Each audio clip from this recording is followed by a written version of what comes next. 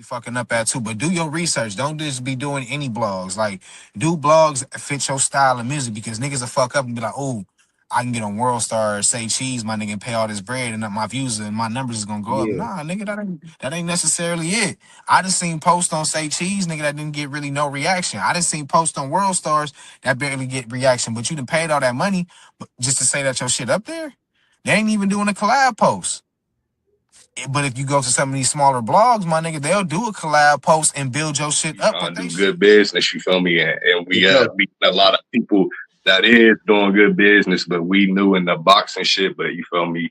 We ain't just waiting for a motherfucker to hit us up. We running our shit up too, and motherfuckers Okay. that just hit us up. We can work with that. Man, my name Big Twin, you feel me? I'm from Columbus, Ohio.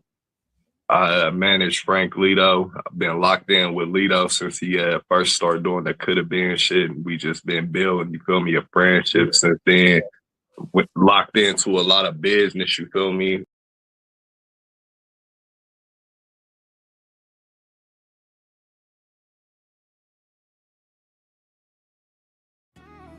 King True, Nick Knox on the blab. This is the Nick Knox production. I'm trying to get rich so I could buy the block. King True,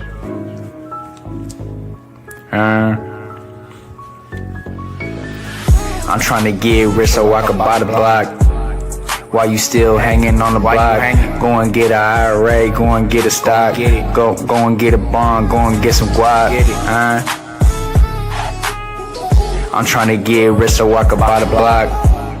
While you still hanging on the block, go and get some cake, go and get some guap. While you still hanging on the block, that's what they want.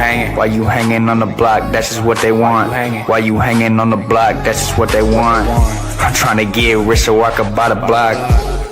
While you still hanging on the block, go and get a IRA, go and get a stock.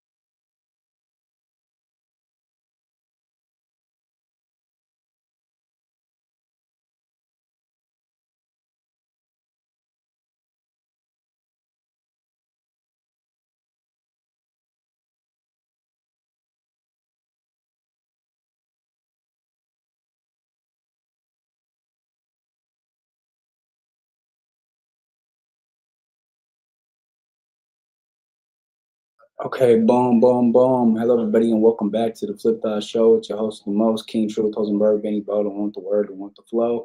And we coming at you live, man, at 10:34. And, man, we got some good stuff for you in store, man. So, boom. We gonna get right into this Dawg Face interview. Appreciate everybody that's been tapping in, man. Make sure y'all go check out my boy Easy Call TV, man. Seattle the Dago, we always locked in. Bringing facts as well. Florida, we locked in. My boy Kosher Kid, man. Make sure y'all check out Flipping Facts episode we did yesterday, as well as the Flipping Easy Reacts episode we did yesterday as well. And the unknown, Enter the Unknown with Flipping Easy as well on Monday night, man. So y'all make sure y'all check out those episodes, as well as follow me on Kick, Twitch, Discord, IG, and TikTok, and Rumble. Shout out to my Kick, Twitch family, YouTube. And we up in here, man. Merch, more merch coming soon. Y'all go follow Coast Studios on IG for all your marketing needs and production needs. Shout out to Drea the Virgo for the marketing with the YouTube side. And we go get right into this content, man. Let's get right into it. Dawg Face members only interview with Adam 22. Let's get into it. Let's go.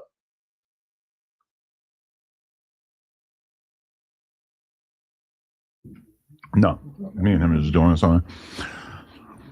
No Jumper, coolest podcast in the world. And today I'm bringing y'all long-awaited interview with one of the loudest up-and-coming voices in the culture that's been making noise and helping to shape the narratives going on online. My guy Dawg Face is in the building. I swear with you, how you feel? How you feeling, man? I'm all right, man. I'm happy to be here. Yeah, I'm happy to have you here, man. You've been going crazy. Yeah, a little something. Yeah. Definitely.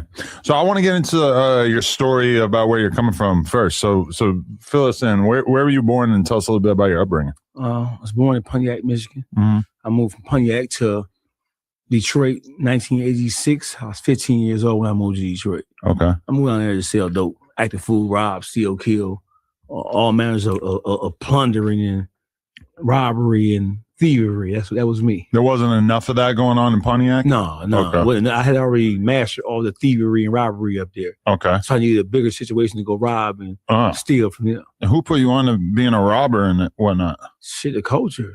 Okay. The streets. When you're from the streets are the same no matter where you go. You're from Compton to Detroit, it's the same thing. From Philly to Compton to New York, the streets are the streets. We all experience all the same shit. What do your parents want for you when you clearly went in another direction?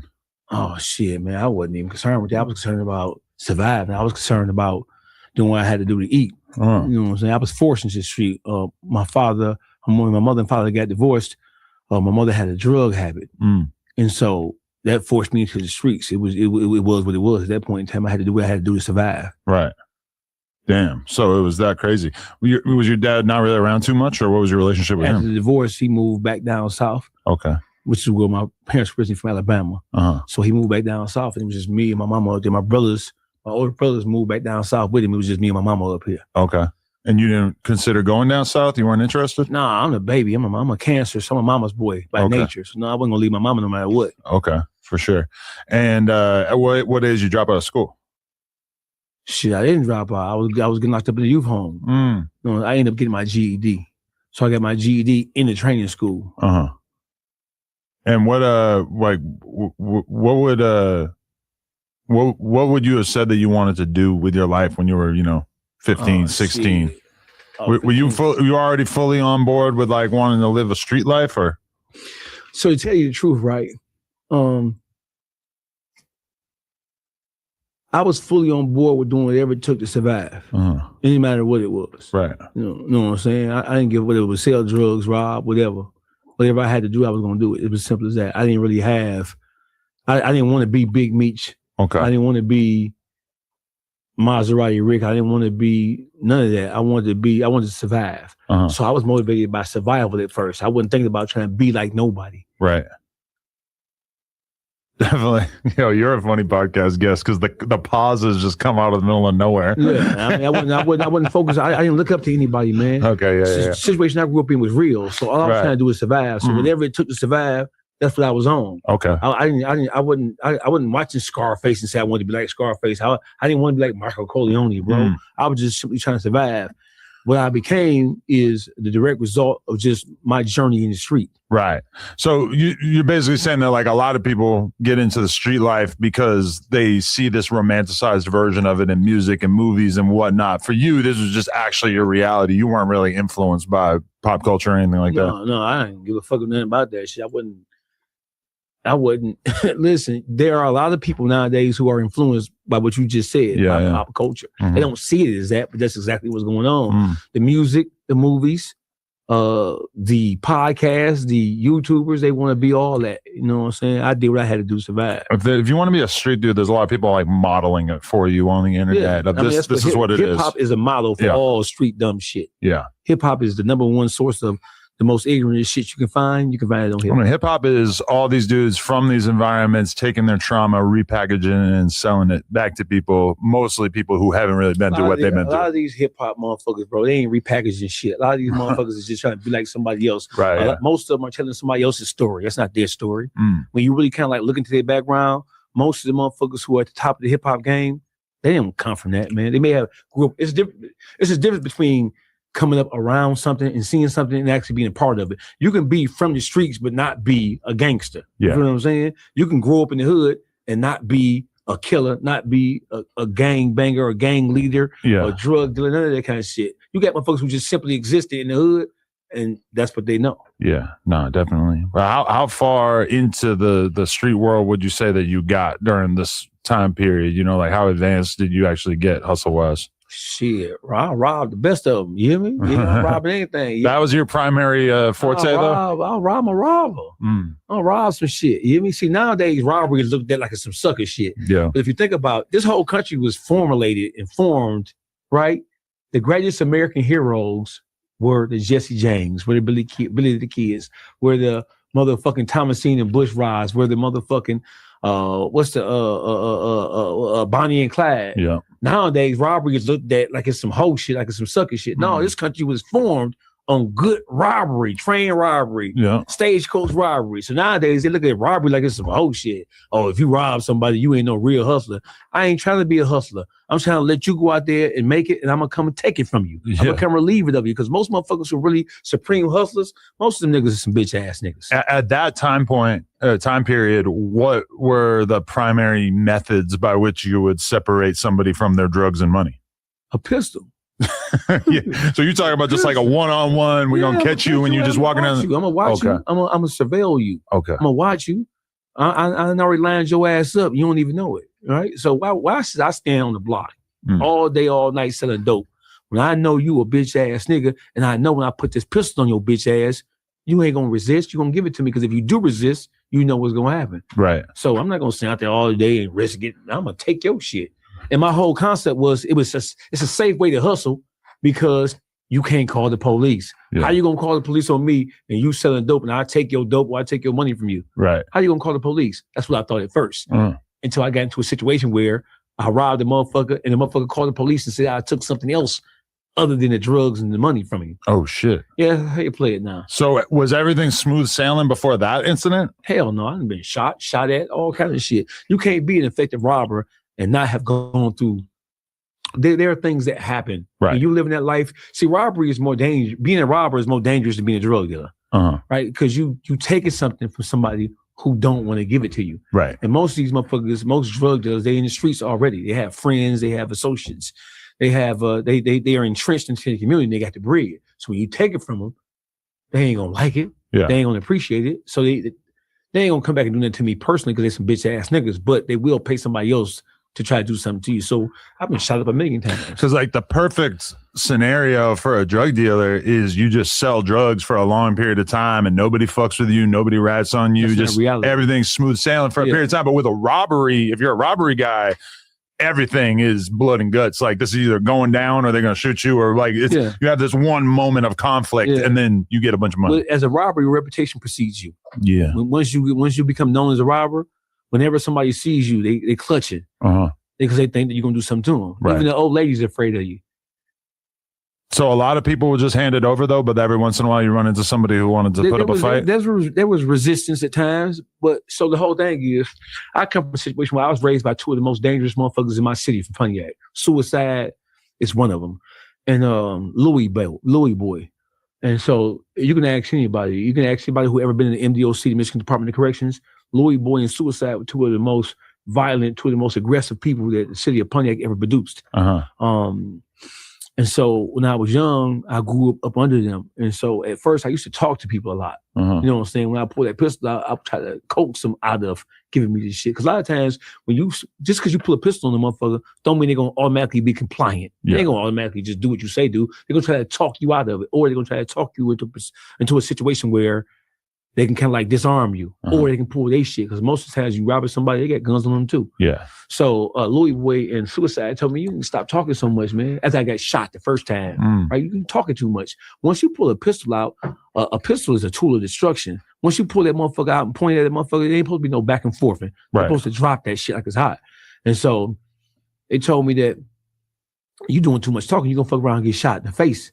You're gonna die this time. Next time you gotta wait this time. When motherfucker shot you in the side or shot you in the shoulder, whatever, shot you in the arm, you're doing too much talking. Once you pull that pistol out, and there ain't supposed to be no motherfucking talking whatsoever. Ain't supposed to be no negotiating. Once you pull that bitch out, they supposed to drop that shit and take it off. It's as simple as that. And pulling a gun on someone to do a robbery is crazy because you're basically putting yourself into a situation where if they reach for their gun or they reach for their waistline or whatever, you got to shoot. And if you don't, your plan is really fucked up because now you both got guns on. Like, I mean, this is all bad. You got to be ready to shoot that bitch. You got to be ready to do it. You got to be ready to do it all. As it is what it is. Yeah. Okay. And so did everything kind of change once this one got told on you?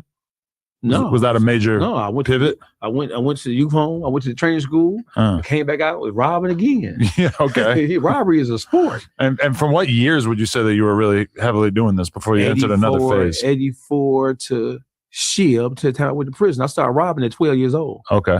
Yeah, my first robbery was a strong arm robbery. This little white boy, he had a bike that I wanted. Right? I couldn't afford it. My mom was on drugs, so I seen him and he was a target. You hear me? Yeah. So I took him off that motherfucker and I rolled off into the sunset. Yeah, I'm glad I never ran into somebody like you when I was riding bikes back in the day. Yeah. I remember I had a dude come.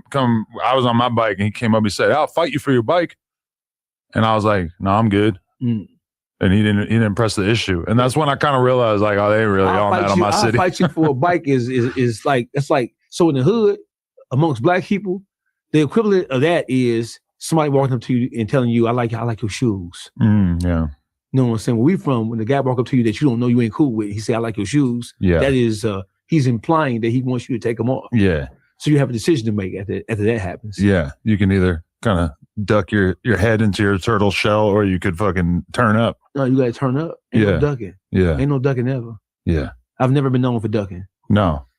When you look back on that part of your life, though, was it kind of amazing to you that you actually survived and didn't end up getting shot? I'm absolutely surprised. I'm actually shocked. Every day I wake up, I thank God. I thank the universe I'm still here because the fact that I'm anything other than a drug addict, or alcoholic, in prison for the rest of my life or dead, the fact that I'm anything other than those four things, it amazes me every day because I should have been dead a long time ago. Yeah, no, facts. Yeah, just based on the kind of shit I was doing in the streets and in prison. Right. I should have been dead a long time ago. So, okay, been dead a long time was ago. the case that sent you to prison like your first major legal situation? No, hell no. That was just, see, I robbed white people. You know what I'm saying? So I was robbing black folk. Okay. When you start robbing white people, that's a whole different. Listen, when you start robbing white people, they look at you differently. Not white drug dealers, like white business owners? White business owners, yeah. Okay. Yeah, once you start doing that kind of shit, then, see, the legal system don't give a fuck they care, but they don't really care. They don't care if niggas kill niggas. They don't care if niggas rob.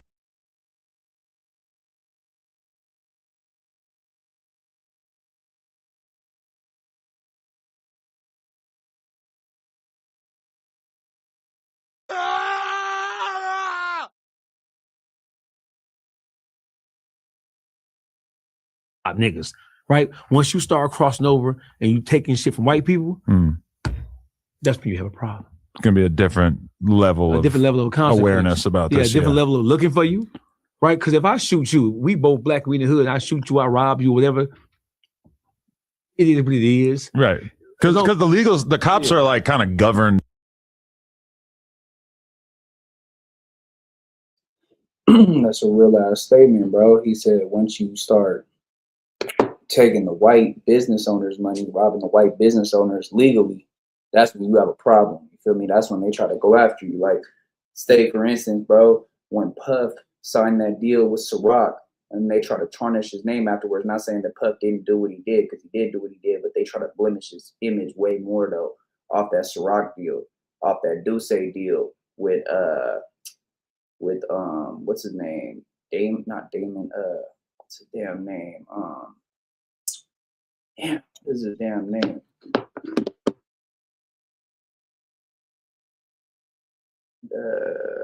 Jay-Z's mentor.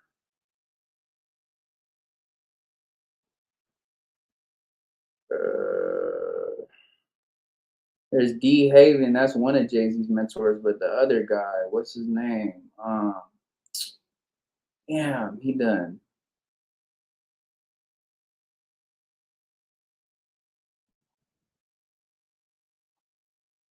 Hold on real quick.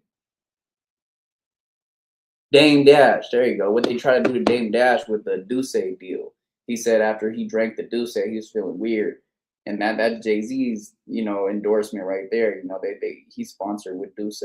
So and that's another, but that's still under a white corporation. So what I'm saying is basically, if you think about it, bro, it's happened to some of the greats. Once they really get up there and they start going into the white corporations money, bro, you feel me? They start to get their name and their image blemished, get blemishes on their image. They start trying to tarnish their image. So that's definitely true, bro. Like, I was like Dame Dash with the Duce deal, Diddy with the Ciroc deal.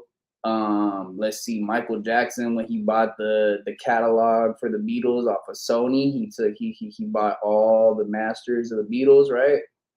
You see what happened, right? So what Dogface is saying is some real shit, and I think Adam tried to like kind of just push it under the rug, like he wasn't really listening to what he was saying, but I was really listening to what he was saying. So I heard, like, I could really picture a couple of people that had that done to them because of them trying to get up to taking the white corporations' money like that. So on everything, I could definitely see where Dogface is coming from with that. And yeah, robbing used to be really a thing, bro, to be honest with you, because like he said, it goes back to like cowboy days and the people that used to rob the trains and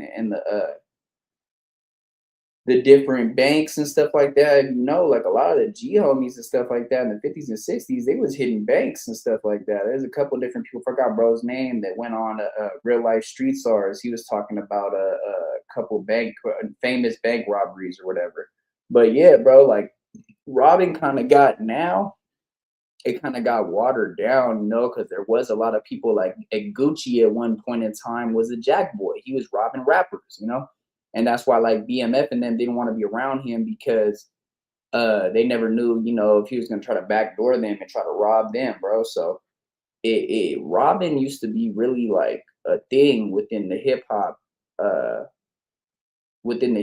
culture, within the game, bro. Really, like people used to really get their chain snatched at shows all the time. I mean, you still see it sometimes, but not as much as it was before. Like robbing was really a part of the whole game, bro. Like you heard a lot of people making songs about, being jack boys and different things like that, especially out the South and New York area and stuff like that. So, yeah, man, definitely. That's definitely true, bro. You know what I'm saying? It's definitely true. You know what I'm saying? Definitely true, bro. But let's get back into this though.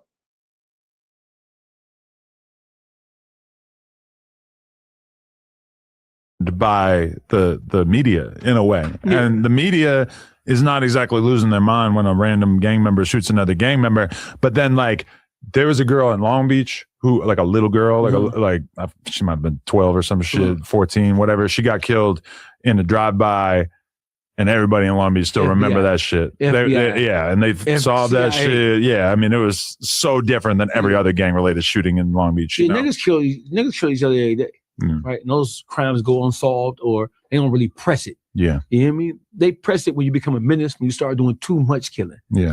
When you start doing too much killing, they press it. They press down on you. Try to clean that up, but we kill each other every day. You don't see Congress changing laws, or you don't see the Senate trying to enact some type of legislation to try to stop that shit. Yeah. Because they don't give a fuck if we kill each other. Like they'll solve it if they can solve it, but they're not going to expend millions of dollars No, they're not. Why? to do it. They kill each other. Yeah. That's half our problem. If niggas start killing each other, then that's less money we got to spend on locking them dumb ass niggas up. Right. That's just how they go. So what was the situation that sent you to prison? Carjacking. Okay. So this is back in 91, 92, carjacking. I was heavy into carjacking. So I would carjack foreign cars, though. I would take them to a chop shop. I would steal the cars to the chop shop. And there's just so many less concerns during that time period, right? Because you take a car, if you can get away in that moment, then you're good, right? Good, yeah. Whereas now you go steal somebody's Lamborghini, you got a tracking device on that bitch. They got cameras everywhere. They got, a million different. They could track your phone. Yeah, all that. So they know you were there. Yeah, all these fucked up things. Now, so what it is, man. Yeah, okay. So the carjacking went wrong and you got caught? How'd you get caught? No, I got caught because it was a carjacking ring. It was a whole collective of us running around, you know what I'm saying, snatching motherfuckers out their foreign cars. Right, okay. Right. And so one guy got caught, and that was a domino effect. All it took was for one guy to get caught who didn't want to be, they say overcharged him. They said, we're gonna charge you with every fucking carjacking that fit the MO. We're gonna charge you with every one. And that's all it took for him to tell on everybody else. Right. Oh shit. Okay. So how much time you end up doing? I got sentenced to 13 to 20. Wow. I had multiple cases. I had 2 gun cases because you get the guns with the shit, right? Okay. So I had a 13 to 20. I had a 3 to 20, a 13 to 20. I had 2 to 4 for the gun cases. You know what I mean? And I ended up doing out of that. So my controlling sentence was a 13 to 20. Okay. I ended up doing 17 years of the 20-year sentence I got.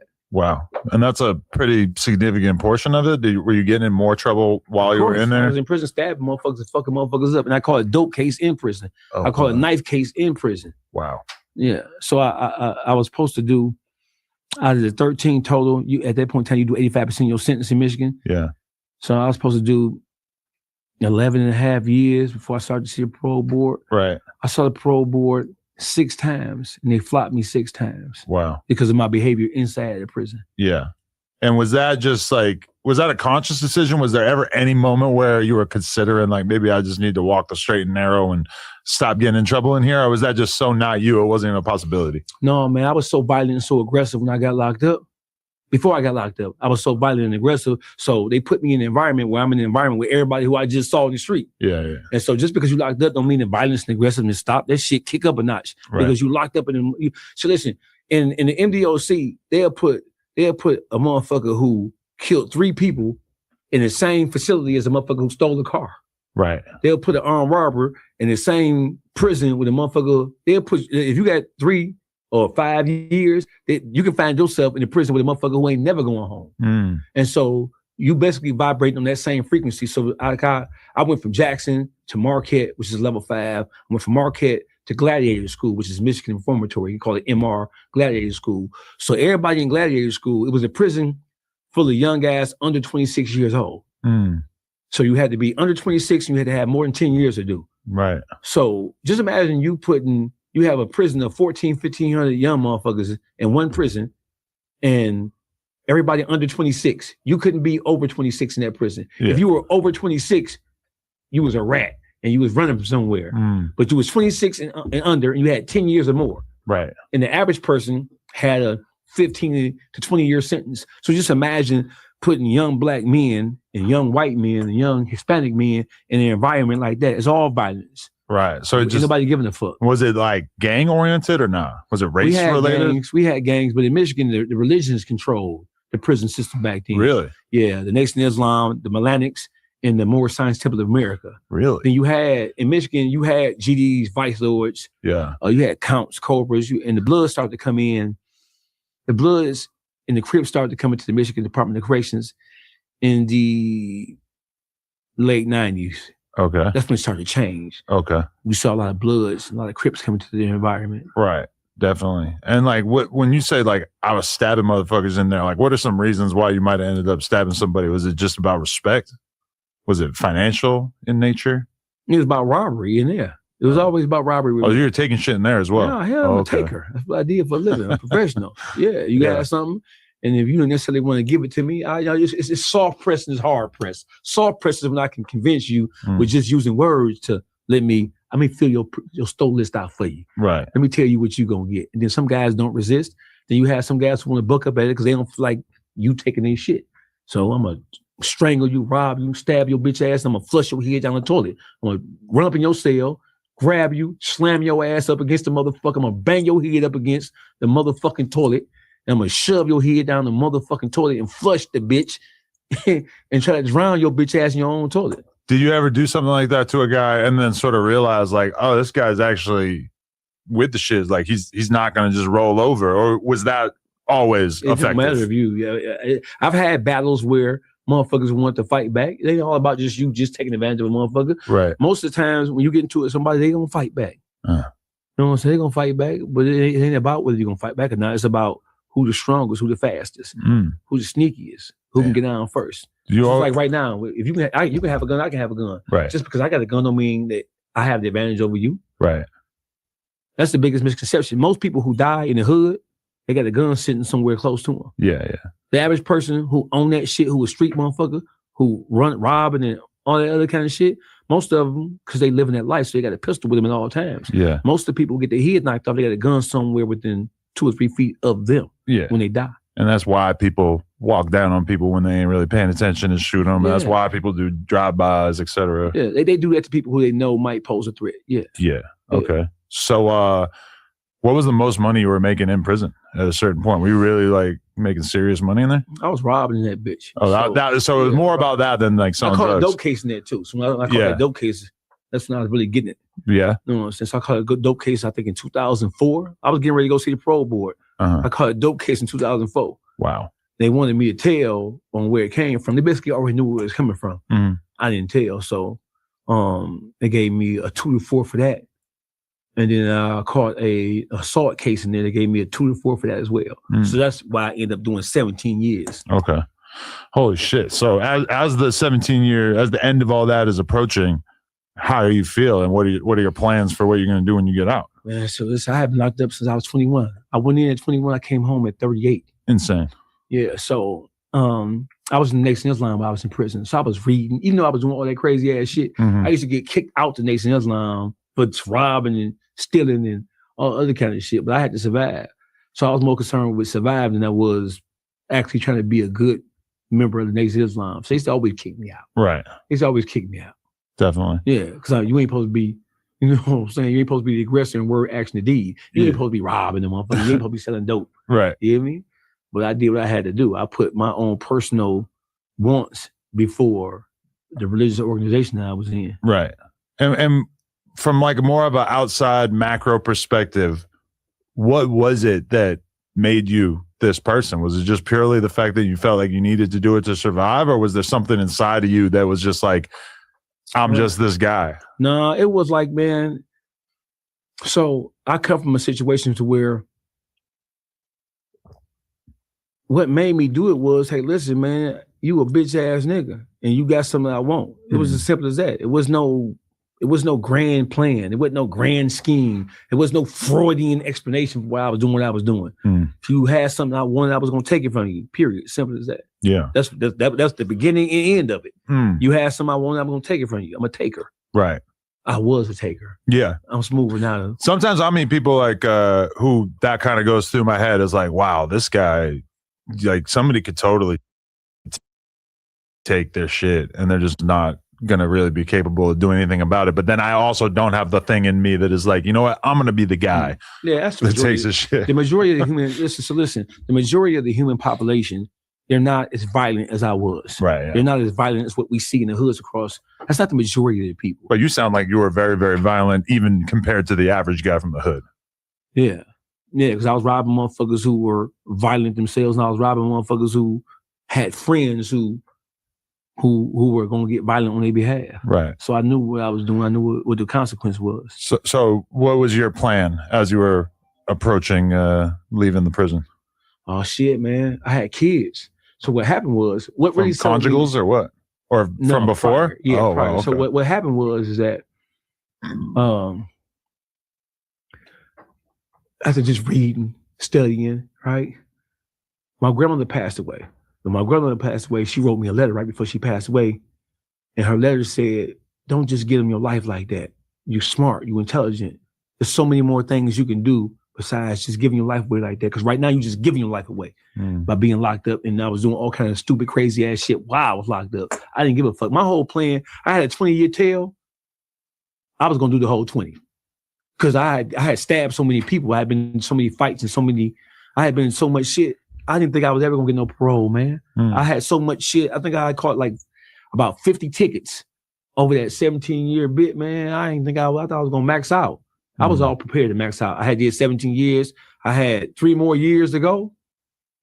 So it was almost a surprise that you got out 3 years before that. When I went to the parole board, man, I was shocked. I wasn't even gonna go. I was like, I'm gonna max out. Fuck this shit. I already been locked up 17 years. I got 3 more years before I max out. They gotta let me go in. Yeah. I was all prepared to max out. I went to see the parole board because my man, to tell you the truth, it was my man named Tricky from LA. He a Crip. Okay. He got caught up in a robbery murder situation in Michigan. And he was one of my main partners while I was in prison. They kicked my door back and said, man, the parole board here to see you, right? Like, man, close my motherfucking door. I ain't finna go see no parole board. I got 3 more years. Yeah. So my man said, listen, I ain't never going home.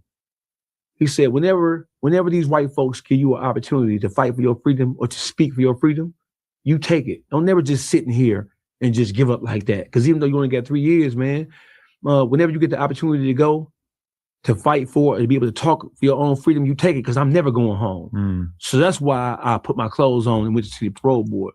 And when I went to see him, you ever see Shawshank Redemption? Yeah. When he went in there, he's like, man, I don't even give a fuck, man. Whatever y'all gonna do it. I don't give a fuck. I had that kind of attitude, right? I had that kind of attitude. So they asked me, what was I gonna do when I got home? I said, I don't know.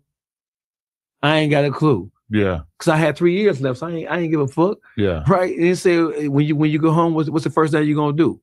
I said, I'm gonna go spend some time with my kids, get some ice cream. And her name was Barbara Sampson. She was the head of the parole board. She's like, you ain't gonna go have sex with your lady? I said, no, I've been jacking off 17 years. No, I ain't thinking. I'm thinking about, I'm finna go spend, the first thing I'm gonna do when I get free, or if I get free, is I'm gonna go spend some time with my kids, get an ice cream cone. Yeah. You know what I'm saying? Because it was raised. She had to raise them without me. Yeah. So the first thing I was gonna do, the first thing I told her I was gonna do to my kids. And she said, really? I'm like, yeah. Like, you ain't gonna go have a drink or go smoke weed? I don't drink, I don't smoke, I don't use drugs. Like, nah, I'm gonna go get my kids and take them to get an ice cream cone. Right? I got up and I walked out. They said I'll get an answer in the mail. About three weeks later, it said pack up. I said, where I'm going? Like, you going to the reentry program. They had a reentry program that they put guys who got parole. It was like a 3-month program you had to go through, kind of like to help you get your ID, your social security card, you know what I'm saying, trying to figure out what your home situation was going to be. Yeah. Right. And I was shocked. I was like, I damn started crying. Wow. I cried 3 times while I was in prison. And that was the last time I cried. Wow.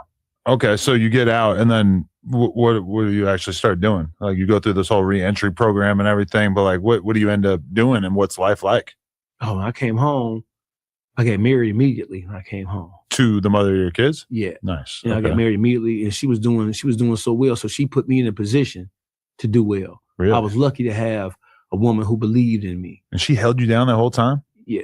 Wow, that's amazing. Yeah. She held me down. And even during that 17-year period, she was in relationships, but she never stopped coming to see me. She never stopped bringing my kids to see me.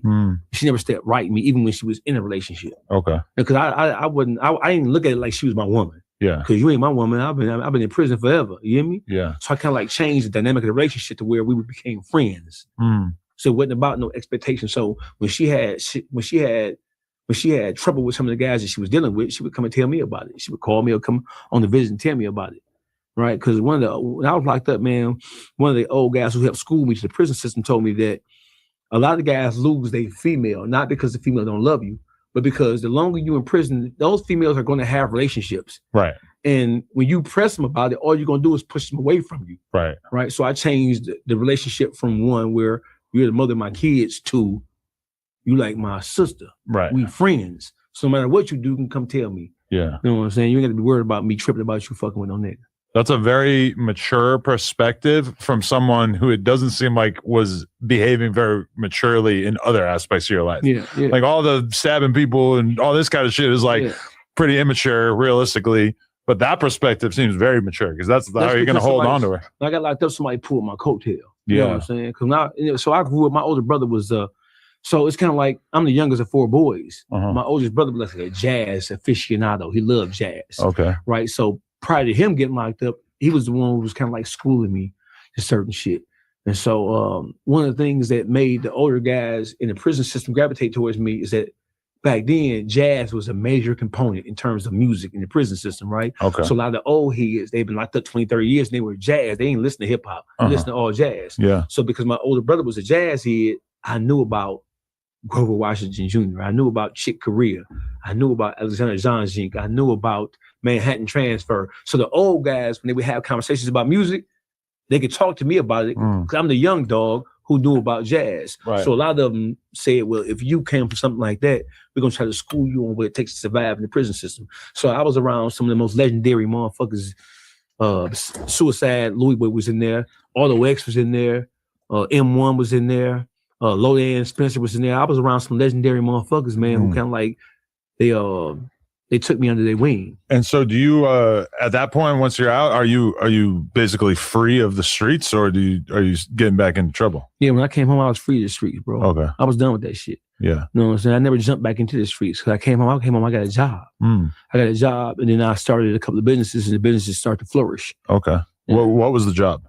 I was a janitor, man. My first job, I came home, because when you're in prison, you get a job as a janitor type shit, right? So when I came home, first job I got, I was a janitor. I was stripping and waxing floors in a plant, in a car manufacturing plant.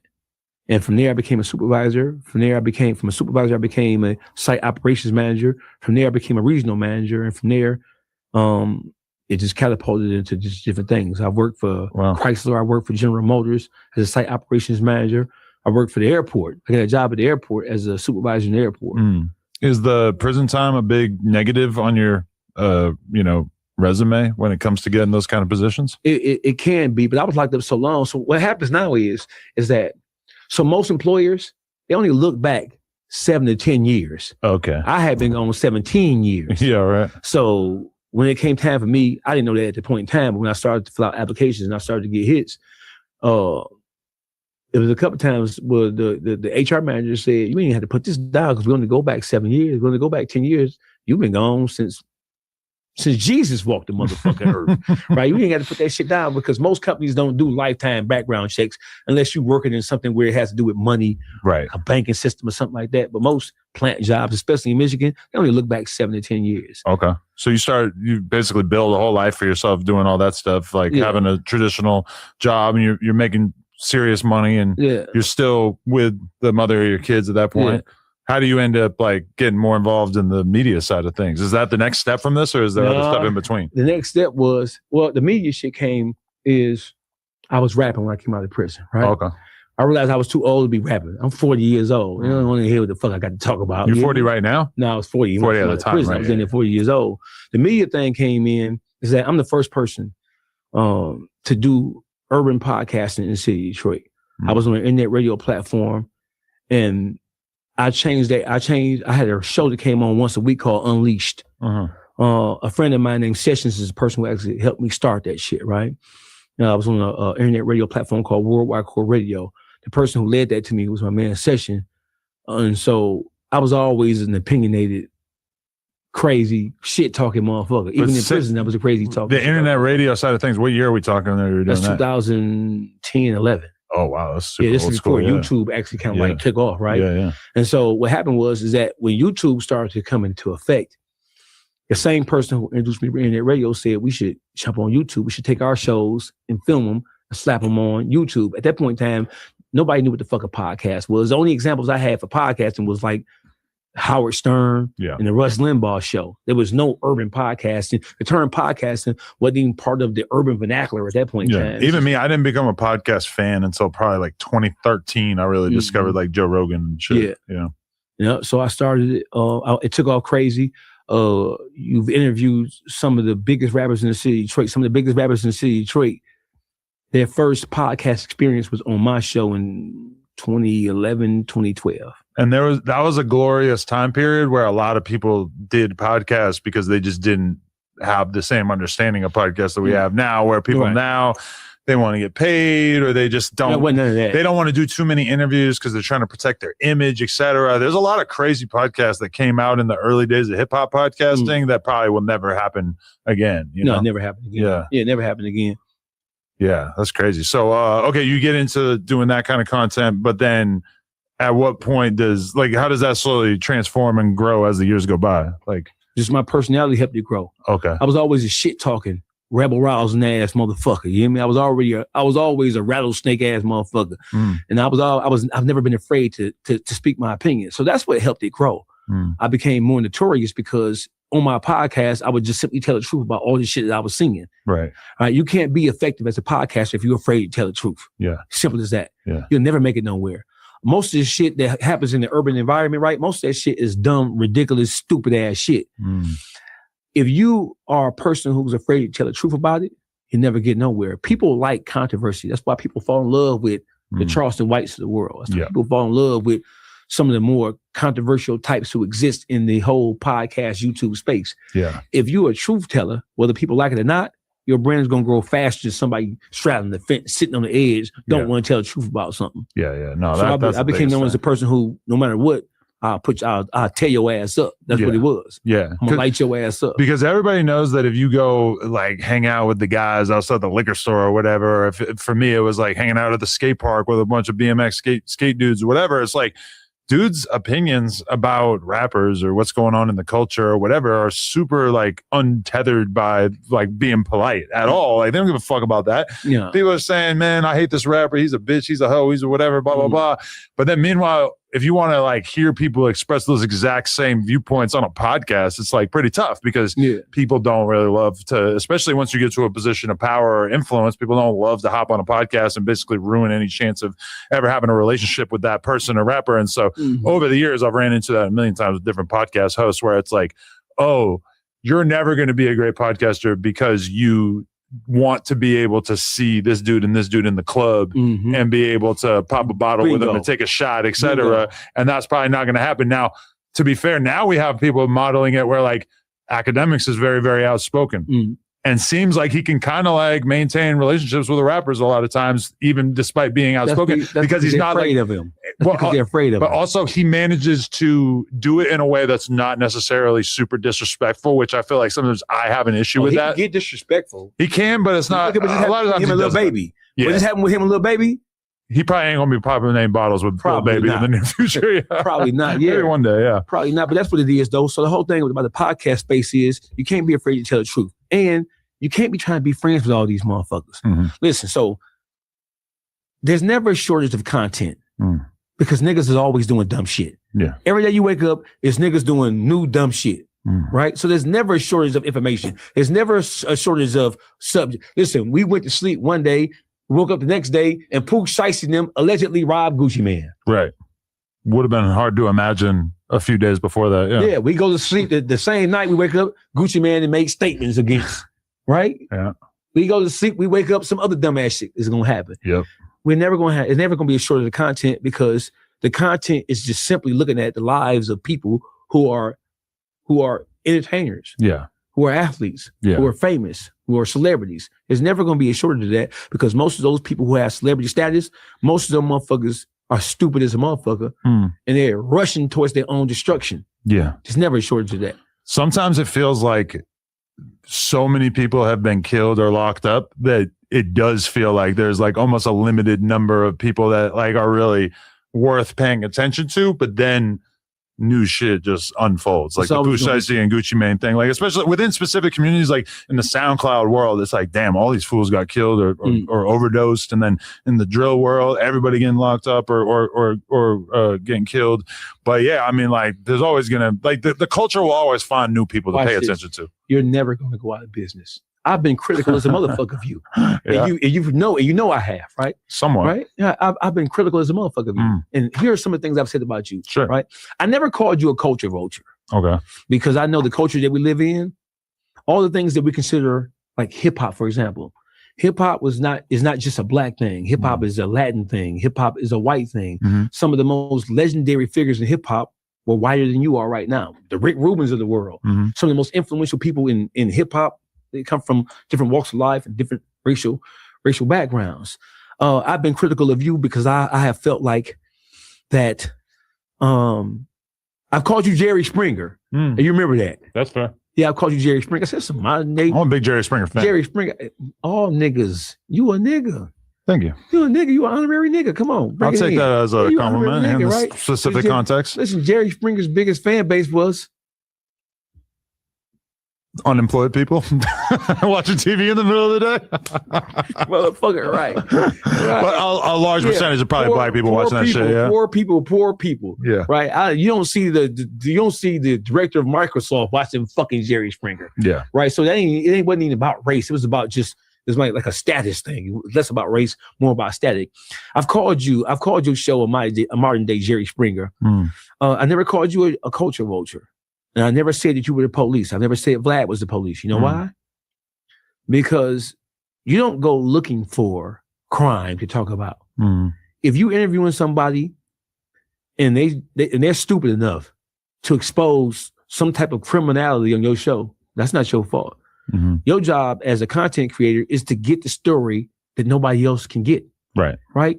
If that's your job. So if you know something about me and you ask me something about my past, or if you ask me about something that you know that I'm involved with, it's your job to get the scoop as a content creator. You don't want to interview me if I'm saying all the same shit that I said to him, and her. Right. Nah, your job as an effective content creator is to get the motherfucking story, to get the scoop. So if a rapper or somebody in the street is stupid enough to tell you something that they shouldn't be telling you, that's not your fault. Yeah. Right. And I saw you and I've heard about you taking content down when you were sitting across from somebody and they were stupid enough to talk about a crime that was unsolved. Yeah. And so at first I was just hypercritical of you, right? Until somebody pulled my coat. I think Cliff World is the one. Shout out to Cliff. Yeah, Cliff World told me, like, man, Adam, there have been so many guys have incriminated themselves on Adam's show. And on No Jumper just as a whole, even on No Jumper News, and Adam reviewed that shit and told he would take that shit down. It may have been too late in some respects. You hear me? Like when you had the baby shooters and the what's his nigga name? Loose Cannon. Right? Loose Cannon sat on your show and talked about all kinds of criminal shit. Yeah. And you took it down. Well, I took that down specifically because I thought Big U was going to sue me. You took it down, nevertheless. Yeah. You hear me? Sue you for what? You gonna sue me because somebody else said something about you? He was like basically threatening us because he said that He was never gonna win that in court because you didn't say it. Yeah. And you were not pushing the narrative. Yeah. I mean, we were really just asking this guy, Loose Cannon, about this story that he had that, you know, it was well supported. The fact that he spent all this time with Big U. He was telling us about stuff that we had never heard of, like, oh, me and Big U used to go rob dispensaries together, and then we would go chop up the money, and he would stiff me on some of the money, shit like that. And we'd be like, we're sitting there like, God, like Big U doing shit like that? Like, we had never, I didn't know. Hey, listen, Loose Cannon is arguably one of the stupidest motherfuckers that the streets have ever saw. Yeah, he's whether it's LA or New York or whatever. You can't find many more people who were as stupid as he was, right? He locked up right now because he put himself there, right? People blame Wack, and I don't like Wack at all. Period. I don't like Wack's get down. I don't like his politics. But the one thing that Wack is good for is manipulating stupid ass motherfuckers to get them to do what he wants them to do. And the specific situation with Loose Cannon, there's probably no more extreme example than him doing it with him. Yeah, he fully like weaponized this dumbass dude to basically fuck over somebody he considered an enemy. He's under indictment right now. Because he was, listen, he hated Big U so much. Yeah. And so the whole thing with Wack is the enemy of my enemy is my friend. So he took Loose Cannon and he took all the things that Loose Cannon knew. Loose Cannon knew more about Big U than Wack ever did. And they were all friends at one point in time. Wack was friends with Big U at one time, but Loose Cannon was like his drone. He was like his lapdog. Right? And so Wack 100 used Loose Cannon to expose Big U in such a way to where Big U was doomed. The second that Loose Cannon came on your show, Big U was through. Yeah. he was through. Because this motherfucker telling stories about U-Haul trucks getting stolen from the Big U's house. Mhm. He's telling stories about Meek Mill's getting cornered in the club. Yeah. He's telling stories about extortion, robbery, assaults, all things that he was involved in. Yeah.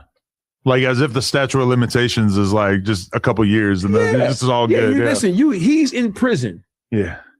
Because he told stories about Big U's criminal activity, and guess who was involved in it?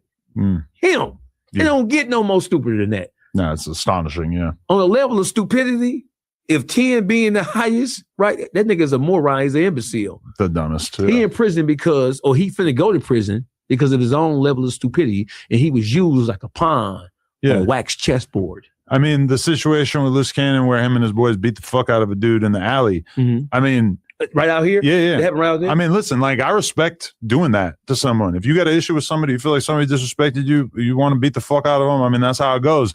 But then you posted the video. Mm-hmm. And now, like very recently, all the other guys from that situation got arrested. Mm-hmm. And like they already got this whole case against Loose Cannon. I guess this gets added to it at some point. But like the level of stupidity to do that and then post that is breathtaking. Listen to this, right? Let me tell you, we in LA right now, right? Yeah. Attention all Crips. Whack 100 got a thing for y'all. Whack 100 is he's going to use your own desire to be famous. He's going to use Clubhouse.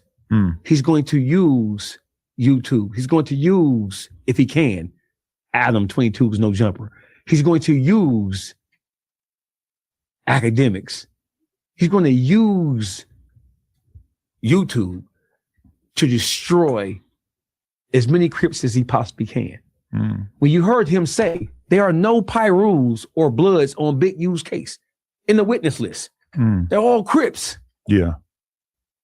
He helped guide them towards that end. But who besides the Loose Cannon thing, which I agree, he kind of used Loose Cannon as a ventriloquist dummy to help get his new dummy's Baby Shooter.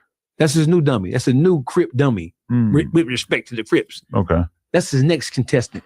He's the next contestant on The Price is Right to do all the Wack's bidding. But I feel like him and Wack had like relatively limited interactions so far, right? Well, Wack know he's limited because he's stupid. He almost as dumb as Loose Cannon. So Wack know he can only use him so much. And the cat is out the bag.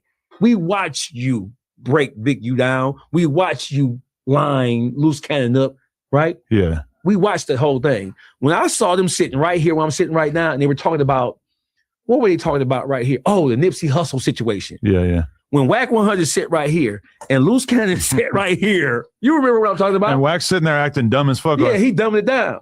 So acting like he had no idea. Loose Cannon is talking about, he knows that Big U called him and told him that Nipsey Hussle was dead an hour before he died. Right. He sat right here. No, nephew, tell him. Oh, yeah. He jumped. Well, so what happened? Oh, he called me and told me that somebody killed Nip. Really? Somebody killed Nip? He called Nip. Nip answered the phone. Oh, Nip ain't dead. An hour later, Nip dead. Yeah. Loose Cannon sat right here and told his story about a premeditated murder that hadn't happened yet. Yeah. And he was proud to say it. I've still really haven't met almost anybody who gives any kind of credence to that story, though. I haven't met anybody who really buys it. It don't matter. The whole thing is public perception. Yeah. You mentioned perception earlier. Yeah. The perception, right? Once you turn Big U into a boogeyman, and then all manners of once you turn him into a boogeyman, and once you convince LA and convince the world of music and entertainment that he has to go, once you start to expose all his dirty dealings, right? Same thing happened with Suge Knight. Once people take aim at him and start exposing him and start exposing all the different things he did, it makes it easy for the public to dislike him. Once the public starts to dislike him, they want to move him off the chessboard. But to be fair, what Big U was being investigated by the FBI way before Loose Cannon ever came on No Jumper with Wack. Yeah. You know. And Wack helped him. He aided and assisted in his downfall. Yeah. I respect that. If I really hate somebody, I want the feds to come get him. I ain't with all that gangster shit like, oh, free my enemies. Yeah, no, fucking imprison my enemies, kill my enemies. I'm not gonna do it to them, but I would be happy to sit back and watch somebody else do it. Listen, so because you ain't from the streets. Yeah. So you never raise your right hand and pledge allegiance to the streets. No, yeah. Right. And because you haven't done that, people don't look at whatever you do is what you do. Yeah, yeah. You're not a part of the streets. You're not a part of the street element. So you can do whatever you want to do. Yeah. And we can call it fair game. It is what it is. You may not like it, but you're not a part of the whole street culture. So you're not expected to stand on shit. Yeah. Let me ask you this. What was the first thing that went viral that you said on more of like a Detroit underground level or whatever when you're doing the podcast and stuff? What was the first time that you realized like, oh shit, the stuff I say on here can really make shit shake? When I started to criticize Detroit rappers, when I started to criticize their lack of real involvement in terms of pushing and moving the culture forward. The first thing I said was I criticized Eminem. Okay. When you criticize Eminem, it's like Detroit has a love-hate relationship with Eminem. Yeah. They recognize that he's a great MC, but when it comes to what he has done for this generation of hip-hop artists, it's like less than zero. It's like minus 10 in terms of his influence on this generation. Yeah. They recognize him, they respect him for being a great MC, but in terms of having his hand, trying to usher people to superstardom, there's nothing. There's nothing there about that. Yeah. No, that does stand out to me a lot too, that there's so many more like cool, simple things that he could do to criticizing Eminem put himself is always going to be like a love-hate situation in the city of Detroit. Like Detroit rappers will always go viral for saying like nobody listens to Eminem where I'm from, which is so unbelievably obvious. There ain't nobody in the past 20 years in the hood been listening to no fucking Eminem, but they can still go viral every time they say it because the media Eminem just love. He's such a big name that they just love to just take that. It's like a rapper, a young rapper will always say something about like Tupac or Biggie and go viral. Yachty did it, Lil Xan did it, O3 Greedo did it. It's like, but it makes sense. These motherfuckers been dead since you were a little kid. And like, of course, like you're probably not going to be feeling them the way that the prior generation felt them, but it just goes viral every time. Every time. Every time. I mean, the Eminem thing is kind of like dying down. Yeah, because it's been so long. Generations past, his influence on the city of Detroit. And then there's a bunch of misconceptions. When people talk about Eminem, they're not disrespecting him to say that he has no presence or he has no influence because he just doesn't. Yeah. Most of the rappers now who you've interviewed, they recognize that he's a good lyricist. Yeah. But the things that he talk about, the subject matter that he raps about, those things don't coincide with the way they grew up, the neighborhood, things they went through.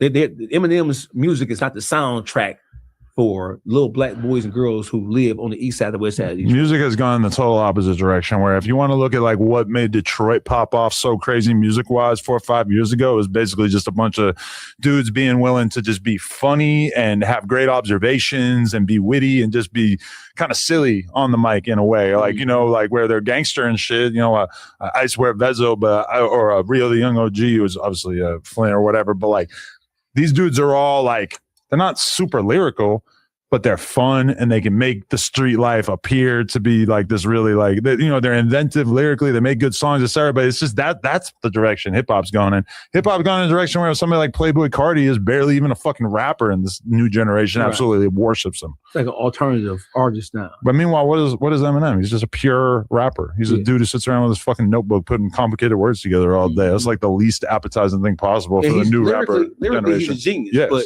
he doesn't speak to the young black boys and girls who are from the urban environment. So therefore, because he doesn't speak to them, he doesn't have the lyrically, he doesn't speak to them. Yeah. Right?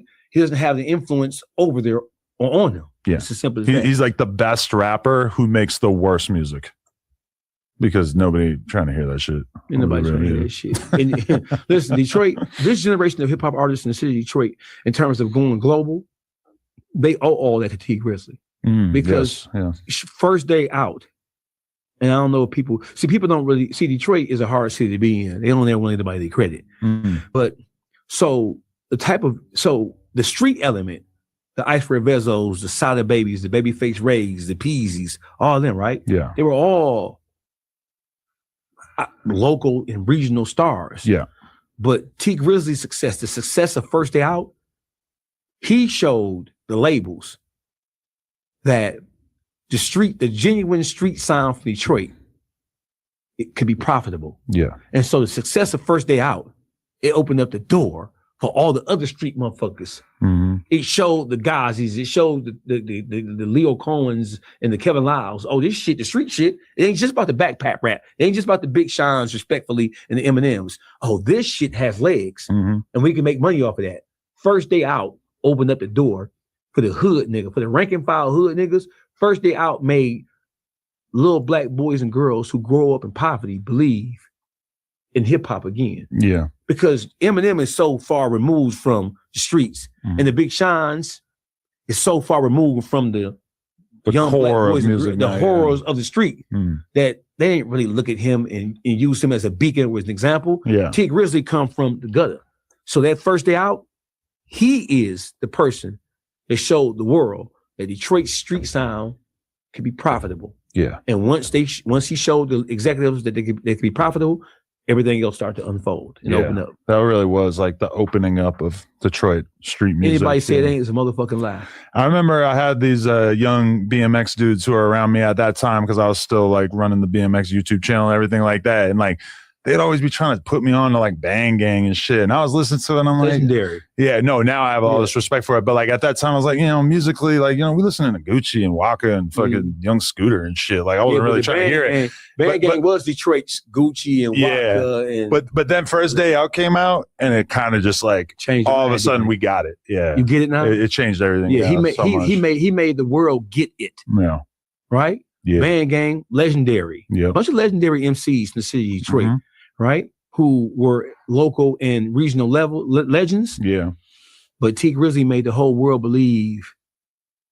He painted a picture so vivid that he explained the hood of Detroit to the whole world. No, yeah, definitely. That changed everything. But so from your perspective, like by the time we get to like, the era where Detroit rap is so popping that like Lil Yachty's coming out and doing the whole mixtape with the whole city or whatever. That's probably like 2019, 2020 by the time that starts happening. Is that still extending from the T Grizzly moment? Because I feel like that moment doesn't happen unless you have T Grizzly kind of like making I feel like they had kind of found their own sound and shit, and things have just changed a lot by 2020 or whatever, where all of a sudden shit is more humorous, more that's Yachty. It's like kind of fun, That's the impact of Yachty. Yeah. That's the impact of Yachty. Lil Yachty, you don't think about Lil Yachty now. Yeah. Right? When Yachty was coming to Detroit and was fucking with all them rappers, bro, he was a fucking superstar.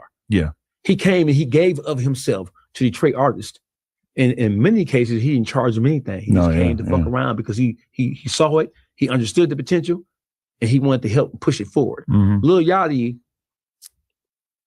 has been more influential on this generation of hip hop stars than Eminem has. True, for sure, yeah. In Detroit. Yeah. In Detroit. Because Yachty came, he showed major love. Yeah. And all those dudes just fully embraced him and really like, even there was like clips of dudes talking about how Yachty, when he was coming out there, he left his security alone and was just rolling around in the trenches and shit.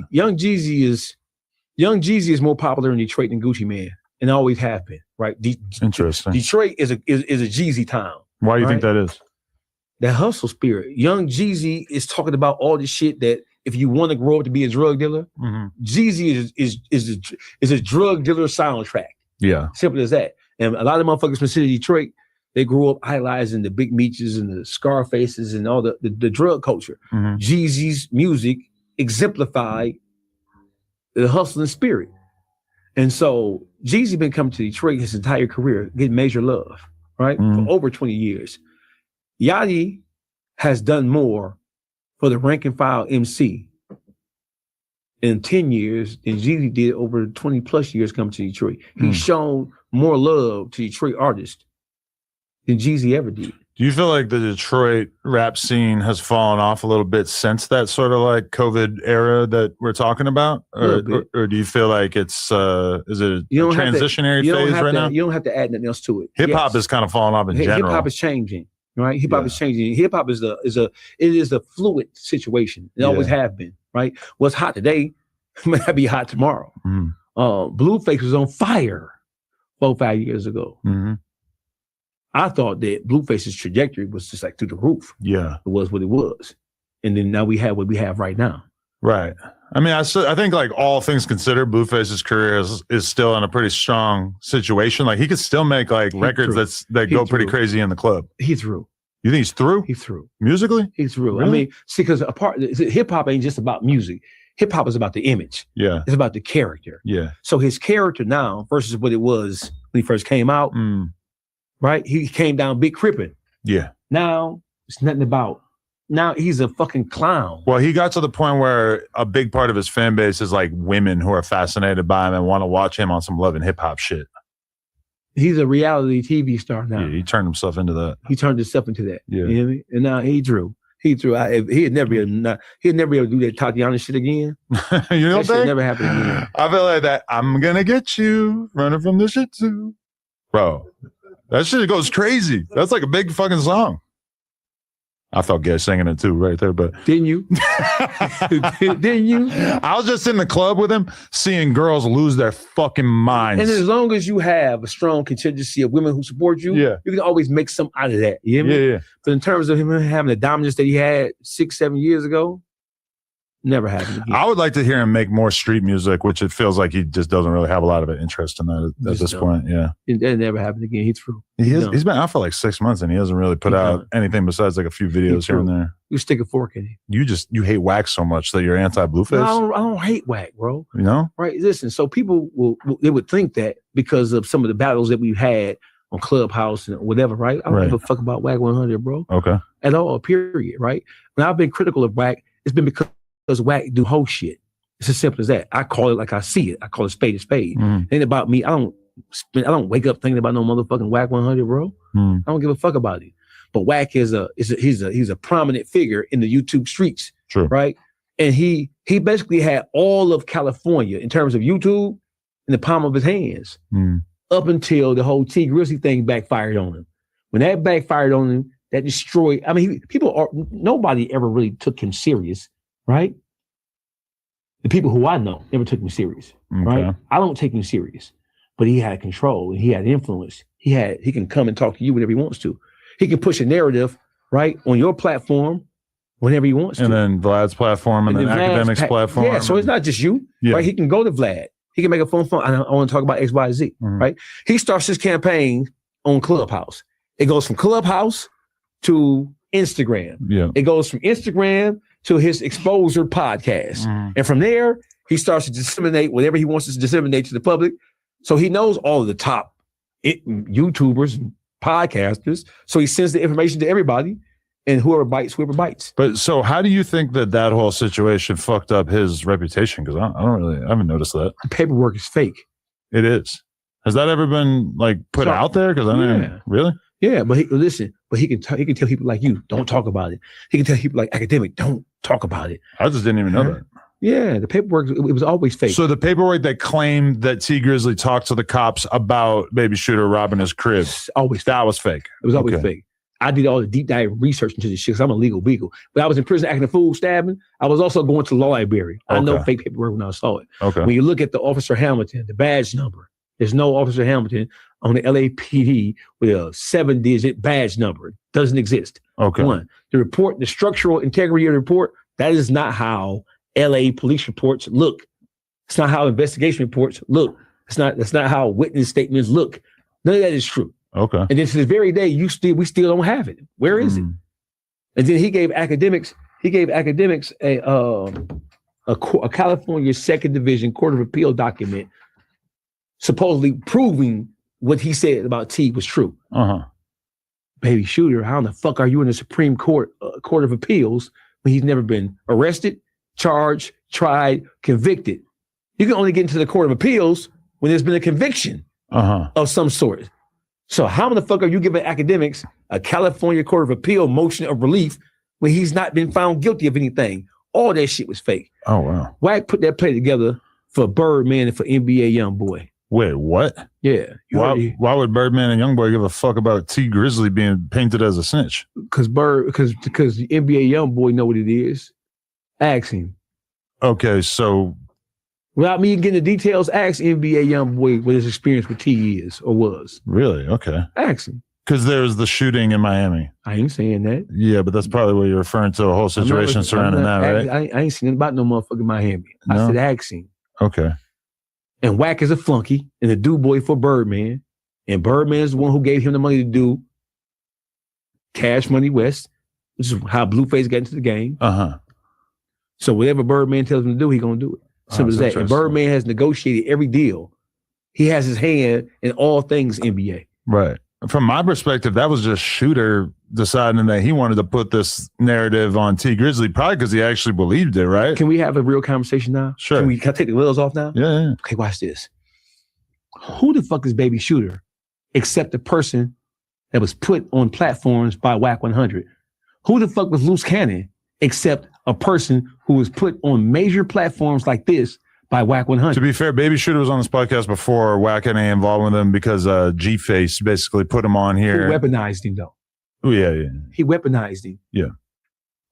Who weaponized Loose Cannon? Who the fuck was Loose Cannon to be? How could Loose Cannon have made it to Adam 22's No Jumper if it were not for the influence and through the recommendation of Wack 100? Tell the truth, Alan. That's true, yeah. How the fuck you think Loose Cannon is not the sharpest tool in the shed at all? How the fuck you think there's a long list of motherfuckers who could have made it to No Jumper, Academics, and Vlad TV, and Sean Cotton and the rest of this shit. Long list of motherfuckers who are more qualified than this stupid ass motherfucker who really has no story to tell. A long list of motherfuckers. How did he get up here? I mean, short story is that Wack probably just wanted to weaponize him to take shots at Big U. Do you believe that? That he wanted to weaponize him? My honest question. Or do I believe the things that Loose Cannon said? Do you believe that he weaponized your platform and other platforms such as yours to tell a story and to spin a narrative about the people who he doesn't like? Yeah, sure. Okay, it's fair. I mean, shake on that. I use my platform to do that to people all the time. Yeah, how can we not do that? Yeah, so you're admitting that you have allowed this son of a bitch to come up here and weaponize your platform to run game. I'm allowing you to weaponize my platform to run game on motherfuckers such as Wack right now. Yeah. If you do an interview and you don't weaponize it to take shots at people that you don't get along with, I mean, unless you're trying to just stall them out. Yeah. But it is what it is, man. It is what it is. So I think Wack is an evil genius. Okay. I think that he knows how to use words. I think he knows how to spot a damn fool. He's a damn fool spotter, and he uses those damn fools to do whatever you want to do, spin whatever he want to spin. Yeah, and that is the art of war exemplified. That is 48 laws of power exemplified. That's what he does. Yeah. So in that way, he has befriended all of the necessary people, and I don't criticize him for that because if you have an enemy, and if I can weaponize a dumbass motherfucker to fight my enemy for me, I'm supposed to do that. Yeah. So I don't see anything wrong with that. Yeah. I didn't know that that's what Wack was doing in the moment when he brought Loose Cannon on, who told you? Who brought that to your attention? Who kind of made you see, well, damn, this guy's using my platform and Academics platform and Vlad's platform to kind of spin narratives and kind of I mean, it was just pretty clear, When did you realize it though? How long did it take you to realize, wait a minute? I mean, probably not that long. I mean, I probably because you're pretty sharp. Yeah, but I know Wack and I know what he's doing. And I know that when he doesn't like somebody, he's happy to yell at them on Clubhouse or make a little video about them or whatever. But for sure, yeah, he's capable of using the platform to trash people too. I've done it a million times myself. It's just part of the game. It's part of the game. Yeah. You're right. And that's why I'm not mad at you because you admit what's going on. You ain't trying to hide it. Yeah. It's my platform. I do what the fuck what I want to do with it. Yeah. What would you do if you had one? I mean, I do feel like when you trash people in a dishonest manner, it hurts your credibility. And when people see you being extremely ideologically inconsistent, your fans will just stop kind of taking you serious. And that's the main thing to consider. But, if you have somebody that you don't get along with and you bring negative accusations to the table, why not? Watch this. Wack 100 know QCP is a motherfucking stumped down diabolical rat. Yeah. But he would never say it. He's going to always do everything he possibly can to justify it. The same QCP has done worse than people Wack has condemned and did everything in his power to make the whole world feel like or view them as a fucking snitch. Yeah. QCP's $1 not only did he tell him motherfucker, but he called the police for follow-up to make sure a motherfucker got prosecuted. Yeah. He knows that, but he'll never admit it because he's... The fact that P was able to kind of skate on that and didn't really get the full condemnation of hip-hop was pretty amazing. That's why Gucci Mane did what he did. You because think? if QCP and Gucci are or were like this. So QCP, one of the only like peers of Gucci you've really seen Gucci around in the last 5 years. So who do you think called him and told him snitch on Pooh Shiesty? But to be fair, Gucci probably snitched on Pooh Shiesty like 10 minutes after Pooh Shiesty robbed him. You know, but he probably didn't have a lot of time to think about it. Yeah, but who do you think has been in his ear to make him feel comfortable with what he did? To convince him that what you're doing and what you have done, nothing wrong with it. You're a businessman now. That's the same thing that QCP did to justify him telling on Stunner like that. Same thing. So he snatched a page out of his playbook. Same thing. Yeah, yeah. That's hard to deny. Those two things are more similar than anything else. Yeah. Same thing. Yeah, that is wild. What about just Atlanta in general? It feels like he's got such a crazy reputation for fostering all of the rats currently. So listen, what Atlanta is getting right now, Atlanta deserves what they're getting. They're getting spanked all across the motherfucking globe. They deserve it because there's no city that kind of like pushed the anti-rat narrative more than them. And they had control of hip hop. Yeah. Right? So they had control of hip hop. Atlanta was, and it still is, the seat of hip hop. It still is ground zero for all things hip hop. Atlanta still has control. New York doesn't have it. Atlanta doesn't have it. I mean, excuse me, Miami doesn't have it. Houston doesn't have it. LA doesn't have it. You still have to see Atlanta when it comes to power in the world of hip hop, right? You still have some of the biggest rappers in the game right now, from the 21 Savages to the Gunners to the Young Thugs, the YFN Lucci's, they're all from Atlanta. Yeah. Still have a lot of influence. Atlanta deserves the ass whooping they're getting right now. And we know that because we knew that they knew there was a lot of bullshit going on. When 21 Savage sent that tweet out, he admitted that they knew that QCP was a rat and they believed that Gunna was a rat. I personally don't believe that Gunna was a rat, right? But what 21 Savage said when he said, hey, we've been new. Well, it wasn't a tweet, it was the phone call, right? So listen, the leaked jail phone call, that was critical because it showed QCP that the people that he thought were friends with him, including Lil Baby, were friends with him despite what they really thought about him. Right, and they were talking behind his back. Yeah. And that's why he responded like he responded. When those jail phone calls got leaked, he responded. Yeah, he was angry. He was angry about that shit because the people that he thought, right, that he was cool with, at least on the surface, they were talking about him the whole time. And so that those leaked jail phone calls started a domino effect of exposing all things Atlanta. But okay, let's say you got exposed as a rat. Would you prefer that somebody like me, that, you know, we're cool, we got a relationship now, whatever, maybe we're probably going to stay in communication, but would you prefer that I speak candidly to my friends and say, man, that dude Dogface, he be ratting, bro, that shit crazy, he told, but then get on the podcast and say, hey, I'm not the one who's going to judge, you know, just do all this semantic games or whatever. I'm not the one who's going to judge Dogface. I don't know what happened in that situation. I'm not going to speak on it. That's my man's, etc. I feel like doing that is not actually hypocritical. That's actually the coolest shit that I could do as a homie, is to say one thing publicly and then keep it real behind the scenes. That's not hypocritical within and of itself. Yeah. Right. It is what it is. It's politics, right? What is hypocritical is you condemning somebody else for doing the same thing that you are trying to run a public relation campaign for, to make it look like that's not what that is with somebody else. That's where the hypocrisy comes in at. Yeah. The hypocrisy is when Whack 100 can say, that's a rat, that's a rat, that's a rat, that's a rat. They did X, Y, Z. But then the people who he liked, don't forget when Young Thug first, when the interrogation videos came out, Whack was trying to explain it away because he still had some type of relationship. But as soon as Pee Wee Roscoe rolls up on him, and as soon as Thug then rolls up, Whack changed his course and went to trying to assassinate Thug's character. It's as simple as that. Yeah. I mean, in order to speak honestly about Atlanta's hip hop scene, you kind of have to be willing to acknowledge that a lot of these dudes have been caught up on some snitching shit, you know? Especially after the Gucci thing. I know you're from Alabama, but it's the same shit. Gucci Man from Atlanta, bro. Don't start the Alabama shit. Well, he grew up in Alabama, right? Gucci Man was born, and I think raised in his earlier years, and he moved to Atlanta. Gucci Man is an Atlanta artist. Nobody talks about fucking Alabama. But nobody talks about Alabama in general. Right. No, yeah, but I'm just saying. It's easier for us to like round up don't and just diss put Alabama. No, I love Alabama. Right. Shout out to Alabama, but like there's a reason why it's easier to think of Gucci as an Atlanta artist. When Gucci was at his height, they wasn't talking that motherfucking Alabama shit. No, yeah. Come on. Now it's convenient. Right. Yeah. Jeezy, they say, oh, Jeezy ain't from Atlanta.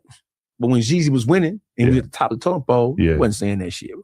No, that's real. People do. They use it as a weapon. Yeah, definitely.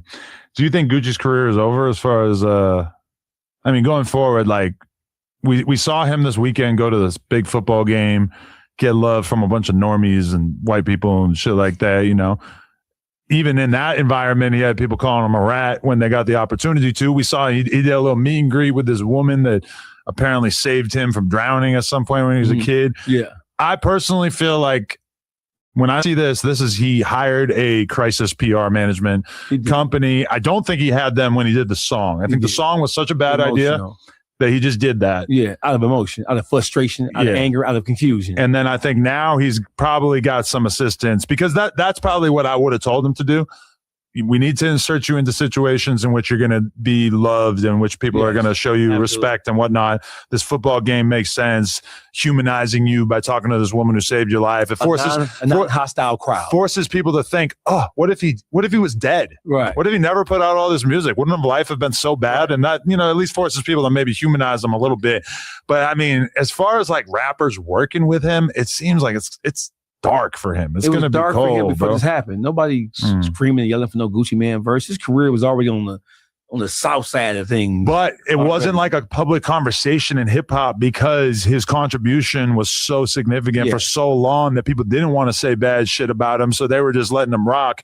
Even like Young Thug, before he got locked up, his music career was really kind of on a decline, but nobody was really acknowledging it publicly because he's such a legend. Now with Gucci, it feels like, all the gloves are off from the community as a whole, and they're all just gonna shit on you now. Yeah, but I'm gonna tell you something, man. He don't give a fuck about what the community thinks. Who gives a fuck about what some niggas think? He a millionaire.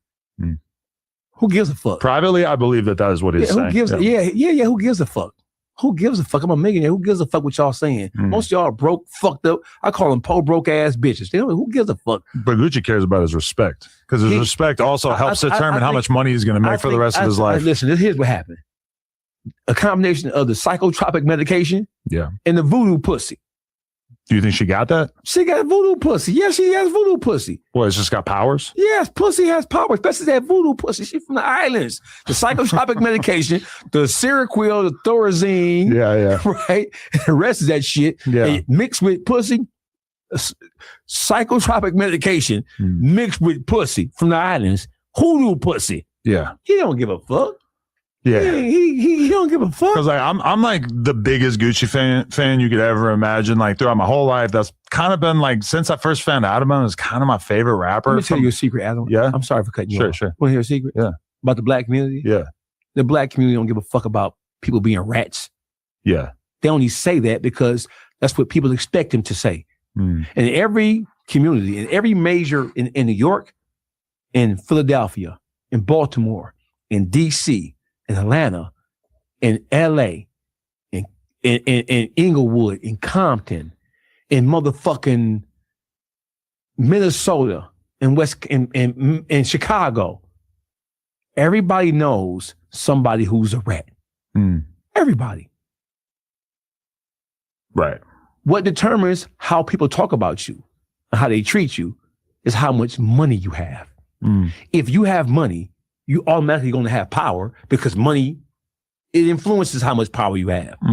People, the biggest the biggest drug dealers in California are federal informants.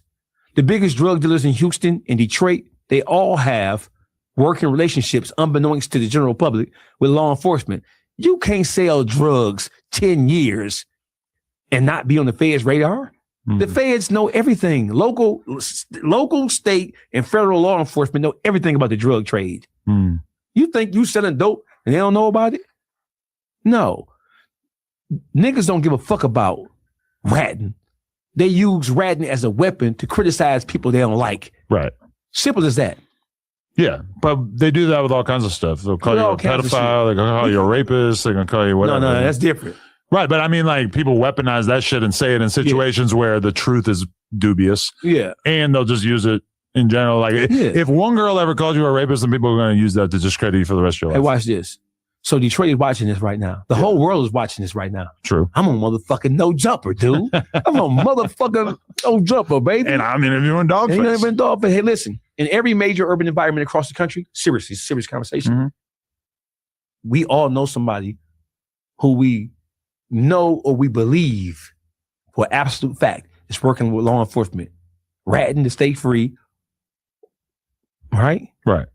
You ain't gonna fuck with them because they got too much money, power, and respect. Mm. And motherfuckers will work for a rat if it's beneficial for them. Mm. Everybody knows QCP is a rat. Right. They don't give a fuck. The rapper community as a whole just knew they didn't necessarily have the juice to take him out the paint. He was still going to have power even if they all went in on him. Watch this. We know they don't give a fuck because 21 Savage said, we been knew P was a rat. Yeah. We swept it under the rug because of what?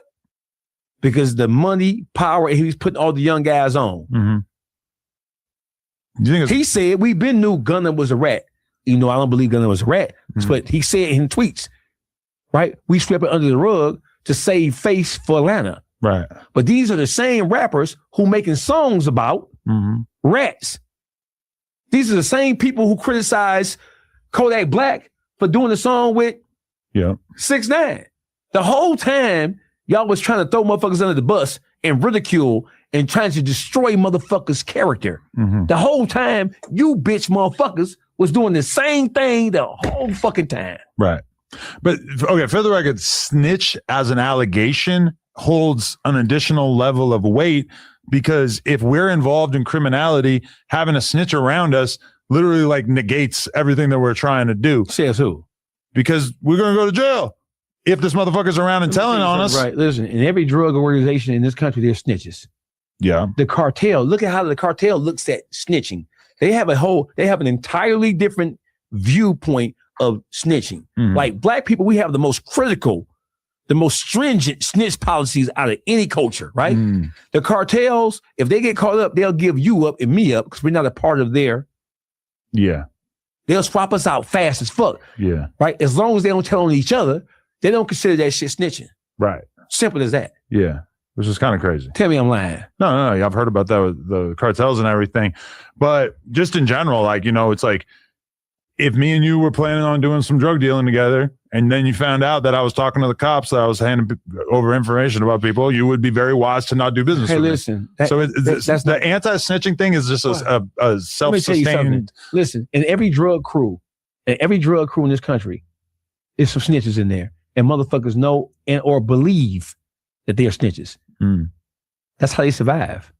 In every major drug crew in this country, there are people who are cooperating with law enforcement to take out their opposition.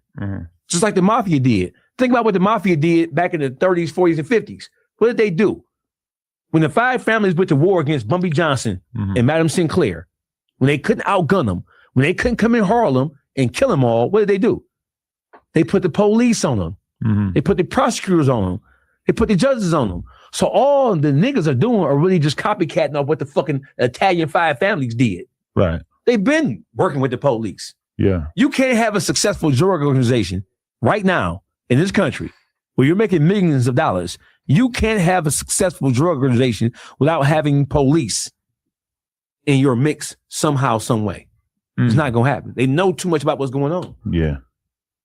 Yeah, it's crazy. I mean, the internet is just a different thing. The internet, everybody will be judged by the harshest possible standards so that people can make content about it. Yes. The criminals, on the other hand, they don't have to speak publicly, but they are able to know about a certain amount of snitching and just for self-preservation reasons, keep it to themselves. Listen, the biggest gangsters in the urban environment right now are the snitches. Snitches don't give a fuck, right? Snitches don't give a fuck about what you say about them, what you do, none of that kind of shit, right? the snitches are the most dangerous out of all criminals. The whole criminal element, the gangster snitch. The gangster snitch is the most dangerous. Because think about it. The gangster snitches, they ain't going to the witness protection program. All these, listen, everybody in the YSL case, all the snitches that came out with that, which one of them went to the witness protection program? Yeah, I don't think any of them. The snitches on the YSL case are in Atlanta hosting parties right now. Doing 20 versus dropping, doing balloon pops. Yeah. They ain't on the run. Remember when we thought 6ix9ine was crazy for not going in the witness protection program? Did. Everybody was like, oh, he's a lunatic. He's going to be dead in 2 weeks. We did. We really found out a lot about ourselves. Not one of the people who was identified as a snitch in the YSL case, not one of them, is in the witness protection program. Yeah. All the ones who are free, and most of them are free, they're running around Atlanta doing what they want to do, having their way. They're hosting parties, fucking bad bitches, going to the malls and eating ice cream. Yeah. Nobody's touched them. Yeah. That tells all the future snitches who's thinking about possibly snitching. Yeah. Oh, you too can have a life after snitching.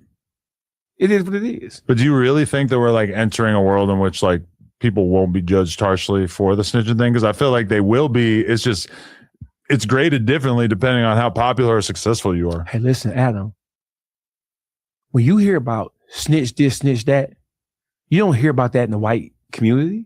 Mm-hmm. You don't hear that in the white community. You hear black people condemning other black people and other people of other racial ethnicities about being a snitch. Yeah. That's what you hear about it, bro. They don't give a, white people don't give a fuck. This world's not ran by niggas. This world, the world that we live in now, they don't give a fuck about what a bunch of niggas are saying. They don't give a fuck about that shit. The world is, the point to your point is, the world already has turned the page on that shit, man. The world, what I think about you does not govern what you're able to do and what you're able to accomplish. Right. What the world thinks about Gucci Mane, it does not determine how much money he can get and what he can do. People will still sign to him. You know why? Rock Nation is ran by Desiree Perez. She is a federal informant who snitched on the cartel. But don't you think it would be different if Jay-Z was a documented snitch? No. I don't think, I will bet money that Gucci Mane will never like have a successful artist signing again. Why not? Because I don't think any of these street artists who are the only type of artists that he's ever had any kind of success signing will ever like I think even before this, he was not looking like a appetizing artist to sign to, because as much as he's had a few successful moments in recent years, he's just had so many L's over the years and has kind of just a horrible executive. He's just revealed himself to be kind of a dick. Yeah, he is a fucking dick. He's for lack of better expression. And I fuck with that. That was my favorite rapper for most of my life. But I had a meeting one time with a dude who did a ton of business with him. He's a Jewish guy fucking in the music industry or whatever. And I was telling him, I'm like, bro, you gotta get me with Gucci. I want to spend a week straight with Gucci. I want to make this little documentary type thing, etc. And he just said, Adam, I'm gonna be real with you. Gucci Mane is the biggest asshole you've ever met in your entire life. That is true. He's just like straight up like, you have never spent time with anyone who is the kind of asshole that he is. And that's what everybody says. They've been saying that. I took that at face value, and I've kind of never heard anything else besides that over the years. Yeah. Hey, so to answer your question, the world doesn't give a fuck. The world. We ain't talking about what a bunch of niggas is talking about. Yeah. The world is beyond nigga shit. Do you think motherfuckers in Iran right now give a fuck about whether Gucci Mane is a rat? Some tiny pocket of them, perhaps. Listen, and that would showcase how stupid they are. Yeah, because they dropping missiles on y'all and bombs on y'all, trying to blow y'all ass to smithereens, and you give a fuck about what some nondescript motherfucker who has no impact, who probably can't spell Iran. They got bigger shit to worry about right now. But just in general, if I'm the hot street rapper of the month from Atlanta and Gucci Mane wants to sign me, I mean, you're just gonna look at the Pooh Shiesty thing and be like, "Damn, I can't fuck with him. He a rat." Like, you know how much. You know what? I'm just gonna say that shit. That's because as a people, we judge ourselves more harshly than anybody else. We're our own biggest critics. We're our own black people we are our own biggest critics, and we are our own biggest enemies right now. Yeah, we don't need anybody else from outside the black community to aid and assist us in our own destruction, our own demise. We are our own biggest oppositions. We're our own biggest ops. Simple as that. So said rapper from Minnesota wouldn't sign to Rock Nation because Desiree Perez has been exposed as a DEA operative. Yeah. They're going to sign. Money is the motive. If Gucci Man comes with $1 million, right? Mm-hmm. They're going to say, hey, that's not me, that's him. If they say anything about it at all, that money is the motive.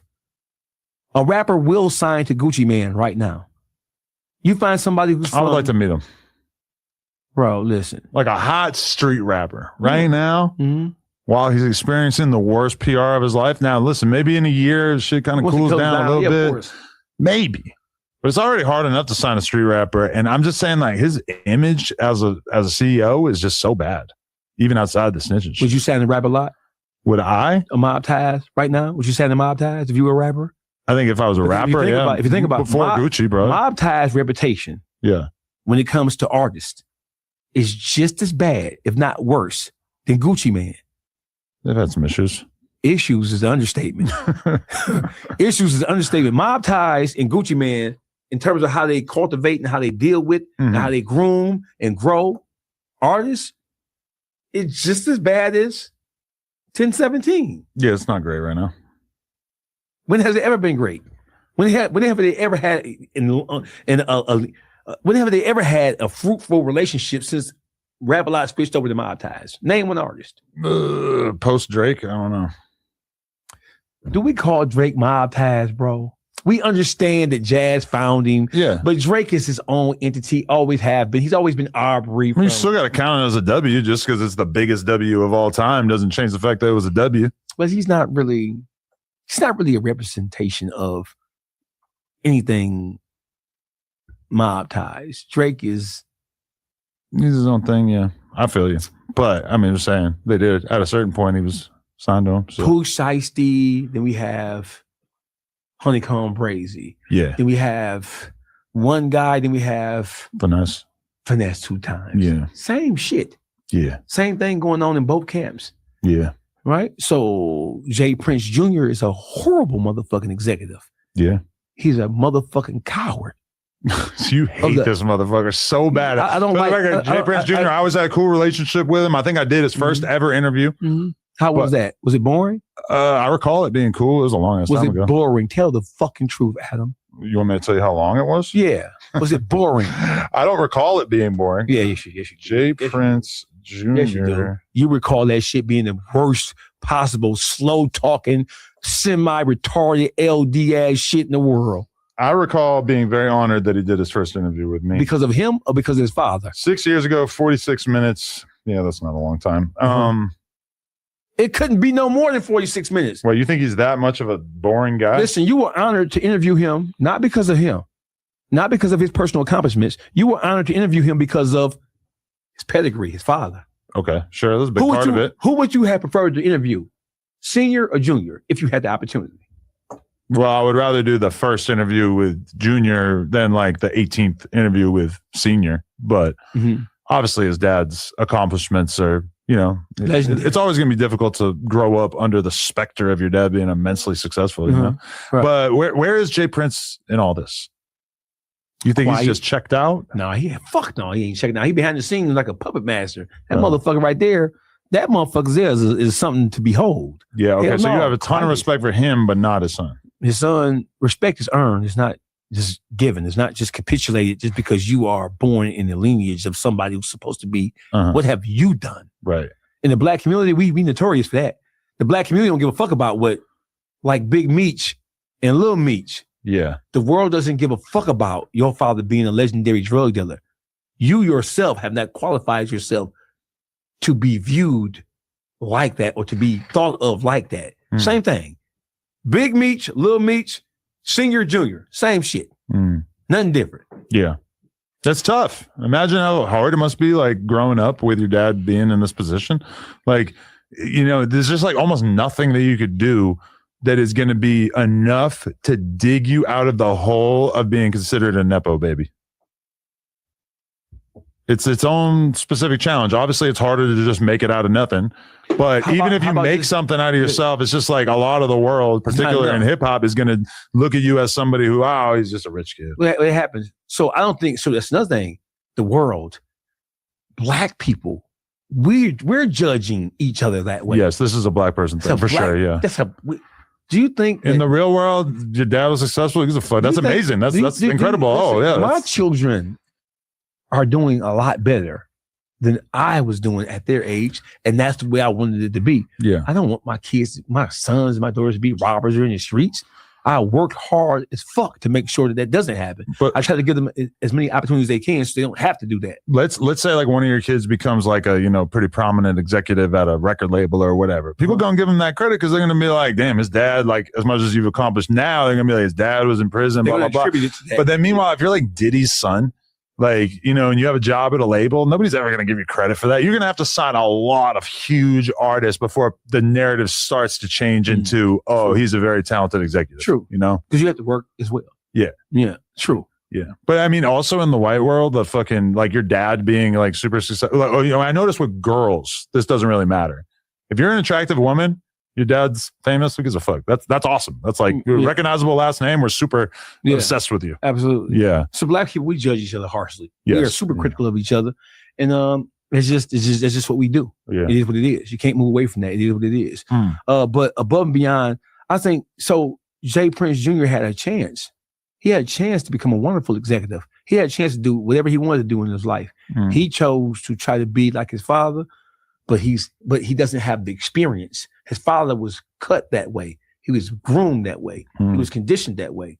He had a different experience. He could never be like his father, although he's trying to emulate all things his father. He's failing miserably at that shit. But like, even him doing some shit, like I've seen you kind of like using this against him, of saying like, he's running around doing gangster shit. He's rolling around with NBA. He ain't doing nothing gangster. Right, but he's hanging out with gangsters while they're doing gangster hanging shit. With gangsters. Okay. It's like a bitch hanging with a motherfucker got some money. But that's what I'm supposed to do, right? I'm supposed to have gangsters with me who are going to do gangster shit. I'm not supposed to do it myself. But he's denying doing any gangster shit. He's using people to do his bidding. Right. All-Star JR didn't have a problem. Let's talk about that for a second. Sure, yeah. All-Star JR didn't have a problem with Junior. Yeah. So people are trying to make it seem like, or make it appear as if that All-Star JR had an issue with Junior because Junior was dating is dating his baby mama. Well, there was like videos of them basically taking shots at each other, or at least Jay Prince Jr. taking shots at All-Star, right? There were videos of Jay Prince Jr.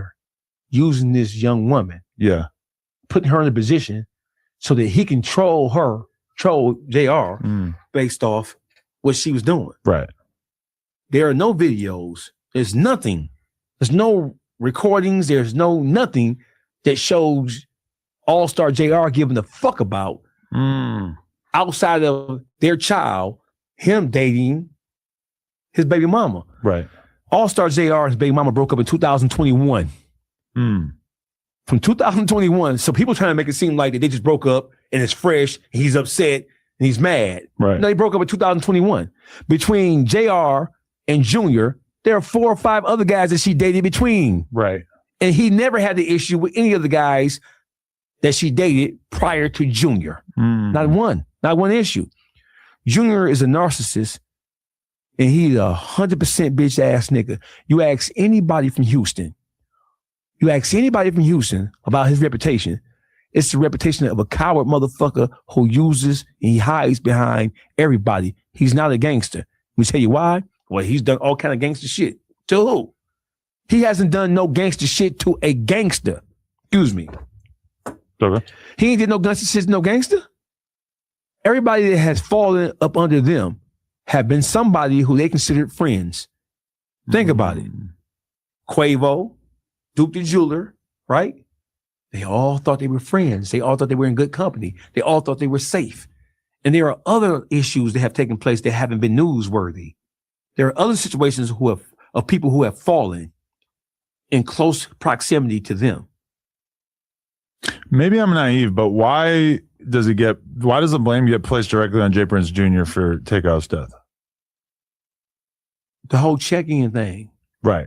You know what? But then why is Jay Prince Jr. held responsible for what one guy from his crew ends up doing in a situation where I'm sure he didn't want that to happen? Because you're right? responsible. Yeah. Because you're responsible. You're as the leader, heavy as the fucking crown. Right. You're responsible. If you're putting yourself out there and you're projecting yourself, right? And you're positioning yourself as a mob figure, as a person of reckoning. If your father is endorsing every play that you do, and you're saying that check-in, Junior is a qualified person to check in with, you're responsible for what happens to the people who have checked in with you. Shit can't just happen. You just back off and say, "Oh, my bad." Yeah. No, that's not how check-in works. Right. If you check in with me, this check-in is some gangster shit. Check-in don't have nothing to do with no motherfucking music. The whole check-in shit came from the mafia. When the 5 family members left New York, they went to Philly, they checked in with the Philly mob boss. Not because they had to, not because anybody would do anything to them, but because when you're in my town, when you're in my city, you're in my territory, I'm responsible for you. If it happens to you, then the 5 families are going to come down on my head and crush me. Right. Jay Prince Jr.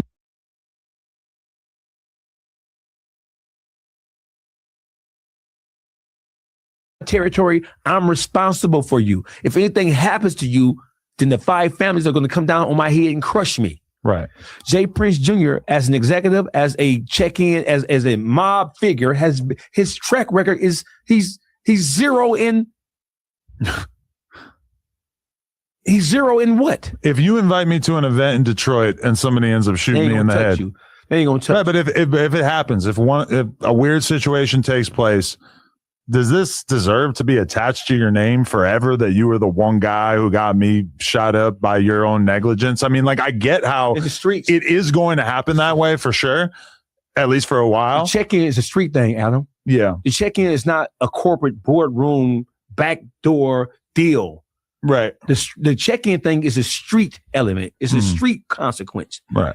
If I come to your city, right, and you're positioning yourself as the person, as a street figure, right?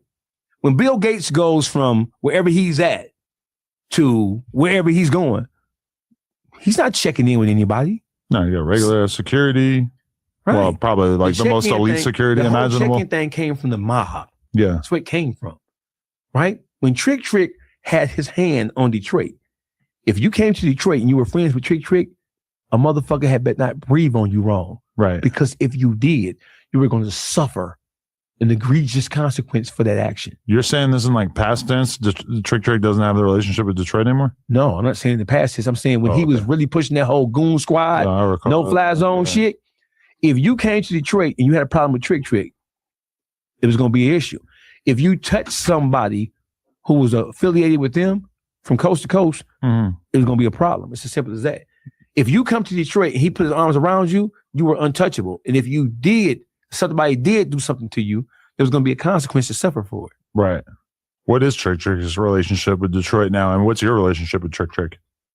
Oh, shit. We was in prison together. Oh, really? You know what I'm saying? Long before the whole goon squad shit came together. Yeah. Trick, I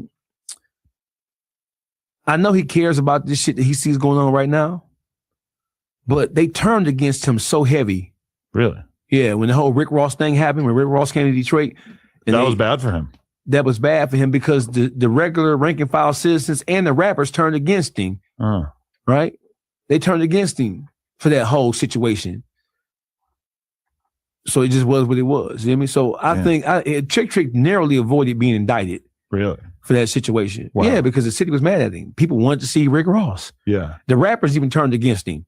Was that the last time that Eminem did a song with like someone who was a pure Detroit street artist? No, their relationship had nothing to do with music.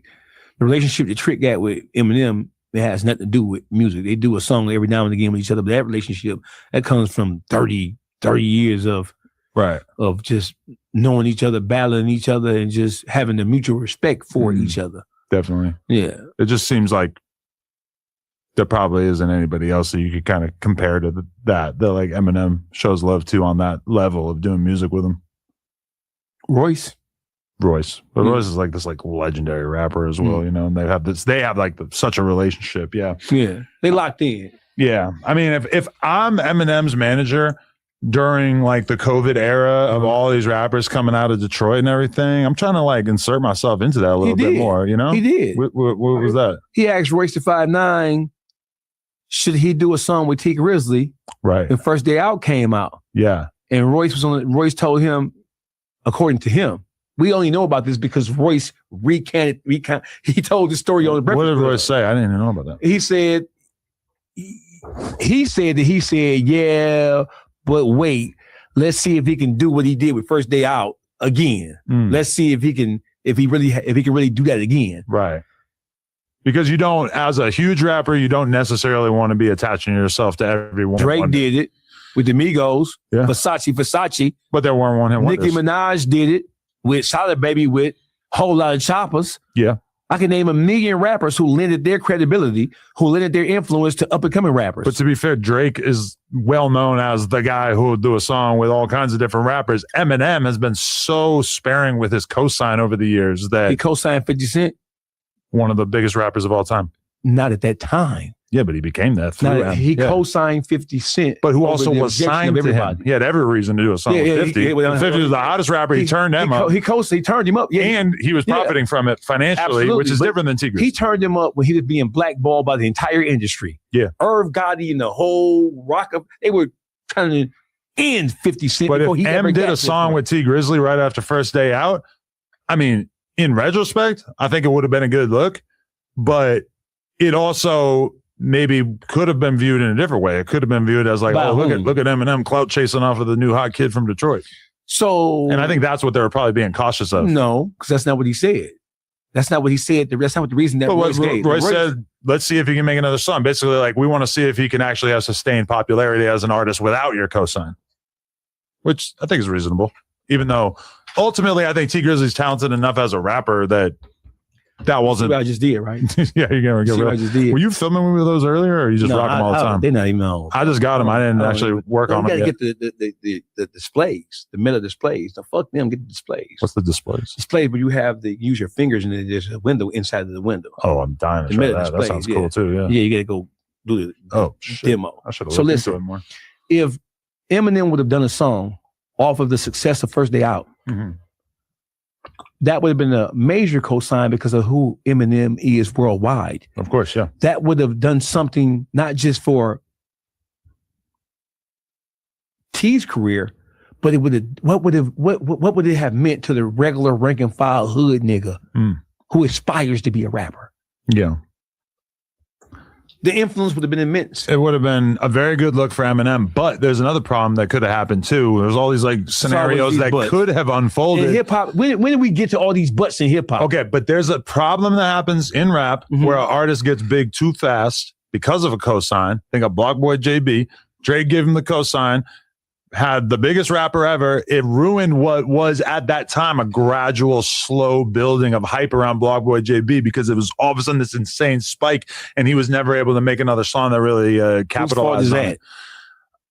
In retrospect, if we look at it in hindsight, T. Grizzly is a hit-making motherfucker. He's a very talented rapper and musician. Yes, I agree. Right? Yep. So was he able to make another one? He made a bunch of other big records, right? Yeah. He's still relevant now in the culture, right? Sure, yeah. He still has his deal. He signed his deal in 2016. Yeah. 10 years later. Yeah. How many rappers have been in deals for 10 years? Not a lot in this day and age, yeah. Well, you don't think, I mean, let's be real. The streets think T. Grizzly kind of fell off by this point. Yeah, hey, they can think what they want to think. Yeah. But anytime he wants to do what he needs to do, he can do it. I put my money on him. Yeah. So another thing is, when it comes to the success of First Day Out, name a Royce da 5'9" song right now. Listen. Hold on, motherfucker. Hold on. You I fuck with Royce da 5'9". Right? Here we go. You like, no. Hold on. I have a bad memory. Name a Royce da 5'9" song. I have a bad memory. Name a Royce da 5'9" song. This is blood money. Get it away from me. No, name a Royce da 5'9" song. I can, however, it will require me going to his Apple Music page. You just said he was a legend, though. He's a legendary rapper, yeah. Name an Eminem song. Rappers can be legendary without necessarily having a huge song. Name an Eminem song. I mean, I could name many. Name one. My Name Is. Name one Royce da 5'9" song. I can't remember. I know there's great Royce da 5'9" songs, though. Okay. Yeah. Okay. Yeah. Name a T. Grizzly song besides First Day Out. Well, he had the Blood is the what was it? The Blood is mixtape with Lil Durk, right? Mm-hmm. I don't remember any of the particular song names, but No Effort. That was a big one. Yeah. Thank you for volunteering that. He has access to Google over there, so yeah, I don't know. I mean, T Grizzly, lyrically, is one of the greatest MCs Detroit has ever seen. Period. One of the most influential MCs Detroit has ever seen. So why do you feel like his career may have slowed down a little bit? Because he's doing other things. Like he's doing what you suggested the other rappers do. He's 10 years in, right? So he started to, his focus is not directly on music anymore. His focus is on, he has a bunch of business ventures going on, from real estate to gaming. I heard that GTA shit ain't really what it used to be. It ain't what it used to be for some people who don't have the level of popularity. No, I heard it's not what it used to be for him specifically. There's this dude who makes YouTube videos about how he's basically gone out of his way to destroy the virtual economy and his GTA server, which he points out in some of those videos that the number of people consecutively using the GTA server is not what it used to be. Yeah, right. Granted, GTA 5 been out for like 15 years. GTA 6, hey, I'll bet the house on T Grizzly making a boatload of money when GTA 6 comes out. And do you know how many other people he's turned on to that? Do you know how many other rappers, how many other his friends are sitting back making $20,000, $30,000 a month? They have GTA servers, really? Yes. He's building a GTA server for me right now. For real? Yes. He said you should be a part of his GTA server. You think you need your own server? Hey, listen, I'll take the money any way I can. I was a robber. Yeah. So to be to sit on GTA and cuss people out and shoot people with virtual it does look guns. fun. Yeah, I want to fuck with the RP shit. Can I take my money back now? Yeah, you definitely can. I ain't taking it. Yeah. It's blood money, man. I don't know who you killed to get that. Yeah. I robbed. You killed. I wasn't going to say it before, but all those stories about robbing people at gunpoint, I'm like, man, I know one of them went bad.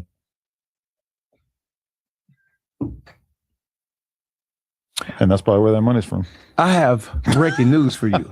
You hear me? Yeah, sure. When you see the full footage of what happened between All-Star JR, Junior, OG33, you seen it? And Ben 10, when you see you saw a part of it. When you see the rest of the footage, the security footage, all the stories that academics trying to run interference. He's trying to run a PR. Speaking of PR campaign on behalf of Team Young Boy. Fuck yeah, he's running the motherfucking PR campaign this long for Team Young Boy. But when that motherfucking footage come out,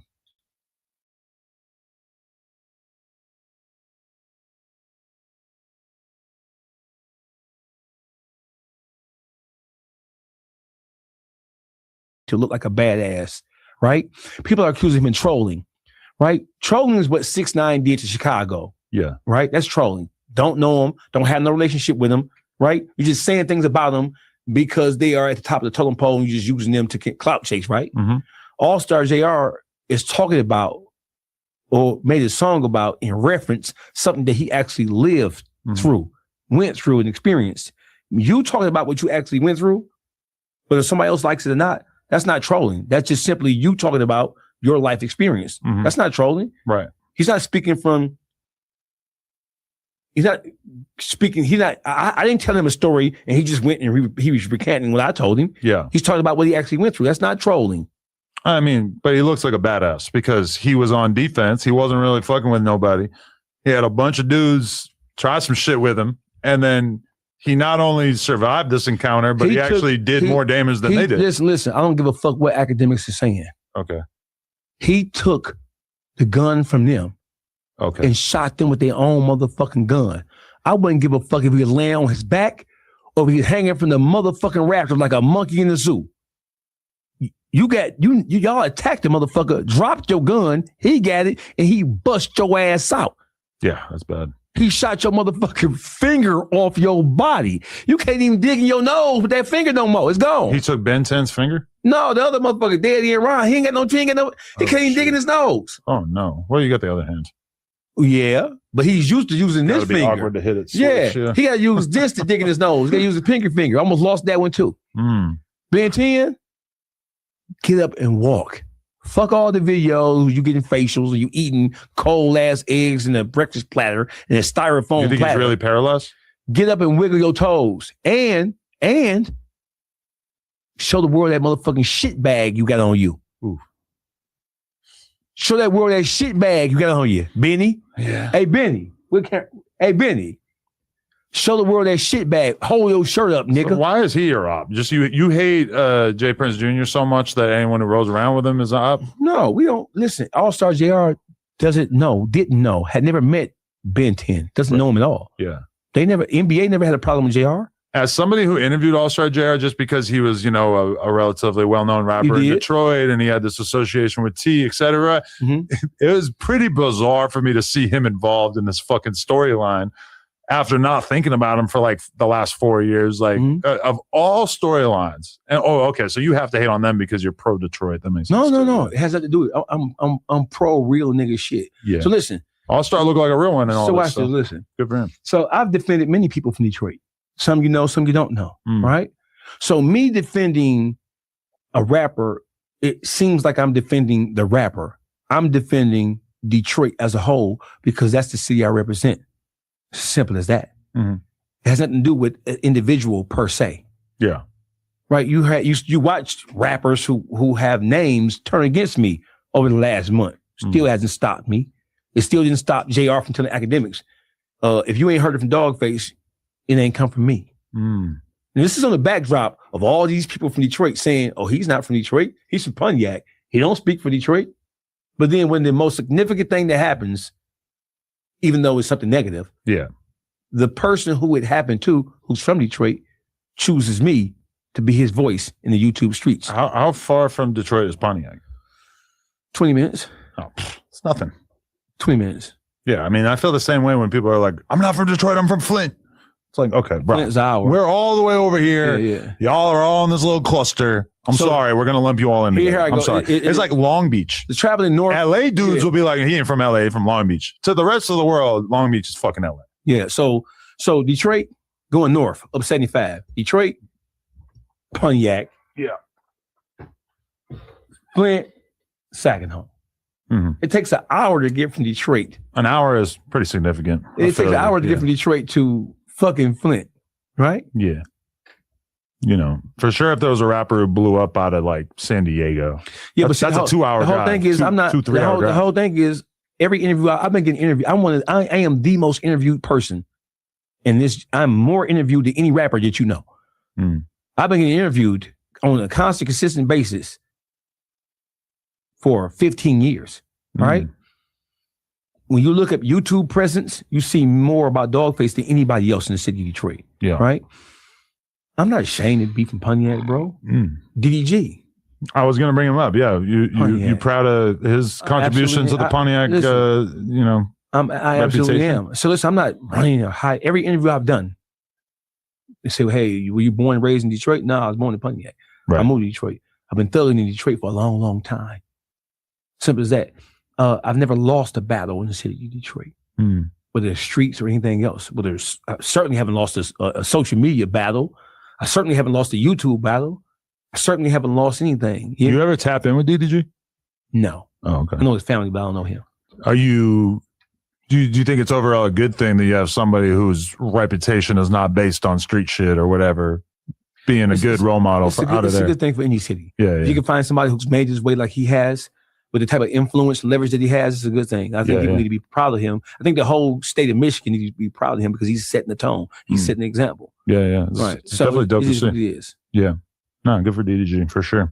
Okay, what do you think about like Boosie putting out all this shit about his protective custody list? Do you have any thoughts about what yards people are going to? Is this a big conversation in Detroit like it is out here?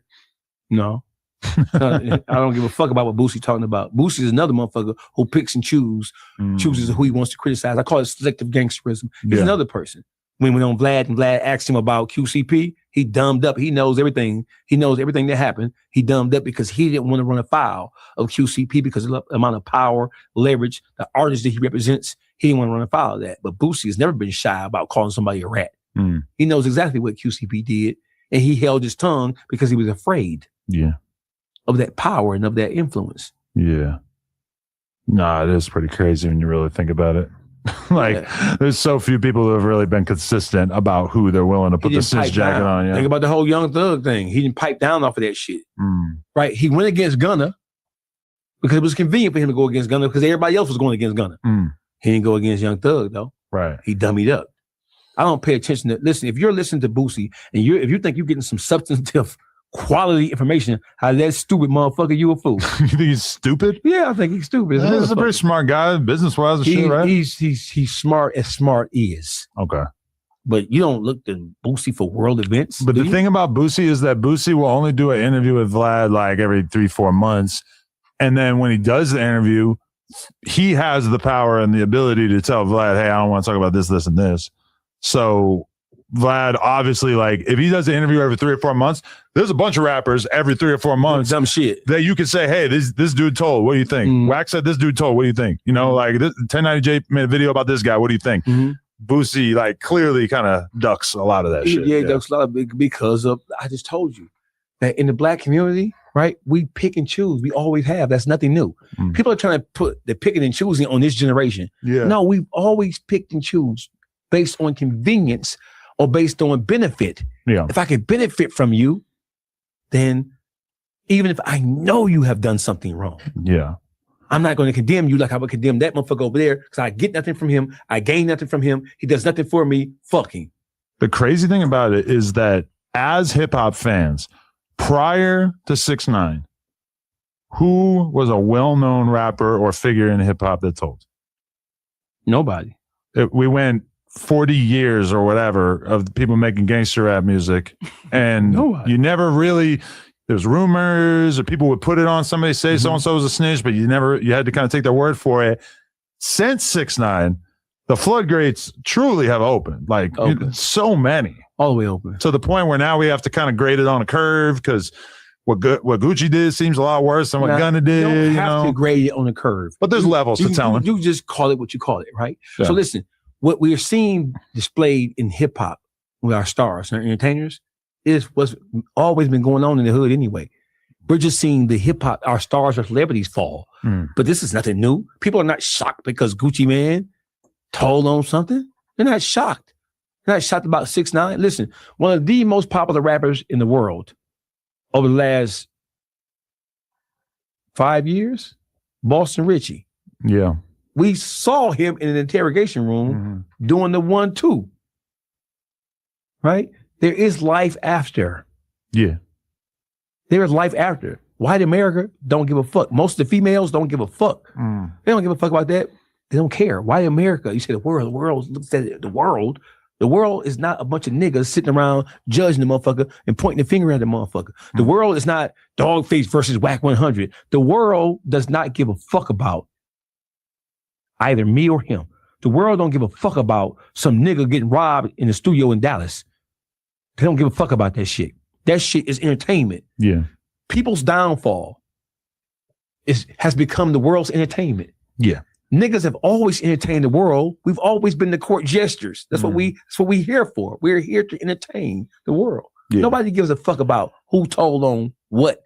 Telling on somebody is not going to stop Gucci Man from getting endorsements. Telling on somebody didn't stop him from being paraded out in front of a stadium full of fucking spectators. Many of what you call them a rat.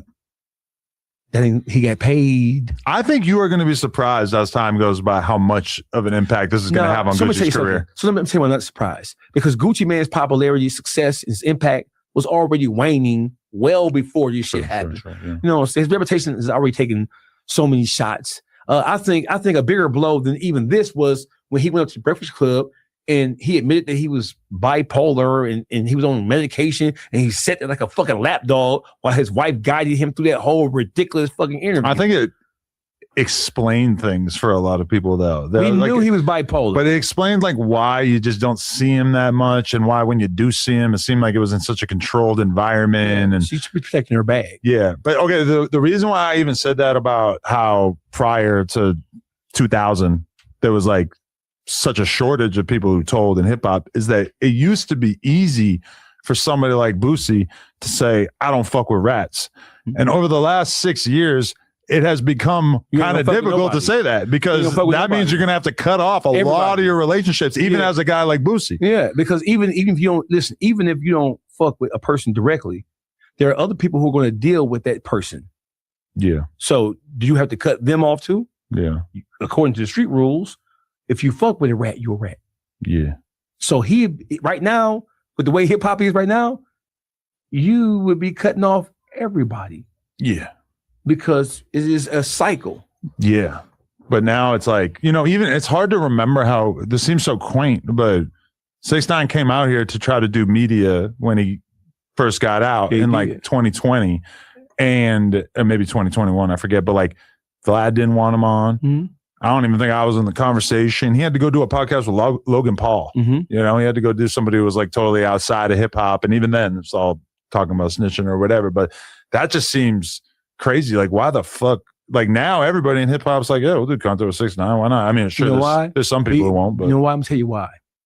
Because the world was judging 6ix9ine according to the black standard. Yeah. If black people don't fuck with him, then we ain't fucking with him. The world was judging, and the world woke up. Whoa. This guy's kind of funny. He's entertaining. And fuck them niggas he told on.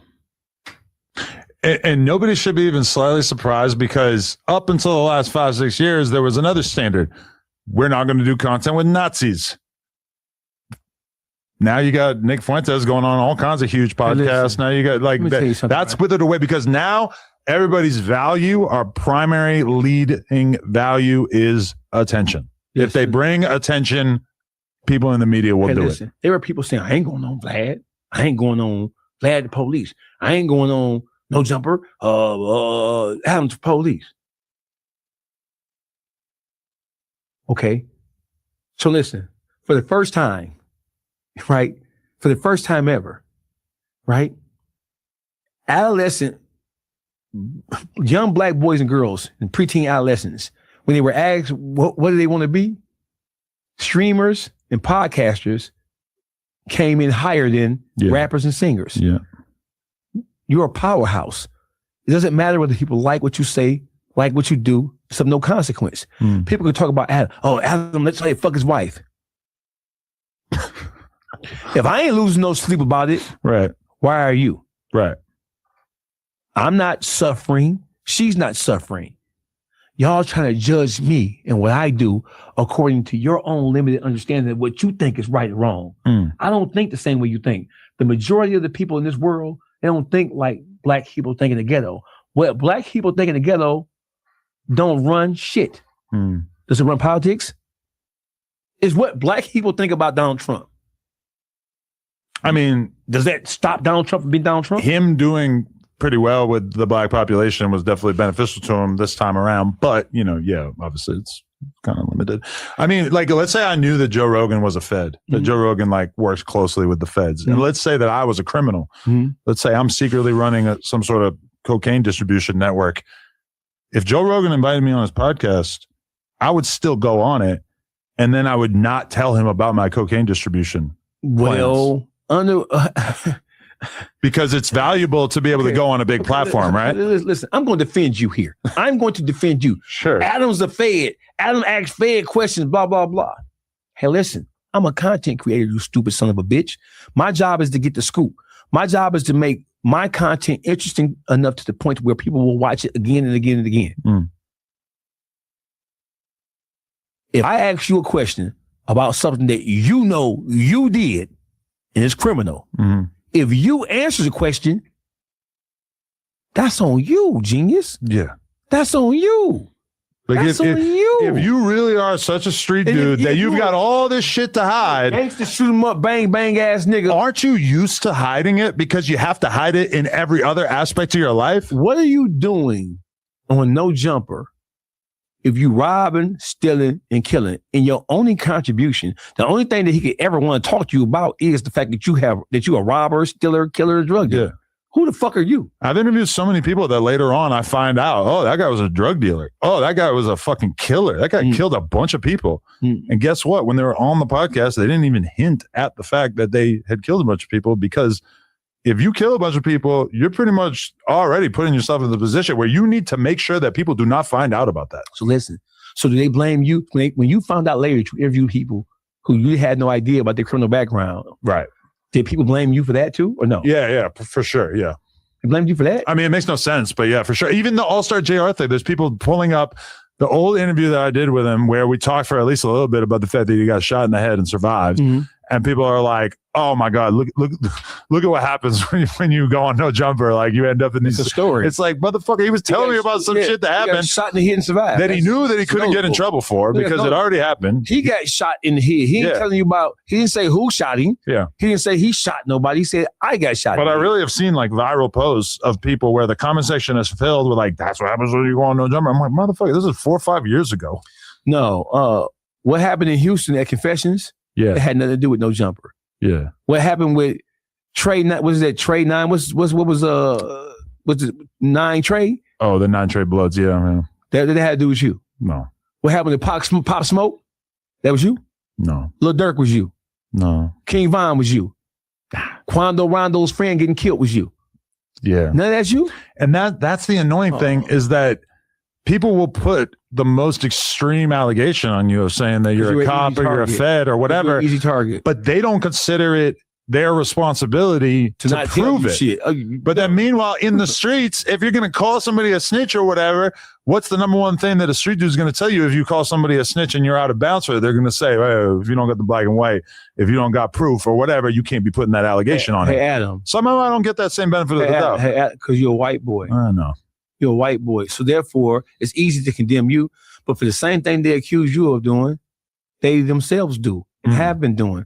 They picking and choosing. They trying to pick on you because you're Adam 22. Yeah. And they believe that you're an easy target. Yeah. But the same people who try to pick on you are the same people who wish they were sitting where I'm sitting right now. They wish it upon a fucking star. Yeah. All of the people who hate Dawg Face, do you know what they're doing right now? Yeah. They're pulling their fucking hair out. Right now they're nervous. I'm going to say their name. Yeah. On a podcast that has a 5. How many subscribers you got now? It's like almost 5 million, I think. You got 5 million? You got 5 million? Almost. It's like 4.9 or something. They're pulling their motherfucking hair out right now. Yeah. And if you think they're pulling their hair out right now, wait till tomorrow. Oh, yeah? Yeah. What? Breaking news. Breaking news? Who's your bestest buddy in this whole content creator game who's just as big, if not bigger than you are? Vlad? Ack? Well, you know, Joe Budden? I've already been on Ack. Me and Ack, but we were friends. Oh, you're going on Vlad too? Yeah, I'm going on Vlad, motherfucker. Yeah, I'm going on Vlad. There you go. You hear me? You've earned it for sure. I figure there's no way Mafi's not bringing you there too. Yeah. Mafi is a motherfucking dog. He a motherfucking dog. Yeah, yeah. That's dope. You'd probably be a repeat guest on there. Which, by the way, like, what are your thoughts on Boosie deciding that Vlad wasn't paying him enough? I think he's too much in somebody else's business. It is an absolute fact that he found out what 6ix9ine get paid, and that influenced. Boosie doesn't have any complicated thought process. He's a stupid motherfucker, right? So do you think he has a complicated thought process wherein which he's figuring this shit out and putting all this shit together? He ain't putting this shit together like that. He saw that he heard that he made $50,000, and how could you be paying him, who's a rat, more you paying me? You're not more interesting than he is. Right. The content creator game don't have nothing to listen. Doesn't matter if you're a real nigga or not. And he paid what he paid 6ix9ine. I know how much he paid him. He paid him that because it was his first tell-all interview in many, many, many years. Right. Meanwhile, Boosie's on interview number 30. Right. And his interviews would do really well if there was exciting shit to talk about. But if there wasn't, you know, he's kind of grasping for topics, you know, and that's why they only did. I'm sure Vlad would have loved to interview Boosie every single month if it was a little cheaper. Listen, Boosie, you became relevant in the interview space, in the YouTube space, because of Vlad. Yeah. So Boosie has the same kind of thing that Charleston White has going. You think you're bigger than the program. Yeah. We're going to show you that you're not. Yeah. And this is my main thing, and this is why I think that Boosie turning on Vlad is not going to last in the long term, is because almost every single person who's a repeat guest on Vlad is somebody who also makes their own content. Yes. You know, Vlad, like, really, who is he finding? Like, how is he scouting for repeat guests? He's looking at YouTube. He's looking at who has channels, etc. So he looks at somebody like Oskino and says, oh, shit, he's doing really good on YouTube. I should see if he wants to do an interview, and then he becomes a repeat guest. And he's also looking at smaller platforms that are also doing interviews with people. That's what he did with me. Yeah, for sure. That's what he did. Even me, when I'm coming up in the rap game, I found a fucking old ass email that I wrote to Vlad, like when I first started having motion on YouTube, where I was trying to be a guest on there. Why? Because I knew that if I could go on his channel, I could give him content for free, and it would help increase my visibility. So with Boosie, he's acting like he needs to either be on Vlad or do his own channel. Even if your channel does amazing, even if you make $100,000 a month off of your channel, you would still be kind of foolish to not go get 20, 25K, whatever from Vlad every 3-4 months. Like, this is how the game works now. You're a damn fool. Use Vlad's platform, but then work on your own platform as well. That's what everybody else is doing. You a damn fool. Artful. He just threw a phone to his homie through between two cameras. All right. Oh, I want to give a shameless plug to the motherfucking Compton Pyrus in the building. Oh. You hear me? Shout out to the Compton Pyrus. Don't try it. I will not. Don't try it. Well, actually, you mentioned porn. The other day, I'm shooting a porn scene with some girl and then another dude, right? Right. We banging this chick together. And I'm starting to like... And he told me he's from Compton. Pause, Adam. He told me he's from Compton, and as soon as he takes his shirt off, I get like the gang unveil. Uh-huh. And he got fucking West Side Pyru across. Oh, so you heavy on the porn game now? Oh yeah, it's porn. Yeah. So is that a natural transition from? Because one hustle's not enough for me. Right. You know, I'm a legend in 2 games. Right. So you just. I mean, how did you get into porn, Adam? What happened? Just fucking. No, how did you get into porn? We all be doing fucking now. Just we all having a big old white dick. Why you guys just slanging it? I ain't even offended. You know what I'm saying? I ain't offended because we too men here. We gotta say pause for everything. You hear me? It's a hustle. It's a hustle? Of course. Yeah. Do you make a lot of money doing that? I did pretty good. Pretty good? Yeah, I'm all right. All right. Okay. Yeah. You ever thought about getting into it? Who do? Got your phone. Who do? Who got it? It's mine? Oh, yeah, it's all good. I gave it to your man. Okay, I got you. Oh, yeah, don't worry about it. It's all good. Did you have a pre-existing relationship with the Compton Pyrus? Yes. Where did that come from? What? I'm dog face. I can understand the symbolic value. So listen. I get along with all robbers. Oh, okay. Shit, they robbers? All right.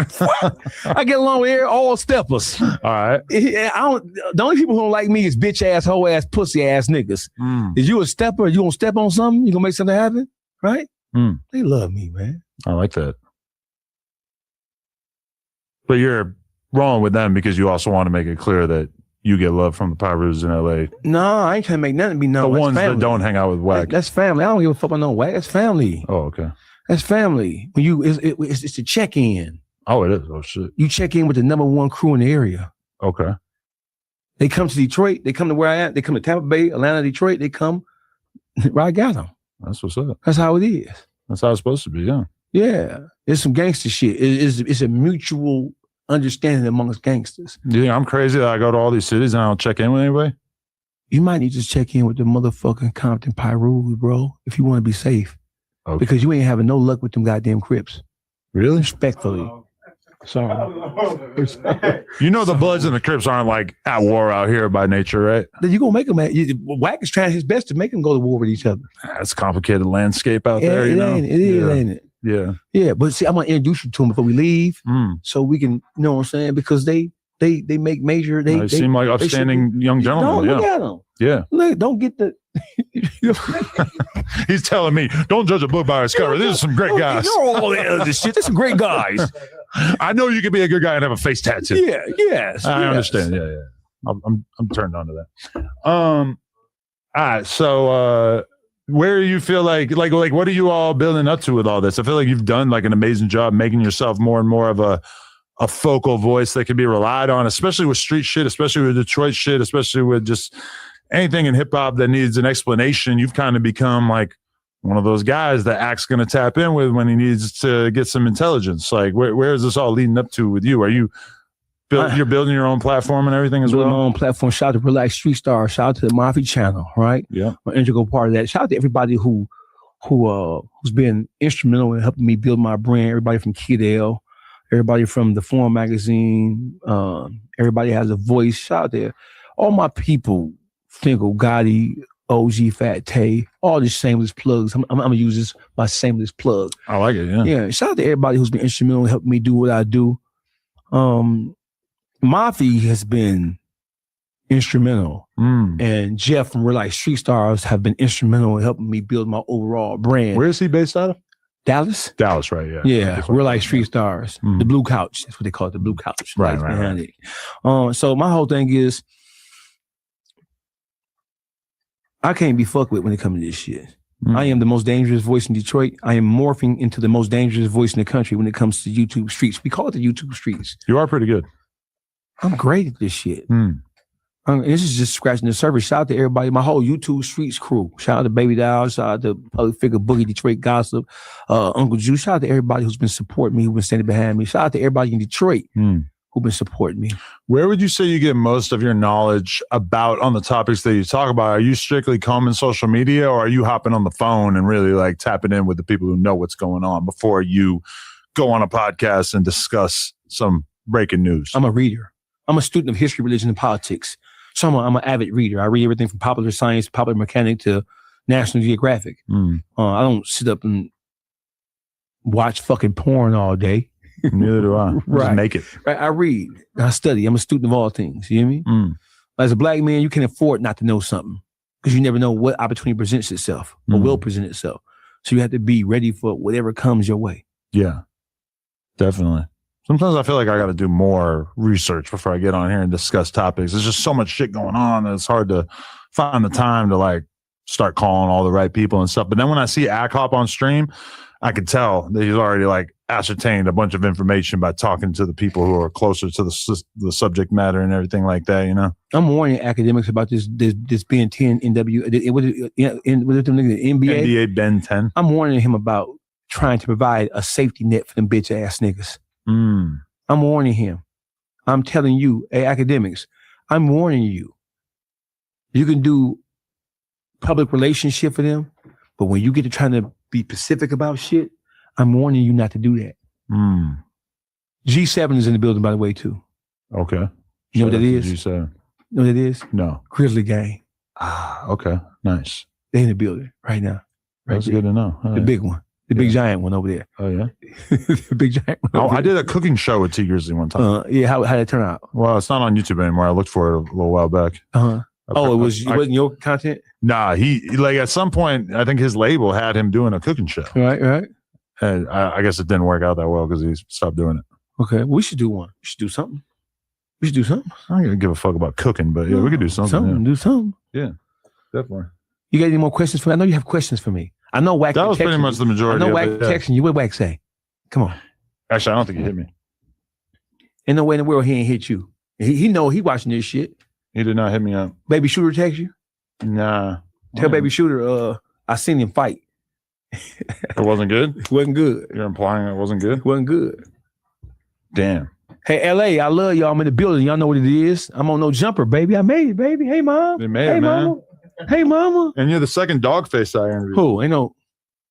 Who? What? You don't know about the other one? No, ain't no other dog face, man. Man, I'm sorry. Call him right now so I can check that bitch ass nigga. Fuck is you talking about? Ain't no other dog face. Number, but look. That says everything I need to hear. Let me see. Wait, why does it not come up? Because there's only one dog face, motherfucker.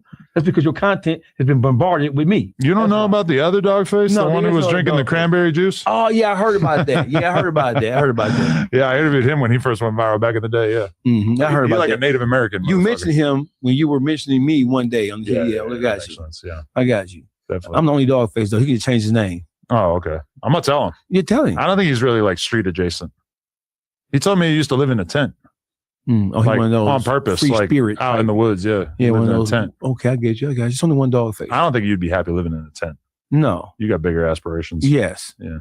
Absolutely. I don't think I could live in a tent either. No. I never even been camping. It's hard to fuck in a tent, ain't it?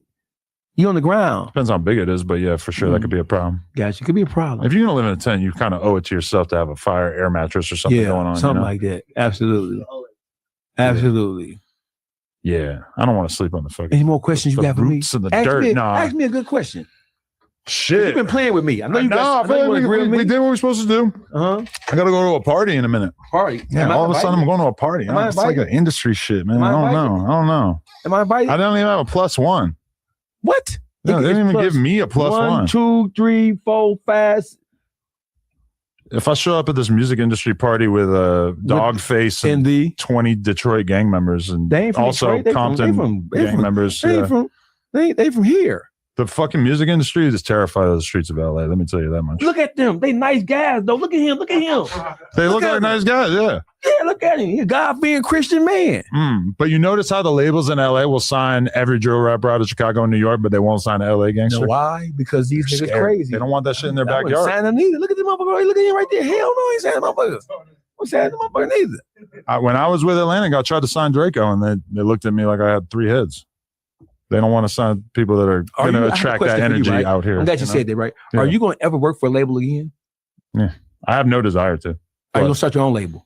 I have no desire to. But it would be cool to like get to that point. But I don't know. There's like a bunch of artists I could kind of imagine myself signing right now, but it just doesn't really feel like the best use of my time. So listen, how about we have a conversation to Mafi? We put together something because I have deep roots from Detroit to Memphis to St. Louis to Tampa Bay to Florida, all Central Florida. How about we have a conversation about choosing? How about we choose an artist and we both get behind one artist? Shit, you got the artists, and I believe in them. I'm open to it for sure. Yeah. So how about we create some system where we let the people from No Jumper vote on what artist? There you go. How about that? Let's shake on it. But here's the thing: as soon as the artist, like the narrative is so important, and I feel like as soon as the narrative is like, it's everything. Oh, No Jumper has their new rapper. That's not the best narrative. Why not? When have you ever heard of a rapper blowing up who's signed to a media company? The media companies are the future. Stop talking down about yourself. Stop underestimating yourself.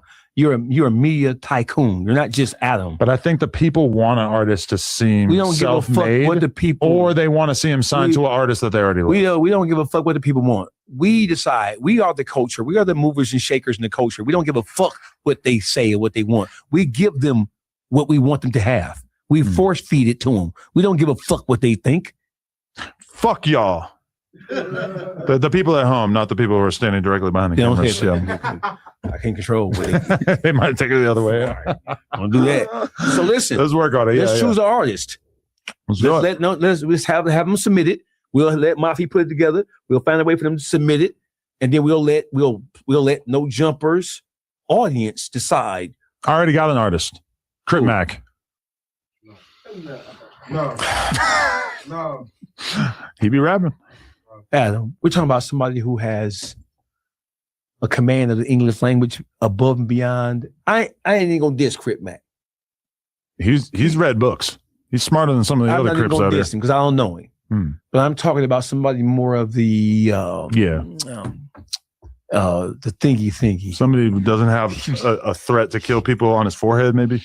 Yeah, that would probably be a good step in the right direction. Who fits the overall? Because we're going to decide what the culture wants. We're going to tell them what they like.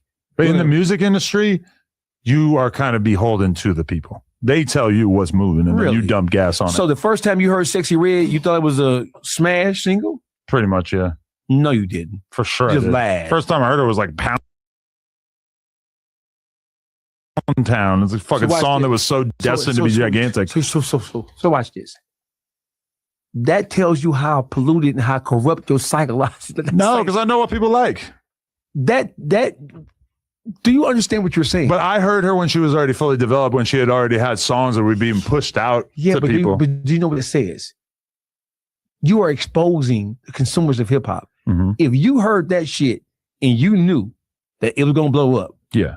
What does that say about the consumers of hip hop and some shit like that? They love ratchet shit. They love hedonistic, crazy. You telling me that Adam 22 and Dogface can't pick an artist and turn them into a viable star? I know about 1 million hoes, and I don't know if any of them are really ready to be Sexy Red.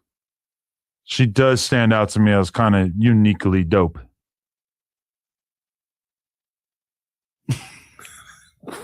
Dope? You don't agree? No, I dope. don't. Yeah, in hip hop we say dope. I'm sorry. Yeah, I maybe get it, maybe not in Detroit. No. Hip hop is Detroit. Detroit is hip hop. I know, but dope. there's something Sexy special Red, about her. It is something special about it. Yeah, it is something. And people need that. When that nigga spit that loogie in her pussy, that brown loogie, that was special. That is special. Yes. That was special. Yeah, and that pussy survived that shit. Let me throw up my mom, bro. No? Let me throw up, bro. And I ain't even dissing sexy. Because there's a place for everything. There's a time and place for everything. Right. Well, all the girls I know were, as soon as Sexy Red came out, every girl I know was Pussy listening. pink, booty hole, bro. Every girl I know was listening to that shit. I ain't mad at sexy. Because girls want to listen to a girl who's more of a whore than they're comfortable being. Yes, that is true. Yeah. That's absolutely true. I ain't mad at sexy. Yeah. So when you see it sexy, don't get mad at me. Most women are not going to like talk about the kind of shit that Cardi B talks about in her songs. And that's why Cardi is so popular. They can live through Cardi, her. Yeah. Megan, Nicki, they're popular because they are unafraid to be their genuine selves, or to at least put on the facade. No, we all do that. You know, if somebody disrespects me, I'm not going to go kill him. But I'll listen to rappers who talk about how if somebody disrespects them, they're going to go kill him. Mm-hmm. We're all kind of using music to live voyeuristically So through you people. say we fucked up in here? I don't even think it's fucked up. I think it's understandable. I mean, motherfuckers were watching Bruce Lee movies who didn't even know how to do karate, right? Yeah. Yeah. Or if they did know how to do karate, they weren't no Bruce Lee. Yeah, but this ain't no Bruce Lee shit we got going on here. This is some shit. No, Sexy Red is Bruce Lee. Hey, all right. Shout out to Dogface. I appreciate you coming on. Tell them where to go subscribe if they want to see your content consistently on YouTube and whatnot. Hey, listen. Go follow me on Instagram, the most dangerous voice in Detroit. Go subscribe to Mafi channel, MAFI channel. Go subscribe to Real Life Street Stars, Real Life Productions. Subscribe to Kid L. Subscribe to the Forum Magazine. Subscribe to Everybody Has a Voice. Subscribe to OG Fat Tay. Subscribe to Fingal Gotti. Subscribe to the YouTube Streets. Subscribe to No Jumper. Type in Dogface. I'm everywhere. He said it. DAWG face, just in case anybody is not aware. Everybody wear me. Yeah, I appreciate you coming on, man. It was great getting to know you. I think you're going to be a gigantic force. You're good at what you do. I appreciate it. You're already pretty significant, but you're going to go crazy. Shout out to Dogfish. No Jumper. Coolest podcast in the world. Check us out on YouTube, TikTok, Instagram, etc. Like, comment, and subscribe. Shout out to our members who actually got to watch this live. And I'm live? Yeah. I'm scared. Nah. I am. Nah. You tell me this was live? I don't think you came with 20 fucking killers to be scared, right? You rolled with the demons for a reason. You tell me this was live? Mafi consulted with me. How I'm gonna sneak out of here now? Shooters outside. Yeah. Baby, shooters outside. Shooter and whack outside with Drake's. Yeah. Not so much. This might be your first and last No Jumper interview. That's too bad. Really? I mean, that ain't what they say. That ain't what they said. Shout out Dogface. Let's go. This is Compton. Everybody looks at like the people who are big doing content, and it's just like this weird hate thing. I'm proud of you. I appreciate that, man. Because, you know, we'll talk about it on the thing. We already on the thing. Oh, we started? Yeah, I'll count it. I'm proud of you. Because it was a time where we was like, I wasn't your manager, but it was something we were discussing. You remember that? Uh-huh. Yes. When you came over to the house and then I was managing. Well, that's I don't like the word manager. I feel like manager is like oppressive. Who are you managing? I was working with Cole. Right. So we was partners. I don't like the word manager because it doesn't feel like accurate or it's not a proper description. But me and you were going to work together too because I just see how far you've come since then, and it's amazing, man. You are actually, before we even like fully get into your story and everything, though, I remember that time period being at your spot downtown. Yes, and I was getting canceled for the first time. Absolutely. Real bad. And you were panicking. I was depressed. You were panicking. I called Atlantic for you. You did? Yes, because you had this situation at Atlantic. Yeah. And I made some calls for you. I was like, dog, you okay? Okay. Yeah. Because you told me, you're like, listen, like, I know people with serious cases facing Fed time. Yes. Like you're like, you're having a bad media cycle. Exactly. Like you're going to be all right. And it's so crazy to see how much you panicked then and the shit that you've overcome now. Yeah. And now I feel like invincible to that sort of feeling that I had then of like, oh no, everybody's talking shit about me. You don't give a fuck. Yeah. Your guy came in and was like, I hate giving the boss bad news. And I said, man, Adam's been through. I guess you lost part of a stream or something that you did. Oh. And he was like, he hated telling you that. I said, man, Adam gonna get through that. That's nothing. That's nothing. That shit just fall right off his back. Nah, yeah, that's real. Yeah. Oh, we're gonna get that stream though. He's talking about the 24-hour stream. We're gonna save it. We're gonna find a way. Okay, well there it is. You found a way. But in case you ever do an extremely long stream, don't stream 24 hours straight on YouTube. You gotta like cut it into like 12-hour chunks, basically. So, you know, I got my podcast, The Third Verse. Yeah. I'm just getting started. Mm-hmm. Why won't people just go live? It makes no sense to just put your content up. You should just go live all the time because the money is significantly different. Well, okay. So if you, like the method that Vlad has kind of like figured out, and it's kind of the one we use, which is like, let's pre-record a podcast and let's cut it into clips. And the members who are paying whatever $5 a month can watch the whole thing ahead of time, or in this case, watch it live. And then like the clips themselves, like trickling those out, it kind of like helps you to make more money in total. Term. Yeah. Cause like if we just like live streamed those Crip Mac interviews, I mean, the problem is that he's going to swear a million times. So the whole live stream is going to get demonetized. And for us, like putting out the clips one by one allows us to kind of stretch that content out and then also really incentivize people to become members, you know? So it's a combination of both. You'll do a long live and then you cut it up in clips and post it. Well, so this is live right now, but it's only live for the members. So it's going to be like a much smaller amount of people watching it. And then for everybody else, we just like cut it up and like put those clips out kind of slowly, which I feel like it does at the end of the day. But then there's like such an appeal to doing stuff live too, just because that engages the audience a lot, you know? I don't want to like I'm interviewing you, but no, it's fine. How long have you been in the content game? In total, well, really, like I started a blog in 2006 that was BMX oriented for 10 years. And then from there, start interviewing BMX riders. And then that kind of transforms into rappers. So No Jumper, 11 years. Content in general, 20 years. Incredible. So when people look at you, I think, and a lot of the people that do content, they believe that you just came from nowhere, like, oh, it just got started. That's why you're successful. But I know you've been doing it a very long time. Yeah. And we're going to get into it, but you was the first person to post Diego. Lil Xan. You was the first person to post that shit. And I seen it on your shit. Yeah. And that's how I started rocking with him. Yeah, you rocking with him was what made me realize, like, you missed out on the vision. Because, like, I had known him and just felt like, oh, this kid is, like, funny and entertaining. But musically, it wasn't really impressive to me.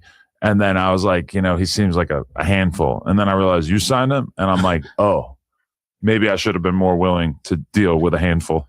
Well, I think with him, I just fell in love with who he was. I fell in love with the family. And DJ Fu brought him to me. Shout out DJ Fu. I haven't seen him in years. Yeah, he's still doing his thing. Okay. He brought him to me, and I was like, I wanted a Hispanic rapper. Yeah. I just had been going to shows with Game. Yeah. And I just seen how massive the Hispanic hip hop community was. So I just told Fu one day, I said, man, I want a Hispanic rapper. And he brought me Xan, and I'm like, this dude look like a white boy. Yeah. But it was him and Steve Cannon in the car. Shout out Steve Cannon. Yeah, shout out Steve Cannon. And it went for me primarily wanting to do the deal with Steve. And then when Xan just back there zooted out of his mind, I'm like, dude is a star. He had only one tattoo on his face at the time. Yeah. The 666 on there. But he didn't have all the other stuff. He kind of jumped the shark when he did like the drip. Yo, that's when I was like, that's too much. Well, I told him to not give more tats, but I told him a lot of stuff. So but you want to know a weird thing about the Mexicans in general, though, is that you go to a rap show, you realize like, oh, this is the majority of the audience in California. But then meanwhile, the Mexican podcasts, from my perspective, are usually like kind of small in comparison to the Black oriented podcasts. And then like historically, we haven't really seen like a Mexican rapper get that big. I think because it hasn't been marketed correctly. I think Lefty Gunplay had an opportunity, not to say he don't still have an opportunity, but I think he had a real opportunity to be massive. But the music has to attract everybody. And that's the thing, like you can go in the studio and make something and think it's incredible. You don't know if the people gonna rock with it. You have no clue. It's like rolling a dice. Really, like Lil Xan, he had such a crazy opportunity, and he should have like doubled down and really worked really hard on the music. And instead, like I saw your frustration during that time period where he was kind of like just not taking it serious enough. You remember there was a Genius show at South by Southwest that he bailed on at the last minute. And I remember you telling him there isn't going to be a second genius show. Like this industry is built on relationships and favors that you do for people, and like you bailing on this one thing is gonna basically have like a negative impact on your career going forward. And he just didn't give a fuck. But you know, to his credit, right? The young man at the time, he had never experienced. He wasn't prepared for this shit. Nothing can prepare you for the music industry, Adam. Like, so you looking at comments. Because I don't look at comments, but I tell artists all the time, don't look at the comments. But people just in the comments, people saying so much disrespectful things about you. And all the positive things that people say, people screaming your name, it gets drowned out by the negativity. You know what I'm saying? It's like I told you, people's like, man, don't do Adam's podcast. That'll hit you, but you know it's millions of people that tune in faithfully to listen to what you have to say. No, appreciate that. And so it's like it was tough for him trying to navigate through that. He had his own personal demons before I met him. You know what I'm saying? And so that's why when that whole situation went down, I want to say you jumped out the window and really stood up for me. That's why I'm doing. That's why this is my first interview with anybody. Yeah, I know. It's insane. I've been asked by a lot of people. I bet. But I said when I was going to do an interview, I was going to do an interview with you first. Yeah. Because it was you and it was Wack that really. And you were definitely and Wack loves you. Yeah, and you was definitely around, and you stood up for me, and I'll never forget that. I appreciate that. Yeah, I'll never forget that. And I kind of soiled my relationship with Lil Xan for a period of time because when he started kind of blaming everything on you, I was just like, bro, I seen this dynamic. I know how hard Stat went for you, and I know how it was your own demons that fucked your career up, and not what Stat was bringing to the table. Stat wanted to have you be a workhorse, doing every show, being in the studio every night, recording, and et cetera, and taking all this shit really serious. Because me or you know how rare it is to have lightning in a bottle as an artist and to really have motion. It's so unbelievably hard, even when you have the cosigns and the height, et cetera. And it's like that moment is so important that you need to zero in on it and focus 100%. And we, as old heads, we get that. And as a young dude, he just didn't really understand how fleeting this moment was. But guess what, though? Man, he experienced that. Yeah. Man, we went all around the world. We went everywhere. His album debuted in the top 10, man. A lot of people can't say that. Yeah. He's still performing now off those songs. So, like, man, yeah, it didn't pan out probably the way me and you thought it could be, because I thought I saw him being as bigger than like Billie Eilish. For years, whenever I see Billie Eilish, I see Diego, because I feel like she took his whole aesthetic. Yeah, if you can, she started looking like him after a while. She was really into him, droopy eyed sort of vibe. Yeah, that whole vibe. She looked like him. So yeah, but man, the fact that he got to see that, he's from Redlands, California. And he actually was all around the world doing his songs, man, doing this music. He never would have imagined that for himself, man. That's fantastic for him. I love him to this day. I never stopped loving him, even through that situation when he was talking. Yeah. And everybody's like, man, why don't you say something? Man, I'm not saying nothing about him. I love him. I will forever love him because we made history. Nobody would have ever thought that we could have done that along with everybody involved. Food, like, man, it was a great ride. And yeah, do I wish it would have extended for him and he might have not? We could have done some things differently. Yeah, but I mean, you could say that about everything. My own personal career, I could have done a lot of things differently. You know what I mean? So I'm happy he got to experience, and I'm happy that I got to know him. I met you through that whole situation. You've been solid ever since I know you, so it's fantastic. But do you think that, like, looking back on it, do you feel like what were the biggest things that Lil Xan could have done differently that would have potentially made his career what it could have been? Because to me, I'm going to put Lil Xan in the exact same category as Lefty Gunplay, where they have all the personality, they have the fan base just waiting to embrace them. But they're both committed to making the music themselves, and I think for both of them, they are not talented rappers. Lil Xan should have been in the studio with writers helping him to shape great music, because I don't think he was a talented enough recording artist to do it himself. I think he was prepared for, like, knowing how to navigate and make himself big because he studied YouTube. Yeah, like religiously, he would look at YouTube, study it, and know what's going on. I think he wasn't prepared for all the circus, what people was having to say about him and how it would affect him. You get that? So he wasn't prepared for that. And it didn't matter what anyone tells you. You just can't prepare yourself for people and the things that they say on the internet. and they start getting information about you. It's just, you can't prepare yourself for that. And then it affects you and then you spiral. Yeah. So whatever problems that you go into this industry with and you having all these other things going on, it's going to be magnified. I think that was the issue. I think I made a mistake. The mistake I made was when he did that Revolt interview and he said that thing about Tupac. Right. I should have had them pull that or made them play the whole clip. Because they just said that he said he don't rock with Tupac. What he said was, I always loved Biggie more. Even though I'm from California, I was into Biggie. I thought Biggie was a better rapper. It's a lot of people that felt that way, but the way they shaped it is, oh, I don't mess with Tupac. But when they have a soundbite like that's that, whack. That's whack. You cannot defeat that kind of narrative with truth. Because but that's why I should have stepped in and said, yo, cut that. Yeah. I should have done a better job. And I didn't do that. That was on me. So I'm not pushing fault. I think so many times in situations, we want to push fault on somebody else and say it was their fault or whatever.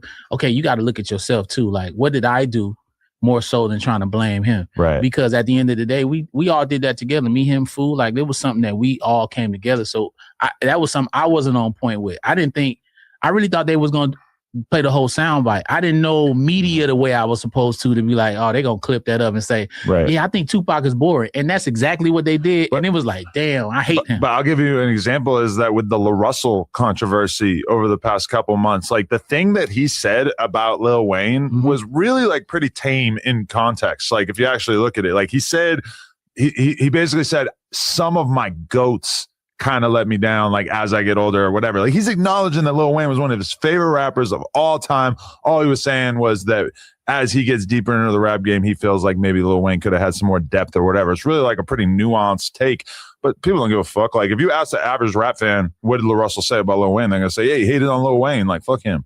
Can I say this? Because I said this on Third Verse and I said this on Culture United. I'm gonna say this on here because it's a bigger platform. Okay. I don't think enough rappers acknowledge the guilt that you feel from the type of music that you make. I know me personally, the things that I have written, the things that I've said in song, and the success that I have achieved in this business, business-wise and as a writer and as an artist, I feel a little guilt because I know what I have done it has contributed to that my family, we having things and I have a good life, but I've also said, kill a nigga, steal a nigga, shoot a nigga, die, dinga, die.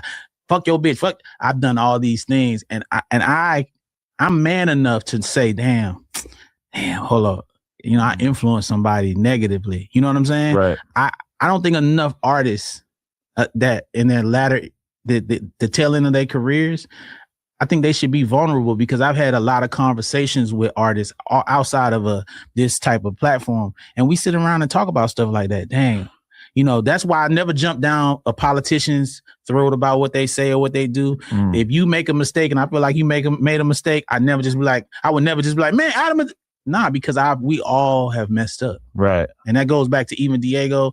Everybody makes mistakes. It's about how you recover from them and acknowledge that you made the mistake. It makes you a better person. Well, that's interesting you say that, though, because somebody like, you know, a Lil Durk or whatever, like his content's like 1,000 times more violent than anything that you ever put out there. But it's like, what's the quote is like, you can never convince a man to change his opinion when his paycheck depends on it. You know, like Lil Durk, and granted, obviously he's in a different situation being facing his case or whatever, but it's just so not helpful or advantageous to his career in any way to acknowledge the fact that he's made music that like quite literally has probably prompted or, you know, not only like his own drama and insular situations involving, you know, people in his life, but has almost certainly, you know, influenced like random kids to go out and shoot somebody or whatever the case might be. And like, it's just not something that you really are likely to hear rappers talk about even late in their career. Like it's interesting to hear you say that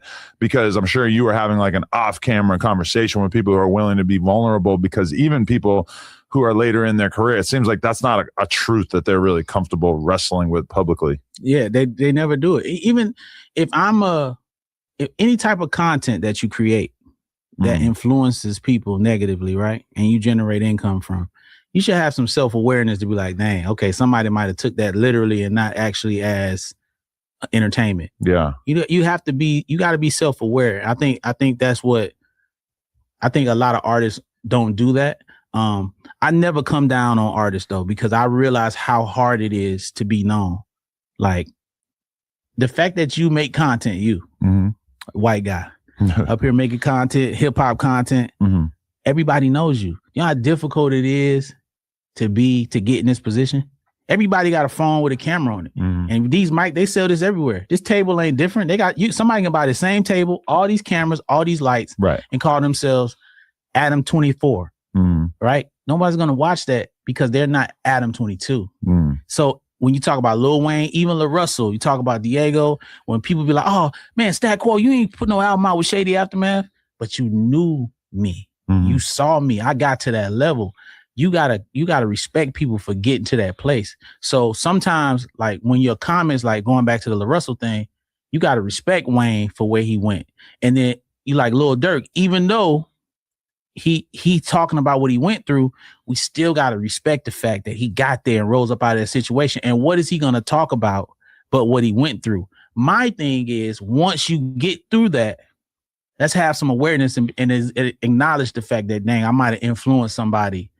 You know, that's just my opinion. I don't want to be, crashing on nobody else. The thing about it too, though, is like, even as adults, we do things that we don't want our kids to do. Yeah, facts. Like I could go out to the club tonight and drink and smoke, or fucking Lord, I don't do drugs anymore, but imagine I got drunk enough that I wanted to do drugs, and I don't want my kid to grow up and do drugs, and I don't want the young people watching this podcast to go and do drugs.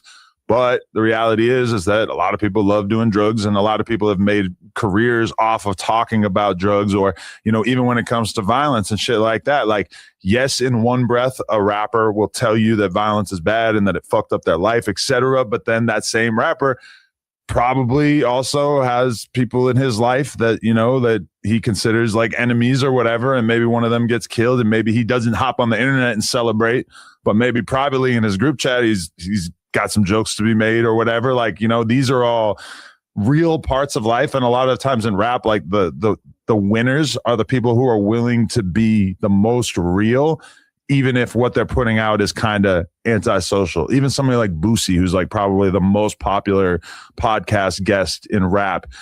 I mean, Boosie is somebody who will say things that are kind of hateful, kind of homophobic, very much considered ignorant by a large percentage of the population, and that's what they love him for. Charleston White is an even way more extreme example. Yeah, but I mean, he says things that your teacher or your, if you went to your high school class and you played a Charleston White interview clip, they're probably going to kick you out of class. That's just the reality. Well, in this game too, you got to realize it's about entertainment as well. So you got to be polarizing. You got to sometimes you got to push a button. Right. I was reading a comment. Oh, y'all talk about is Drake. I said, well, all ESPN talk about is LeBron. All they talk about is the Yankees, the Dodgers, the Lakers, and the Cowboys. And in that way, things ain't changed that much, because during your heyday, every episode, Double XL covers, they had like 6 50-cent covers in one year. That's it. And so when you talk about what these people are saying, they're saying what the public want to hear. If the public wanted gospel rap, if the public was like, I want gospel rap, gospel rap would be the hugest thing in the world. You can't blame the artist because they're trying to find a way. I'm just saying, as an artist, once you get to a place, it's cool to acknowledge and say, dang, you know what? Man, I was on some shit. Like, I shouldn't have said certain words. Kill a nigga every line of the song. It's like, and then you see some artists, that's their history. But then they want to attack politicians quick. Like, oh, you did it for the... Okay, so if you're going to attack the politician, can you at least acknowledge that you have had mistakes in your life as well? So we can all be... admit that we're not perfect people. Nobody's perfect, dog. We all...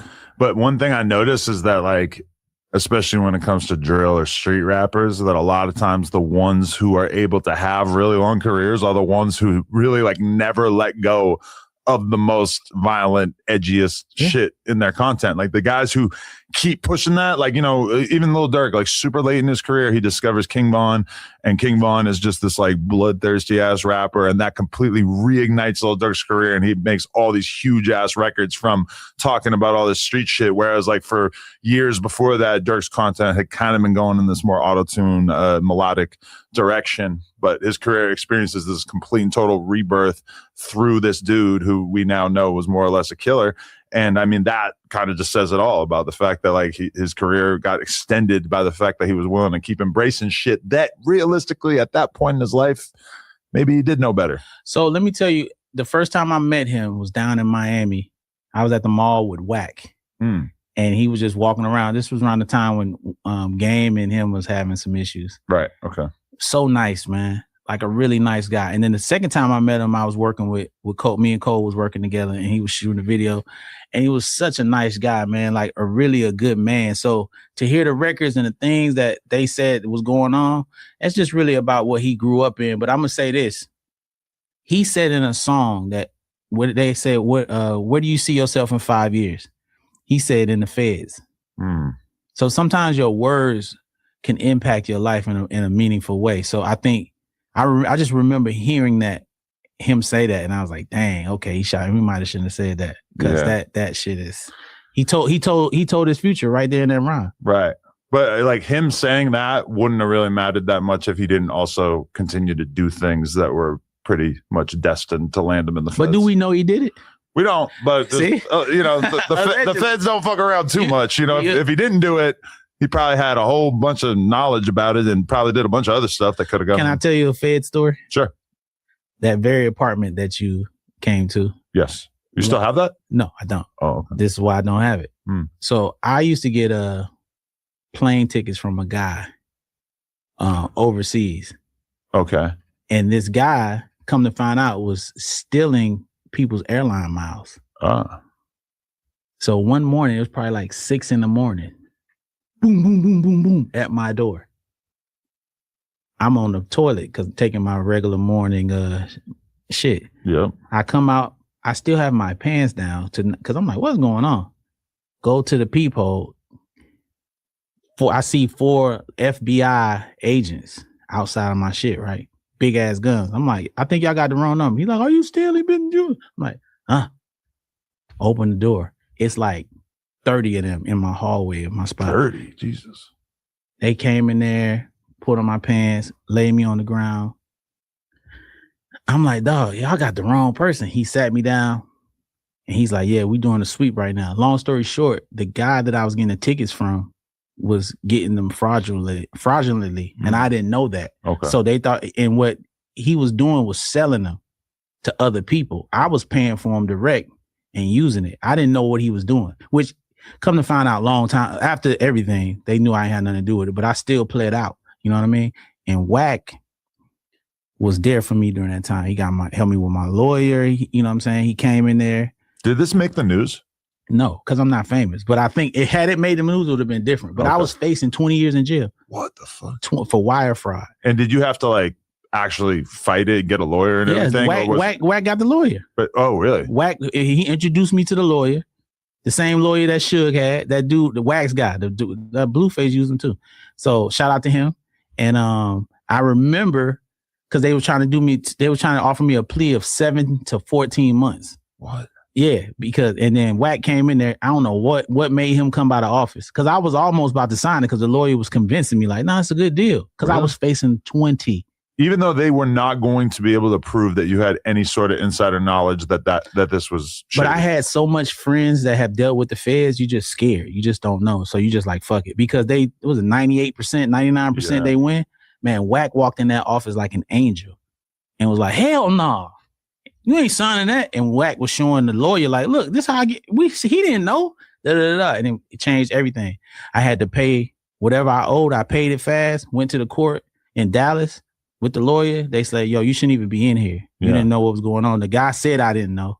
And I just end up, because I had to get something, I ended up getting a year probation. But I was facing 20 years in jail. And I'm saying, going back to what you were saying, the feds ain't no joke. Yeah. So when all these rappers and everything that they dealing with that fed stuff, the state, okay, that's one thing, but that fed shit is serious. And like, when I seen that come across with Lil Durk, I immediately was like, damn, I was hurt for him. And anybody that goes through that, because I never would have imagined. I was in jail. They locked me up. And I'm just like, damn, I remember looking out the window and seeing people walk on the street. I almost threw up. because I couldn't believe that had happened to me. Yeah. You know what I'm saying? Because I stay out the way. You know that. Yeah. I'm low key. So you seem like you would very much avoid being involved in any kind of criminal conspiracy at this point. Anything. I didn't know. Yeah. I've been getting tickets. I had been getting tickets from that guy since like 2008. He was introduced to me by a colleague of mine, homeboy of mine that used to rap in my little crew. And I thought he was just getting like, I never knew what he was doing illegal. You know what I'm saying? Yeah. Because I was writing it off on my taxes. That's how you know I didn't know. Right. You know what I'm saying? I'm like, oh, because his prices weren't too different than the which was the flight, was the people that use the travel agent. Right. So I use him or the travel agent. I would go between them. So if she can get me one for $250, I use hers. His was $300 every time. That's a huge argument, what you just said, in favor of getting a second opinion when it comes to even something like your lawyer, because you know, us as non-lawyers, we just kind of assume like the lawyer knows 1,000 times more than me about the law. So if he's telling me that I need to take this year or whatever, then you should probably just do it. And the fact that somebody like Wack, who's all street smarts, that he was able to like interject himself, and that's insane. So that's why, like, when I look at even content, I know a lot of people that hate Wack, and I don't care. They can hate him, right? That he been good to me. Yeah. So I disagree with a lot of shit he do, but I'll never disagree in front of everybody else. We'll have a personal conversation. Right. You know what I'm saying? And I tell him things like, hey man, come on, man. We have our talks, you know what I mean? On everything. So but I know, like, somebody say, oh man, I don't rock with Adam 22. I'm like, nah, that's my dog. I don't care what you talk about. That's family for me. Because when that situation went down, you stepped up and said it. And there's a lot of people that were there just like you, they ain't say shit. Yeah.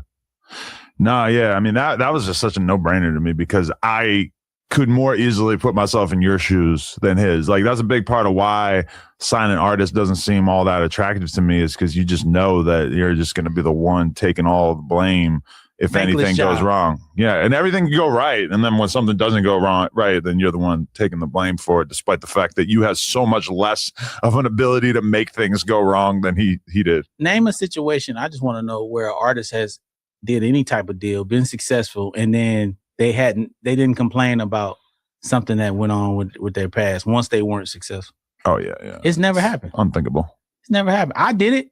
I had the opportunity. I signed with Dr. Dre and Eminem, and then when that situation went left, I did an interview like mad, like and then I look back at myself like I was an idiot for saying that. Then people gave me an opportunity, gave me a chance. They changed my life, and these people are still in my life right now. Like, how could I ever think anything opposite? But I think at the time you so caught up in like what could have been instead of what actually happened. And what actually happened is, man, you made a shit ton of money with these people, and they gave you an opportunity that nobody else did. And your name will live on forever because you was a part of something that was so historic.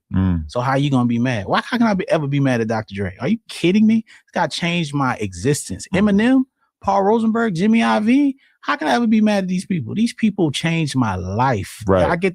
I live in this life because those people saw that I was suitable enough to be down with what they were doing. Okay, but devil's advocate, I mean, yeah, they made your life better and everything, but they didn't necessarily see the whole plan through, right? Because at a certain point, Eminem just got frustrated with you because you weren't necessarily doing things his way, right? Well, that was a mistake that I made for opening my big mouth, because I'm questioning a man that sold a quadrillion records, telling him that something's not going to work.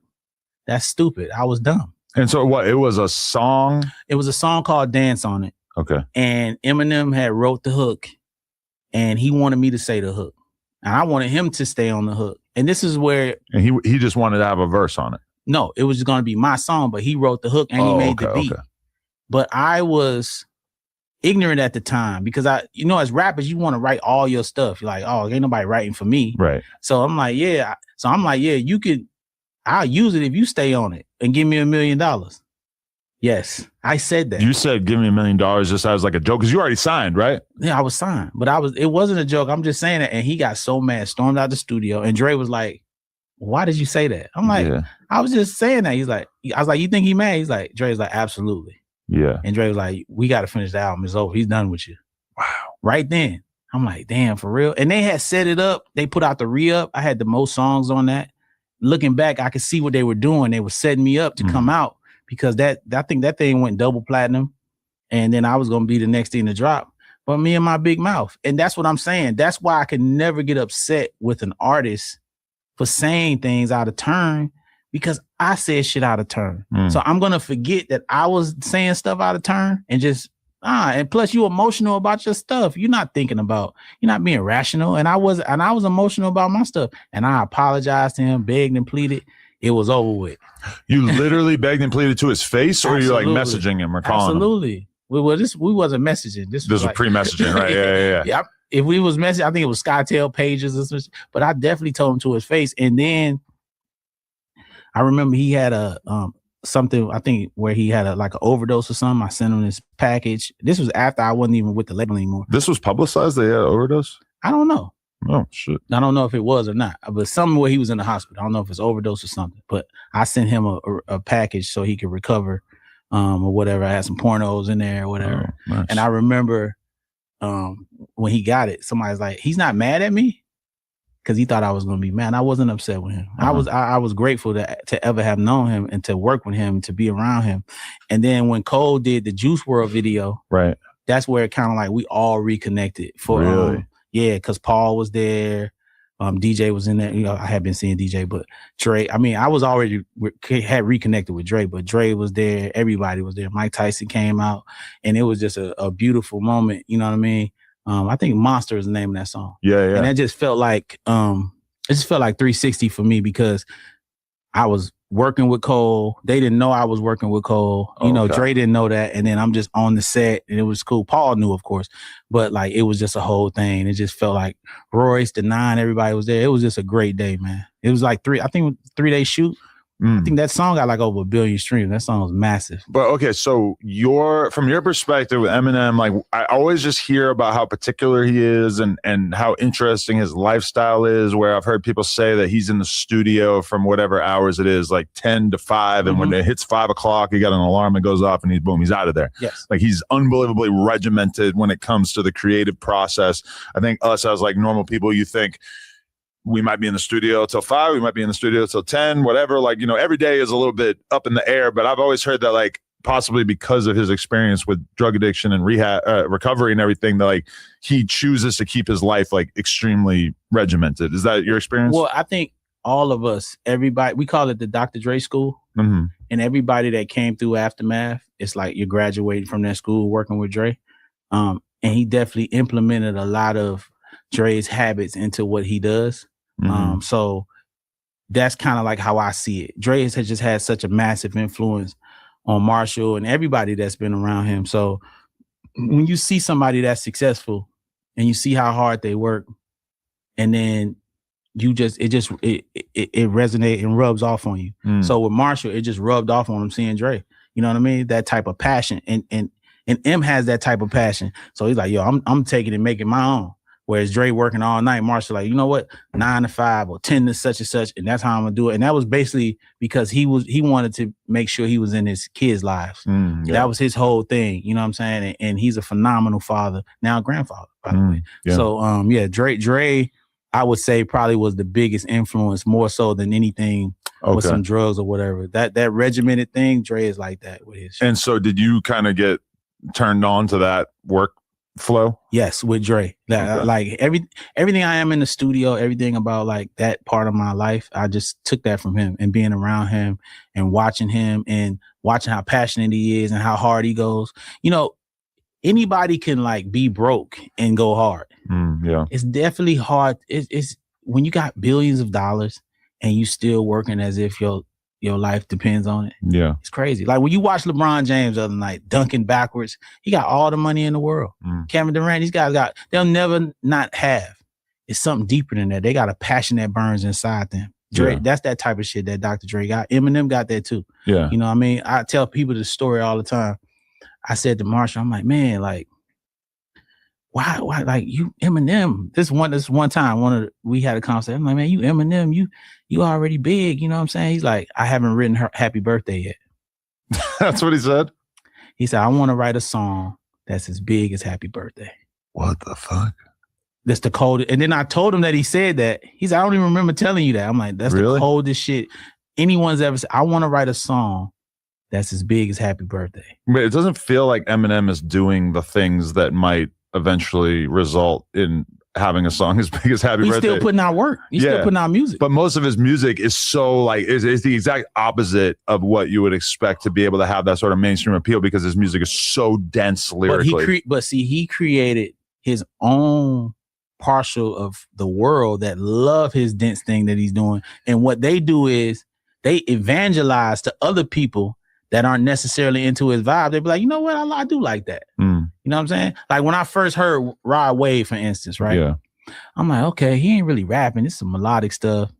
And then as I kept hearing other people talk to me about it, I find myself sitting in the house like, man, this dude jamming. Like, oh, hell yeah. You know what I'm saying? So sometimes it might not be your thing, but when you get other people, nah, you got to listen to this, you got to listen to that. And you're like, damn, okay, that's cold. Yeah. You know what I'm saying? But some things you're going to get off top. Like if Taylor Swift would have walked in my office when I was to sign, I wouldn't have signed Taylor Swift. Right. Why though? Because she just looked plain. It didn't stand out to me. It was like a regular white girl. Yeah. But she's one of the biggest stars in the world. I would have missed that. And bro, when I go back and I'm the same boat as you, where I'm just not really like primed to be able to evaluate that kind of talent. Yeah. But I've seen her documentaries and you see the videos of her performing when she's 12, 13 years old or whatever. And it is just like, whoa, like she was very far along in the process of becoming a great artist when she was extremely young. Yeah. And then she was lucky enough too to have parents that fully embraced it and were willing to move from Pennsylvania to Memphis, or not Memphis, but Nashville, just to pursue that. Like that's pretty incredible. Like to have that natural talent and work ethic, and then also to have parents who embraced it and let you get this head start where years and years and years of working your ass off that the average person might have had to do, she was able to like have parents who embraced her to that level. Who of us would do that? But see, this is why I would have missed it, because I feel like artists have to be Halloween costumes. Like, yeah, whether you know it or not, somebody can dress up and be Adam. You and your wife are a costume. 2017, 2018-ish era, there was a lot of people dressing up as me for Halloween, which is kind of strange to look back What on. I'm saying to you is, but that's what superstar shit is. Yeah. Every superstar, you can dress up like them. Eminem, you know what I mean? Yeah. So when I first seen Taylor Swift, I'm like, what's the costume? So a white girl with some blonde hair and tall look awkward. It didn't hit me like that. Yeah. So that's why I would have missed it. I would have looked past the talent because I'm talented. I'm extremely talented. I can write anything and I'm dope as fuck, but it's deeper than talented to be that superstar. Michael Jackson is talented, but that boy walked around with a monkey. Yeah. Prince played all the instruments, but he wore ass out pants with high heels, with hair flushing down his back. You know what I'm saying? J. Cole's talented, right? But he walk around here looking like a monk with his hair all kind of crazy. Kendrick Lamar had a puppet on the stage with him. Right. You know what I'm saying? In a kung fu outfit. Yeah. You get what I'm saying? So like the talent it's not enough in most cases, but with her, I still don't know how she did it. Cause Madonna's a costume. Taylor Swift is that a costume? She's just like a white girl with blonde hair. And I feel like she is like, her value is just that she's an incredible songwriter above all else. So she just makes like really, really great records. And if you really look at like the value proposition with Taylor Swift, she's not an amazing vocalist. Her singing is okay. Yeah. She's not a good dancer. Nah. Her dancing goes viral all the time for being pretty basic. Yeah.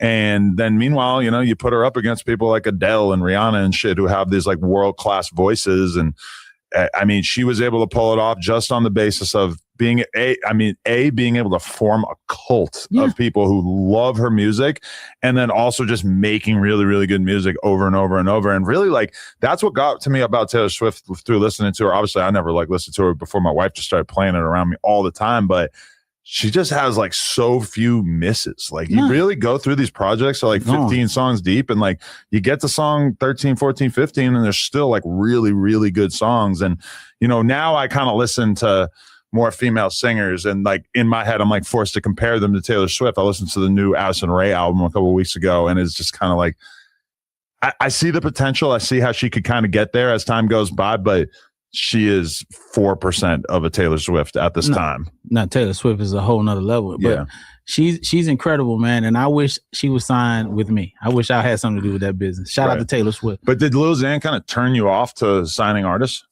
Nah, I still wanted to do it, but what kind of turned me off is just COVID, actually. And I just started looking at it, and I'm like, I don't really want to do it. It's like I've been blessed. I'm in a good space. Like, I want to do something else with my life. You know what I mean?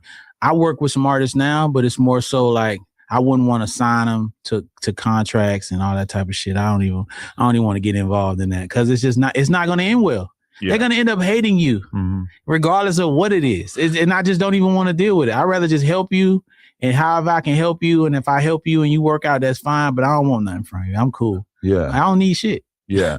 And just that responsibility of signing somebody, because like I was saying to somebody else on here the other day, is like there is a thing that can happen to you if you're in the music business where your life is one way. Like for me, I go to sleep around midnight every night.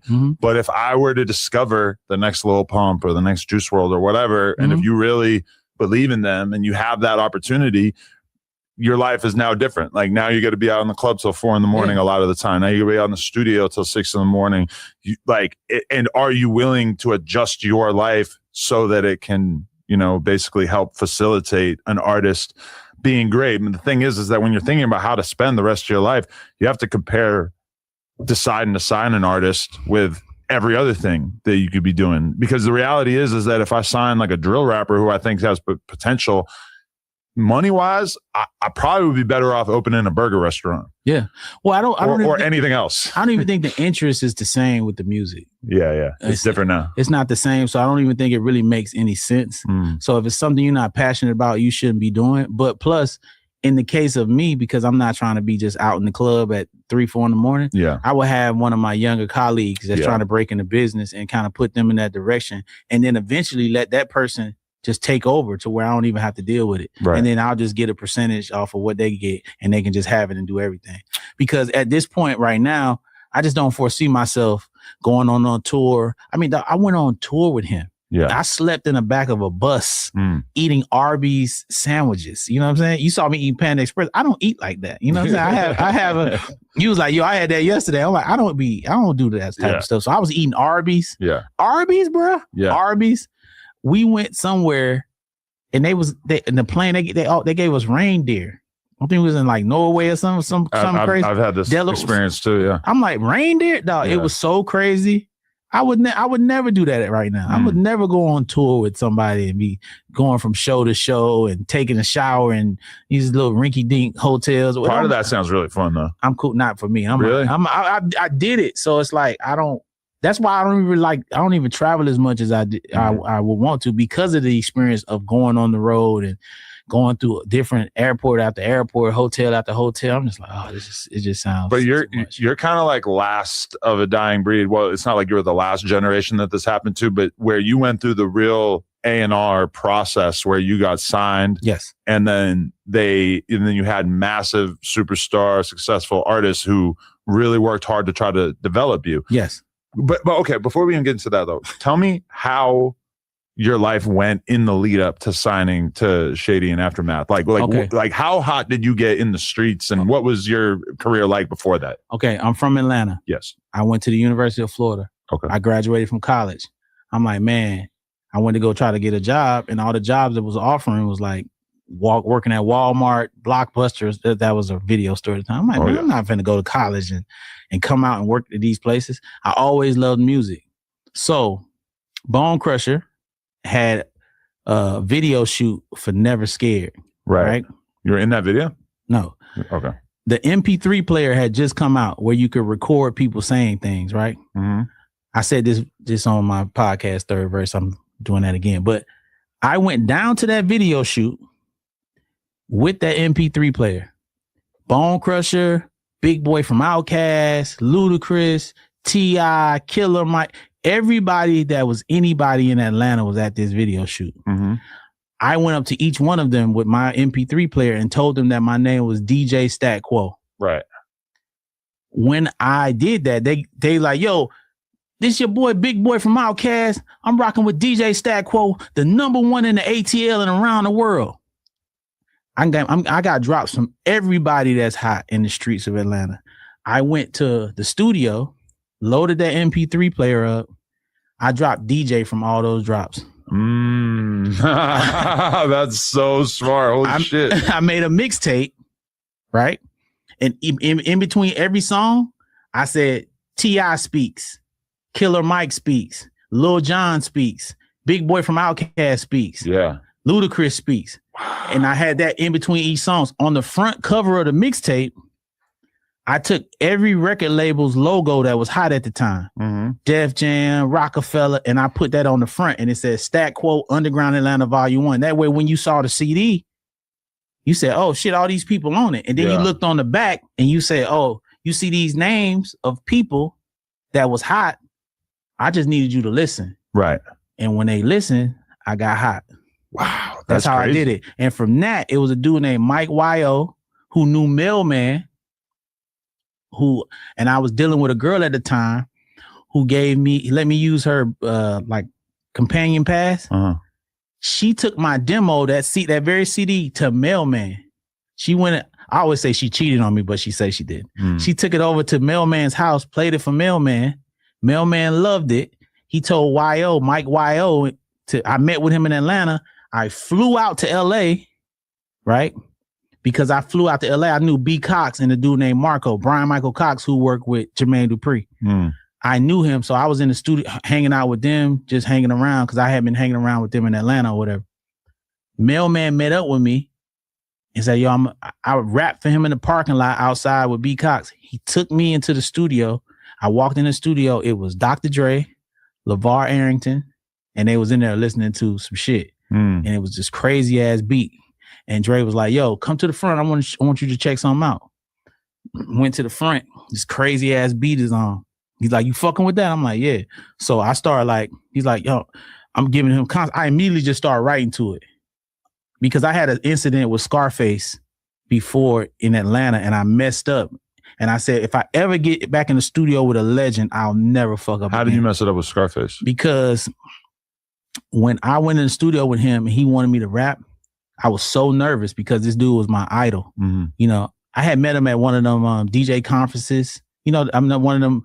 How can I be down? Yeah. I met him there because I had sent my demo to Def Jam South. India Fendrick, which was the sister of my future manager Zeke, gave it to this dude named G Wallace, and he gave it to Scarface. Right. Scarface.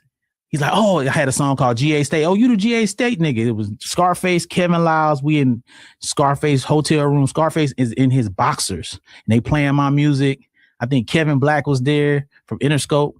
And long story short, Scarface invited me to the studio, Patchwork Studio. I went in. I was so nervous. He was like, man, you whack, and got rid of me because I couldn't get my shit together. I just was so scared because it was Scarface, right? But you were trying to rap. I was trying to rap the verse that I had wrote to. That you already wrote. That I had already wrote. But that was one of my first times in the studio with somebody of his magnitude. Yeah. So when I got in with Dre, I'm like, yo, I'll never do that again because you don't get too many shots at this shit. Yeah. So when I got in there with Dre, when that beat was on, I don't know what got into me. I immediately started rapping shit to Dre and telling Dre, you need to say this. I'm trying to write Dre's rhymes. I'm like, you need to say this. I'm just spitting it to him. He's like, oh, you felt like he appreciated that? Yeah. So he like, nah, you go in the booth. So I go in the booth. After I had wrote something for him, he's like, nah, fuck that. What would you say on this shit? And I just started busting. And then he's like, yo, he came in the booth with me. He set up another mic. And that's what it was. When I laid the part, he had went in there first to try to lay it. And I was falling asleep because I'm narcoleptic, if you don't know that. But I was falling asleep. Yeah. How many hours you sleep on average per night? Probably about 3 or 4. I don't sleep that's enough. it? I don't sleep enough. But then meanwhile, you could just fall asleep just sitting around? Oh, man, dog, it's bad. Really? I took a nap before I came here, so you don't have to experience that. Dre calls me young sleep. But he was in the booth trying to rap my rhyme. And I was falling asleep. He's like, nah, you got to come in and give me energy. So Vito, which was the engineer at the time, set up another microphone. So I'm rapping the rhyme that I wrote for him. We rapping it together. I'm telling him, oh, you say it like this or whatever. And he's like, nah, fuck that. What would you say? And I just started busting. I had all these rhymes in my mind, you know what I'm saying? And he just going off. By this time, he done had like 2 or 3 pints of Hennessy. Oh. And he's yelling in the background, this nigga the greatest. This nigga the Stat Quo, nigga ATL, nigga. Holy shit. We going down south on you niggas. He going crazy. I'm rapping. Boom. I'm like, okay, cool. This is a good moment. we come out of the studio. I mean, we come out of the vocal booth. He looks at the engineer. You got that? I'm like, oh, you got that? What are you talking about? This dude, Dre, gave me the CD of that. Whoa. I remember going into the shower because he had a shower. I turned the shower on in that bathroom at the studio, at Record One, the studio he owned. I turned the water on. I called my mama. I was crying. I'm like, Mama, we rich. Because I knew what I was going to do with that CD. It was 9 minutes long Dre was the hottest shit in the world. This was G-Unit time. Yeah. This is when 50 was just doing his thing.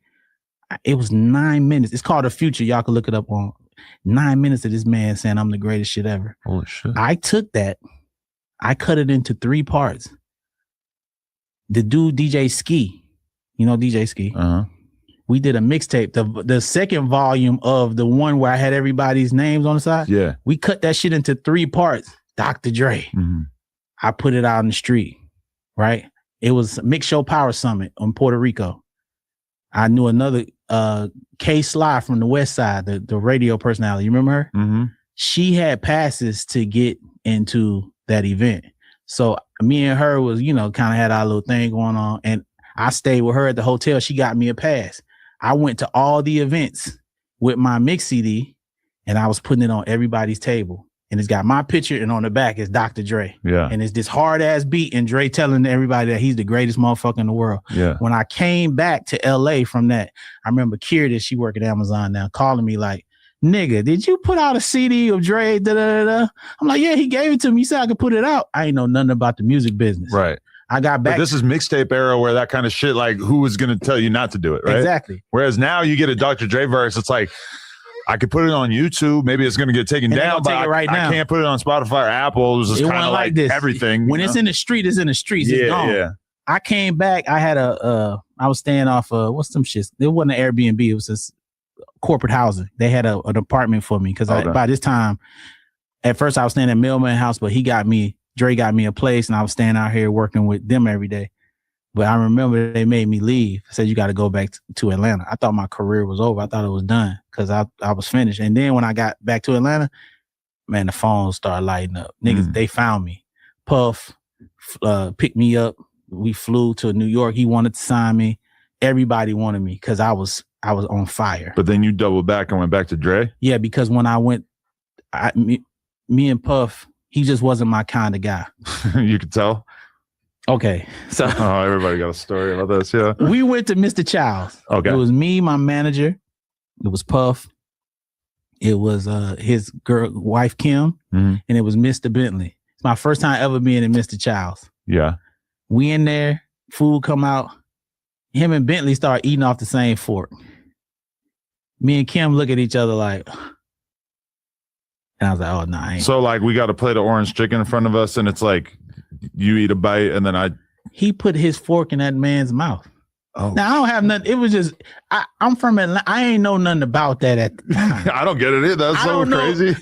I don't know. From where I'm from, if I'm gonna eat some of yours, I'm gonna take my fork and I'm gonna get it, and then I'm with my girl. I'm gonna let me try that. I'm gonna get mine and dump it into my plate.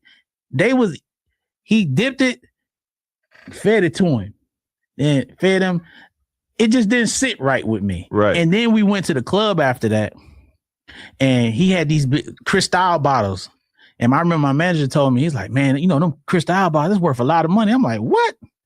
And so everybody popping the bottle, drinking. I leave the club. I got 3 bottles. I'm holding them like this. You know what I'm saying? I'm about to sell these shits. I ain't know what was going on. Mm-hmm. Puff like, what are you doing? I got to sell these. And then before that, when we were flying up, it was Puff, my manager, Steve Stout was on that plane.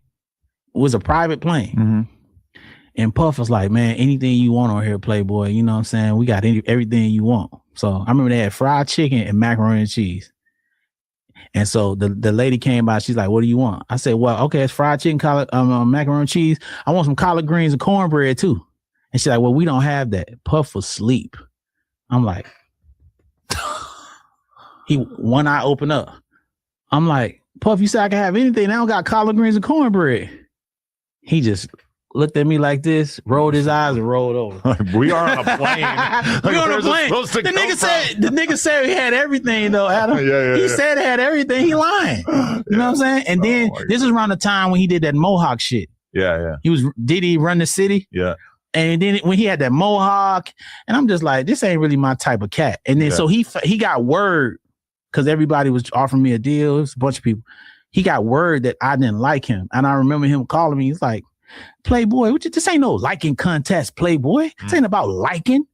You think it ain't about you liking me? It's about us getting some money, Playboy. We're going to get some money, huh? Let's get some money. And then everybody around, when I just like the staff and the people, they just looked like it wasn't right. And with Dre and them, everybody was right. Yeah, everybody had nice cars. Yeah. Everybody looked healthy. It just was right. You know what I'm saying? And and then they were just hot as fish grease too. And I just resonated with the sound and the music. So I decided to do that. You know what I mean? But I never had, my main issue, Adam, is that I didn't have an identity as an artist. Like that thing we talk about, that costume, like you have an identity as a potter or as a CEO of a media empire. Maybe a little too much of an identity. But it's good though. It works. It works. You have to have that. Right. Like I have an identity as an executive. When people know, if you play me that music, I'm going to tell you straight up. I don't care if it hurts your feelings or not. Like I'm going to tell you that if that shit's good or not, I'm going to tell you that. That's identity. That's the type of shit you got to have as an artist. You can't, like Jeezy was popping around the time. He's a drug kingpin. I rap better than Jeezy. Yeah. But he the snowman. He's got the storyline. He the snowman. And that shit sounds so hard. But on some just bar for bar, yeah. Dog, I can rap it. T.I. can rap his ass off. But he's also the rubber band man. He created trap music. Gucci Mane, Ice Cream Man. Like you gotta have, you can't just come out here and just have some bars and think you're gonna be a superstar. And I was signed to such a juggernaut. You know what I'm saying? 50 Cent. They can't come after 50 Cent with some, you know what I mean? So that's kind of like how I got caught up in the 50 narrative was so defined. The Eminem narrative was so defined. Yes. But then meanwhile, your image was like cool dude, from good rapper. What is it? But not necessarily like the most street dude. Not at all. You know, not necessarily. You're not like the king gangster. You're just like a dope rapper, which is, like I seen a viral clip going around of Sean Cotton basically talking about how, rap nowadays especially is just all about storytelling. And once the fans start to view you as a goofy whose public narrative is defined by his relationship drama or whatever, then that just like, it could just slay your career. And it is very petty, but it's like with the rap fans, like they feel like they have so much to choose from that it could be the pettiest, silliest little narrative. But as soon as they're able to pin it to you, and especially now it's a race to label you a artist who fell off. Yeah. Because everybody wants to make a couple $1,000s by making a YouTube video or a TikTok saying that you fell off. So they race to do it before there's actually legitimate evidence of you falling off. Like for instance, like Lil Baby has really kind of been like the byproduct of this because so many people talk about him, and like academics really like advance that narrative more than anybody ever could have. And so Lil Baby maybe would have had like many more years of people just kind of accepting him as being like a lit rapper or whatever. But once that narrative starts to fall into place and you've fallen off, you see artists kind of just start scrambling. And I'm gonna say I love academics too. Like I love what he does, and I think he's super important. So that narrative and that thing that he does about people falling off, that's important because the fans want that. Yeah. It's like the Drake album that's coming out. Yeah. There's a significant number of people that are only interested in hearing his album so that they can say it's trash. That's a fact. When Kendrick dropped GNX, there was a significant number of people that only wanted to hear that because they wanted to see if he fell off after that battle. Yeah, and even like me listening to GNX as like a commentator, a media personality, is like I listened to it and I'm like, oh, this is a pretty dope album. I gotta listen to it a few more times before I really have an opinion on it. But that is not marketable from a social media standpoint. The marketable aspect would be you race through it, you listen to a minute or two of each song, and then you get on Twitter and you say, this is the worst fucking album I ever heard. Kendrick fell off. Exactly. That is the one that's going to win you the day on Twitter and get you all the quote tweets and stuff like that. Whereas like, I want to sit with this album for a couple days You know, I'm the type of person where, like, throughout my life, I've never really been the kind of guy who's just like listening to an album the moment it came out. You know, I'll get to it, I'll take my time, but that doesn't really apply to this modern landscape. Like, I'm already plotting on when the Drake album comes out. What's the best kind of content for us, like doing a listening party or doing a podcast where we listen to each song and talk about it? Like, what is the best method? Because realistically, a couple days after it's out, the whole marketplace changes, where now a couple of days after it's out, maybe people are interested in hearing like in-depth breakdowns of the content. But as far as just that initial reaction, you got to race to get that shit out. You got to be the first one to it. Oh, yeah. Like I was just telling Justin, I was like, yo, when that Drake album come out, we're going live immediately. Yeah. We're not waiting. Yeah. We're going to be the first video up there because people want to see it. Mm-hmm. They want to see what you have to say. Yeah. And he is a proclaimed Drake hater. I don't hate Drake. He say he don't hate Drake, but I don't hate Drake. Right. I like Drake's music. I'm clearly more Kendrick than I am Drake because of my relationship with Top Dawg or whatever, but I don't hate Drake. I appreciate his music. I think he's extra dope. One of his main producers is a guy that I consider to be my brother, which is Boy Wonder. Mm-hmm. And I have a Drake playlist on my phone. I think his music is phenomenal. I said on third verse, when I'm at the pool, I'm listening to Drake, dog. Mm-hmm. I love Kendrick. I think he's dope. But if I'm swimming and it's the summertime, I'm not playing some of that shit. Maybe GNX got some of that on it. But generally, as a catalog, you weren't playing a lot of that music when you just at the, you know, it wasn't like that. Drake got a whole 1,000 songs that just put the playlist on and we swimming and generally it's pretty clean too. So if you got your kids out, you can put it on. Exactly. Which, yeah, you're right. I listen to Drake around my kid, and meanwhile, like I put GNX on around my kid, and my girl like turned it off after one song because he's saying the F word so much. And like you know, people probably who don't have kids are listening to that. They're like, what the fuck, like.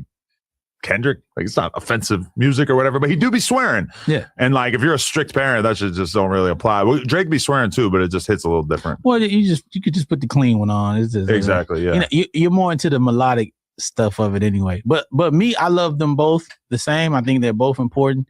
But as far as like hating on shit, there's a large market and it's a lot of money to be made to be a hater. Yeah. I mean, Skip Bayless' whole career. Yeah. The biggest thing he did was say LeBron was trash. And the reason why Stephen A. Smith and Skip Bayless, that first take shit was so interesting is because of their dynamic. Their dynamic. Skip loved the Cowboys, which is massive. Stephen A. Smith hated the Cowboys. Right. Skip hated LeBron. Stephen A. Smith loved LeBron. Right. And they clashed on that. And all they talked about was LeBron, Cowboys. That's why when people be like, oh, Kendrick, Drake, like we doing it right now. Yeah. This shit gonna go crazy when you put it out. Because we talking about this. Right.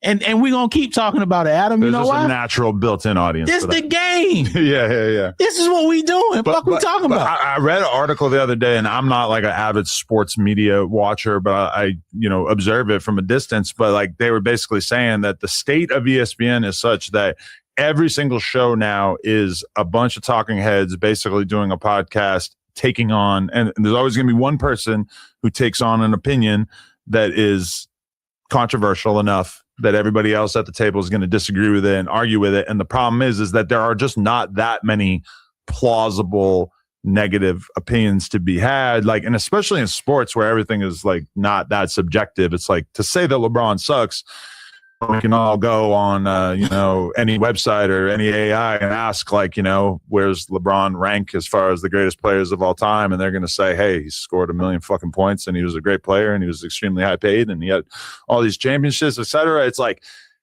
it's kind of grating to people. But like one thing I tell the people that I podcast with is like, listen, we got to find shit to argue about because a lot of times the biggest stories are the least interesting things to talk about unless there's a component of it that is worth having an argument or a discussion about. Because, okay, if so-and-so rapper gets killed, we come on the podcast and sometimes the whole conversation is just like, damn, that's fucked up. And that is just not interesting. But meanwhile, the Gucci and Jeezy thing, there you go. There's all these different moments where you could say, what was Pooh Shiesty thinking? Why did he do this? Why did Gucci tell? Why did, this is what Gucci should have done. He should have done it like this, etc. That'll make for an interesting conversation. But a lot of times the biggest stories there's not a lot to dig into because they're so simple and really depressing. It's so crazy to me when people talk about what Gucci should have done. Right. What's your take on that? I probably wouldn't have done a song. But yeah, I think the song was the biggest misstep of all. Yeah. I probably wouldn't have done a song, but I also am not him. And I don't know what he was experiencing at the time. But me personally, I wouldn't have done a song. Right. I love Gucci. I love his music. I remember one Christmas, it was at Onyx in Atlanta. And Gucci just sitting there, just chopping it up. Christmas night at the strip club playing pool. And he was picking my brain, asking me about Dre, M, and 50. You know, he hadn't had, like, I guess, interactions with them. So he was asking me about how they were. And, you know, because he's one of the greatest A&Rs in hip-hop history. True. As far as, like, what he has contributed. And funny to me that now you got people saying, yo, he this, he that, he this, he that, being negative about him. Let's just throw his whole history out because of this incident. I mean, Gucci, what, 50 years old? 47. I mean, pretty much, he's 50 years old. And whatever's going on, you know, people got to stop with this, like, trying to judge and he this, he that. Okay, let the situation play out the way it play out. I think it's not for me to be telling him what he should or shouldn't do. He should do what a man. When he go to the bathroom, are y'all holding his dick? Right, but don't you think it's fair for us to kind of consider him a hypocrite or that he was doing something out of character? But who's not? For sure. But here on the internet, being a hypocrite is pretty much the number one thing that people are going to want to discuss. Everybody's a hypocrite in their own life. Right. So this is what I'm saying. When you wake up in the morning, it's a mirror in front of you. And when you look in that mirror, you can think of a million things that you probably have done that someone would do differently than you. Right. So when it comes to that, you have to give people grace and not be so quick to be like, oh, he did it. Yeah, hey, man. Okay, he did that. Cool. All right. I'm not going to forego all he did in his career. And let's say this. If Pooh Shiesty didn't rob him, then we wouldn't be having this conversation. Right. So we just going to be like, okay, we going to say the robbing was right. But in this backwards ass culture, yes, the robbing is just fine. The telling is not. No, but that's not right. I'm just saying. But it is consistent because if you listen to Pooh Shiesty's music, he's telling you, I'm a robber. I take shit. And Gucci Mane, if you listen to his music, he's telling you, I'm a gangster. I don't talk to police. I respect Pooh Shiesty for doing what he felt like was best. I respect that because that's what he wanted to do. I wouldn't have done that. And I disagree with what he did, but I can respect him doing it and sticking to what he say he is, and he's young. I still don't think it was the right thing to do. Right. You know what I'm saying? I think that could have been handled differently. Yeah. You know what I'm saying? If that was me in that situation, if I'm with an artist and they are that upset, first of all, I wouldn't meet them at the studio. If I have an artist named Pooh Shiesty, I'm not meeting him at the studio. His name's not Pooh Nice Guys, Pooh Shiesty. And it's clear to me that Gucci didn't really expect things to go in that direction because he had 2 security guards with him, which is probably standard for Gucci. But the security guards weren't in the actual studio. One of them was outside in the car, and one of them, I think, was in the lobby, which tells you a lot because it would be very normal for Gucci to say, hey, I got this artist coming in. He's kind of a hothead. I want you to stay relatively close to me. He should have let him go and then took an override on the rest of his career. He's like, okay, you know what? You can go. I keep the whole catalog. I take 15, 20% going for it and be done with it. Yeah. That's what I would have done. Yeah. Gucci was still probably trying to hang on and do future projects. Yeah. I would have just let him go and then got my money back from the future stuff that he did. Yeah. Because I'm not about to sit here and argue with you when you don't want to be with me. It's like being in a relationship. If your wife is saying, hey, I don't want you no more, you're going to just be trying to force it to go. Yeah. Like, you go home and she's like, Lena's like, I don't want you no more. You're like, no, baby, please, baby. And she's just constantly telling you, no, I don't want you. It's going to lead to her doing fucked up shit to you because she's telling you that she don't want to be with you. And I'm sure before they met up, I'm sure that they've had a conversation to say he don't want to be doing this. The energy was in the air for sure. Yeah, so like, yo, it's too much. That's one thing I like about basketball. Generally, when a basketball player is like, I don't want to be on this team no more, they get him the fuck up out of there. Right. Yeah, because it's so obviously performance-based. That's the weird thing about rap is that, or podcasting, same thing. If you're somebody on No Jumper and you move the needle every single time you come on the podcast, the numbers go up and we get a bunch of clips with a bunch of views or whatever, then it's like, that's what I'm judging you on. That's you scoring 40 points, you know? And then meanwhile, if you come on the podcast and the comment section quickly fills up with people complaining about you, or it seems like the clips of you having an opinion on something don't really do good, I'm kind of using that to judge your value. But then meanwhile, in the rap game, it's always like, they didn't invest enough in my career. They didn't believe in me. They didn't do this, this, and this that would have actually taken my career to the level that it was supposed to get to. I want to tell a secret to everybody that's watching this. I'm going to look at the camera when I say this. I think it's mine right here. Yeah. I can't blow you up. Adam can't blow you up. The people blow you up. What Adam can do is play you on his vlog. And if people like it, then it'll blow up. But Adam can't make those people like you. And this idea that a label or a production company can make you bigger than what you are, that's not how this works. Nobody's going to invest more money into you so that they can make less money back. You know what I'm saying? If I spend 100, I plan on I want to make 10 million. That's how this shit goes. When a label give you $1 million, that's them saying we think we can make 20 to 30 million. Right. That's the flip they want to do. Yeah. You know what I'm saying? So this idea to think that somebody can just come along and take your music and blow it up. No, when I found Diego on his channel, it was already moving. He had 10,000 views. I knew people already liked it. So I knew, okay, they like this kid. He a star. I can kind of like craft the talent. Let's get him to go to the studio, give him a place to do his thing, and then actually pick out the right songs. Okay, cool. Oh, Cole Bennett, man, let's have him shoot the Betray video. Okay, Cole, make sure my communication with Cole is right to make like not rushing Cole. And that's what made me and Cole really get close, because doing that process of waiting for him to do that video, I never was on Cole like, do this, do that, hurry up. You know, he was like, man, you've been so cool. And it's been like 4 months. He shot that shit, put it out, gone. But that's because it just was the synergy and the people chose up. Because at the time, Cole's channel wasn't like crazy huge. You know what I'm saying? 2017, 2018. I mean, it was big on like more of an underground level. It had like 30,000 subscribers at the time. 30,000? I feel he has like 20 million now. I feel like he probably had a lot then too. No. I know. I know. I remember where I was sitting on the Melrose in 2017 when I first saw the Betrayed video, and like from our perspective, Lyrical Lemonade was already gigantic at that point. Yeah, it was big because Pump did his thing. It was a bunch of shit going. Like, but it was so much simpler then because it was just running gun skies. Yeah, it was just running gun videos. Like I would see Cole Bennett shoot a video in an hour or two. Like I seen him shoot a Lil Wop video. It took probably an hour. We're in a random apartment. It was different.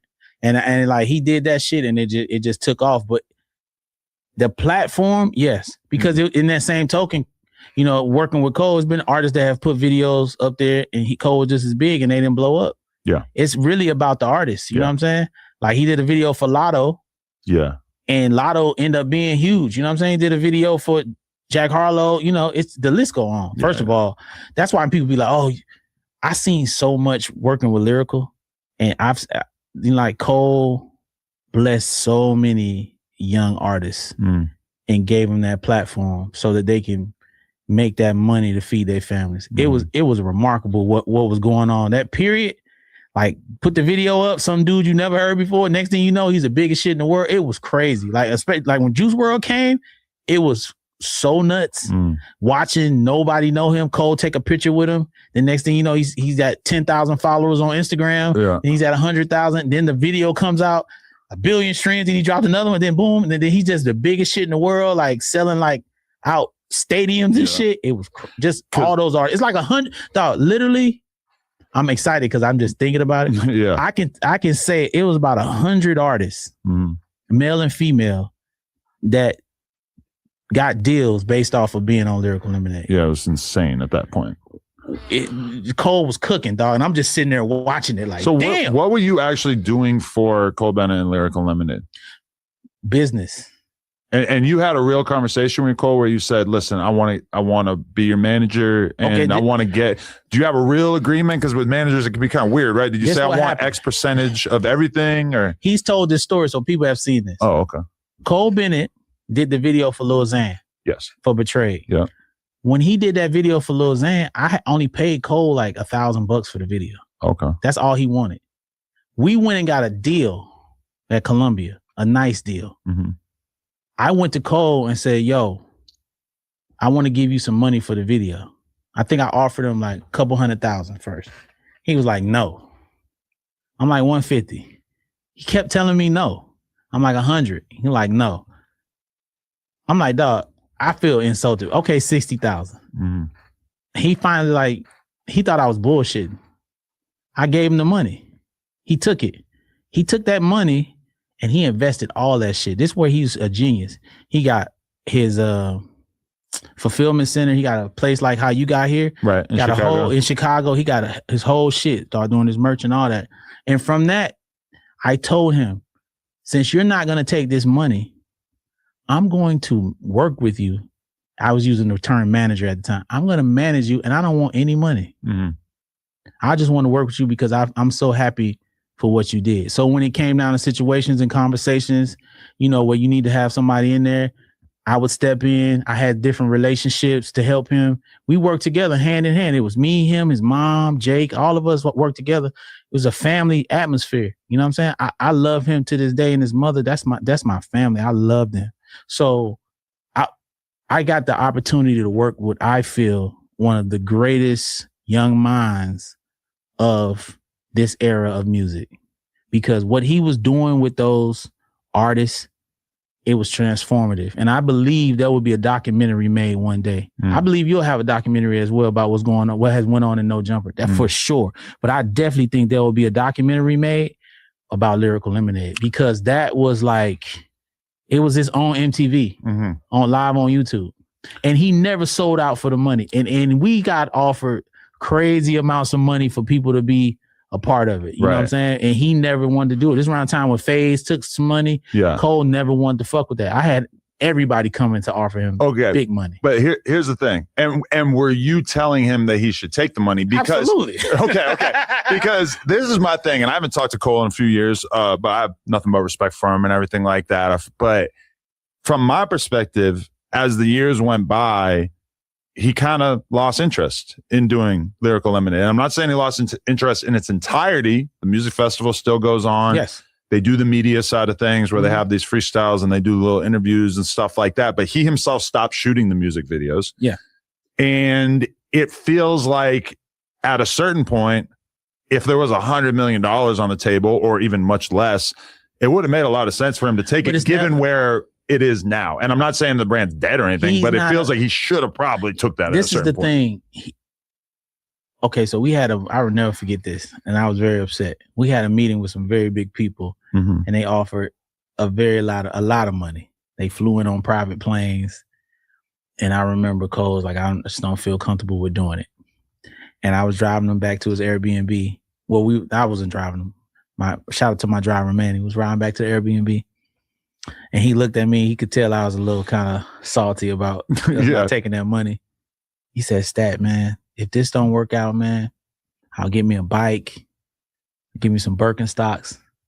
I'll just live on the beach, man. That's what Cole said? He said, man, don't worry about this, man. You might need that money they were offering you to live on the beach out here, though. No, but I'm just, when he told me that, yeah, it just gave me a different perspective. It's not about money. He never really seemed super motivated to become the crazy rich guy. Yeah, and even now, I don't really know what he's actually doing to make money. We was at Denny's. I remember we was at Denny's and he told me he purposely at one time would keep the lowest amount of money in his bank account. Really? Just so he didn't feel just so he could still feel that pressure, even though he had all the money in the world, you know what I'm saying? But he would do that so he could feel that pressure. It pushed him and drove him to keep going so he wouldn't get comfortable. And he was never driven by money, man. Yeah. And so when you say he stopped, he could have rolled that video shit out. He could have took that money, but it's about, he got to be passionate about something. He's always stressed impact. It's all about impact.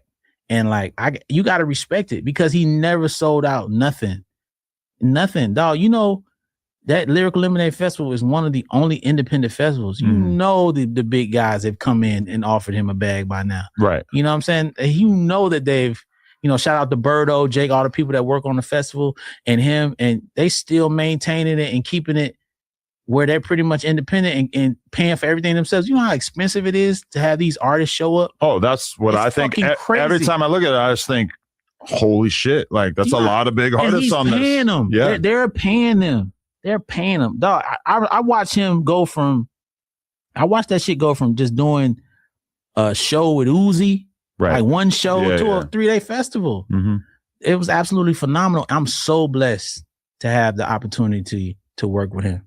Dog, I think about it all the time that at one point that I was working with him, and then me and that brief stint where I was working with you, that shit was awesome for me. Cause I'm like, damn, I had the pulse of the youth right there. I had no jumper, and I'm working with Lyrical Lemonade. Right. I didn't even tell him that I was working with you because that would have been a problem. But like, because you competitors in a sense. Yeah.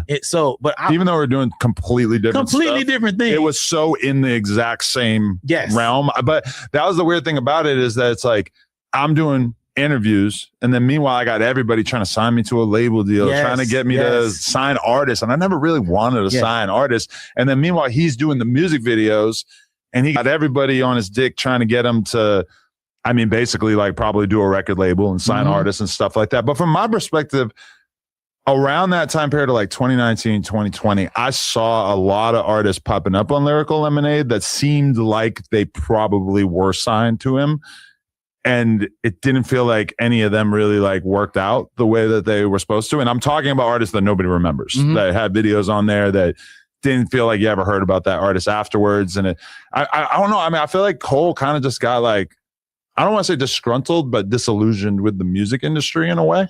He never liked the music industry. He never liked, and that was kind of like why he never really wanted to be a part of the business. He just thought it was slimy. Yeah. And he has a good reason to feel that way because it's a slimy business. Right. I tell people all the time, you can't drive straight on a crooked road. You know what I'm saying? And that's the music industry. Like, if you think you're going to be straight up and down and be in this game, that's not how it works. It goes like this. Yeah. It's like the content game, dog. Yeah.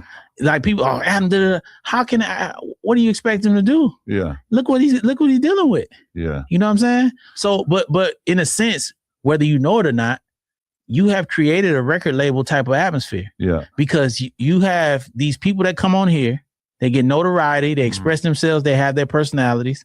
You keep them up here, they get mad at you for whatever reason. Next thing you know, they got these microphones and cameras, and they're like, man, fuck Adam 22. Yeah. Exact same thing for sure. Yeah. That shit is going on all the time. They coming over here, they're trying to fight. Dog, that's so crazy. I don't even know how you even deal with that. When I came over here, I'm like, dog, I know for a fact he has had some showdowns, or people have come over here with some bullshit. Not really. Really? You're lying. All the shit you be having up Who here. really were trying to do something to me, who came here? Yeah. No, not really. No one's ever tried to do nothing to you. These people talk. I guess you know what? It comes across very convincing when I see it. Yeah. I mean, it's been a couple times I was gonna call you like, damn. You're like, yo. I didn't like watching you get the boxing thing either. I didn't like that. I rock with you, dog. Yeah. So I don't like to see you in situations, and I know you got your, I know what you got your bag or whatever. To me, like that, the whole thing was a big troll. Yeah, you know. And then people messing with you about your situation with your wife. This is one thing that I don't do, and I will not do.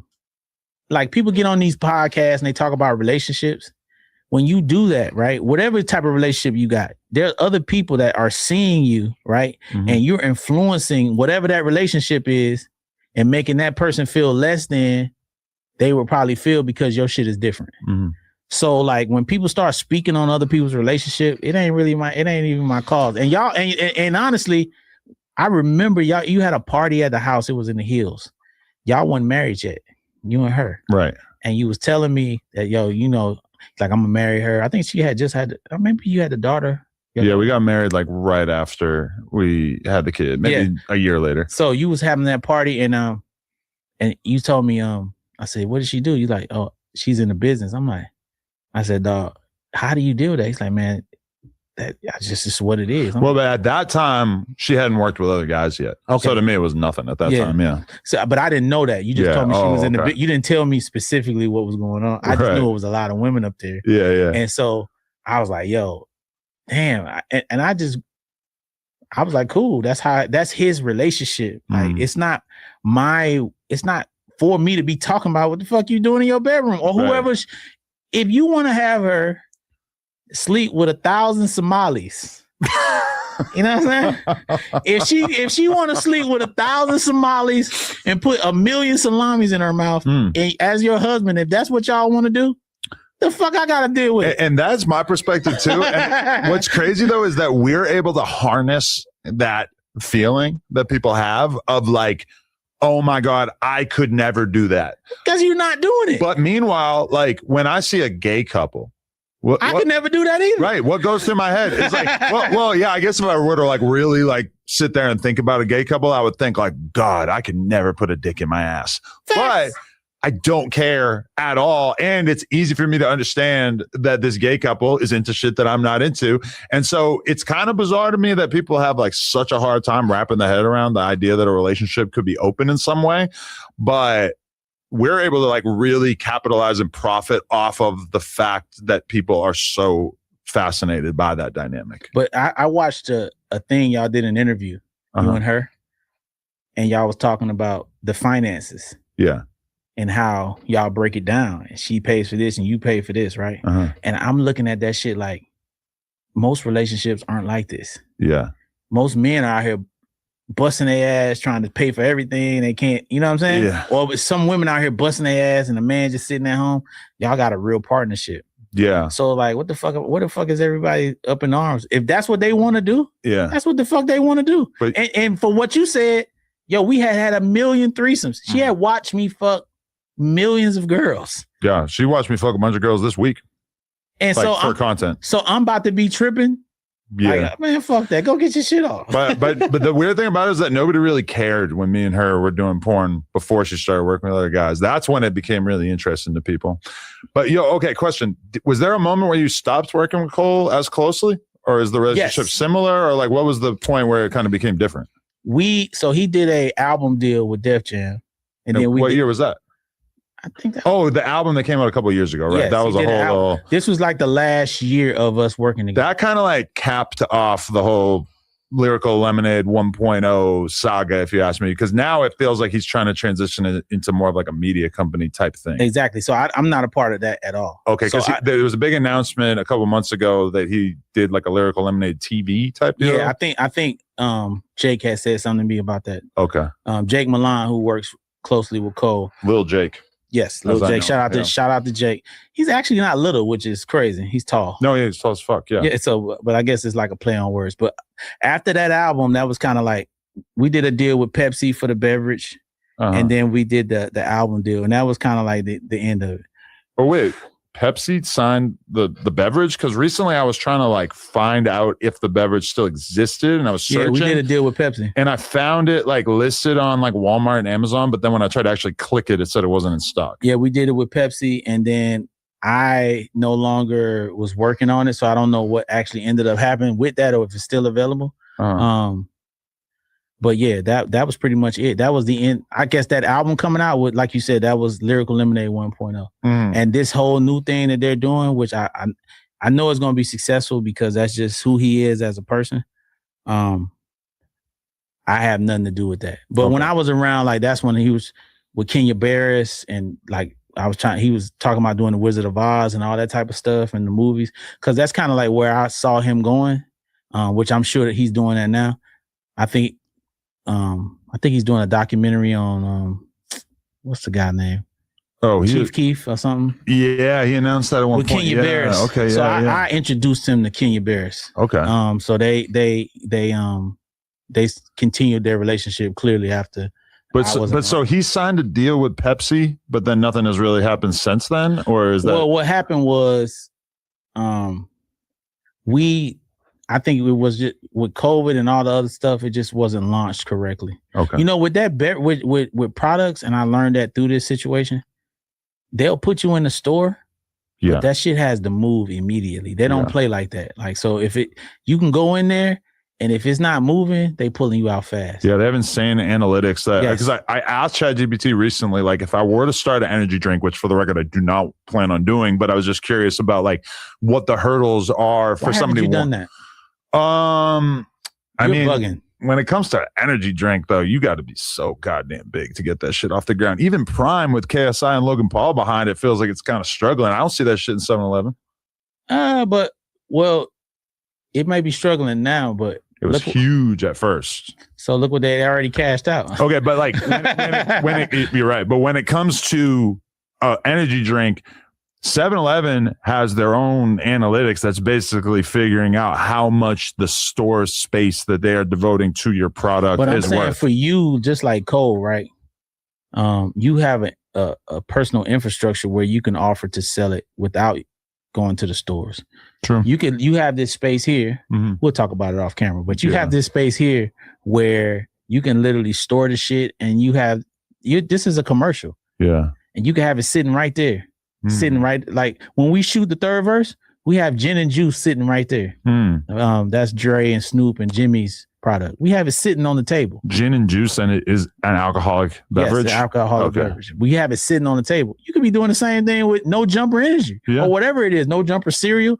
It's just a good name. The thing about energy drinks or drinks in general, though, is that people buy them sort of off the cuff at the store. Like, not many people are ordering like a 30 rack of an energy drink to keep in their fridge. That's the same way that we're going live for your members right now that pay $5-6 a month for your content. Yeah, they'll pay for that drink. Right. And you make just enough to where you're satisfying them. You don't have all that crazy inventory. It's a good business. Right. What are you selling right here? Content? Nah, Adam. You gotta have. We could be selling more. You're right. Yeah, like that sweatshirt you got. That shit is dope as fuck. This shit is from probably 2018. I just busted it out for the first time in so long. What I'm saying, why we don't got more of those? Yeah, merch is tough. But bruh, merch is tough because people make too much product. Merch is, bro, like you go back to 2020, you had people like the Nelk Boys and Logan Paul and all these dudes just printing money off merch. That era is way different if now. I make 40 shirts, right, and I pay $100 or $400 to make 40 shirts, right, and then I go and sell those shirts for $100 a piece, right, that's $4,000, right? Sure, that's money. It's money. You just made a quick flip. That guy behind that screen over there, that pays a salary. Yeah, a dude that walked in here pays a salary. And what did you do? Nothing. They're here to consume anyway. They're watching you.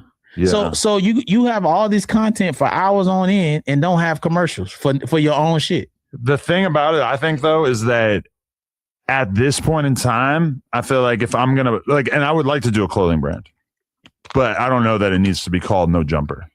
But that's whatever it is. I'm just saying. I don't think World Stars merch was ever really going to be all that successful. The name No Jumper, just like Lyrical Lemonade, should be a product. Yeah. I'm just telling you, I'm not, No, you're right. It should. The fact that you're not selling, no, you got 5 million subscribers on YouTube. Yeah. Third verse has 6,000. We still got gin and juice sitting at that motherfucker. But that's relationships. I don't give a fuck. I don't give a fuck what we talking about. Right. Sorry, I didn't mean to do that. But all the other podcasts that have 6,000 followers or whatever, might not necessarily get the Snoop and Dre liquor deal. But what I'm saying to you is, I'm just saying, I don't care. Something was going to be on that table. Yeah. I was going to promote something.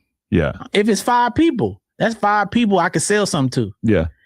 People always want to hit the home run, Adam. Yeah. Like, dog, just get on base. Yeah. You saying, clothing line's hard. Yeah, it's hard. You trying to be fucking Ralph Lauren. You don't need to be Ralph Lauren. Everybody want to be Gatorade. What's wrong with Powerade? I guess at certain points we've made clothing that's sold disappointingly. You made too much. You know who? It's not really. You know Lush One? No. Okay, he's one of the hosts on here. He's a crazy ass white dude in a Mexican gang, and he had this whole narrative where he had this viral freestyle where he called himself the cocaine bot, and it was super viral with our audience at that time. And I remember we made shirts that was like him as like the Terminator with fucking snowflakes. It was this whole like cocaine bot dynamic or whatever. And I think we made 100 and sold like 18. But that was kind of depressing. And I was kind of like, I feel like ever since then we sort of fell back on the merch. Okay. So you look at how many members you have. Yeah. Active that's spending the most money. And you make merch for them. Yeah, that's true. I should get on it. But okay, wait. So when your time with Dre and M had clearly came to an end, was that you also being frustrated with music in general, or did you keep your career going past that point? Okay, so because you put the album out in 2014, but it was a different album. That was some bullshit. Okay, right. So when my time came to the end with M, I was depressed. I didn't have no M and Dre. I was depressed. I went through a little something. But then Dre invited me back out to LA to work with him, but as a writer. Got it. And from that, I was writing for everybody that was coming through there and then working with him. Because when you work with Dre, it's more like a collaborative type of deal. So we're all in there just like putting it together. Right. And then I remember like my rent check had bounced. And then I had stopped working with Dre at this time. And my rent check bounced. I was like, damn. They had called me at the rent office. I was staying at this place called the Piero downtown. And all I had was this Mercedes that Dre had bought me. And I sold that Mercedes. And then I paid my rent. And then I had it was my homeboy Matthew Schultz. And we call him Matt Fingers. He had a guy that wanted to get a verse from Game. And I'm like, yeah, I called Game. I remember when Game was practicing for the Drew League. I went over there. I'm like, hey, yo, you do a verse for my homeboy or whatever. Game said, I'll do it for free for you, Stat. He did that verse for free. I think Matt charged to do 30,000 and me and Matt split the money. So from selling my car, I sold my car for like 40-something thousand. And then I got like the 15 from the deal with Game doing a verse. And then from that, when Game did that verse, I didn't leave right after. Me and Game always worked on music with Dre. So whoever would come over, me and Game would be writing hooks and everything for them. Me and Game just worked well together. You know what I'm saying? And we just had a good flow. So I started working with him, like literally like producing and working with Game. You know what I'm saying? He's writing crazy shit. I'm helping him put the record together. And we did like a mixtape called OKE. And Game split that profit with me 50-50. Like he put it out through Empire and we just had a good working relationship. And this is where I first start. This is when I meet Wack. Right. So I'm working with Game. We did the Jesus Peace album. I think Game at that point wasn't necessarily, I don't think Wack was the manager then. I think Tato was, I believe. And my homeboy that worked at Interscope, DJ Moore Millie, got me a $30,000 check for working for A&R in that project. From Game's budget. You know what I'm saying? DJ is Jimmy Iovine's nephew. That's who I do the podcast with. Okay. So he got me that. Oh, that's Jimmy Iovine's nephew. Okay. Yes. Interesting. So yeah. So that's how, like, I'm just telling you, literally, I went from broke to having a couple of dollars. But were you depressed about the fact that, yes, writing is dope, being in the music industry in general is dope, making money is dope, but for a period of time, you thought that you were going to be a big rap star? Well, of course, I felt that way. Yeah. But, I'm the type of person that you got to pick up your pieces and move and figure it out. You know what I'm saying? You can't just sit there and dwell and over, you can't cry over spilled sperm. You know what I'm saying? As I tell people that have babies out of wedlock. So like that was the whole shit. I was more like, what frustrated me the most about rap is how hard I worked on my bars and people just did not give a fuck. Like how good I was and people just did not acknowledge how good I was. Right. That frustrated me the most. One of the first times where I felt some jealousy was when I watched Kendrick at the Pop Out and he performed Euphoria.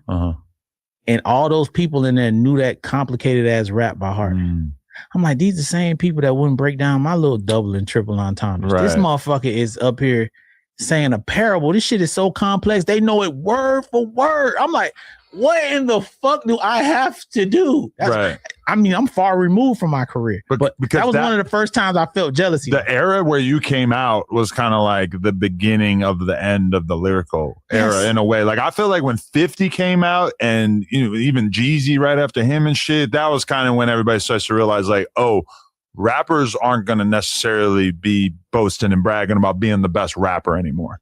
That was kind of like the introduction to that being the new template. Because I mean, you could go back to like the late 90s. Obviously, somebody like Puffy's not trying to be the best rapper, but like the best rappers of that era or the biggest rappers were largely lyrical rappers, Jay, Nas, M, etc. And then by the time you get to like the early 2000s, mid 2000s, that's starting to sort of fade away. But man, yeah, I really thought I was gonna be the biggest rapper in the world, and I wanted to be, and it just wasn't in the cards for me. But dog, I have been successful at everything that I wanted to do in music. Yeah, as an artist, as a writer, as a manager, having my own production company and label, and now doing and getting into the media space. That's why I tell people I have won at everything. I knew nothing about the beverage industry. I helped secure a deal with Pepsi. You know what I'm saying? I was in talks with Junior Bridgman before he died to do it with Coca-Cola. We hadn't even sold anything in stores. Right. You know what I mean? I'm in those guys that work at that company, it's $1 billion corporation that they in there talking with me. You get what I'm saying? I've done it all in this shit and won at everything. Right. Every fucking thing. I'm blessed like a motherfucker. Cause somebody say, yo, you didn't put your album out. I made millions of dollars as a rapper. As Stat Quo the rapper. Believe it or not, guys, I made millions of dollars as a rapper, which is crazy. So when somebody like, yeah, you weren't successful, I made $1 million. The fuck? I ain't never not made $1 million doing anything. And so now I'm doing the Third Verse podcast. I'm a winner at that. Adam, I'm a winner. Yeah. If I say, yo, Adam, let's do this and do that. Let's do this product. We're gonna do it and it's gonna work. Right. I just know how to win. Yeah. I'm just saying some people got that shit. No, definitely. I mean, like that's the whole thing is that there's only going to be so many successful or even profitable rappers in any given year. Absolutely. You have to be able to, once it becomes clear to you that this is not going to be the thing that's going to make you a millionaire, you got to be able to pivot out of it.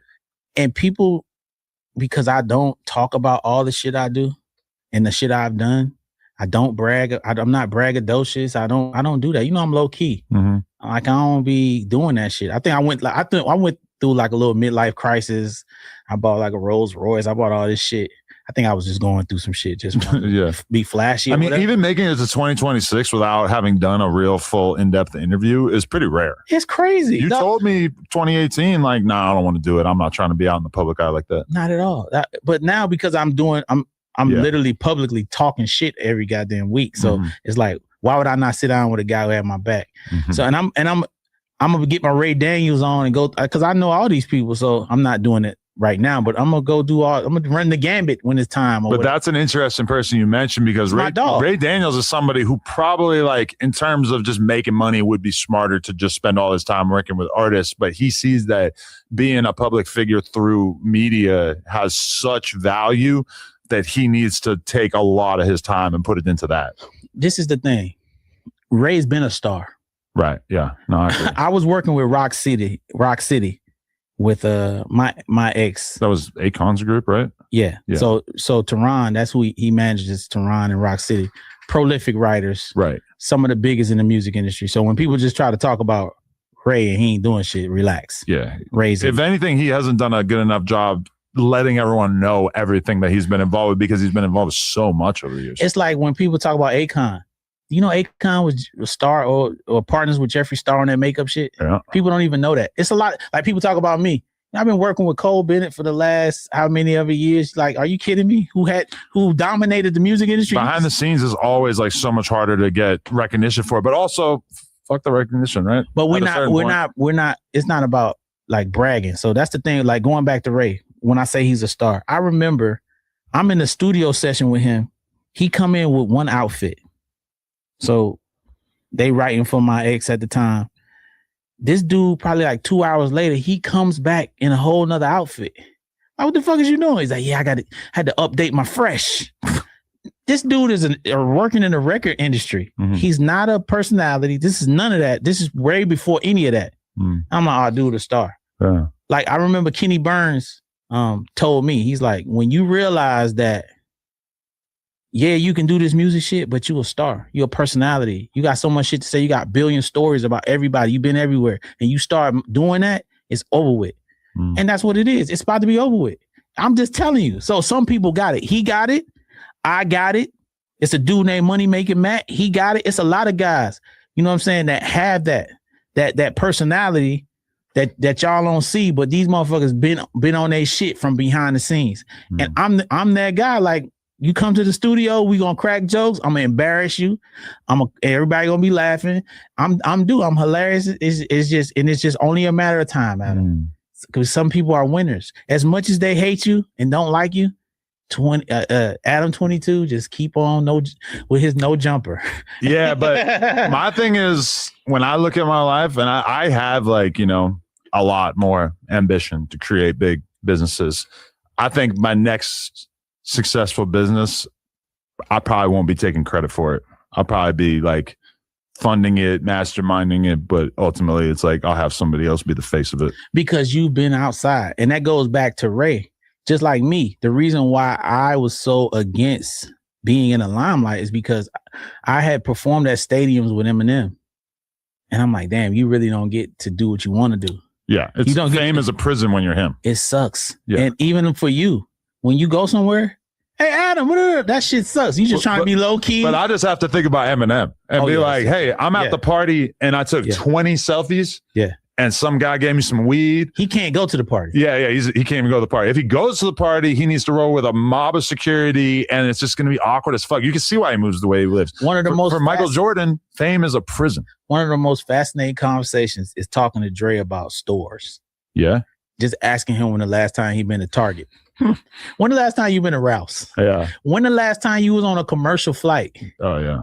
When the last time you was on a bus?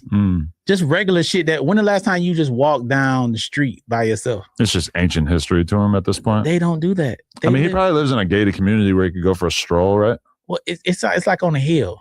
Oh yeah. So you're not going to go stroll on it. But his house itself, it's a stroll. Yeah. He can walk around his house. It's like, and what he did, not to put his business out there, he built a replica of the Santa Monica stairs in his backyard. Wow. Yeah, that's insane. That's got to be a hell of a yard. Bruh, it's so crazy. He has, you know, the Santa Monica stairs. Yeah. The exact same shit in the backyard. It's probably like 100, right next to his big 200 stairs. Right next to his big ass chicken coop where he has eggs and chickens and all his shit fresh and a garden and all that type of shit. Wow. You know what I'm saying? But that's shout out to Charlie Red. Because when I was at the Calabasas stairs a couple months ago, I seen Kevin Hart coming down and he's with two big ass dudes who are probably either like actually his bodyguards or just functioning as his bodyguards. But even Kevin Hart, you know, he got the hood up and he's like moving like, you know, real fast, like coming away from it and stuff. Because I mean, Kevin Hart is like famous as fuck, but I feel like if you're Dre, he's just not that guy. He don't want to be constantly dealing with that attention and shit. Every time he would go over there because he loved it. Yeah. You know, he couldn't get through the workout. And then you don't want to be an asshole. Yeah.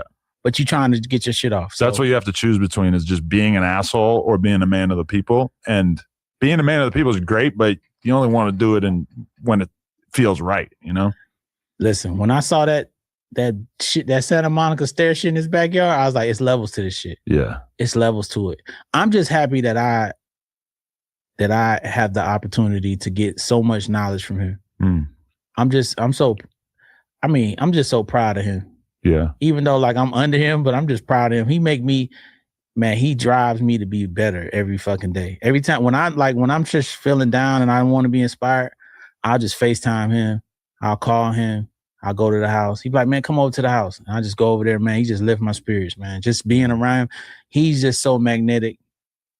Like, I love that guy, man. I love him and I appreciate him so much for being who he is to me. Like, he's somebody that's my everything. I feel like that about Wack. That's my guy too. So it's just like family. But Dre is just like, man, that's Dr. Dre, man. And that's my boy. You know what I'm saying? It's like I forget that sometimes because he don't come off like that. It's not like, yo, I'm Dre. Like, he don't do that. Yeah. Nigga just cool. Like, it's just my partner. But do you like, all right, from my perspective, my fan take on Dre is that he's almost like too meticulous with the music because you feel like it seems like he just gets trapped with the music to the point where it's not big enough or it's not done. So he ends up kind of like not releasing music for huge amounts of time. But how do you argue with success? Yeah. That's like Sade only put out 2 or 3 albums, but she wanted to be the greatest of all time. Yeah. She only had to do 2 or 3. Lauryn Hill did 1 album and then some unplugged shit. Right. How you argue with his success? Yeah. Whatever he did, it worked, right? But do you feel like there's something where he could put out more music, but it's why? just Is he that scared of like taking an L, like putting out an album that doesn't perform and it looks bad? No, it's on just his not. legacy? He's not gonna put it out unless he feels right about it. Yeah. And I made this comment on the third verse, like they was talking about Eminem and why they not touring and why Dre not touring. I'm just like, I could tell you exactly why they're not touring, because they don't want to. And I can tell you why Dre's not putting out more music, because he doesn't want to. If he want to put out some music, he's gonna do it, and he's earned the right through what he has given us to say, I don't want to do that. But does he just work on music every day? And he does what he want to do every day. So if he want to work on music, he does. But from your perspective, is Dre's average day is he work on music for a big chunk of it? He works on music a lot, but if sometimes he don't, sometimes he does. From my perspective, I can tell you this: that man wakes up every day of his life and does exactly what he wants to do every day, and that's the dream. It's not the money, Adam. Right. It's being able to do what you want to do when you want to do it. Yeah, Dre's life would look a lot different if he was really just trying to money maximize. Yeah, he never chased the money. That's one thing I respected about Cole, because Dre never chased the money.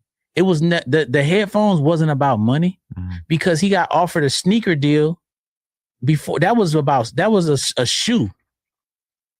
Shay Vicious had put together this whole thing. I forgot what company it was. Beats was supposed to be a tennis shoe. And Jimmy came to the house and saw the proposal. And I think it was like for $30-40 million they was offering him. And Dre was like, I don't really know if I want to do this, but it's a lot of money. And Jimmy was like, man, don't do sneakers, do speakers. That was the quote on the studio wall of No Excuses across the street from Interscope. Because Beats was supposed to be tennis shoes. Right. And they took that, Jimmy with his mind, got with will.i.am and start working with designers and put that shit together. Jimmy's a mastermind. And they put it all together, and Beats became what it became. LeBron helped with wearing them with the Olympic team, and that shit took off massive, dog. And look at that. Yeah. All because he didn't just jump to do stuff. Like he said, yo, I'm not doing that. And like, we were saying with like the narratives about artists falling off or whatever, it's like, if there was a narrative that like, oh, you remember when Dre did those whack ass sneakers?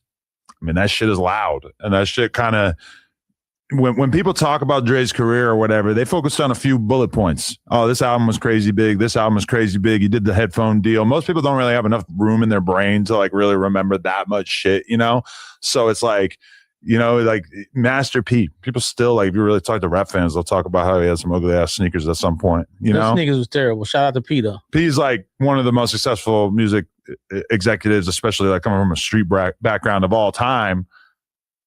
Sometimes it's a lot more appetizing to focus in on one thing that didn't work, or that's if you do reality TV. Oh Lord. I mean, that reality TV will get you so much more attention than almost any business deal you're ever going to do, because it's right there live in front of your face. It's meant to entertain you.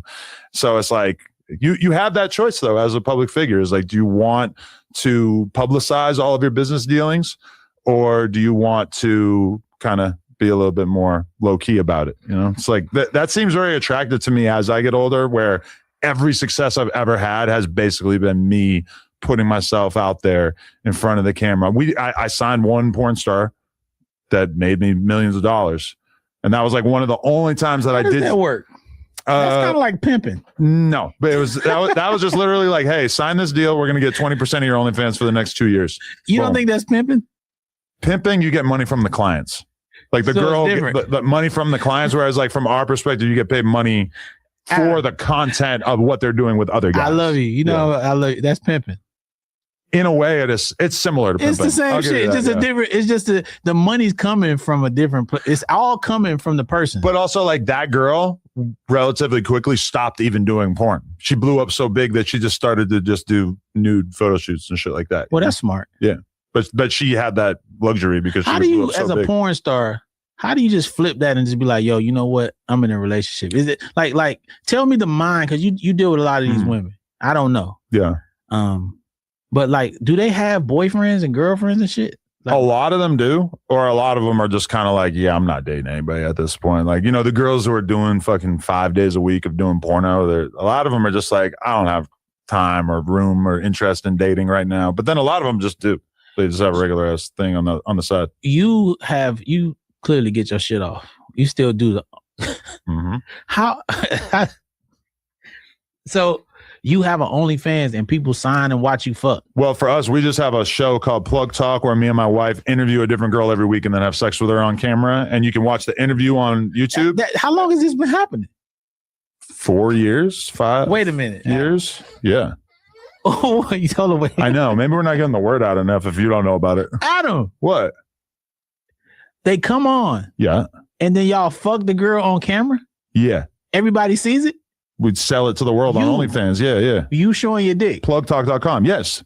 You didn't know I do porn? No. Oh, that's fire. Hell yeah. The fuck are you doing? You thought my wife was just getting fucked by other guys and not by me? I thought y'all had threesomes at the crib. No. We do. You a porn star? Yeah. Oh shit! I should have pounded you up. All right. This is the crazy thing that you're not going to be able to wrap your head around. My wife is at some point, and I'm not going to name how long, but she's going to stop doing porn and she's just going to have kids, and I'm going to keep doing porn. So that's going to be a whole. Yeah, we talked about it. That's a whole new chapter in my life that's going to happen at some point. So, because she did a part 2 with the guy, right? Yeah, and then she shot with probably maybe 8 other dudes. Oh. Over the years. Yeah. Did you watch it? I've seen it. Not the whole thing necessarily, but I've seen parts of it. Yeah. Yo, you a gangster, dog. You a gangster. Thank you. You are a gangster. What kind of marriage is this? Where y'all get married at? Fucking hell. Pretty close. Italy. How the fuck you do that? There's no big deal. Where was she made at to allow you just over a 4-year period to just be fucking women and interviewing? Glendale. Damn, what? I've been to Glendale a lot. That's where the Target is. I've never seen nobody like your wife. She's probably the only one doing this sort of thing. That's crazy. Yeah. Your unicorn. How did y'all get? How did this start? Y'all was just sitting watching The Simpsons. You like, you know what we should do? Plug Talk. Oh, yeah. How did this? We had an offer from a company basically that wanted to help us do X-rated podcasts, but they just wanted to do shit where the girls would take their boobs out or whatever. And when me and her talked about it, we were just like, that's stupid as fuck. We want to if we're gonna interview a girl, we should fuck her. And so we just went in our own direction. Do you ever get tired of fucking? No. Come on, bring it in there. No. Man, you are a fucking. Every time I do porn, it's holy fuck. I feel so lucky to be making money from doing this. You are incredible. Thank you. That's crazy. Incredible diapers. Incredible diapers, my boy. I'm wearing one right now. No, you're not wearing a diaper. No, I do. No, just kidding. But yeah, that's fucking nuts, Adam. I had no clue when I was coming over here. I'm sitting next to fucking the porn star. This motherfucker Adam out here. You can go to the store and buy Adam 22 fleshlight. Fleshlight. What's the fleshlight? Well, for women, it's a mold of your penis, of your vagina. For me, it's a mold of my penis. You have a mold of your dick in the store? You can go online right now and buy it. Yeah.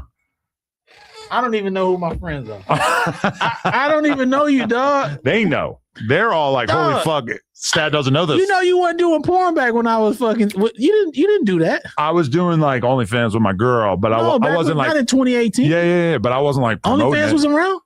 Yeah. Damn, you been so. Are them girls really making that amount of money on there like that? My girl is. Some girls are, but not all of them. Does she have a foot page? No. Okay, I got homeboys that love feet. You could probably buy a custom foot video on our OnlyFans. I'm pretty sure. That is crazy. Yeah. How many women? So every week y'all have a different girl? Yeah, basically. Have any repeats? Yeah. Damn. So how do you get? You take submissions? Like what happens? People DM me. We throw them on the spreadsheet. You know. So women just DM you and say, "Hey, I want to fuck you and your wife." Yeah. What? And then I submit that link to the girl's profile to the Plug Talk group chat, and then we decide if we're going to do it or not. I am a lot less picky than my wife is. You are stealing money.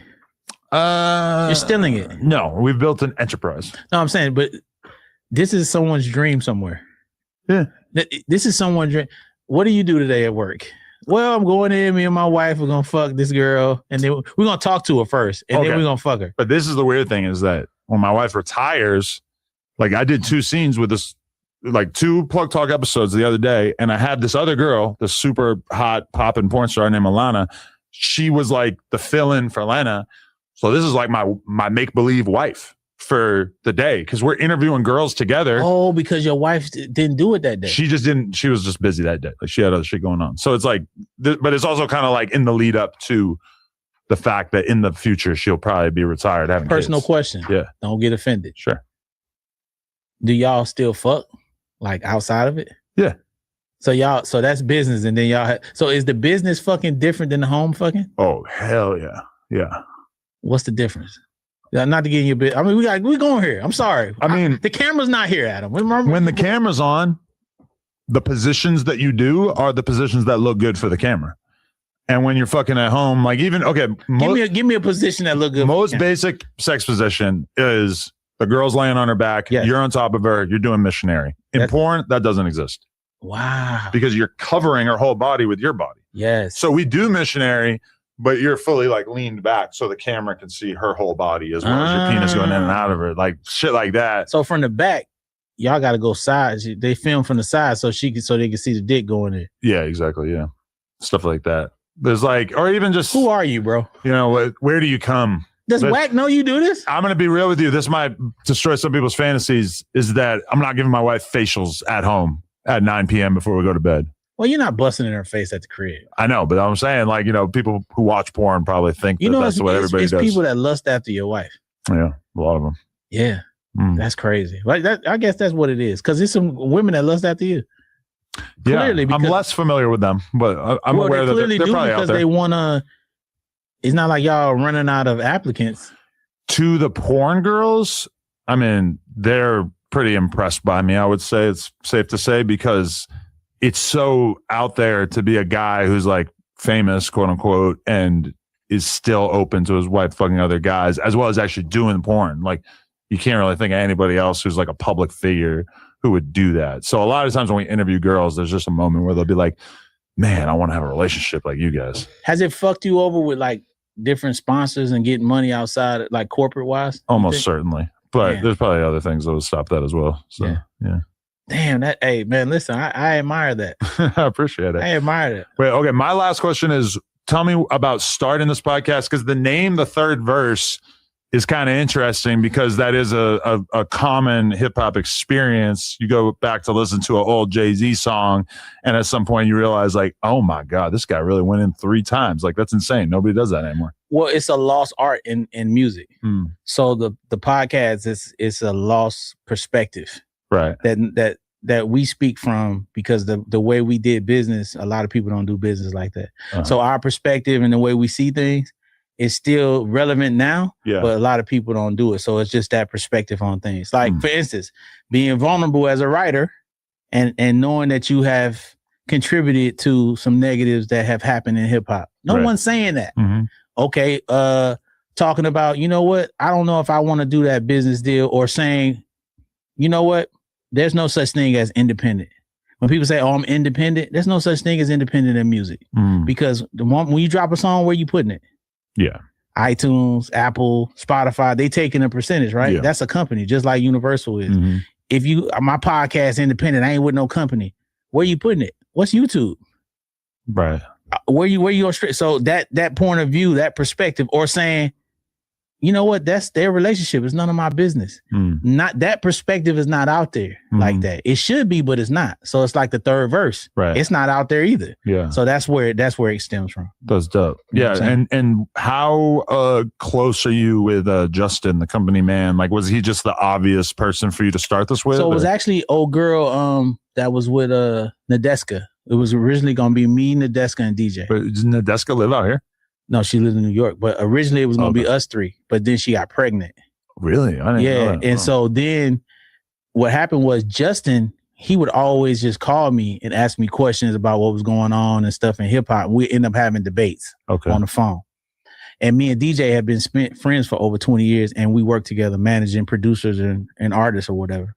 And so I'm like, yo, you know what? We should have Justin, because I feel like with me and DJ, it'd be too silly. You got to have like a real person. Like you have made yourself into a journalist, whether you know it or not.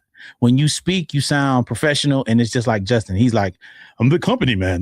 Like that shit. Well, would you say that he's like the more academic side of things, and you're a little bit more flavorful? Oh, absolutely. Okay. I'm in there cutting up, acting silly. Yeah, I didn't do it with you today, but like that's the shit I'm on. I'm acting silly. I'm talking all kind of shit. You know what I mean? Yeah. You know, I'm the animated one. DJ's very animated, but he's got to get more comfortable. Okay. But yeah, man, it's really dope, dog. It's the beginning. I appreciate you for you even reaching out and having me up here. No, for sure. I wanted to do this forever. So when I actually started like watching clips from your podcast, I was like, if he's doing this, for sure I got to be able to get him to do an interview, right? Yeah.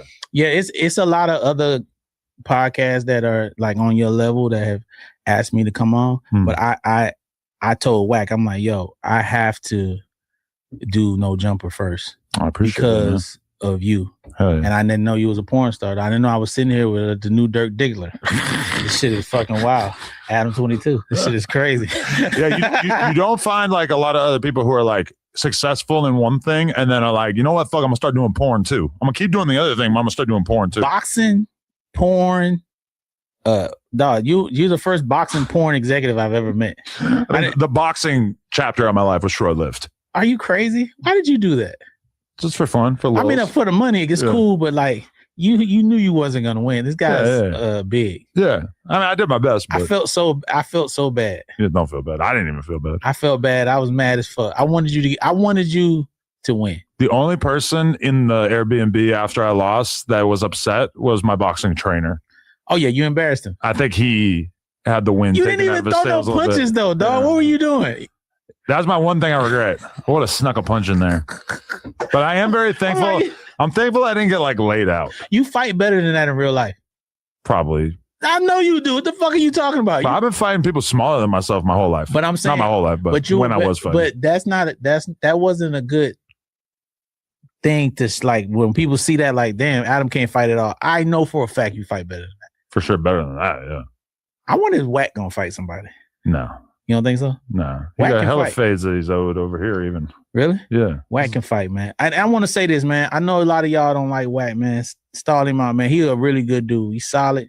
You know what I'm saying? Like good man. Good man. You know, so I see a lot of the stuff going on. It's a lot of good guys that come up here. All y'all, I support everybody, man. With Crip Mac, I love Crip Mac. Love Crip Mac. Blueface, all the different guys, the characters you made up here. All these guys you turn.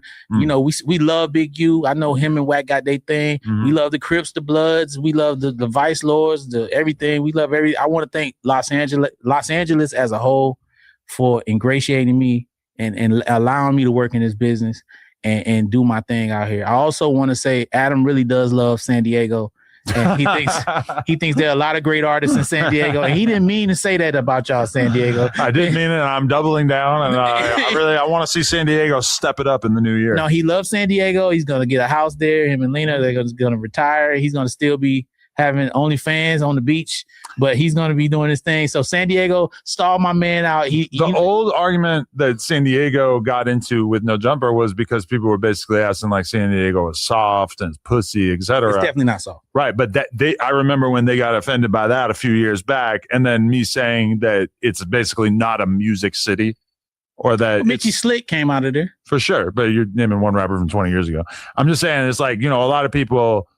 I don't even understand how anyone from San Diego can take themselves seriously by getting offended by that, because it's like, bruh, if you ask the AI, name the top 10 rappers out of San Diego, it is not a good situation. What's that dude, Rob Knox? He was out of there? Rob Stone. But then if you ask Chad, like, who are the top 10 rappers out of Northern California or out of the Bay or out of LA or out of, San Diego got to step it up if they want to be considered in that think it's your delivery. Yeah. I just say how it is. It was you gotta. Up north got mad because I said that Northern California is less evolved than Southern California. They really weren't feeling that. I haven't spent enough time there, but they got San Francisco. It's beautiful. Oakland. But all I meant by evolved was like the music industry and they got Empire. Right. But I mean, we got like every label. Well, so you saying they're less corporate? There's just, if you want to be a successful rapper, there's just like way more shit going on down here. And hey, there ain't shit going on down here either. Like Southern California's cold in general. hip hop is cold in general. Let's end with that. What's your thoughts on the state of hip hop in general? Because it feels like pretty fucked up from a lot of people's perspective. It's because the youth don't want to rap anymore. The youth want to stream. They want to be YouTubers. If you go in high school and middle school, you ask them what they want to be. They want to be YouTubers. Yeah. And so now they're getting cameras like these and setting up in their room playing a video game, and where they would be rapping or making music, they're reacting. It's a young kid. His name's Slayer or whatever. He's dope. Yeah, he's young. missing the E. Yeah, he's dope as fuck. But other than that, I can't really name none of the guys that's really crazy that impressed me. That's like night. Because I was just saying, we don't have young superstars. Yeah. Where's the 19 and 20-year-olds that are like dope as fuck? Somebody said to me, you didn't talk about Nas and Jay-Z battle like this. We was talking about all the other MCs that was going on while you focusing on Drake and Kendrick. Well, yeah, we was talking about Nas and Jay, but we also had all these other artists that were fucking taking over the world at the time, so we didn't have to focus all our attention on it. Now, Kendrick and Drake are 40 years old, bro.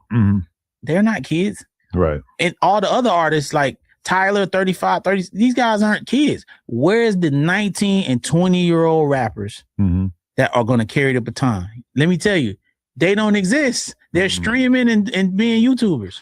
Do you remember, like, I was thinking about this the other day, is that when I was in high school and my whole life, really, up until maybe like the last 5 years or whatever, everybody wanted to be a rapper. Like, even the people who had no business being a rapper. There was multiple kids in my high school in white-ass New Hampshire who wanted to be rappers that obviously had no chance. They were never going to be able to be a rapper. Nobody was ever going to listen to them rap. But they wanted to be rappers because there was, like, almost no other, like, cool artistic pursuits that they could really even think of themselves going into. Yep. And now you've like really gotten to the point where even people who probably have the capacity to be a successful rapper don't necessarily see being a rapper as being the thing that they want to go into. Like if you have that charisma and personality and stuff, you might want to be a streamer or a YouTuber or whatever. Yeah. Oh, and then you see, and another thing that's tricky because you see people like you, Joe Budden, all these Charlemagne, all these different people, or you see Cassinet and they're making so much money, and you get this thing in your mind like, oh, I'm just gonna pick up a camera and do it, and then I'm gonna make money that fast. Yeah. And once you get into it, you realize that, oh, this is a grind. I've seen a lot of rappers like fail miserably at streaming. Yeah. But that's the thing about streaming is that people don't even really notice because it's hard to get noticed as a streamer, even if you're very popular as a rapper. I want to ask you another question. Sure. Why you fuck with Sauce Walker? What's the beef with Sauce Walker? I think him and Drake might have patched it up, so I don't know if I should even be going in on Sauce Walker anymore because that was at least part of our. Because you didn't like him messing with Drake. I would say that you kind of went low below the belt.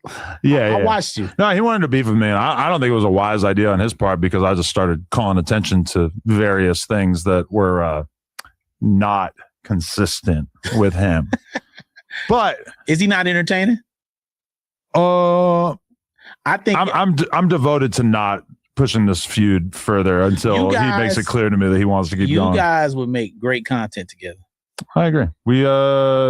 I've hung out with them over the years, but we never actually did any content together. You guys would make great content, and it's good. The back and forth is actually good for what you do, and I hope y'all make it up, and it doesn't go beyond of anything. And that's the only thing that I don't like when it start getting like violent and people want to hurt somebody and people. Man, we got to learn how to disagree without the bullshit. I agree. You know what I'm saying? Sauce Walker, stop killing people, man. No, he's not. He's dropping bags on people's heads, man. No, don't do that. No, okay. Allegedly, that's alleged. Yeah, don't do that. Okay. So when you do you wear that when you are performing on OnlyFans? Your wedding ring? I do, yeah. That is phenomenal, dog. But I tell the girls, pro tip, tell the girls to take their rings off before you start fucking because I've had my fucking cock shredded by some rings before. And it doesn't. You're talking about rings in the pussy? No, I'm talking about like rings on their fingers. Because sometimes the girls will start jerking you off real aggressive and the rings are like, it's like a fucking cheese grater if they hit you from the right angle. Damn, yo. I can't even believe that you're doing porn. Where have I been? I be working trying to get some. Yeah, you're in your own world. Yeah. I'm not a porn guy either. Oh, really? Nah. That shit stopped a long time ago. Like you got to sit around just jacking off at the crib. When you realize I remember I went to Toronto, to jerk off, and they had porn on the regular television. Yeah, That was amazing when you were younger. Oh my God, dog. Listen, no, not to put you in my business, but I might have bust like 14 nuts. In how long? I just stayed in my room. Wow. Just jacking. True gooner status. Yeah. Oh man, it was. I'm really into the girl on girl when I was in the porn. I can't do that. I love the squirt You got to be a dick. I got the imagination. I put my dick in there. Ah, okay. See what I'm saying? So I'm just seeing them. You probably love VR porn. Oh yeah. But then can you see I don't want to see no dick. It's only my dick can be there. No, okay. So I have a friend who he was like basically in this like big mansion or whatever, and he puts on the VR headset and he starts doing it. He starts getting super into it, and somebody walks by the room and they see him wearing the VR headset, just going. Bro, what is this man talking about with Stat Quo, bro? This is crazy, gang. What is this man talking about, bro?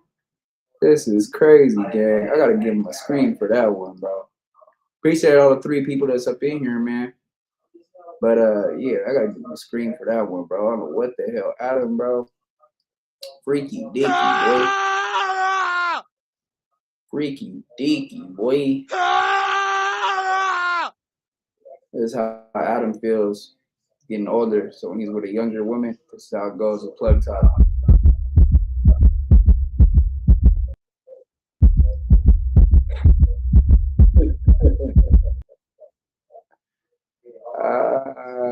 Bro, look at this man, bro. Look at this clown, bro. This goofy wing talking about Dago. Bro, y'all go stream Vultures by Ryan Anthony, man. He goes in on Adam 22, man. Barely see the beef. Shout out Ryan Anthony, man. Yeah, man. But look at Adam, bro. We gotta give him a drum roll for this one, bro. Look at this weird, zesty man. Somebody clip this for me right here and make a thumbnail out of this or a meme, bro. What is going on with this guy, bro? All right, we'll get back into it. Let's go. Come on. Whoa. This man is fucking ridiculous, gang. What am I watching, bro? Do you see this man, gang? This man needs help, bro. This man needs Jesus. He needs the Bible. He needs Allah. He needs every religion to come and bless him, bro. Because this man is not. This man is not right, bro. Not right. Man, look at Adam Graham Maison, man. The 16ster. Look at this man, bro. What are you doing, gang? You're what, 43, 44, acting like this? This is nuts to me, gang. We got to give him another one.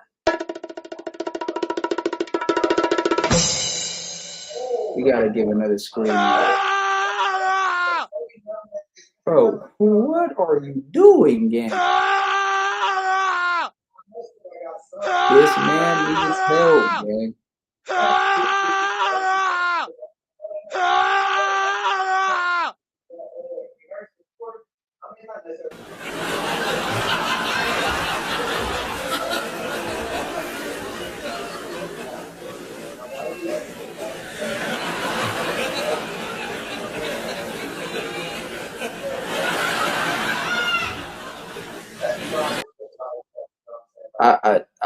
I'm lost for words, bro. I'm lost for words. I am lost for words, y'all. I almost don't even want to unpause this, gang. What is this? This man needs help, gang. Let's go back into it. He's eating the pussy in the virtual porn thing. I haven't done it yet, so I don't really know how tantalizing that would be. I feel like I might. But he don't feel anything. No, but like I think sensory wise, like the headset's kind of shaking, and I don't know. What the fuck is my head doing? Maybe he's hornier than me, but that's some real horn shit. Yeah, I got like I haven't watched a porn in so long, but like when I would watch them, it's like I'm literally putting myself in the moment. I feel like I should watch more porn because I don't watch enough of it, given that I'm in the business. Why? I just don't care. What you trying to get like more like skills? Just to know what other companies are doing, what girls are good performers. Moves do you do? Are you doing the same shit or are you like switching it up? There's only so many moves. And are you being directed? Like who's in the room? I'm pretty much directing it. So you're filming it and fucking? No, we have a filmer. Okay, I was gonna say you like fucking Shohei Ohtani in there. No, that sucks. Like, I don't want you pitching and catching. Nah. I ain't catching. So this is a big thing going on in your industry. I've never done this, but I heard Ocho Cinco talking about it. So are you getting pegged? No. Have you been pegged? No.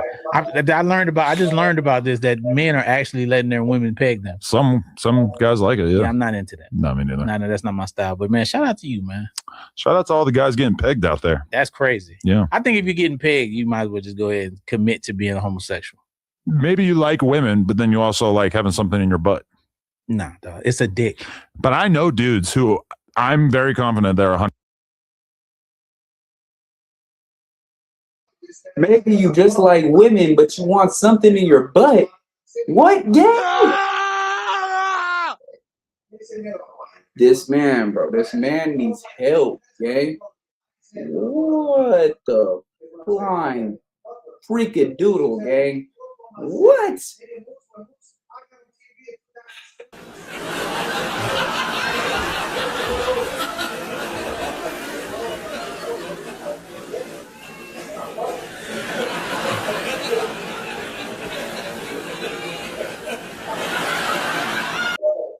That's just too much, bro. It's too much, bro. 100% straight, and they like getting their girl to finger their ass or stick a fucking dildo in there or whatever it is. A finger and a dick is two different things. I never had a finger in my ass, but when it starts, what the what? What? What the what?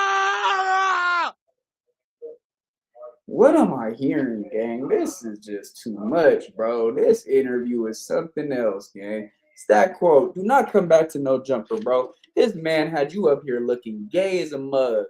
What are you saying, Adam?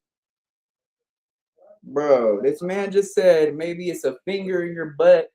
You never had your girl put her finger in your butt, bro. What? What? Bro, I can't with this man, bro.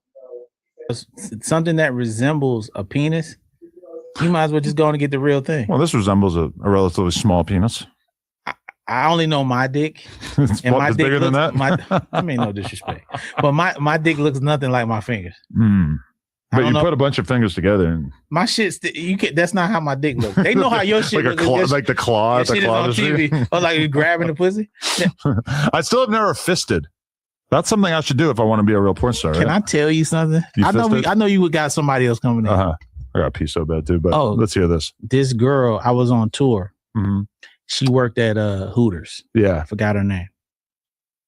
I remember I put one finger in her ass. She's like, second, 3, 4, put my whole hand in her ass.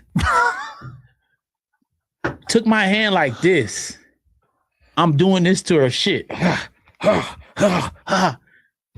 Yo, that girl would not go to sleep. I'm not gonna say what tour I was on, but the security, these guys were 6'8", 6'9". Mm-hmm. Niggas is just huge motherfuckers. I sent her to them. Okay. They devoured her. When I came, like we would eat breakfast in the morning. When I came down, these guys like lifted me up like I had just won the Super Bowl. Wow. They were like, and she was a dainty little petite white girl. Yeah. And they were like, man, thank you so much, man. She was an animal. Wow. And I had knocked her like 2-3 times. She would not. That's the first like woman that I ever seen that was addicted to sex. And she came to me afterwards. She called me in LA. And it's just random. She's like, I want to come to LA and fuck all your friends. That's the first time I experienced someone with a real sexual addiction. You meet a girl like that and you're like, how are you not doing porn? Yeah, she had a real sexual addiction. Yeah. So, yeah. Some of the porn girls I know are like kind of like that. Like they have like that level of interest in sex. Yeah. Yeah, it's crazy. But That is insane. Holy shit. Didn't you guys did you fuck a mom and a daughter together on tour or did they just make out? I forget. What happened was they were kissing and tonguing each other. Right. They was mom and daughter. Insane. Allegedly, it was some things going on with them. Lil Xan took them down together. That was allegedly the thing. We don't know. We don't know what happened. We're not gonna say that. Diego. But they were mother and daughter. Yeah, that's fucked. And it was crazy. I think it was in Kansas. That helps. Hey, yo, Kansas. Get your family, gang. Talking about a mother and a daughter. Tongue action. Mother and a daughter on the tour. Tonguing each other down. And they're messing with Lil Xan. And Lil Xan took both of them down that way. They hit him with that. What? Bro, I can't, gang. This, what? Bro, it's too much for me, gang. I don't understand this, gang. What? All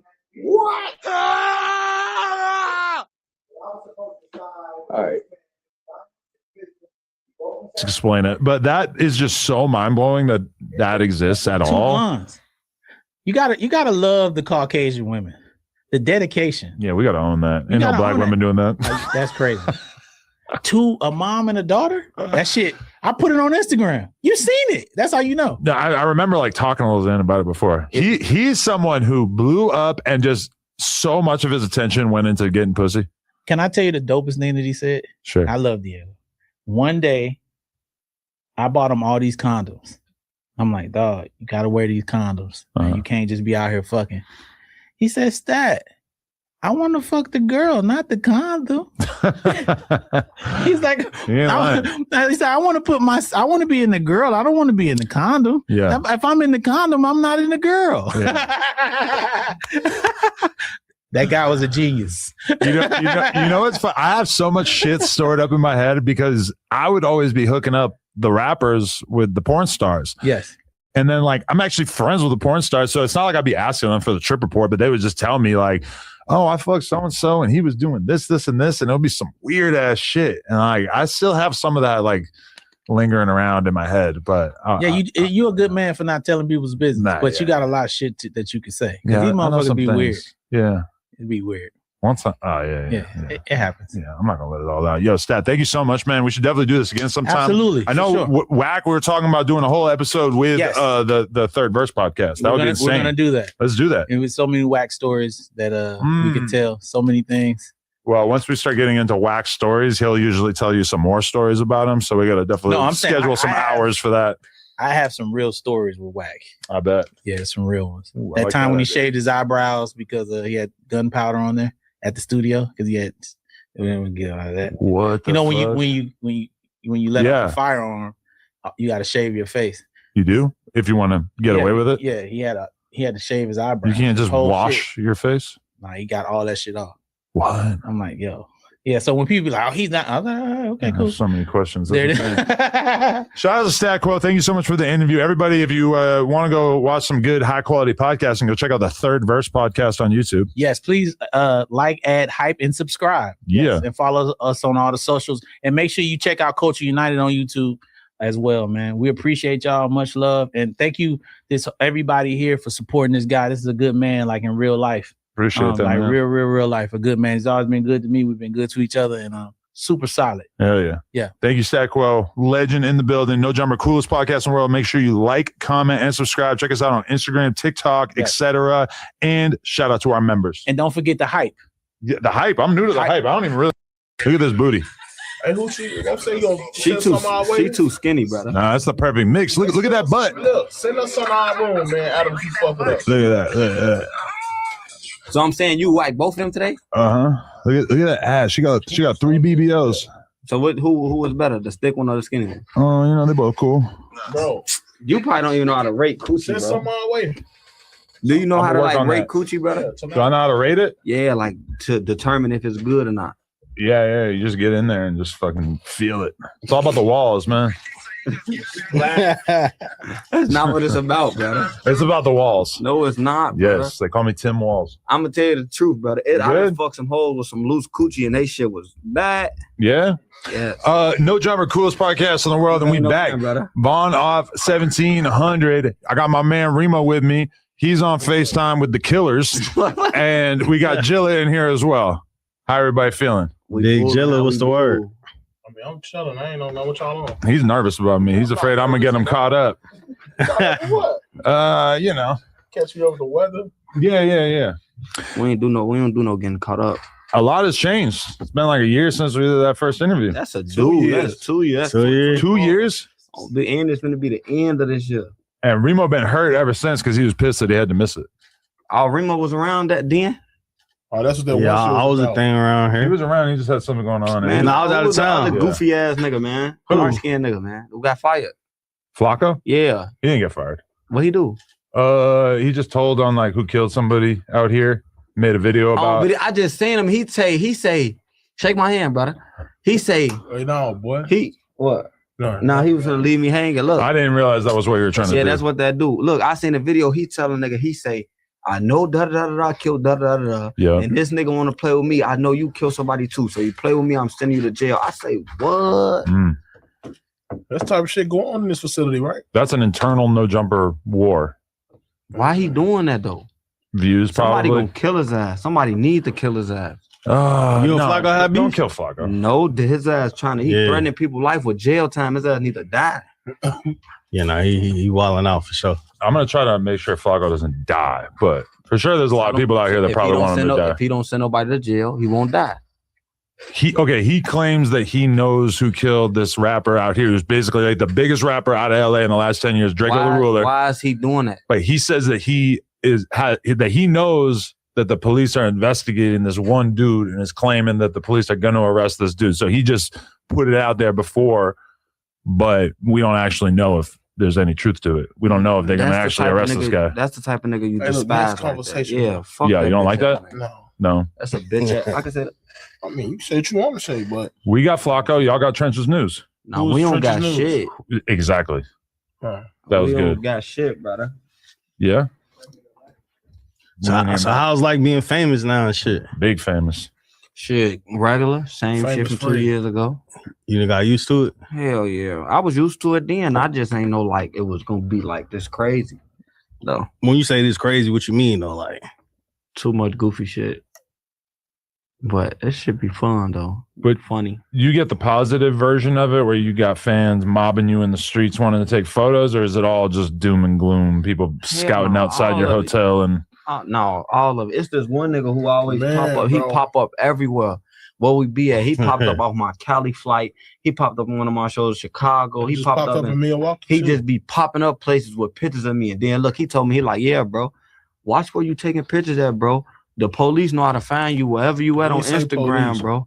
He say, if you take a picture of the sky, bro, the police know where y'all at, bro. He say, just stop doing that. I'm like, bro, who is you, bro? but how's he popping up with you? He popping up at your shows I or ain't He's know just what we popping up landing at, random like- places, like the random places. without even a show book? On He just BD, he just popping up And he always got this presentation board with our pictures on that. and making me sign it on BD.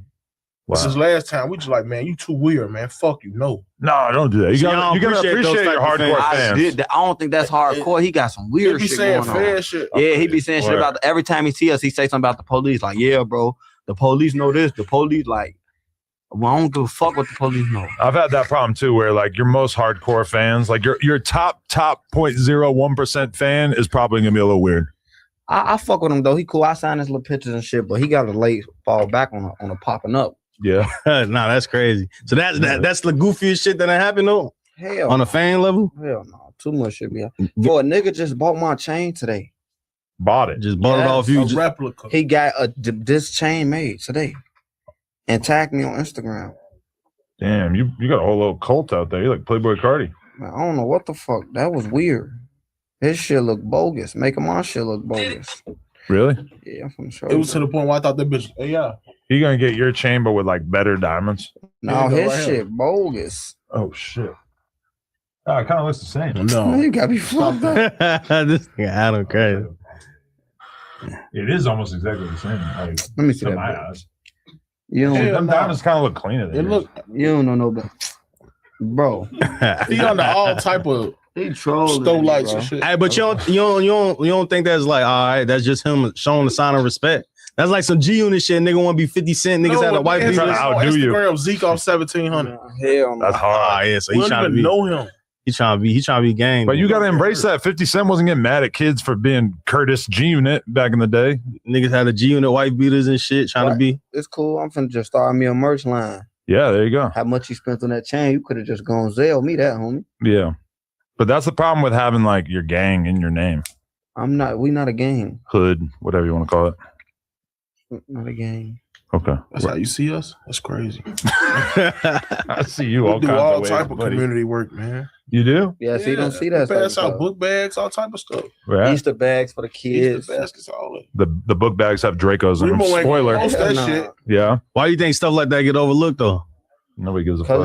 Because that's the content. That's not the content you want to see. It's not what I want to see. It's what the fans want to see. Yeah, you always post bullshit of me. You don't never post. Man, stop it. I done posted mad positive shit of you. Like what? All type of shit. Go on the page. Name one. Name one. Exactly. Name one. Even little kid want to be you. The other day was ain't shit positive. How is that not? That's a little fan showing that he appreciation of being a Vaughn. He's 1700 years fan. old with a ski mask on. His ass need to have on a trucker hat going to school or something. I mean, but he can't help that you his favorite rapper and he look up to a nigga like you. For sure. But that's a positive clip. It ain't no negative shit. Yeah, it ain't. But that's not positive. Though. I done did way more shit than a little kid wanted to be me though. There's a whole bunch of other negative shit that floating around. I didn't post. Like what? Jumping that guy in New York. I didn't jump him. That had to happen. That wasn't him. It looked like you. It had to happen. It had to happen. You already told me all about it off camera. Fuck, it had to happen. Yeah.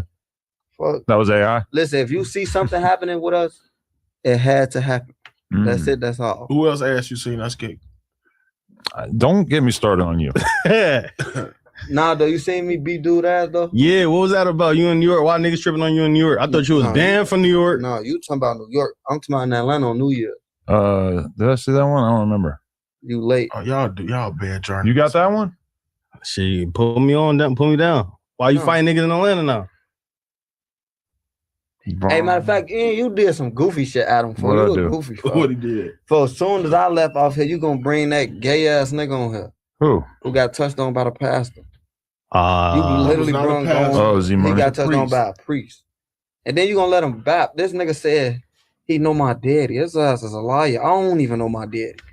He wanted to do an interview. I've been friends with him for a long time. Why not? Let's do an interview. That's a goofy. You let him sit up here. Then you asked him multiple times. You say, "Did you get touched on by the pastor? Did you get touched on?" He told your ass, "Bro, I've been rich my whole life, bro." Like, what the fuck?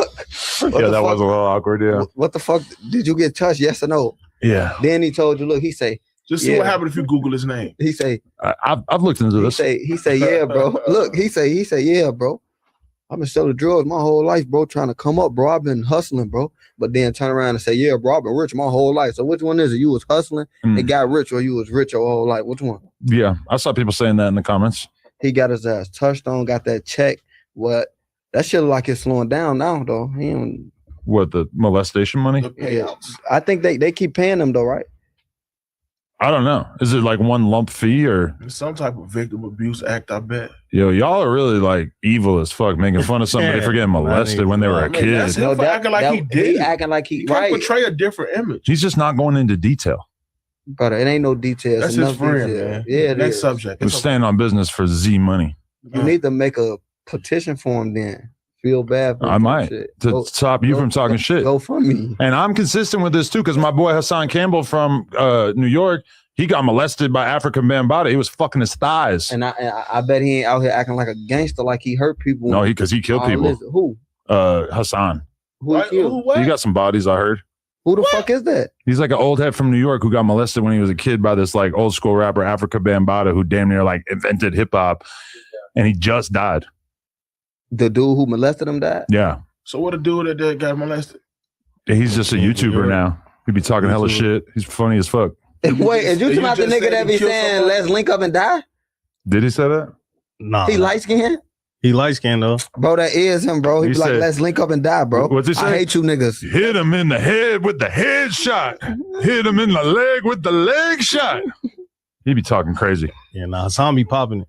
Anyway, that's fucked up for you to make fun of somebody because they got touched on. I mean, that's fucked up for him to endure that. No, I mean, shit. You got to see how you play that shit. Yeah, it could be any of us. He pretended to be a drug dealer the whole time. You got money from getting touched on. Because what if he did? I don't know. Fuck him. Y'all talking about this nigga right here, right, bro? Yeah. Yes, bro. Let's link up and die, bro. He said, I hate you niggas. Let's link up. Funny, right? That's how I feel about the ops. I hate you niggas.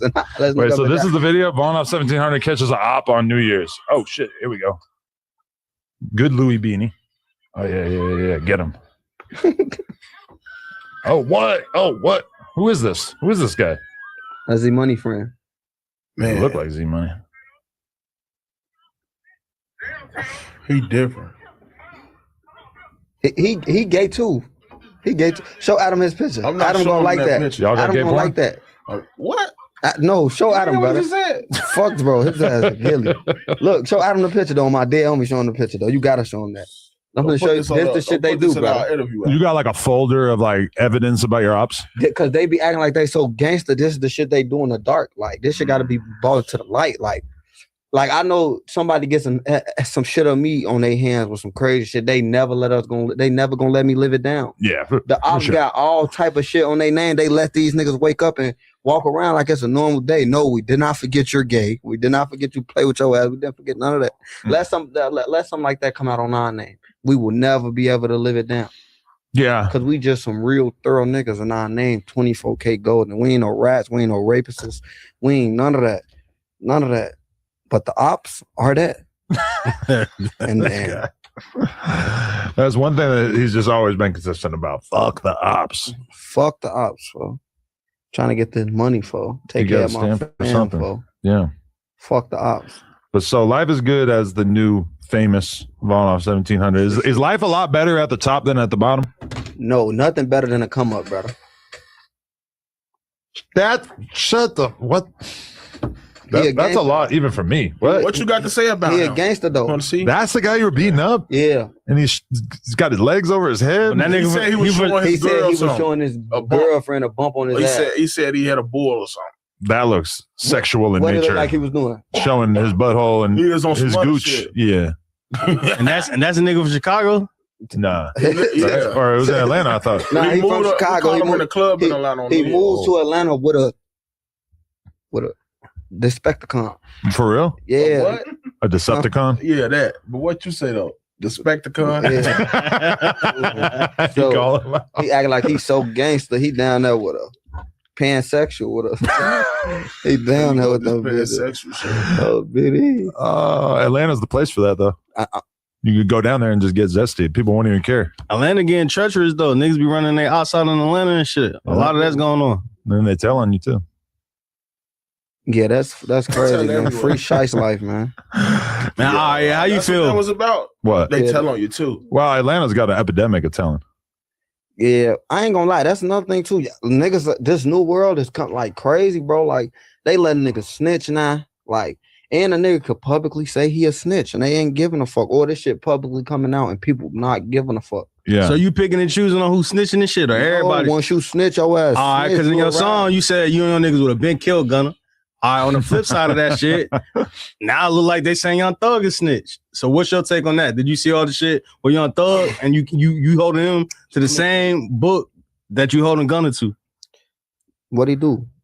I'm asking you. You probably actually what he do. I mean, all right. So what he did was he went into talk to the police, right? He went into the interrogation room and he told the police. He said, "All right, just make sure nobody know." Okay, then. So you look at that as snitching and shit. Though? He just said, make sure nobody know what the conversation we having and shit. Just make sure it don't get out there like who that. Who got incarcerated? Who got charged? Like what he do? So let me ask you this: is the rules getting changed? Because like they saying he snitched because he just even told the, you know what I'm saying, the lady and the detective that. But you saying ain't nobody went to jail, so technically it's not snitching. But like niggas is saying he shouldn't be telling no detective. Don't say nothing. You don't supposed to say nothing when you in there. Don't say nothing. Even if it is an explanation, just wait for your lawyer to come. And still don't say nothing because your lawyer gonna tell you not to say nothing. So if there's no black and white, is that still snitching though?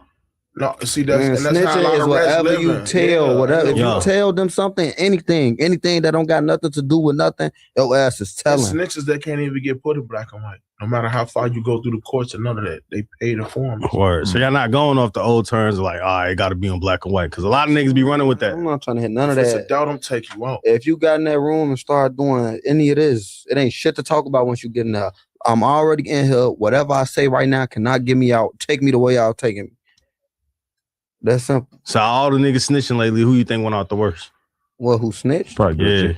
Ain't nobody. Everybody got out. Nah, I'm talking about like who went out the worst, like, saying, like, who snitched the worst, like who, yeah. Gucci man take the top. Damn. Fuck no. You don't think so? Who's worse than Gucci? A rat is a rat. They all equal. Yeah, but he just snapped though, brother. Brother them just got out. He just sent their ass to Gucci back man, to the like, they beam, say brother. he was like low key, like retarded or something, right? No, that's the whole act. They say his girlfriend did something to him. I don't know. She just got him on like the psych meds and shit so that he'll be calm. He won't be freaking out all the time. Because if you talk to people that knew him back in the day and shit, he's just like the biggest tweaker. Like he would just spaz out on people, be getting mad as fuck all the time. Shit, I don't even know. Like very few people really make it too far in life who got that kind of personality. But like Gucci was the type of dude where like a girl would say something to him and he would just punch her in the face. But now he's at the point where he on all these psych meds and shit where he's just kind of like barely even there from what I heard from people. But Gucci, I think, has got to be the worst besides maybe 6ix9ine because he told the cops what happened right away. And then as the whole internet was coming through to like roast him and make content about him, he said, I'm going to make a song and I'm going to provide even more details that I didn't provide in the initial statement. Now, will he work with the feds? We don't really know, but it doesn't even really matter because he had this whole conversation with the cops. With the feds, he ain't got no choice. The process is already started. Brother them already locked up.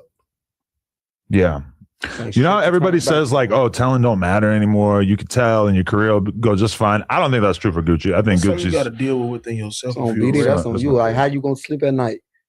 But what Gucci did makes what Gunna did look light. No. No. Okay, your policy is like all snitching is equal, but Gunna basically just like Gunna said yes, it was ma'am. a gang first. Yeah, like yes. Yeah. But then they I'm said, trying to like, go there was home. some shit before that he was already. Oh, he was on some Crime Stoppers. He was type on a show, Crime yeah. Stoppers commercial where he kind of said some shit. Yeah, that wasn't good. And actually, as much as we can excuse that, we actually know what Thug and 21 thought about it because when Thug and 21 were on that jail call, they were talking about it and they said, we already knew he was no good. This is what happens because you let him through or blah, blah, blah. You were choosing to rock with him. That was crazy because that made you realize that Thug privately knew that him doing the Crime Stoppers shit was like a really big deal, even though so many people online just excused it. His music's good, whatever. We're not even gonna make a big deal out of We it. ain't finna keep talking about some other niggas talking about another nigga. Skip that shit. Nah, that's a whole bunch of rat shit. Word. Yeah. Nah, I feel that. Stay blessed. So, okay, what are you out here doing in California? I'm recording. I'm finna drop this album. Shit, just business truck. Shit, bull and shit. Right. That's good. Does this feel like a big moment? Like the album is your chance to like really prove yourself as an artist? I mean, bro, if I ain't prove myself as an artist already, bro, I don't know what else to do, bro. Right. But the first album is very much like a complete picture of who you are as a rapper, I think, usually, you know? Yeah, for sure. Yeah. No, yeah. Because I noticed you've been going in a lot of different directions. You're not content to just stick with the straight drill shit. You be doing the melodic, the auto-tune. Yeah. I feel like you're the rapper, like you might be known from the drill scene, but everybody don't really put you in that drill character. I mean, a drill box necessarily. People won't know better. Probably will do so. Like people ain't really tapped in and shit, but like they gonna figure this shit out sooner or later. Yeah, I mean, I do feel like you kind of, as far as the next generation of rappers come out of Chicago, you're kind of at the forefront of that. I don't know who we would put above you in terms of like people really getting attention right now. Right. There's a lot of little like 14-year-olds out here with Drakes and whatnot, but that's the whole Chicago. Yeah, you kind of like the leader of that. What? No, I ain't no leader. No 14-year-old with Dracos and none of that. I didn't mean a leader like that. Just like the leader of like the face of Chicago, like the new rappers and shit. Shit going on in my neighborhood. You don't like that? Hell no. That shit ain't cool. You won't let a 14-year-old with a Drake rap? Fuck no. For what? We trying to that get shit the ain't youth cool. in school. It come with something. It come with a price. Yeah. And motherfuckers don't be willing to pay that price all the time. Motherfucker be redding. Motherfucker just see a lifestyle and think that shit peaches and cream. So y'all be on the young niggas around y'all block, make sure they do right. You know that. Play with them. Yeah. Play with them. Damn, y'all cracking pints too? Yeah, throw that hell. Nice. Yeah, this shit ain't for play out, man. No, yeah. Shit. Man, I wish I could do that. I got to stick to the edibles. No, I'm cool. You trying to lay some motherfucker. That shit. Hey, Adam, you so funny, boy. You could get this from the store. You brought your gun with you? It's in the other room, honestly. I figured you guys could do the drilling. Yeah. Well, Lena. She's at home. Don't get you got any big ideas, huh? Who was Lena? That's my wife. I asked about his wife. He's a sicko. I'm trying to cry. Gooner. Oh, tough. No, I ain't never going to her though. No? Who do you goon to? She goonable? Bro, he love do all type of shit. Yo, he's about to be like a fan favorite on this shit. What? What's She Lena goonable? Huh? What she do? She's a porn star. Brother, it's all right there. Look. Oh, yeah. That's a mold of her vagina. Pull it I out. don't want the mold, homie. No, I don't want to pull it out because too many people have been sticking their fingers in the mold. No, we ain't gonna do it. It's a little petri dish. That's what I'm saying. You need to go and let me. Dude, how much? I think it's $120 on the website. That's what she charged? To crack her. Oh, no. She's not available for prostitution. I don't know where you got that idea. So what is it? What are we talking about? Rewind this. Hold on. This your real wife? Yes. She a porn We both do porn, yes. Yeah. You tough. He tough, ain't he? Yeah. Hey, I'm gonna look her up, Lee. Yeah, check her out, man. She be on. Landoftheplug.com. Like y'all still be kissing and shit? Obviously, yeah. And she be, We're gonna make out with her after this. Porn only with you exclusively. No. Or like We've opened the relationship up. folks, look, he made a video. so she do content, she do collabs and shit. She's done scenes with a few other guys, yes. Only a few. I think maybe 8, something like that. That ain't porn star. She got to be above like 50, 100. Bro, there's not 50 good male talents in the game. I'm gonna be real with you. Break male talent, homie. Well, I do because I'm in this line of work. And let me tell you, there's only so many like top ranked generals, you know? Hey, look. Okay. He's So like what sorting through it in his head. He's figuring it out. He's Damn, all right. What all porn stars you done crack though? Oh, so many, yeah. All so many goats. So like what you had like 82? 82? You know, Like Alexa, 8, like you know, you had 8 people like her? No, I'll probably fuck 1,000 girls on, maybe 1,000 on camera. you know, So Alexis, you only Texas. do like girls. I do know her. You know You other cracked shit, right? Alexis, Texas. No, I ain't gay. What the fuck? I'm just saying porn stars be trying ain't shit gay and all that shit. I'm just making sure, brother. Not I, man. Oh. No Geechee business over here. You on that Z Money shit? Dude, no. Funny Z Money shit. probably ain't. He probably just Hey, Z Money, man, y'all hate Z Money. That's your. I don't hate him, bro. Z Money He got never did bitches. none of nobody but make bad music. Never did nothing. He got some hard music. Y'all hate that nigga the most, man. Never did nothing to nobody. If he did something to somebody, he would know about it. He ain't did nothing. Are you gonna be mad when Z Money comes and does an interview in 2 weeks? No. Okay. But it'll start to feel like You we should book turning us him at the up. same time. Oh, I love that idea. Book us. You can meet up and You do die. a squabble in the back. You do squabbles, right? You do a squabble in the I back. don't think y'all do squabbles. Yes, we do. Nah. I don't know. We gonna beat the fuck out him back here. You guys squabble with Drakes. No, wait. No. Hey, Adam, you get him in, we go beat the fuck. He ain't never gonna fuck with you again.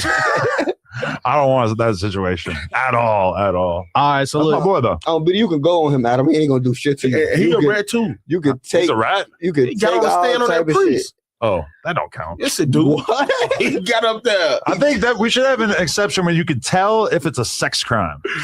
No, that's only You're like supposed to handle your issue. Biddy. I would have. I would have Okay. got back up Yeah, with him like yeah. his stat. I and would've knocked pushed this this shit bitch back. out. But that wasn't criminal, right? It was a lawsuit, so he's just trying to get some bread. And I know a lot of gang members out here who have filed lawsuits about physical things. They said Z Money look, had proof of this sodomy. I'm trying to tell you, brother. It's like Look at his face. motherfuckers could have Yeah. jumped on a bandwagon, brother. They actually did these things, brother. He was one of the victims that really got touched, really that got on there. Yes, he did this to me. He did that to me. You know, you got to verify this shit, brother. You can't just go. Remo can't just pop up and say, yeah, bro, I got touched, bro.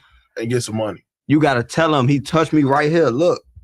That's what, you But know. what do you say? Look, I got fucked 10 years ago. Look. That shit ripped up, stitched up. Man, chill out, man. You have to have proof. Oh, no. Damn, man. Z Money, I'm so sorry. Comedy, Why do I keep hanging out with these savages? God.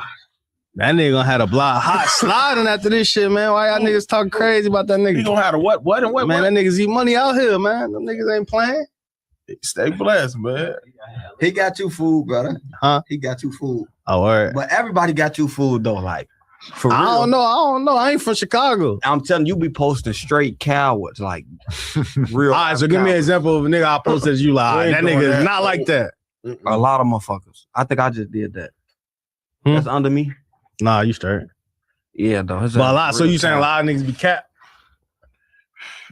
A lot. I don't know. It be looking. Put a name on it. It be looking better than what it. Remio. Adam 22. But yeah, bye. We don't even be doing nothing. He's talking about the people we posted. Oh, nah, I'm just playing though. It's a lot of niggas that's bap though. I ain't finna get on here and start just putting business out there though. But y'all gonna figure this shit out. We were in Chicago and we hung hold on, let me 250 and Screwly G, and niggas we were outside. We were doing crazy shit. Why ain't come hang with us? I don't think you guys were there at that time.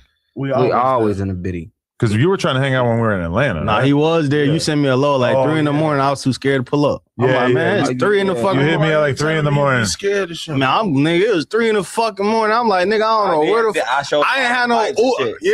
You ain't even show me how no pipes. It's just I ain't had no whips. I'm like, I ain't finna Uber. Sent you a ride? Nah, I was finna Uber to this niggas. We was in the trench. We was in the nigga in the trenches. I'm about pull up. It's like 3 in the fucking morning. I ain't got no whip or nothing. I'm like, I'm skipping this trip. Yeah, I ain't hopping in the whip with the Toss gang driver. Huh? Where you was at? Adam was there. You had, but he was put up. Yeah. Adam was put up. Oh, that could work. I like, I don't know. What the fuck? So you be in the trench recording late nights? Yeah, that's why I recorded all my music. I record all my music. Like I can't, like my label be flying me out here to record and shit, but I record like some decent music. But when I'm in a trench, like in a rack, that's when I record the best music. Word. So that's where you vibing out at the most. Mm-hmm. Everything just feel everything. I know phone cool, phone with me right here. I'm right here. We all in all, we vibing, we alive and well. The ops not alive and well, so we can laugh about that right here with each other. Then I'm finna rap. So if you see a crackhead asking for money outside the studio, that like increases your feeling of like you're gonna be able to rap well. What the fuck that got to do with me rapping? Just some hood shit, some ambiance. Yeah, no, not yet. You want me to bite into that? Actually, I probably hit the cluck with some bread or something, but you know, a cluck. But you just feel better like in your environment making music versus you just traveling to LA and shit. Yeah. Cause where you recorded, I think what's the last project you dropped? It was 2026. It just it's not even you just feel, you probably feel better in your home space recording and shit. I recorded all that shit in a basement. I recorded Forever Talks for the game. Forever Talks, yeah. That was all in Chicago? Most of it. Word. Most of it. Hell yeah. Cause I think you got Rio on there. I recorded some in Atlanta, right? That song Rio in Atlanta. Shout out Rio. Apollo G on there? Yeah, Polo did that. I did that in Iraq and sent him that song. Word. Cause y'all got a couple songs together. So how you and Polo G get so overly locked in? Like, what's y'all chemistry like?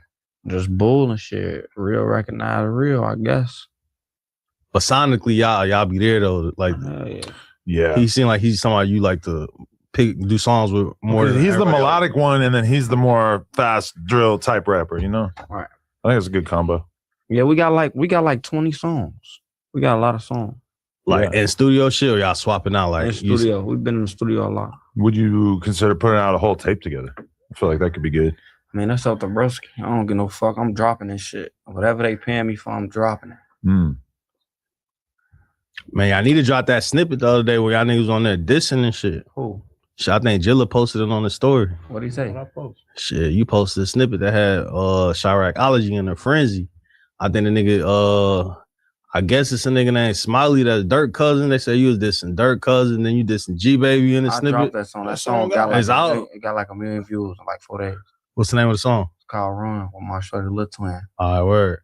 So all right, so what the fuck? Who the fuck Smiley is? Nobody. Word. Yeah, nobody though.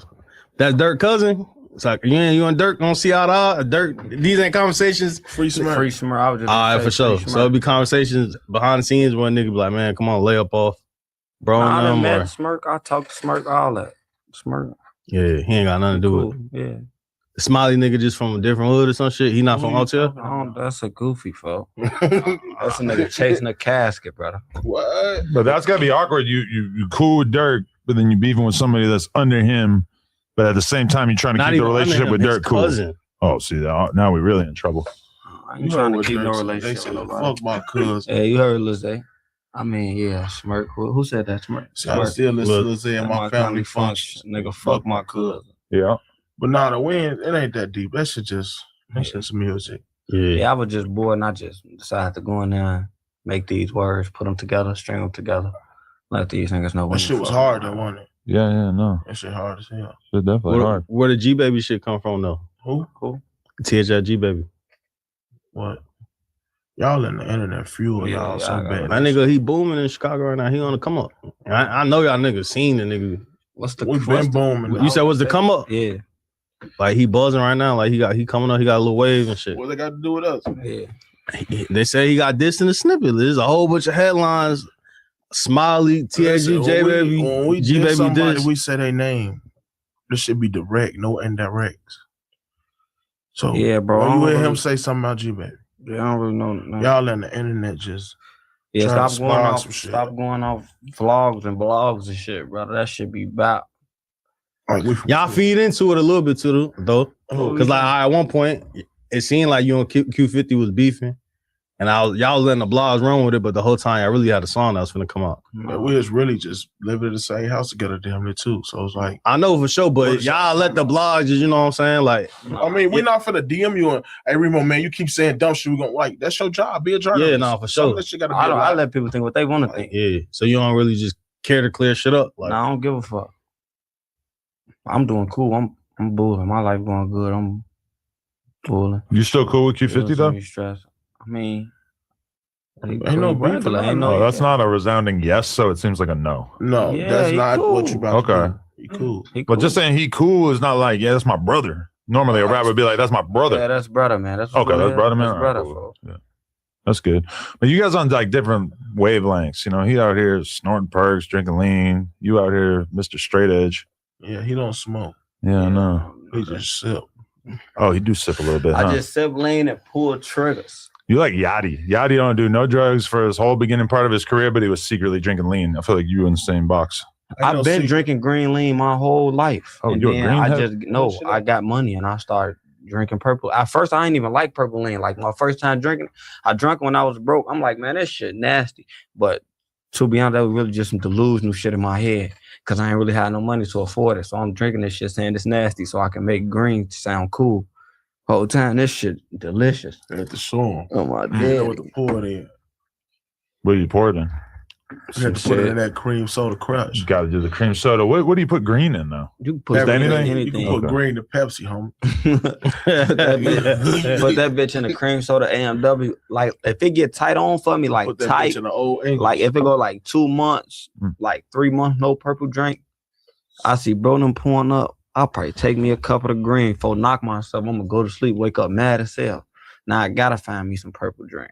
Well, I'm old school. I'm from the era where you like couldn't come around with no green. You'd be laughed out So of the like room. you grew up in the 90s and shit. I'm from 83. Oh yeah, y'all was smoking rocks. Yeah. It was cool. First weed I smoked. Oh, you don't. It was some Bob Marley shit. This shit looked terrible. In retrospect, You fried your shit? I could picture it in my head Yo, right son, now. It was back in the garbage. day, it was cool to smoke C4. You just didn't know anything better, you know. Right. So the 80s, that's when they was wearing the purple glamorous suits and shit and No, you big talking about boots. I missed that part, but That's the No, 70s. no, that ain't hippies, brother. What you talking about? disco. Talking about the disco era, yeah. That's the 70s, right? That's the 80s, I think. 60s and 70s was more like hippie era, and then the 80s is like disco, sequin outfits. What y'all- what Just- drugs y'all was Afros doing, and though? shit. I wasn't doing any drugs. I was like 0 years old, but I mean, probably they were doing a lot of coke back then. So you want Crack. smoke? So you want smoke no crack? I never smoked crack. No, What, Mel? I'm did saying meth, though, listen but- though, brother. We gonna How keep it you 100. do If we gonna be anything, we gonna keep just it 100. ate it. You Look. ate meth? Yeah, Like chewed on hard meth? just a little rock, a little rock. I just ate it with a girl, and I was fucking going nuts for like a whole day. You ain't just hit me. You I was just gonna ask you, like, you don't, brother. We niggas at the end of the day, brother. You ain't fucking no 10 hoes in a day going strong. Like, what you be popping? I'll take a little something here and there. What? Little honey pack, little. Man, you bopping them bitches. I don't took a work dick like that. chocolate earlier. Hey, listen. No, for real. I don't know nothing.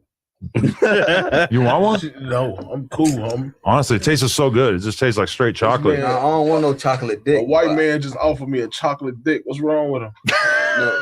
What's wrong with him? Pull up with a dick. I'm saying though. What you been on though, brother? Remo going through his It's notes. been 2 years, Man, bro. I'm trying to see what's the word, man. Just been podding, hanging out with Remo, you know? Shit, we get this shit cracking, man. What y'all trying to talk about? Yeah. No, this is the best interview ever. This is great.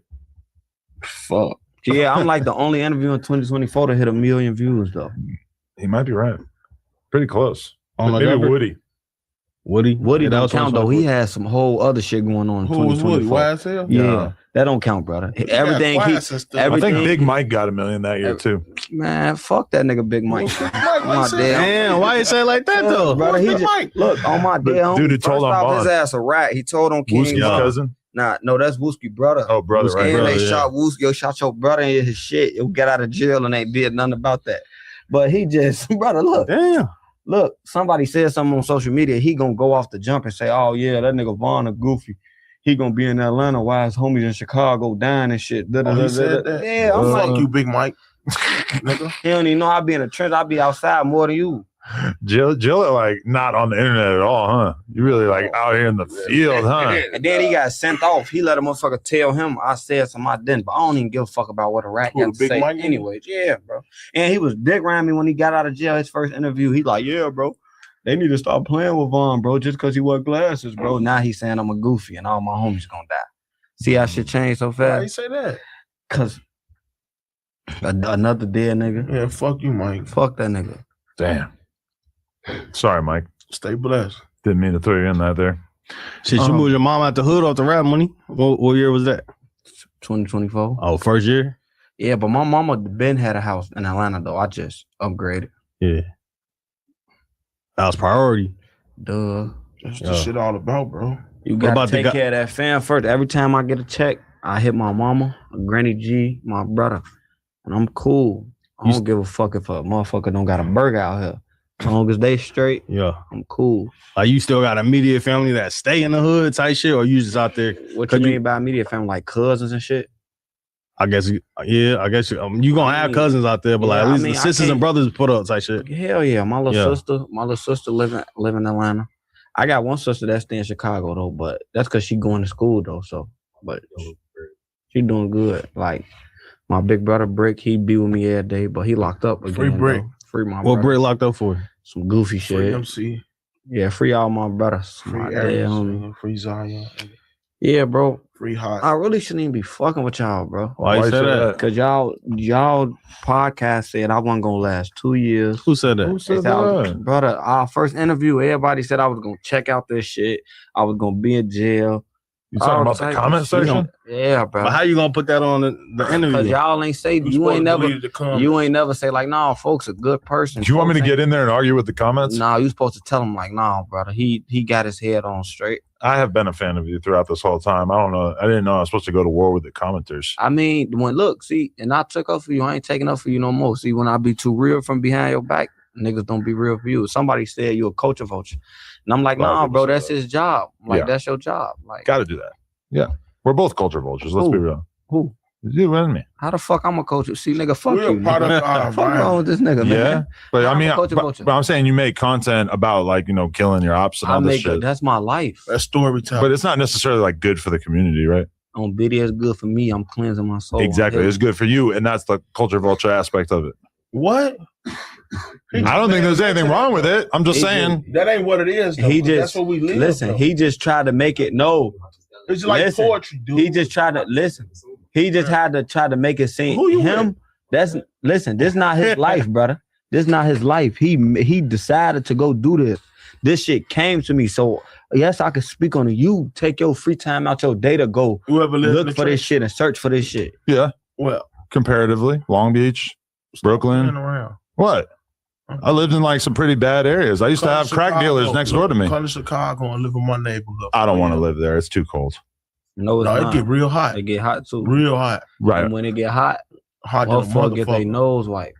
Yeah. So when it's hot, you gotta learn how to move. And I don't want to get a We cold. get 3 months of real hot. Mm. So come out there for 3 months. Okay, well, I'm not gonna move to Chicago despite You what gonna you're leave saying. this shit alone. Yeah, that's not for me. I'm telling you, gonna leave this shit alone. I grew up around cold weather. I didn't like it. How many people you think want to fuck you up like out there in the real world, like for doing interviews and shit? I mean, a lot of people talking about it, but they ain't gonna do shit. Damn. I mean, you know it, like I know it. I mean, we cool now, so you probably got another resource to help you out. If I'm in the rack, I could call on Jilla. Yeah, tap in. And I know you got play ball touchdowns on your enemies. Yeah, we did grow up playing sports together and shit. Yep. All through elementary, high school, Folly Park. Yep. I'm saying, what about you though, Remy? What's up? Like when that shit catch up to you, what you gonna do though? Like no trolling though. What you mean? Back end listen, looking for you. some shit. So back end catch up to you, what you gonna do? I'm on defense. Yeah. What that mean? But it's your I mean, defense gonna take be it on how 99 though. Just it might be our defense. I might have defense like you got. You never know. We got 99 offense and I might have the same defense. shit. Look, you know, on 2K it'd be the 3 circles. It say 99 offense. I ain't on offense. 99 My offense What's on that? 0. What? Overall 99. Hey, you know who Remo gonna call if he runs into a problem? Who you gonna My folks had to be black though. It's Officer Jamal. That's his name. Officer Jamal, okay. I'm saying, Give like, some this, Remo. no, Why this ain't is- get a this is Remo? a real Y'all want to go question, to though. Katie Land? Who was Who Katie? is Katie? Katie Land. This is Katie Chicago, got bands. this is What the Chicago board fuck? game. Come on, damn. She made that a jail. That's my sis. Hey, y'all be tweaking, brother. Yeah. Nah, she made it and brought it up here. What? That's been here ever since she made it and gave it to us. Yeah. That's She's a great spirit. I love her. I mean, I don't really know her. So She's cool, man. So you be feeling like the street shit gonna catch up to bloggers? That's what you saying? fuck no. Hey, Rico Reckless say, and what bands do Katie got? That bitch weak as fuck. No ass having ass. Stop. Ooh, ouch. What you just No, do that for? I don't know, but that's okay. I hear. You gotta respect women. Shout out Katie Bands. It's though. about time you start respecting women. Katie Bands. He do. Down. Hey, hold on. They saying that you paid $13K for the cat for some chick on Facebook. How you coming? That fed you some pudding. All right. $13K is crazy. That's a lot of streams. The pudding might Chicago. be cool. Shout out Chicago Wave, man. He don't want to hit me with You that shouting one. out other blogs? Yeah, that my nigga, man. What the fuck? You don't fuck even know what he Chicago look Wave? like. I don't got enough. Then they got to ski like you. What's this? All right. Anywho, Whatever. you be letting the, How was Chicago you let Wave the know that? internet fool you. I don't know. That nigga's he from Chicago. He from where y'all from? You lying? He from England, brother. Chicago Wave. He ain't out On there. Biddy, the nigga who run the Chicago Wave is not even in Chicago. Wow. So the nigga in the ski mask doing interviews not in Chicago. No, For all brother. we You- know, that's Officer Jamal. you- For all we know, bro. he don't know no better. That's crazy because we met New York That's drill why I'm asking official. the question. You got to put me down. I don't know. Just stop New York drill official is a white boy. Who? The New York drill official is like your version of the Chicago Wave. No jumper. We is, don't have a is version. a white of nothing. man. That's what I'm saying. It's always an outsider that's going to do a best job like documenting your culture. Hey, so you think it's a bitch out here worth giving $13,000 to for some pussy? I don't know if I believe it. That's what I heard. Nah, did you believe it? Would you give a I bitch believe $13,000 for nah, some pussy? 13 too That's too much I'm for a any little pussy. baby handing out 50 pieces. So Oh, why am well, I we ain't got talking it? about that. We That's talking about little baby, 13,000. Look, This Vaughn off 1,700, brother. what you would do? Like I'm saying, like if you gave a bitch $13,000, what would you expect? Shit, she gotta get everything. That's what I'm saying. You might What's he got everything? it. So I don't know. Vaughn, I see little baby and them niggas passing out 50 No, we pieces. talking You about saying little baby and them 13,000. niggas. I ain't little baby. and them Yes, niggas, but brother. I'm saying you got money. I've seen the chains. I'm seeing the APs, and they got an AP and Rolex. So 13 might be light to you. 13 light to me, but it ain't light to get to that. Yo. I give my mama 13K, 20K off the wake up and shit. So where the fuck that rumor just came from? Like who threw We're that out trying there? to see. That's That's why I'm asking you. Like to see, like, what would you expect? Like 13,000, bitch. I paid for you. She would have been right here, right now, rolling blunts, all kind of shit. So who the fuck said she She feeding you would the have pudding been and fucking shit? you if I was Right. 13K. And the girl was feeding you banana pudding?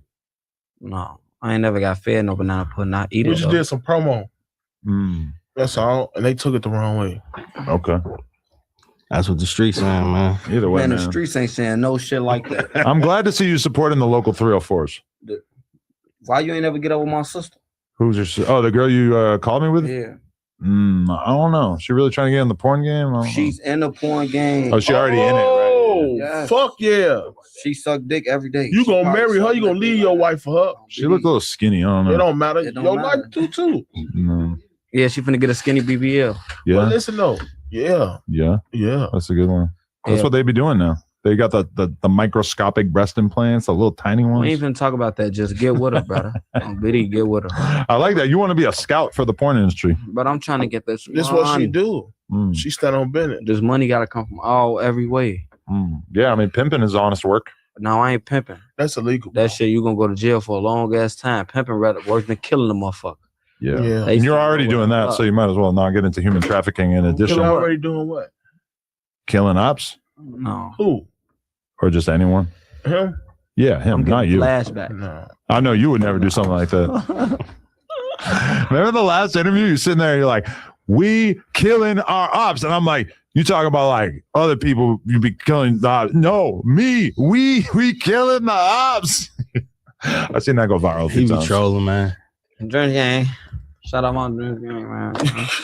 He Wiping ready to niggas' tweak. noses, wiping niggas' asses, cutting niggas' throats, man. You know, shit regular, man. Y'all heard about that man? What man? He got shot like 23 times or some shit. Who? There's a lot of breaking news in Iraq. You got to go look this shit up. This is a new one? No, there's some shit, just everyday shit. Motherfuckers getting shot up. Nah, this is like a crazy video going viral though. What? I don't know, just a video that's going super viral. I don't know what the fuck I'm talking about. He frying my shit. Niggas probably ain't, I don't know. Like he said, it's a lot of shit go viral. A lot of shit just go viral. Yeah, man. And people get shot every day. Somebody probably getting their ass filled up with that hot shit right now as we speaking. He feeling that shit. Ugh. Hey, wing. It's back breaking on my dead homie. Niggas running back to the car. The guy, he locked in about that shit. On BD. Right now as we speaking though. I'm traumatized. That's what I'm saying. Come out there for a few months. Hang out. How often is shit like that just going on though? Like that's everyday day, shit. All day, every day. You know how you drop in the AO? Like you play cards, land at control center. Yeah. It's It going just on. go on. Once you jump off that battle bus, homie, it's going home. When you wake up, walk out that house, deploy, it's up. It feels like a good enough reason to leave. It's either you camping or you hunting. I be leave. I'm in and out the rack. Yeah. Because I was saying that you moved to Atlanta the other day, and they were like, nah, Vaughn, stay in Who Chicago. the fuck told you that? I don't know. I just was under that impression. They dumb, stupid, don't know nothing. So that might make you like the most successful rapper from Chicago to stay in Chicago currently. I don't stay in Chicago. I moved to Atlanta like my first year. Oh, okay. You don't feel like Atlanta getting mixy too though? It seems like a lot of Chicago niggas just moved to Atlanta. No, And you niggas know bumping Atlanta into- open carry. You can carry that PD banger. Yeah. Shit, I ain't got no ops in Atlanta. Shit, a place I can walk They around. better stay the fuck out the way. You're not a Place- felon? I got friends that's regular people. Okay. Yeah. So I got that PD banger with me. Shit, you look at me. I ain't on that with you. You ain't on that with me. Shit, I ain't got no ops in Atlanta. Niggas in Atlanta pretty cool. Shit. So ain't nobody looking for me. I ain't looking for nobody. I keep that fatto. Shit, you come down there playing with us. How you figure this shit out? How you and Jilla get overly locked in though? Cause like Jilla from a different generation, they be saying 1500 and you from 1700. Break that down. The street. That shit and the same everywhere, bro. You know how that shit. You should have pulled up and you would have seen, bro. Oh, so that's when you invited me. That was where you was at. Like that's. Nah, we could have went there though. I wouldn't know what. It was like 3 a.m, nigga. Brother, So that's what? the time to pop out in the rack. Hell no, it's not. Oh, yes, you can get point He A, said point B, hell no nah. traffic. Niggas not Word. outside at 3 o'clock in the morning. But You don't we know. got to wake up early enough to get the free hotel breakfast. And then meanwhile, you staying out till 8, 9 in the morning. Breakfast at McDonald's, brother. No. It's Yeah, free if you go to the hotel got lobby you. early. We got you. It's a We got McDonald's. you. 9 times 10. I heard it be guys going down fucking at y'all bitch that work. McDonald's and shit. No, it don't. No, it Go don't. find the article right now. Then we'll talk about it. But Listen. the Rock and Roll McDonald's in downtown Chicago is great. That ain't the one we take you to. Oh, wait, that's just where I'm going to go. Avenue. But all I'm saying, I can save like $11 if I do the hotel breakfast. No, fuck the hotel. Brother, why you trying to save I'm trying to $11, tell you, bro? gang. 11's a pretty significant number. If you could save a certain amount of money a day, how much would you save? All of the dollars. I'd love to save all of the dollars. All right, so but break it down though. So like Toss Gang, the rap group. Who's the rappers on Toss Gang? I know y'all two. Listen, hold on. Toss Gang, the rap group. Toss Gang is not no rap group.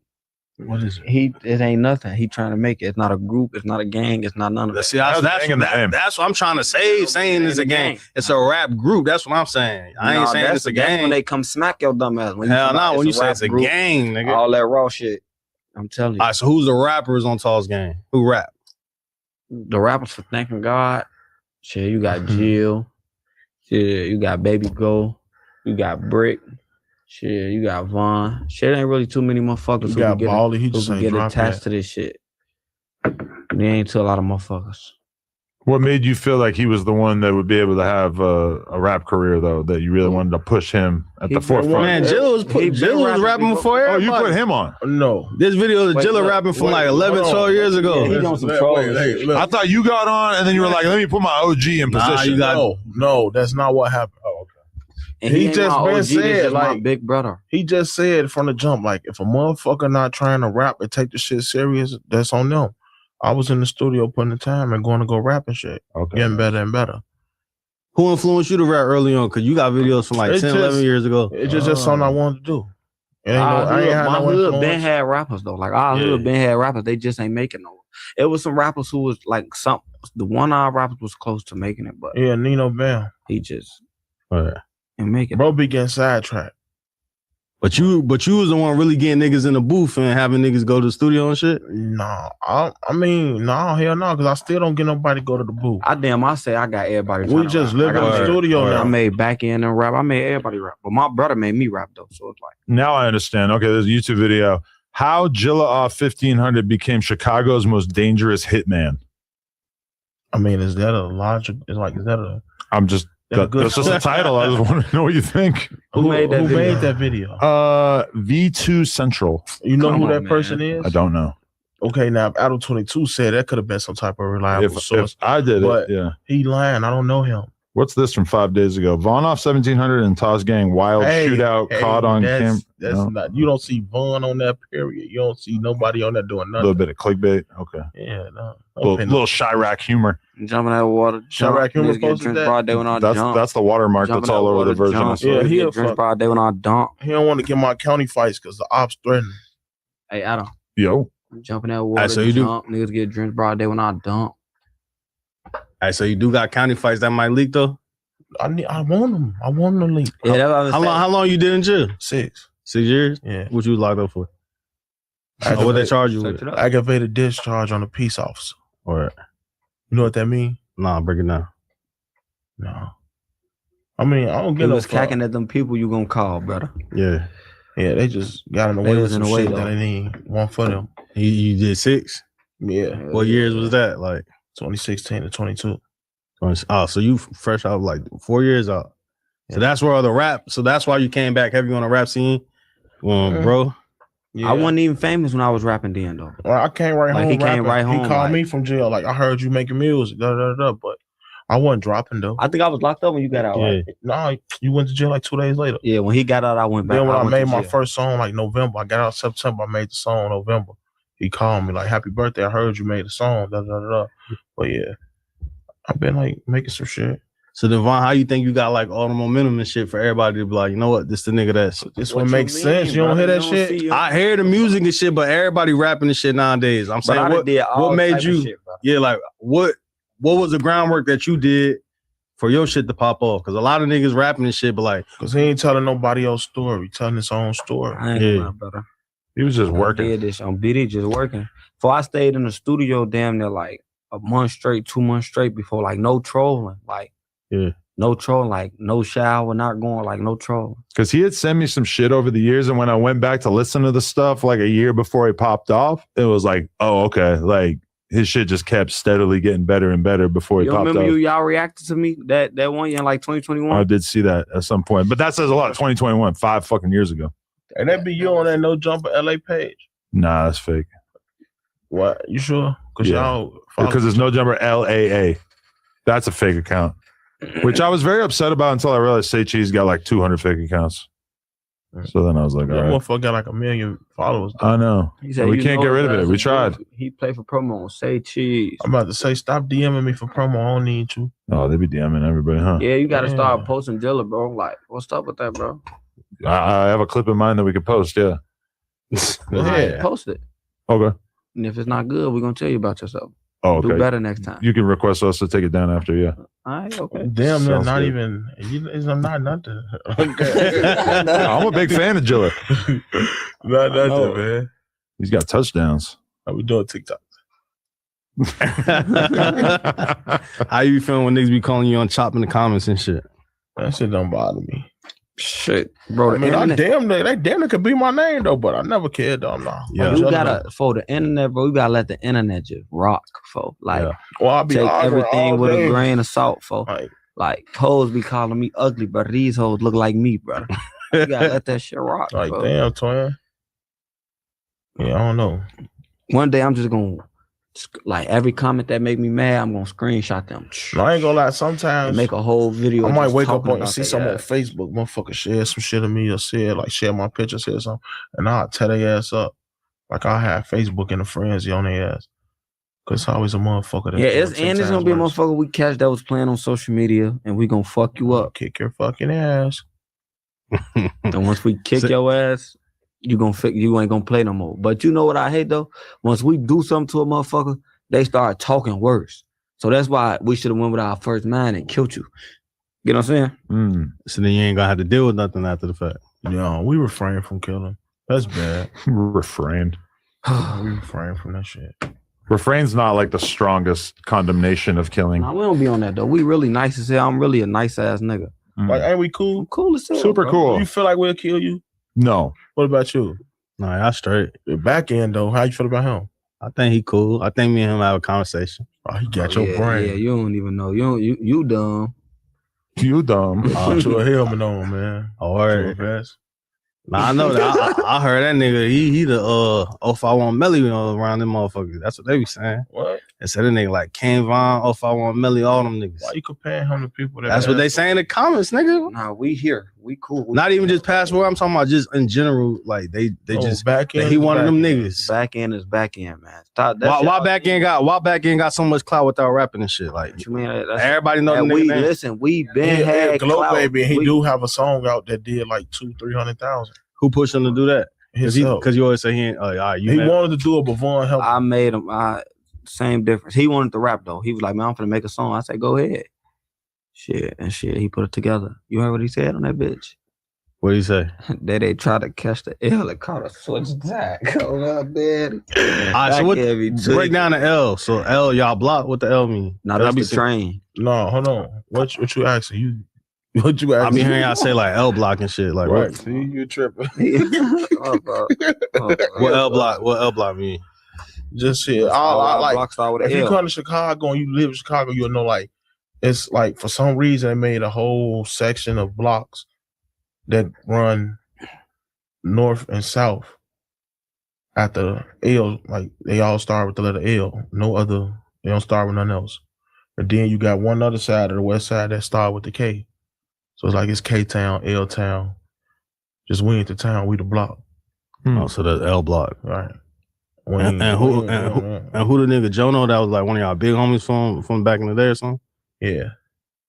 Who you say? I think it said like Jono or Jono. Yeah, Jono. Yeah. Yeah. So break down who he was. I think I was like. Yeah, he passed away in 2009. Yeah, I was like 6. I was gonna say 5. I was 6. Oh, word. So he like one of the older guys from y'all area. Yeah, but he wasn't He old died when though. he was like 16. Yeah, he wasn't old though. Oh, word. Yeah. So that he was like an 09. That's though. Jilla friends. Yeah. So he the 1500 part, I guess. Yeah. But we all the same thing. Yeah, I get it's all the same thing, but they be saying like, I guess your age group 1500, then the shorties on 1400, and then you 1400. You the age group of the 1400, but you be hanging out with 1700 or whatever. No, I'm 1700. But our age group, we got age group on every side. Yeah. We just all together. We just run this shit together. Hey, look what my homie said. How everybody know about her but me? Yo, I'm gonna fuck Lena. Throw me the lob. One of us gonna fuck her better. I'm Bro, gonna text her. I don't think so. Bro. Brother, he I don't think you got it in you. shit like that. What do you mean? Tell him, brother. He thinks just because he threw me one whack ass shorty that I'm gonna fucking let him bang my wife. Oh, he threw something your way? He Oh, so tried. your wife let you just openly do what you do? We got some agreements going on, you know. What's your agreement with her? What you tell her she can't do? Don't eat his ass. That's something you try to keep to yourself. Yeah, that's too much. She be eating your shit? Yeah. She used to. She kind of fell off with that. Change I your look at diet. you different, brother. She got older and just stopped eating my ass. What is that? I'm kind of pissed. Folks change his diet. See, hell no. Yeah, I'll be eating mad good. I don't know though. That's deep though. That's something I ain't into. Yeah, brother, you tripping. You don't say. I feel like you could be big in the porn world.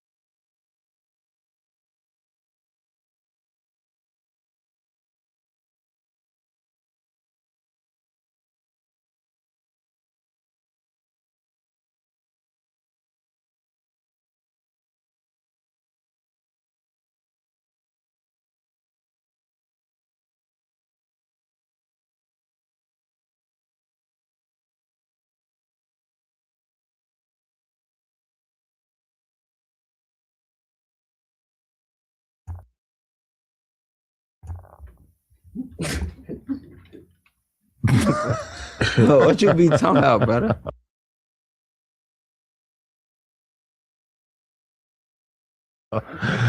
Just spitballing ideas, you know. He just clip for her. He just clip for her. I ain't know none of that. Everybody knows that word now. Everybody knows about clip farming. And so anytime you say something out of pocket, they're like, clip farming. You know, I got clip farmed a lot since I learned about it. I'm like, I got to be careful. You do. Very. Man, I ain't gonna lie. That's letting the internet break you. I say whatever the fuck come to my head because ain't nobody gonna stop me. That's why you let people rage bait them. See, another internet I'm word. the rage baiter. You're not just a thug. You know about all this internet shit. I can make Adam crash out right now. Mm-hmm. No, I'm just playing. I'm just playing. We buddy wuddies. Whoa. No, I don't know about. We cool. What's Wuddy? It's just buddy wuddy. I don't know. I heard Crib Mac say it. Yeah, I ain't know nothing. You don't know Crib Mac? Crib Mac say 5'5". He really don't know shit. I just told him on the phone. What year was that? Oh, okay. He was eating. He said he want to do a song. They said they're gonna do a song together. Yeah, I'm gonna do a song with Crib Mac. Bro, Crib Mac got the craziest verses you ever heard in your life. He said, "All right, Remo, yeah." Say 5'5". He said, "Yeah." There's a song. He's ready to rock out. There's a song called "Your Big Homies on a 50-50 Yard." Your big homies on a 50-50 yard. And so Crib Mac got on that song, and he's actually rapping about being on a 50-50 yard. Yeah. What's a 50-50 yard? That mean like They ain't no mix smoke. They mix the bad guys and the good guys, like good paperwork and bad paperwork together. Oh, so they mix rats and regular. Yeah. I mean, in Chicago, they put you where they put you. Ain't no. Well, that's the joint, right? They in the joint. They don't get no fuck. Right. But in the joint, I mean, in Chicago jail, Cook County, once they put you on that deck, you on that deck. You can't say, "Oh, make this yard 50-50, make the rats go over here." It ain't none of that. Yeah. There's been a lot of conversations about it because a few big LA rappers have been on the 50-50 yards. So it's like if you're gonna let them rock, you're not gonna be able to like hate on other people for doing it, right? I don't know. I ain't even gonna step at LA politics. I don't know that shit. Yeah, I ain't finna. I don't hear Chicago rappers talking about like what yard you were on. Cause it ain't. They don't none of that. Ain't even that deep. Once you in jail, it's either one of them niggas or your ass a goofy.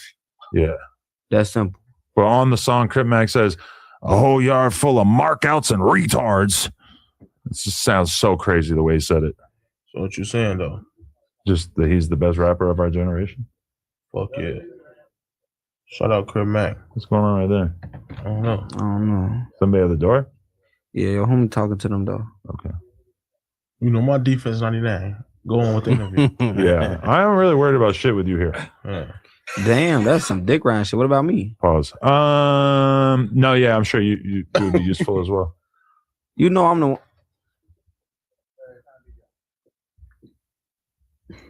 The fuck? What is this conversation there? I don't know. They talking about some goofy shit. It's probably the car or something. Oh, car? And why they interrupting our And what interview? they talking about, This the is car? unprofessional, Adam. Nathan doesn't seem worried. He's just closing the door. What is going on here? What's that accent? India accent. Oh, nice. Y'all fly. God damn. Okay, we still got some more questions though. If you want to dive into some. How you meet your manager, Frog, man? How long you on Frog been tapping? He managed gangsters. I like Frog. You trying manage to gangsters. wait, why you asking the questions like that though? What you mean? That's Like, like it it sound like you you- practice. He reading it off his phone. It's like he trying to Like he wrote it too. trying to connect this to connect this and make this make sense. I met him because I'm a real street nigga, and my name. been Nah, you being too. You Look I'm at just- him. Look at him. Yeah. He managed Oh gangsters. shit, he do got the frog pinky ring. Damn, That's what he do. that's hard. Video, that's it. He give a motherfucker a different way to live their life. On Give you a video, he different know what's aspect. going on. Think different. He help a motherfucker, you know, keep their head on straight. He told me like, bro, you should get your shit together, bro. Then shit, His life is brilliant. he had got some rappers famous and shit. Yeah. I seen that shit. I'm like, damn, fool. I went to jail. Shit, he went to jail. I'm like, brother, when we get out, brother, we finna do this shit, brother. And when we got out, we got out. We did this shit, brother. Or else, so you know him in jail. He managed G Raven too, though, right? How you feel about G Raven? Cause she teeing up right now too. Yeah. Why the fuck Remy always bapping? How the fuck is a white Jeep Charger stole off Sony? How that happen? Is that a bar? Yeah. You rapping about Remo? Yeah. This is crazy. Dude, I like how they're Called just Killer. looking at each other's phones. Sharing memes. Yeah. No. No, we no. Comments. I can't see my phone again. You gonna do some music with G Raven though? I was supposed to been did a song with her. I just be moving around, living life, brother. There's a lot of motherfuckers I was supposed to do a song with that I didn't do a song with, but I'm gonna do a song with them, if you get what I'm saying. Who's somebody that's waiting for a feature from you right now that you overcap? Me? I don't know. I ain't really overcapped nobody. I really did songs with like a lot of motherfuckers. It's time for me to start working with motherfuckers who more famous than me, because a lot of features that I did past, like all the songs that I got now, up to now, I wasn't reaping no benefits. I was the beneficiary, if you get what I'm saying. Yeah. A lot of truth to that. All right, but how do you feel? How do you feel about paying for features and shit? I mean, I ain't never even paid. The one feature I thought I was gonna pay for, I ain't even have to pay for it. I thought I was gonna pay for Lil Baby feature, like when I was clearing my album and shit. Yeah. This the first time I seen like an office go like crazy. I'm in there and shit. I call him. I'm like, yeah, bro. I'm trying to clear this song. Your lawyer told my A&R that feature's $200K. He like, all right, man, hold on. He took like 5 minutes. He like, all right, tell him now. They told him, the whole office, the whole floor was like, oh, I'm like, man, what the fuck? Now we walk through the office, they like, yeah, bro, congratulations. I'm like, damn, I'm like, what the fuck? Oh, so he cleared the song for free type shit. Yeah. That's dope. Yeah, that's hard. So you don't be charging niggas for features then? How'd that go for you? Broski, it depends. Like if I fuck with you, I'm gonna do some slight shit. If I like the song, I'm gonna do some slight shit. But if I don't feel like rapping and you steady nagging me, I'm finna crack you across your shit. Or if I don't like your music. Yeah. So if I don't like rapping for money though, it make it weird. You gotta have a mutual respect for the person you're working with, type shit, right? It ain't even about respect. Musically, not even like just music. I was gonna say it ain't about none of that. If I like your music, fuck with you, I'm gonna do a song with you. Or like a lot of people I wanted to do a song with. Like before I was famous, I done did songs with them and shit. So who's somebody you want to do a song with now? Just throw it out there. Like bigger rappers, rappers that's like, you know, like I want to do a song with Moneybag. Yo, I don't know why. I just feel like that should be raw as hell. No, that'd be good. You ever reached out to him or ran into him? Hell no. No. Hell no. After use our platform. After 2025, I stopped coming outside, like popping out on the rapper side. I stopped going around rappers, all type of shit. How do you feel though? Because a lot of niggas like closed mouth don't get fed. So like you ain't a nigga to DM a nigga like, hey, let's work type shit. Like how do you feel about like networking, doing shit like that? I mean, I feel like I'm at the point like I don't know. I ain't never had to do that. Like everybody I ever worked with, it was like they no homo. They came on to me, like you know what I'm saying. Like they hit me up or whatever. So it was like, I don't know. I ain't never been down that boat, but I don't got no problem with doing that though. Like I want to do. I don't got no problem. You don't feel too big headed to do that. Hell no. It's like this shit. We all in the same boat, but like, niggas do be too nigga on horn sometimes though. Like. This nigga want to do a song with me. That's why I don't really, like, if we ain't locked in, like, if I don't know you already, I don't even really be talking to you because you will never know what a nigga head at. Yeah, and nigga might screenshot him like, look, you see how Buka did me the other day? Yeah. Nigga might screenshot him. What did you? What happened? You said it. Big time, Remo. Remo asked him to do an interview. Yeah. And he posted it. Basically, it was just clowning Remo or clowning us, I guess. Saying he'll do interviews. Saying don't do no jumper. He wasn't clowning, but he in a way, he basically saying like he wish more people wouldn't do no jumper. Yeah, like he wish me and you would never came on. Like there's all these other great options, all these great alternatives. But y'all do be tweaking on this bitch though, brother. No, we're just funny and informed. I gave a good example of how we do an interview. Zoo came on here, we did a perfect interview. That shit almost had 1 million views, no messy shit. So we gonna ask y'all the shit y'all put out there. But if a nigga come through and talk about music, they gonna talk about music. Yeah. Like you're like smart and with it, so we can joke around with you and make good content like that. But a lot of people like they're scared that they're gonna sit down here and just get ran over. I'm gonna keep it a buck, folks. Niggas delusional. Niggas be worried about the police. You ain't even did shit for the police to be looking at you. Thank you. I'm my dead homie. Like niggas be. Or you make it seem like you did some shit when you trying to avoid interviews. Because if you ain't this shit, then the fuck is it avoid? Niggas is delusional, brother. Niggas be living in their head trying to make up some shit. Oh, I don't do interviews. I don't do. Shut your corny ass up. A lot of dudes secretly know that their goofiness would be revealed if they did an interview. Duh, niggas is corny. You talk to a nigga long enough, you gonna notice he a goofy. Like niggas, and niggas be knowing. We just saying not nobody in particular. Yeah, I ain't talking about nobody in particular. It's some real goofies though that's around, like that's going around that people be gassing, making motherfuckers think that. I can't wait for Butter to get back out. Yeah, I can't. I miss Butter. His ass is real goofy. Y'all don't see that? His ass cry when he get locked up. He grown as hell. He be off the X. That don't make you cry, nigga. Yeah, it make you all weird and emotional and shit.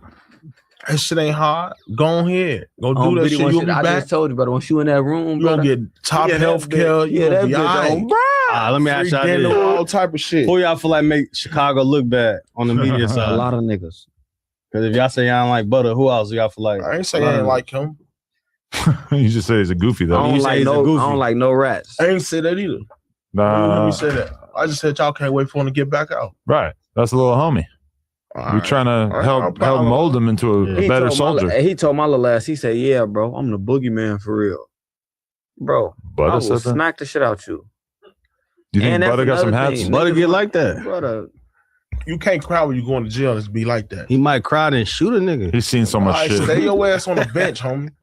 Or Hey, stay in the stand. you delusional, That's what encourages hey, you. look, if I ever do some goofy shit, you better take up for me. I got like Vaughn is savage, bro. He get a pass for doing that, bro. What? That's basically what he just did. He just said he could cry in jail, but he'll shoot a nigga, so he get a pass for crying in jail. Nah, I ain't say he get a pass, but you can't tell me that niggas don't be doing no snitch shit and then to do some gangster shit too, though. Well, who done did some snitch shit? Then did some gangster shit? A lot of niggas just killer rats, but yeah, a lot of niggas that did some gangster shit and then snitch. So you telling me they didn't?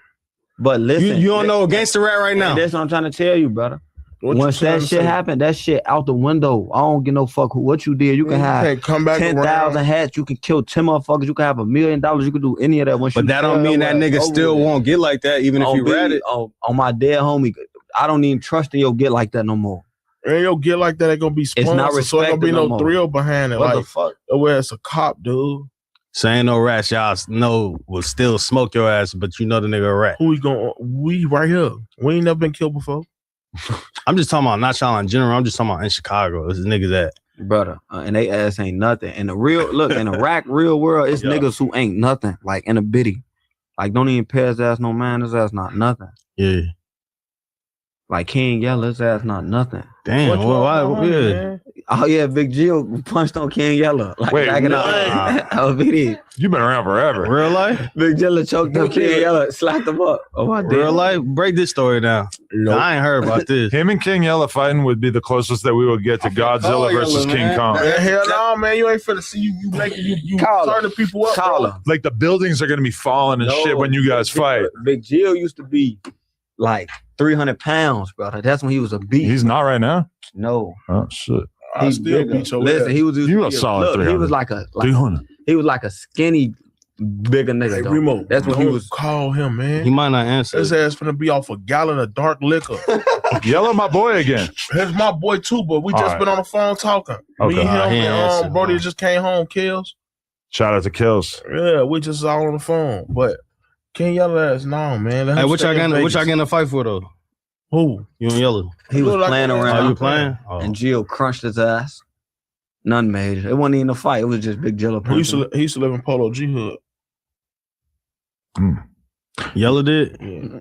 Yo, can I ask this question? What was it like when you went to Stockton and shot the video on Nightingale with J-Bo and Stunner Girl? That shit was legendary. I don't know if you know how legendary that was. Yeah, you know that. That's crazy. I just told him let's drive to Stockton. He turned his 5 out. Free J-Bo. As fuck. Nah, free Shout out J-Bo. my boy Pig. He going to trial with the feds. I hope Why you got that face on? He gonna win. Most brother. people don't do that. He turned down 7 years. He said we're going to trial. He gonna win. I believe in him. Something we don't know. Hopefully. Send help, Adam. So about that. Send help. I don't know if I can help with that specifically, but what was it like being on that block? That's a treacherous ass famous that block. Shit was, I ain't gonna lie, for I fuck That with shit that boy. normal. Hey, we got out that bitch just on video just like the rack, bro. Yeah. I got out that heat. And their defense was on 99. I believe that, yeah. Ain't nothing come through And that then when we got right there, that bitch 99 plus. They gave us them jocks. We on that. You know, like an all-star team. It was like on BD, Chicago all-star mixed up with the LA all-star. That shit was great. Sacramento all-star, LA, whatever. Did Stunner Girl have you feeling away? What do you mean? I mean, she looked pretty good, right? That's brother Lil Lee. I think that was J-Bo's work at the time. Yeah, so we wasn't even paying her no attention. I didn't even know that was her. I wouldn't give a fuck. I would be looking at her all the whole time. Man, he just got cockeyed and everything. She's hot. Shit. What? Yeah. You need to run up on her then. I think I'm gonna leave that as sis. I think you got a sexual addiction, Adam. Yeah, I've thought about that. You need to talk to somebody, bro. What's like the baddest bitch to you right now? The baddest bitch. Yeah, I want to see where your head at. Like, period. Right now on the earth. Yeah, I want to see what A lot of the baddest bitches to me right now are just random Instagram girls that I don't even know if everybody else knows who they are. I don't gotta talk about it. My wife. Ooh. My wife. Top 5. Your wife, when the last time? So how you feel when you hold on, man, brother, fuck hold that. on, brother, hold on. Fuck that. When the last time your wife did a dick, brother? Besides yours. A couple weeks ago, probably. Come on, man. You like, how that make you feel to see somebody tear their ass up? It's good. I like to see her working with some of the top professionals in the game. You used to be trying to make this shit seem like why the fuck you won't let her man. work with a top rapper in the game then? You would let her work with professionals. Well, maybe if you give me Lil Baby's number, we could find out. Damn. So you saying you gonna let? No, I'm just kidding. I heard Lil Baby was addicted to jerking off. That's what Ack said. Brother, we ain't doing that, bro. Don't put this in our interview. Don't put this in our interview. I don't know. It sounds crazy to me, Baby too. my homie gang. Don't put this. No, I'll fuck with Lil Baby. Lil Baby cool. Y'all be rotating out there in Atlanta with Baby and shit. What artists in Atlanta y'all fuck with? Shit, Really? a lot of The ones we fuck with. Brother, yeah. I fuck with whoever fucking with me for. If you ain't no goofy, no rat, no rapist, we cool. Yeah. But y'all ain't got like a clique of niggas that y'all We don't no got no- rappers. You don't see me with no rappers. I be with the gang, TG. Yeah. That's it. That's all. Nah, I seen you with Herb and them a couple times. Yeah, but that be Polo G. that's like I be playing basketball and You shit. supposed to use Yeah, that that's and pour like- it in a cup. You ain't supposed to drink that like that, bro. You know, I think about that sometimes. It's kind of big to just be holding this shit You up. call her like her, On them some like, bullshit. them like motherfuckers I call like on the regular. You know what I'm saying? Yeah, Like yeah. chop it up and shit. You think I should like lean on you to help squash the beef with Herb? You got beef with her? Oh, he don't like us. I don't know why. What you say You want about to call him bro? and ask him? He ain't gonna answer. He gonna hang up. Do it. Yeah. Try it. You can try it. What you do, gang? I don't know Y'all what we must have did. did some what y'all do. I really have no idea. But he don't like us. We know that. Y'all probably did some weird shit. Let's tell the truth. So we Yeah, know just we tell her. walking Yeah, into. just yes. I interviewed him in like 2018, and I ain't heard from him since. I might have seen him a little bit since then, but nothing crazy. I don't How know. did you edit the interview though? You made him say We don't something. edit you it were at trying to all. Say or We something. don't edit this shit unless somebody asks us. To I take think he something just out. on his Buka 600 tip. But you can't say that her, but And he real just nigga, did some brother. interviews. No, I like her. No, I'm not saying. We I'm saying say I heard all the time. We say top 5 all time in Heard my boy Chicago started drill. paying him the niggas. He ain't on nobody. Nah, when I say that, I mean like he just try don't want reaching out niggas to to him? do. I think I reached out to him before he ain't never hit me back. But I That's think what you reach out told him. What again. you told me, you had a bag for him, like trying to pay him to come on. yeah, we definitely got bad for him to come over here. Damn. But I don't even think it got that far. I think he don't follow me or some shit. So that's how loud he probably don't That's follow. you taking that type of shit personal. Nah, I don't, but it's just when you see little shit like that, it's like, oh, I must have said some shit or interviewed somebody. Right. Mm-hmm. Adam, like What you are you finna watching? strike. This video, it say terrifying murders. It's like all he does is sit around and watch that shit. His algorithm filled up with gun violence. Yeah. Besides Oh, Shiesty, Biddy just blew in that bitch. Just Look, like they doing a prank. He just shot all in that bitch. He dead. he's really living that life. Just like rap about murder, watch videos of murders. Also, homie played with him in the mailbox. He got mad. He just blew all in that bitch. what y'all thoughts on the All-Star J Ben 10 situation? Don't ask us about nobody doing. We don't got no comment. You play, you lay. That's still a comment, brother. Yo, you are like a comedic duo. This is so good. These two together is amazing. Cause bro, he asking dumb shit, bro. Like in the We don't internet. know nothing this- about none of that. The Nah, internet there's makes another shit look internet. like- Yeah, there's another internet thing, bro. Like people got to stop dick around when it come to shit, folks. Yeah. If this nigga would have did it, he would have been glorified. If these niggas did it, they would have been glorified. Type Like, shit. bro, everybody get the same respect, bro. Like Situations, just situations. exactly. It's that It's shit. all about what you're gonna do when they fall on your doorstep. Motherfucker, ring your bell. How you gonna respond to it? Yeah. You know? I mean, really, what can we say about it? That situation seems like two real ones ran into each other and some shit went down. So exactly protected his neck. So why you asking us? Exactly. What? That's what podcasts are. We just commentate on other people's lives. No, Yeah, that's what we do.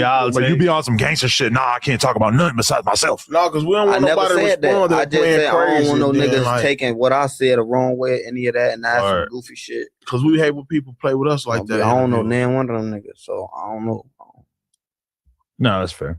What I seen is what I seen. Who you think gonna win the Rico Reckless and Ruger fight? Yeah, they boxing. Damn, Rico, I seen Rico Reckless. Bitch, I've been out here. But yo, he told us he's not training at all. He's not adjusting his diet. He's not going to stop smoking weed. And he's not going to the boxing gym. I was amazed when he said that. That's probably be the damn one. You're going to fuck your head up. He probably win. Yeah, he probably think he finna. But if he don't get that and knock him out, you're going to be tired in the bitch. There ain't nothing you can do. Yeah. Because if Ruger's training and practicing and working on his cardio and Rico's not at all, but he said he's not training at all. I couldn't believe it when he said it. How many years Rico Reckless did when he was booked? I don't know. I don't know either.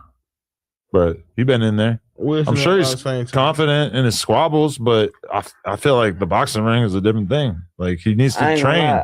I was booked with a motherfucker from Rico Reckless hood, Marcelli. His name is Z-Dot. He passed away. That was my boy. He used to always tell me about Rico Reckless. Say me and Z-Dot locked in because I sat in a cell with him. Oh my damn. What do you used to say about Rico?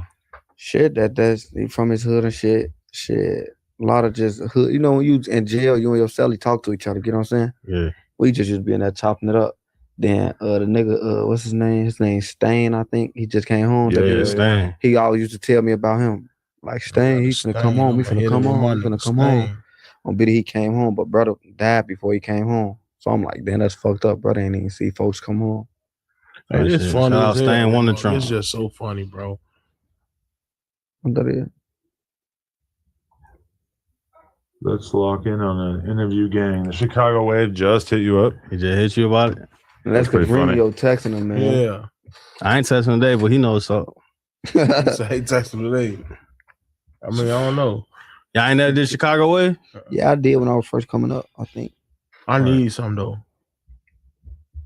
For sure. Shit, Chicago Wave. Also, this question he had for you. He said that you kind of put Shiesties on the map in Chicago, you and Nook. But he said, Britt, your brother, he said that PJF Nook made Shiesties look crunchy and raggedy. Yeah, he made them bitches look dirty. Like, look, but I ain't gonna lie, PGF Nook, I ain't saying nothing bad about him. He got money and he still looked dirty, if you get what I'm saying.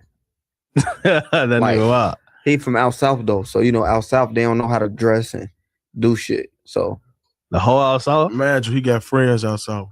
I do, and I be telling them. It's only some. So y'all feel like who dressed the best? Out west? They say out west get the most money, right? That's what they be saying. You know that. You trying to make why he make everything so like nigga? You just said no. You be hearing what you just said. Listen, I said you just said niggas out south can't dress. What it is? That's PGF Nook without the shiesty. Why you got him on this shit, on your shit? Though? Because that's what I changed my background to when I'm doing porn, so that I don't have to look at my kid when I'm doing porn. So I changed it to PGF Nook with no shiesty. What is it? So what, nigga? You doing porn with PGF Nook on your phone? What are you talking about? Why don't you put your wife on there or something? Well, I would rather just look at one of the homies. It's just like neutral. No, ain't not. What? It'd be like a grass field. It would be like. I can't even say what I usually say. I don't know. Burnt out. Or like when I'm at the porn convention. I'm like, say it, brother. Say it. No, what you trying to say? What? That I ain't gonna lie. Bro. I'm not gonna lie. Like everybody when they see this thinks it's weird. Saying that. You can't be saying that. Hey, bro. Mute the mics, brother. No, mute the mics. Don't mute the mics. Don't do that ever. He can mute the mic, brother. Do it too. Y'all on OBS. Okay, say you're gonna do it, but don't do it. Damn, you almost just lost your job. He was gonna get up and do it. Biddy, I was going. No, man. How long is Nook doing? We don't know. I don't know. Shout out Fully Chopped though. Free his ass. What? That's his homie. Yeah, Fully Chopped. Yeah. Shout out Fully Chopped. How you feel about the youngins in Chicago coming up? Come up. Good. I fuck with it. Come up. You know that I'm supporting it. If they doing the right shit. If you're a rapper, you know to rap, stay in the studio. I'm fucking with them. Any I ain't names? no hating ass nigga. Huh? Any names? Like who y'all fucking with? PGF. I would say PGF Nook. I mean, shit, Fully Chopped. It ain't really a lot of motherfuckers coming up at y'all making it sound. Yeah, it's really us coming out swinging. We Aspen. really take this shit over. come on, bro. Stop playing, bro. That's what? Why you say that? She like a content girl now. She ain't no rapper no more. I feel like her music, all right. Yeah, she got some little songs. She got songs. But she coming up in the sense of like more people know who she is. Yeah, she's famous, even if a lot of it's not for the music. Yeah, that's what I just said. She like a content girl now. Like, yeah, she ain't coming up. She damn near like made a little wave in this shit already. Get what I'm saying? It's she used to date your brother Brick. Hell no. What the fuck? Where the fuck you get that from? I don't know. Brick. Leave Brick alone. Keep Brick man. name out Just of that free shit. Brick. Free Brick, man. Yeah, free Brick. I ain't gonna have Brick would have beat your ass. What you mean? Man, Brick Beyond, he a loose screw. Yeah, he an angry bird. Bro. What do you think about Aspen beating the shit out of that dog, though? We got That was pit probably bulls. AI. That probably wasn't real. Does that just not even trigger any kind of emotion to a Chicago dude? Because y'all seen so much shit. That's I got he 3 got dogs. pit bulls, Okay. brother. Them bitches be tripping. But pit bulls are savage. She was doing that to like a regular ass little dog. You should come to my house though. You come to the rack. I'm gonna show you something. I'm starting to get scared when the more you invite me to your hood or your house or. Be good. Bring Lena too. See, okay, this is getting a little I weird. just want to meet the lady. I ain't Jilla. never know her. You fucking Jilla. What's her name on Instagram? Lena the Plug. Lena the Plug. Give her a lurk. All right, man. I ain't pushing up though. That's your. I respect your man. I'm gonna fuck her, brother. So How when they divorce, bro? They're not supposed to fuck a married woman. yeah. No, she ain't supposed to fuck a That's single against man. the law, bro. I authorize that. What if you gonna fuck her? You authorize he can fuck her? A few guys love through, yeah. So why you? So why you? She's don't still want- young, you know. So why you don't want me to How fuck old her? she is? 34. So why you she's don't want almost me to done? fuck her? Why you don't want me to fuck her, Because you're not a professional. brother? What you think he gonna break her or something? I don't know. Look at her. Do all Look at kinds this of her weird page shit. story right now, bro. Send me her page so I can. You ain't following her. No, I'm not. Oh, that's fucked up. See, if I go follow, she don't follow me back. I'm She said block she's her. still looking for 2 general admission Coachella tickets for a friend. I'm finna tell It's her. about- I'm finna tell her I How got much them. is worth bitches. it? I think it's sold out. Yeah, so she gonna tell me right away. You think so? Look at him. Well, Sway Lee hit her up and she told me right away. Fucking Swaggy P, I still gotta press him. Who, Nick Young? Yeah. He gon' fuck your bitch. No. Probably got up with each other. She's not interested. You telling me an LA Laker can't fuck up? Nick It was Young. like 10 years ago. Oh, That's when he was really in it too. No, I'm saying, but no, it's not interested. You. Who else you She said? only wants me. She just fucks these other guys because it's porn shit. It makes money. Whoa. She got your brain, brother. You got your brain, bro. It's a porn star thing. You wouldn't understand. The same way that y'all could just kill somebody and then go play fucking video games at the crib like it's no big deal. You talking about on GTA RP, right? Whatever you want to say. It's like, I can't wrap my head around that. You can't wrap your head around He me. had killed a motherfucker before though, so I don't know why he acting like I said, I have? you act. No, you never said you said you will. I said, what would you do if a motherfucker harm you or something? You say, I'm. I don't agree with that you just said though. Why, you're denying the murder thing? Okay. No, That's fine. You're supposed to do that. Whatever you say, no, whatever not. Right, yeah, you're supposed to do that. You is fucked up. You a fucked up individual though. Why you say that? But you think it's cool to let a wife nigga fuck your bitch? You trying to turn the tables on me? This is your interview. Okay, now listen, nigga. I'm not going to sit here and let a murderer tell me that I'm fucked up. Murderer. He said, you let your wife pound your yish, man. You can't say nothing. He said, I don't want to hear a murderer talk, man. You see how disrespectful Mr. Grandmates on, Mr. 16, the 22-ster is, bro? This man, Vaughn 1700, is viral right now, gang. He's even lucky that bro even showed up twice to his platform, bro, because he didn't even have to do that. But for him to sit there and say, I don't want to hear you talk, or say you can't talk because I don't want to hear a murderer talk, bro, it's crazy to me, bro. That's crazy ass work, gang. That shit is crazy work, gang. Like real shit. I gotta hit him with the scream, man. Crazy work, gang. Let's get back into it. Crazy. He decent. I'm not gonna sit here and say you let a motherfucker say whatever. Like your wife, like listen, brother. Yeah. Like, do you listen? So you might be more heartless than a murderer. No. Yes. This is what I am. I am when you find out.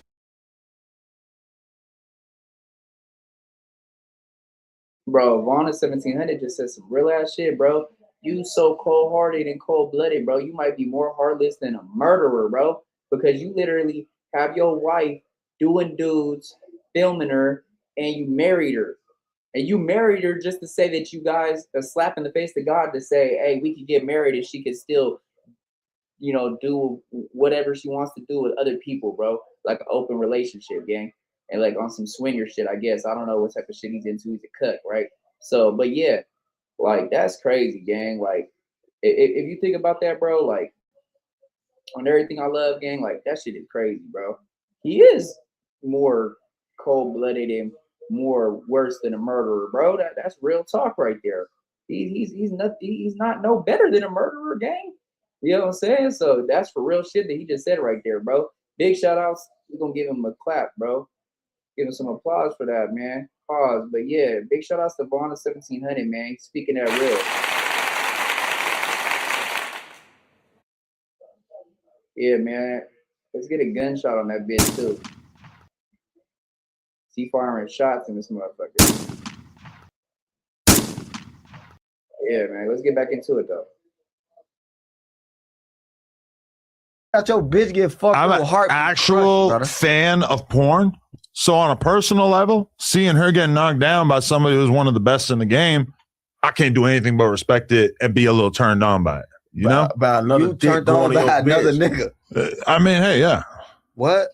The same way that she can watch me You fuck another girl and smacking enjoy it. shit. So I'm saying. So He's so deep off to beating off gang. He just believe we gotta talk, bro. You need some help. You just listen. I don't think I need any help. You basically a gilly though. What's a gilly? A gay? Yes, that's what. No, you don't mean that. You just said I get turned on. You get aroused from another man. But that doesn't make me gay. You get aroused off. It's not just another man. It's a very specific scenario with another man. Confused, brother. You confused. Why am I still doing a podcast about this? It's been 3 years. 3 years of what? Since she first got knocked down by another guy. This. Yeah, So well, you are completely off the internet, and I really appreciate that about So you. how many dicks you think your wife done did in the past 3 years? He said 8. Bro. I think it's like 8 is my guess. Your ass Brother. fried, shorty. She got your brain. It might be a little more. This thing is crazy.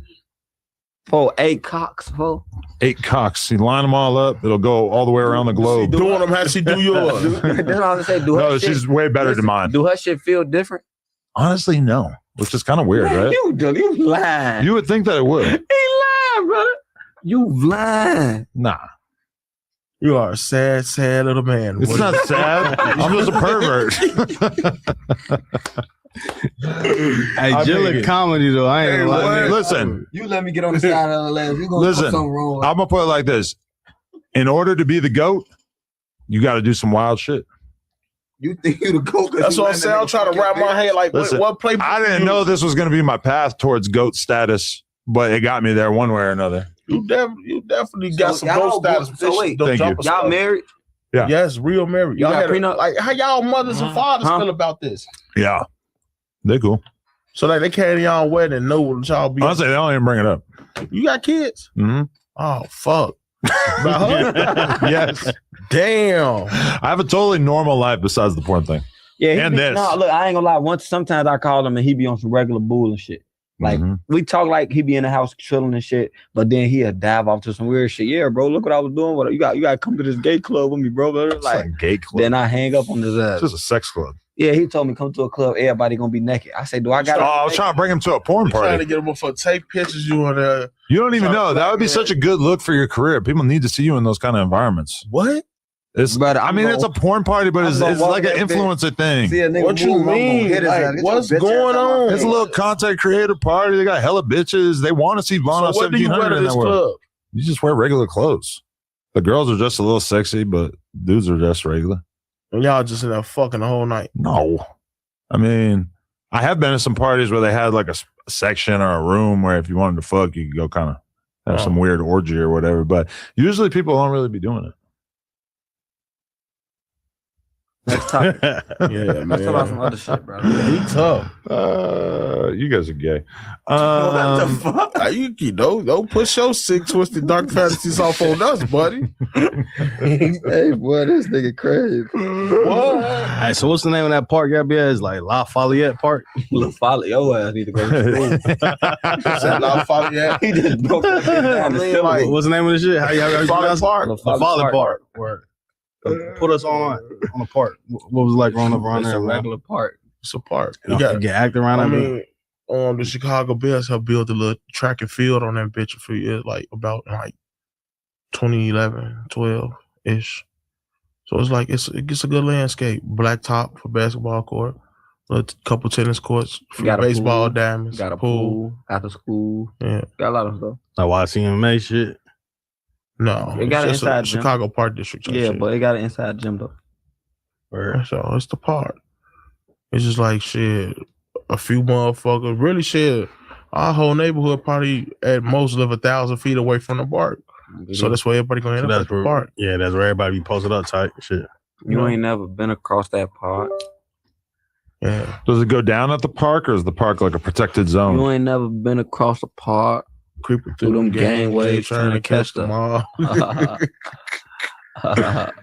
Do I need to be careful in the park? No, not if you with us. Okay, that's good. What with Black Mob out there? Who? Black Mob. What's that? Bro, you be bringing up some niggas that's just dead and gone, brother. Like you be. What bringing up is some that? niggas You like- talking about some shit from Al Capone was alive? You said running from that mob. What'd you say? We ain't Trying to seen catch nothing Nothing like that, brother. You gotta go hit the rewind button over there. You gotta go. Oh man, so they're not cool. That's not like a cool group of dudes to be cool with. They're the ops, man. That's the ops. Brother. Black Mob. Black Mob. What the fuck is Listen, that? Why is y'all what? The ops is dead and gone, bro. Y'all trying to be able to have somebody come up in an interview next to come up and saying some goofy I don't shit. even. They have a I rapper? can't name one of their rappers though. That ass. Yeah, They ain't just got no. leave They that don't shit got alone. nobody. Leave that shit alone. I don't know who where they supposed to be at. Like where they come from. I don't know. Y'all put me on them. Who? Y'all did How? songs. What song? Just Do the songs. lyrics. Like I don't know the lyrics. Do lyrics. That's what I'm trying to see. Songs and documentaries, man. They just say the You black. can't listen to them people. They don't even know us. Bad, right? How you feel though when you watch documentaries and shit on shit like that? You gotta let that I shit. just You be don't. like- You obviously don't like because I think. All right. Matter of fact, I just be like, damn, why the fuck I ain't come up with this shit? They getting paid off of. you don't like Ross did a documentary on y'all or something. Who was Ross? Trap like Trap like Ross. Ross. What'd he say? Because I think me and 1090 Jake was finna pull up on you in Miami, and I think we had Ross with us, but you didn't want Ross. He didn't want Ross. To That's pull up. not true. Well, you should have paid That's for not to true. slap the fuck out of him. That's not true. I never told Traplo Ross never pull up on Then me. it I was never Jake. said that. Yeah, it was. It was one of them. But Nigga, I was on fake. Nigga, we was at Rolling Loud. I never told Nam one of them not to pull up on me. I never said that, bro. On video, I would have let Traplo. Hey, you know how to Ross get like fights from him? I think Traplo Ross said he didn't want to come around me. Nah, he was trying to come. Me and Jake was finna pull up on y'all. Fuck Y'all that trying nigga. to tell me no at Rolling Loud, right? Yeah, Rolling Loud. It wasn't enough time or some shit. Oh, He has a shit video like that. called Von Off 1700, Real Killer or Fake Gangster. And that's a bitch ass nigga from England. Who the fuck is See, him? there you go. You didn't want him to pull up then. I think that's what it was. You wasn't fucking with him. Yeah, you know. Toss Gang, Von Off 1700's Deadly Shooters. A bitch ass nigga from England. How he know we deadly shooters? Did his research. But hey, keep real. Do you watch some type of documentaries? Or did And you watch any I of them? watched them and I be laughing like this Yeah. nigga's a fucking goofy. You know, you want to know why I'd be so mad though? Because he'd take something from another interview that I said, then try to make it like he know what's so much going on. Like it's just a goofy. Yeah, that's definitely the game. That's what everybody be doing. I know. I love seeing clips of myself talking about something and then they just say it's me talking about something else. And I don't even remember what the fuck I was talking about. So it's like I can't even really explain it. That happens a lot now. You heard he say fuck that nigga. Hey, I might have put up the cleanest, I think, for a No Jumper interview though. What you mean? Y'all put up Rafe outside? Oh Yeah. I think Batman Kevo put up Lamborghini one time. Y'all niggas Rafe. On that, y'all That ain't probably, no Rafe. What was it? A Rolls Royce? That's a Cullen. Cullen? All right, yes. I knew it was some fancy shit. Yeah, shooting stars and that bitch. Yeah, all right. I getting big money. You gotta come to LA and bull at your feet. I ain't gonna lie, LA, like in Atlanta, I be Say running four around. deep in that Rolls truck with 3 choppers. You know that I'll be bulling. Y'all listen to any LA rap? Hell yeah. I was hearing no in the background. I don't really. I know Peso. That's Texas. No, it's not, bro. No, Peso is LA. Yeah, that's what I'm talking about. What's the other dude? I think it's shit one Peso. I gotta show you. Mozzie, yeah. rapper. Bro, you talking about the real short rapper? Sacramento, but that's above Stockton. Mozzie just did a joint tape with ESTG, right? Yeah. Yeah, I've been listening. They both signed to Yo Gotti. Oh yeah, that's 10 shit. Who are we talking about? Mozzie. No, we talking about Peso. Peso. Yeah. Peso. Brother, he's short. The real short. I'm telling This you. kid. Yeah, brother. Yeah, but that's Peso. That's not Peso. Peso's from Texas. Yeah, just let them know we putting up no jumper, Rafe. That's my boy right here. Like nah, we was with each other, brother. We was with each other. Nah, he's a cool kid. I don't know, brother. Why you study calling this grown ass man a kid? Cause he's like how old you is? Probably half my age. What is he, like 21? How old you is, Adam? Also, when he came out, he was like 15. Like 40 something. I'm 42. But when he came out, he was like 15, talking crazy on songs and shit. Like, and that young bitch drive you crazy. So to me, it's like he's still a young kid. Like, how old is he? He's 34. 34. Yeah, see, look, he's a fan.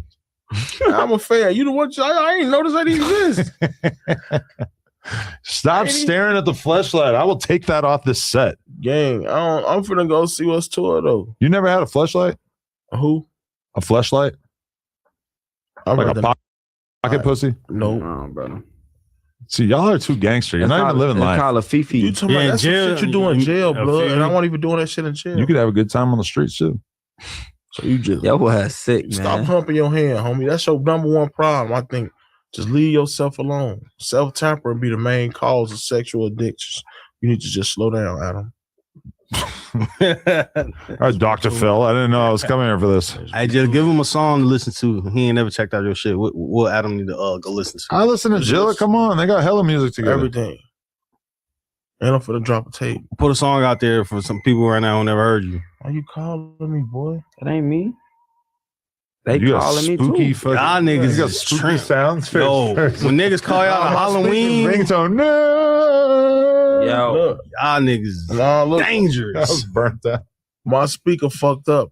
So like that's the loudest ringtone on the phone. But you got Michael Myers as the ringtone. It's crazy, nigga. Like, it sounded like a spooky haunted house. The phone in here, blood. I bet. I ain't never heard a nigga with the Michael Myers ringtone, funny, bro. man. That's I don't different. know how my shit just wrong. He's so committed to being scary. Who? Me? Yeah, you want to freak everybody out. You want, right there. Man, I'll be chilling. you're trying to keep up the demon image. So now even when you get a call, it's Oh, man. No, we did the monster mash. my phone used to be on silent though, but when I go to sleep. Yo, this man said, the monster mash, bro. He is clowning these people, bro. Shout out to Barna 1700. Shout out to Driller, man. You know what I'm saying? On BD, man. Shout out to all my BDs. Real shit, bro. But, yeah, man, that's crazy as hell, bro. This man, Adam 22, is a clown, bro. He said, ooh. He said, you got the Michael Myers ringtone. He said, ooh. The monster mash. What is wrong with this man, bro? This guy is crazy, gang. We gotta hit him with the scream, man. Weird ass guy, man. That's the ringtone. Adam, bitch, you out here playing. You ain't gonna left right that wheel. Why you always Just call rapping him a me? bitch. No, but he was saying Adam ain't no cool, savage. right? Adam, you think you a savage? I seen him get tough in this bitch before. Oh, Y'all be staging that shit though. yeah. Sometimes we do be staging shit. Some shit be real. Can you Some and shit Ruger real. get into it in here or something? No, that was real. That was real. Who spit on the motherfucking hill?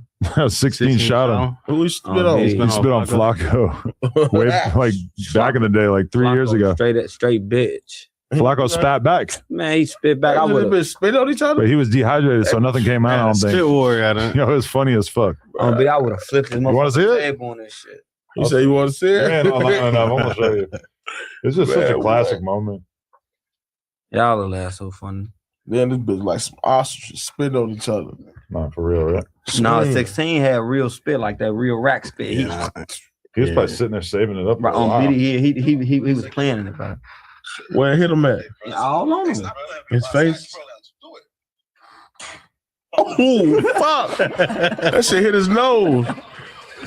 You saw the impact, boy. He ain't do shit. Hold on, wait, man. I ain't finna swipe off. See none of your freaky shit. Look. I think he told him. Damn. He told him to suck his dick, bro. Bro, suck my dick, bro. That's a do it. That shit went in the corner. Yo, that is the loudest spit noise I might have ever heard in my life. Yeah, 16 really like hocked a And he got loogie. aim with that bitch like he be doing this shit. Yo, he filled up his cheeks with air. What? Classic. So what happened to lore. Flacco though? That was it. Yeah, after that though, I'd be out of here too. But I would have popped him. Nah, he wasn't even out of here after that. He I'm stayed telling you, in. would have got something would have happened to him and him. But yo, if you watch that interview, Flacco is calling him a clout chaser and just dissing him over and over and over to the point where when he spits on him, it kind of feels like fair. Like it doesn't really feel that out of pocket because he's dissing him to his face over and over. It's a weird interview. That shit with me, Raymond. It's a really weird. Nah, we good, man. Yeah, we're not gonna do it. I seen how you move, bro. We good. I don't want no smoke, man. Tell back and I don't want no smoke either, nigga. Yeah, how long you been waiting to say that though? You was waiting on the right time to slide it in there. Nah, I'm gonna send him your number. back in? Yeah. Nah, we good. We don't even need my number, man. Just tell See, that's bad. Nah, we good, bro. Y'all know, man. He set me up.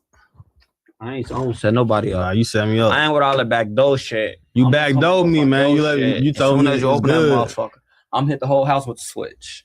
But so what happened? Aspen broke up with Backend because he was hanging out with Vaughn too much, and so she felt like he wasn't being a good boyfriend. That's where you get that. Why the fuck you get that Man, from? he ever even like? What are you talking about? That's just a narrative I seen online. What is this you speak of? His narrative was just something way different. It was the other homie, but So really y'all back gotta- end. y'all We're just trying to put it together. Just tell us I gotta everything. tell her we don't know. Just how you ain't on. Just how you ain't on the internet. We ain't in Chicago, so we don't know all the. So you We're gotta trying to put figure it down, out you feel from me? afar. We're like Look, Traplo Ross. Look, I'm gonna figure it out. Y'all Look, keep saying I don't be on the internet. we 'cause running you this shit up. folks We white. fucking ops up, for we doing all type of shit. Nigga, get We in with what? us, man. You know, He said we what? So the ops are bad. and we be on TikTok.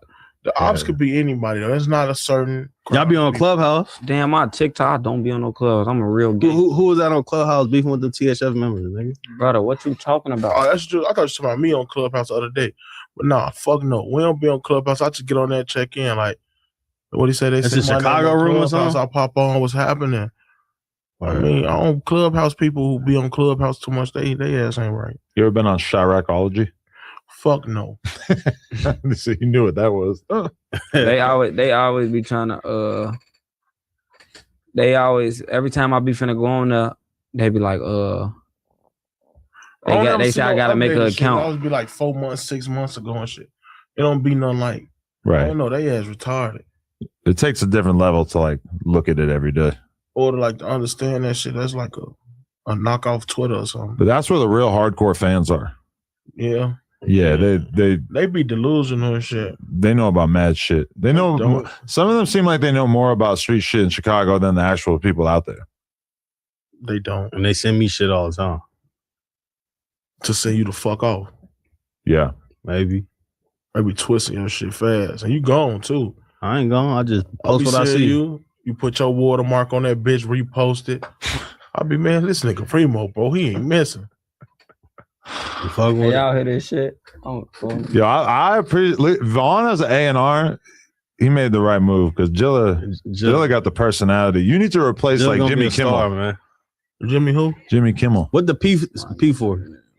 I just peeped it. No, that's for my homie, man. He passed away in 2018. Named Priest, Lil P. Yeah. Do you know about your like? Chill out. Do you know like the origin Hey, of look, your look, look, ethnicity? look, like, look, do you look. know like? Look.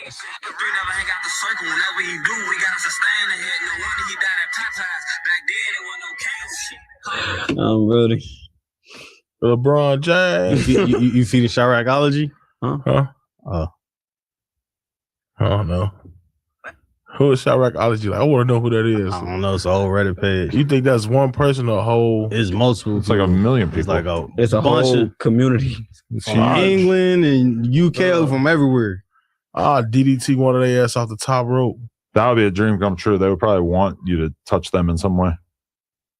Mm-hmm. I think a lot of them probably have kind of like a homoerotic thing going on. Huh? Gay, like a gay thing. I say, who want to get in the paint? I'm trying to LeBron James some shit. He's over here like, nah, I got bars though. Here's my bars. You still be freestyling? I seen you do the Lyric Lemonade. Yeah, nigga asked you to freestyle. You doing it off the top? You ain't finna get no freestyle, Remo. You try. How you feel like nowadays niggas don't want to do the freestyling shit? Everybody like, man, you just gotta hear me rap on Spotify. You feel like rap game changed? Rap game fucked up? No, it just depends. I ain't DJ Khaled, but I don't want to hear your motherfucking music. niggas ain't want to hear my music. Don't break. I had to put this shit in their face. So you don't really enjoy music? Hell yes, all I do is listen to music. Well, I listen to music all day. Mostly street rap, or you go outside of it? What's these songs right here? We got Lil Twin, we got Polo G, Lil TJ, Dej Loaf, Alicia Keys, Young Boy. Don't read that one. No? This one right, don't read that one. I was looking something up. Okay. Chucky, The Weeknd, Hot Boy. Yeah, you got a pretty good variety. Eazy-E, see, you got some old school rap. No, I was looking for the saxophones. Saxophones? Yeah. What's the sax? Like a sample? Yeah. No, I was looking for the saxophones. You just wanted to like hear a saxophone? I was trying to find a song to the saxophones. Do you know the saxophones I'm talking about? No. I know what a saxophone is. Do you know the saxophones I'm talking about? Is the saxophones like a musical group or something? Yes. Oh, you doing the TikTok? I know you're talking about. This our theme song when we walking through that bitch. Oh, so that's a TikTok sound? That sounds kind of familiar. When you think of Talk Gang, That's that call your ambulance.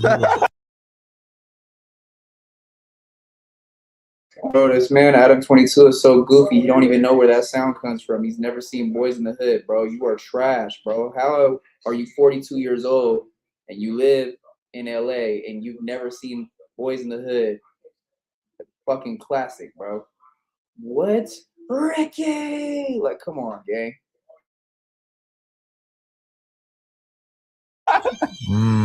Call help. That's that. We gotta go.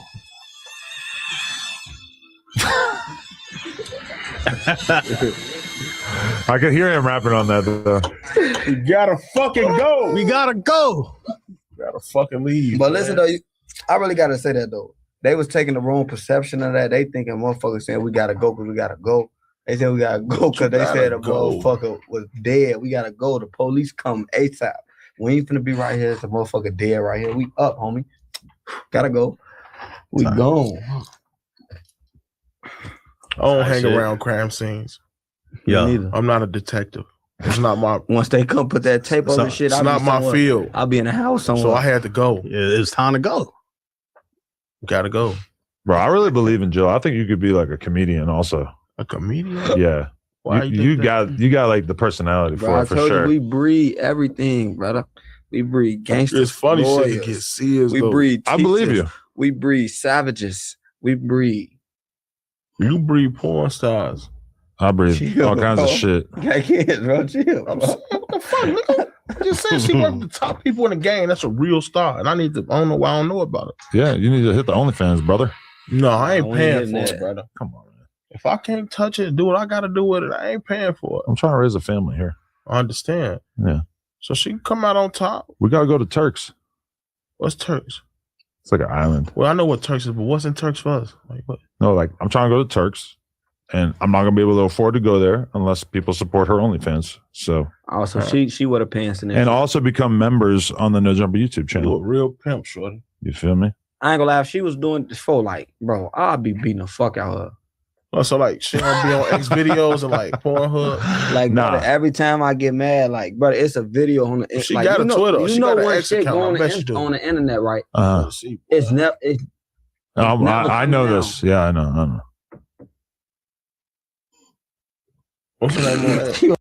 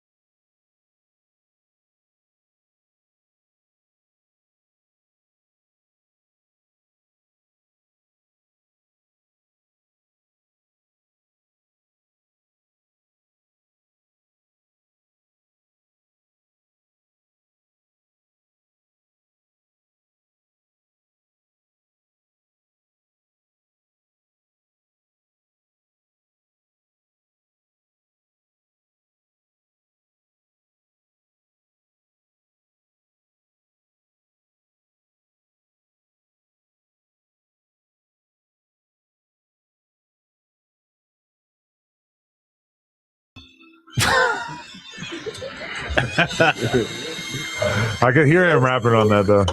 We gotta fucking go. We gotta go. Gotta fucking leave. But man. listen though, I really gotta say that though. They was taking the wrong perception of that. They thinking motherfuckers saying we gotta go because we gotta go. They said we gotta go because they said a motherfucker was dead. We gotta go. The police.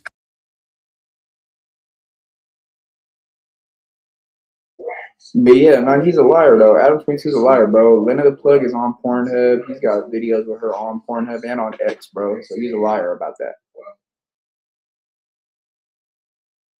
Come ASAP.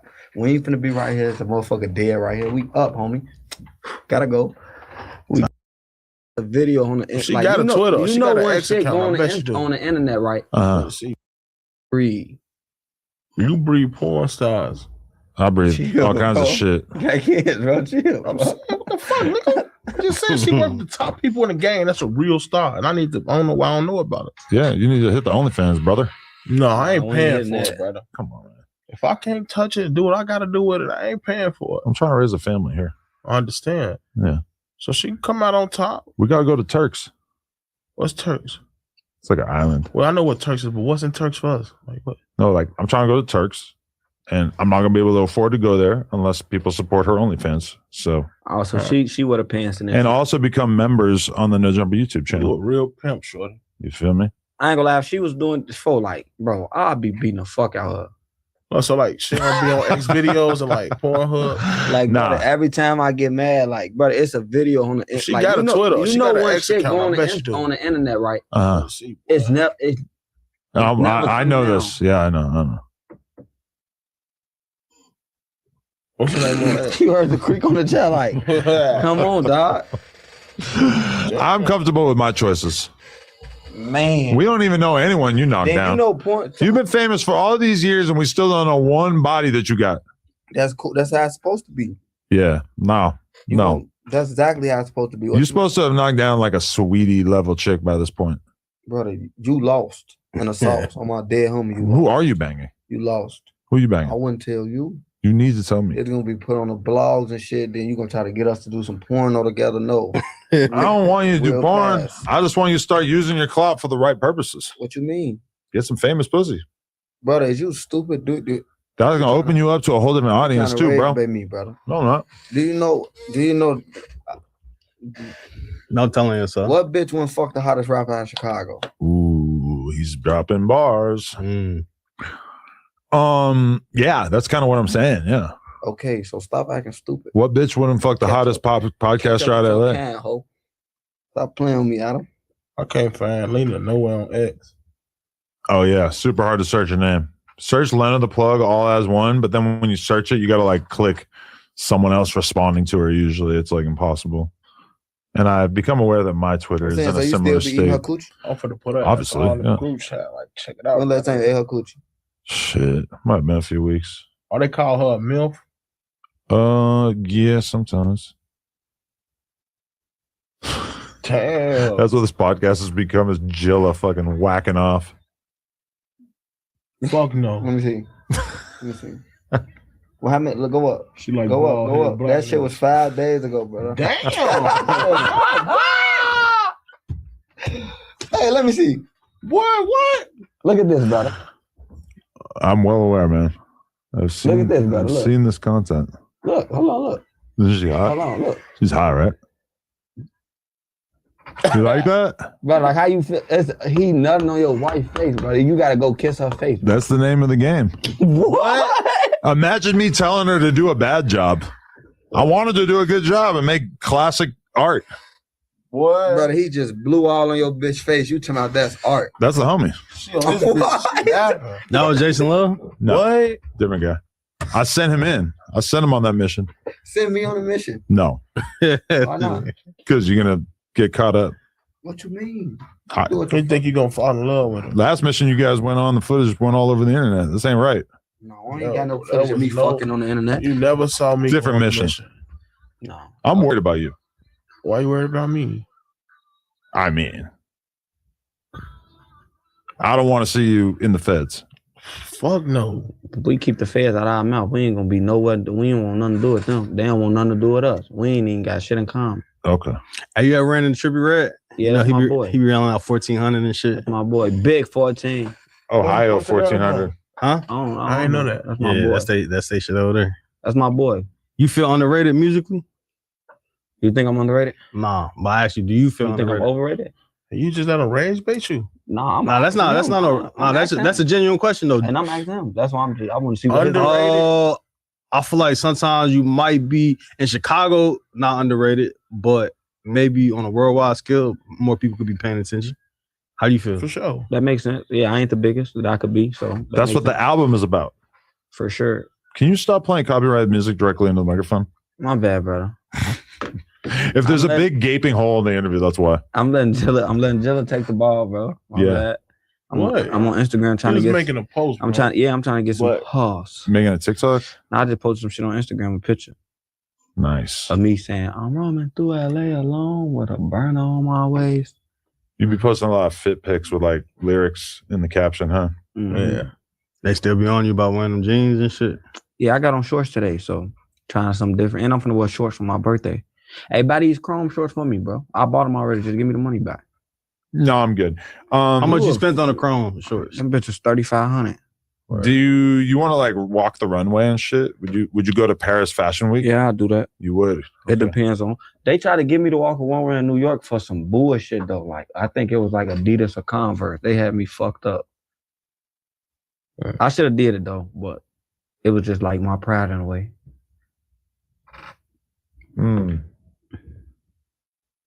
I just can't see me rocking no Converse walking across the stage.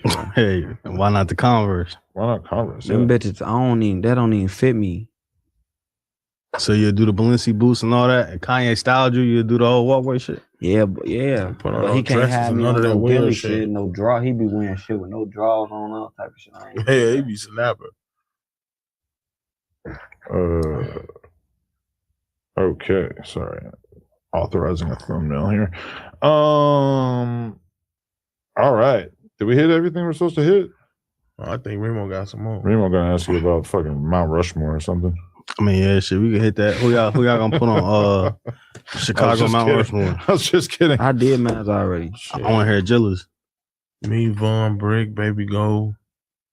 Shit. Outside bro, be on my Instagram, bro. This bitch licking a porta pipe. This bitch gonna die. A quarter pipe?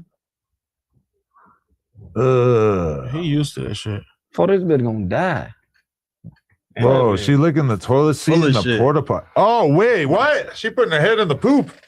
So I'm saying, man, you used to that shit. I was gonna say, you can't watch that, but you can watch a nigga fuck your wife. That is way worse. What? You can't even put that in the same category. Brother, listen, and she didn't even come up with that. I know the first girl who went viral for licking a toilet seat on the internet. Okay, fuck. Oh. I know her. What's her name? Ava Louise. No, I don't know her name. Oh. Well, I've been saying, this I'm trying to tell you. This is another topic we need to talk about, brother. Okay. So, do you love your wife? Yes. So how can you watch her get fucked? How is that even necessarily contradictory? But that's like me saying, like, do you love your wife? Well, then how can you do a podcast with Jilla? Listen, even a bitch. They're totally arbitrary different things. No, but listen, even if I love a bitch, his wife, bro. But yeah, I'm what is attacking wrong with him. You? No, you're attacking him about his wife. He so just said no, brother. He just said, "Muff." He say we are heartless. So you trying to figure out how like if your bitch was doing that? Listen, even a thought of my that's a train, bro. What the fuck? All these years, I never heard a plane be that loud. I thought that was a train. I thought they was leaving. That's a plane. That was a plane. That sound like the train. Damn, that's tough, homie. That's probably what they. I would like to cancel all of your upcoming gooning questions. You fucking pervert. No gooning questions. I mean, why is it that hard to understand that we're married, we love each other, but we're open-minded enough to be able to sleep with other people on camera? Brother, your head, you don't got no heart, brother. If that's how you choose to believe that, that's why. When you ain't no real nigga though. You ain't a nigga though, so you won't even know. You know that feeling when you find out your bitch fucking for? So your heart be burning. Oh, your shit be burning. You like. Believe it or not, there are many black men in the lifestyle who swing and whatnot. We ain't gotta put no. You crazy, bro. You heartless. Nationality on this. So how you shit. feel when you see the video? That video I just showed you. How did you feel? I feel kind of turned on. I think it's hot. You told her to get into this lifestyle, didn't you? Yeah. I mean, we were together for like 7 years before I told her to And you're like, baby, you doing what you're doing already. You might as well do it and get paid for it. Essentially, yeah. So that's why. Wait. No. She's never cheated on me. We 100%. Allegedly. Outside of the porn content, 100%. We've been okay. Kept it real with each other. done. So long as it's about the bread, you bringing the money home. It is about the bread, but it's also just about the art. So she don't do meetups. Hell no. That's what he think. I'm about to come around the other side of the table. Meetups might be. I'm just saying, like that's dog shit. She might probably can get like 10K. Why you trying to get on that with me? He said, all right. No, I'll put it like this for you. Her first scene with another guy was the biggest OnlyFans scene of all time. Oh, so she paid. Stupid. Okay. So, you know. Okay. Just fucking watching TikToks. That young boy? No, that's his story, man. Still. Have you guys ever seen a podcast before?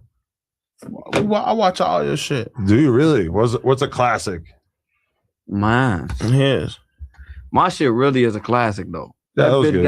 I'm finna go. I gotta prove my fact, bro. That See, bitch, he's the type of rapper who just sits around and looks at his own numbers on the internet. that's not true. I don't give a fuck about his own numbers. music, I all don't kind even of listen to shit, my so that's own weird. music, brother. Stop. Hey, Adam. Vaughn, you suck dick with your booty hole, you bitch ass nigga. I'm trying to. Hey, come on, we up. Yeah, you got a solid M on that. Up, hour 57. This is actually almost exactly the same time. We're gonna need to stop this right now. How long y'all in LA for? Like a couple more days. What you trying to do? What's up? What you on? What y'all You on, got some man? promos or something? What you got going? Vaughn off 1700 goes off on his enemies. We killing the ops. That's the title. So what's the title for this one gonna be? Probably just something about y'all being gay or something. Z Money says Vaughn off 1700 and his gang are a bunch of bitches. 472K views on that clip. That's crazy. And that's cool. And he wearing a wife beater. But when he see us, He said he wearing a white beater. When he see us, he not gonna attack. He's not gonna get aggressive. Hey, you hear me, brother? He gonna want to Listen, talk. when you no bullshit though, like no matter whatever people say, people be delusional. When they get money, when you get money, what you do? You go buy clothes, put clothes on and shit, right? So with the drink, Jill? brother, this nigga wear white ones and Timbs every day. What that tell you? He's on some simplistic minimalist shit. So when you got that paper, you gonna put on, you gonna step out something. Z Money Bang getting money. We don't get no fuck. I'm up for savages. Matter of fact, bro. Oh, bro. We ain't gonna keep it. Listen, next time I come back, we ain't gonna be bringing us Z Money though. They not nowhere near my echelon. We need to do a one-on-one. Yeah, we gotta do the Jilla one. We need to do just the Jilla Pod. You talking about the alphabet and shit? I ain't with that. You mean like gay shit? No, the alphabet. Oh, like FBI. Yeah, all right. Hold on, Yellow trying to tap in. See, come on, man. You chasing that shit, Remo. He didn't Is that your man's or what? But as I you be thought that drunk, shit- bro. And Vaughn gonna be being mean. He texted He's me got a right third now. baby on the way. Let me see. Yo, blood. Put it so they can hear it. What you on, Blade? See, me and him friends. It's my boy. Hey, how you gonna be cool with somebody who beat your ass? Huh? How you gonna be? Hey, boss, stop doing that. You know I love you too, nigga. Stop. Hey, hold on. Hey. You hate me so much, huh? Hey, so they really beat you up? They said Jilla. Bro, They stop. said Jilla beat you up, man. I ain't never been beat up. Remo chasing the clip, but I'll beat your ass though. They said they had beat you up on the bus. I ain't never. Hey, listen, I ain't been beat up since I was a kid, man. Knock it off. We ain't shorties, but look. Huh? Hey, stop lying. Hey, y'all, you my dog, man. Don't listen to them, man. And look, and I talked to Cairo, man. Free Cairo. Cairo said he be on your ass when he get out. Free Cairo. That's cool. Yeah, you got a few months left. Yeah, tell him come on home. And then Remo right here talking about you be drinking Palmer Sun, tripping out on him and shit. I was right here taking up for you. Hey, who drinking that old ass drink? That's what he said. What you drinking? Yeah. I know you drinking up. Where it's at? I'm Look, drinking water now, brother. Stop playing, man. He got the I Voss. changed my life, Jilly. I changed my life, G. It's over with. I've been in the gym, man.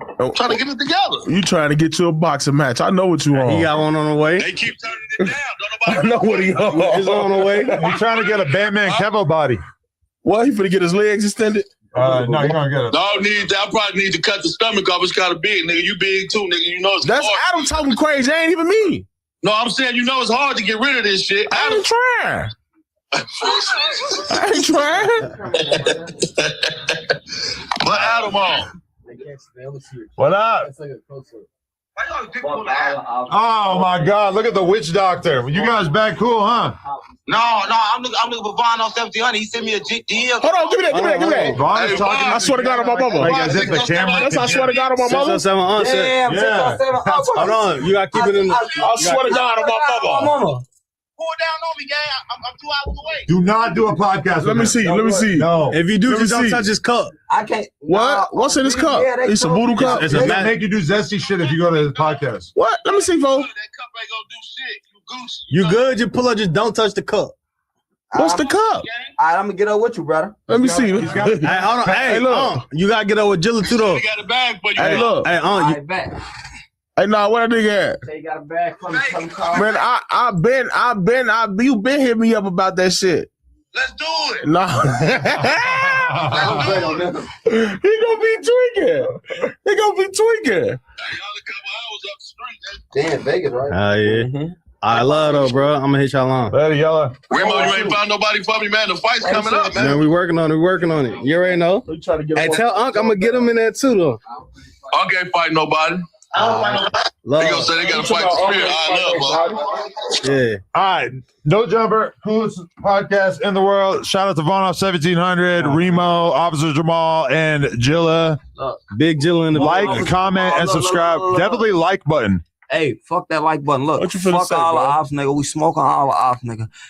Ride to get rolled on. You go against this shit. We fucking you over on my dead homie. I'm mixing Nah, down fuck Katie with got the bands. grabber. It's skimpy though. Katie Land coming soon. Hey, Katie, he said hit the phone, baby. Coolest podcast in the world. Smash that like button, and thank you to all the members.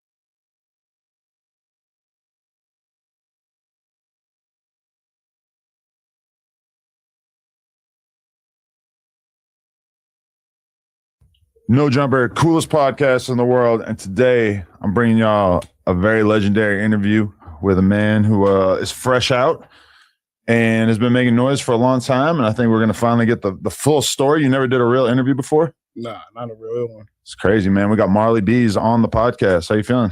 Really good, man. Fresh out, man. Yeah. How long did you just do? I did 3 years.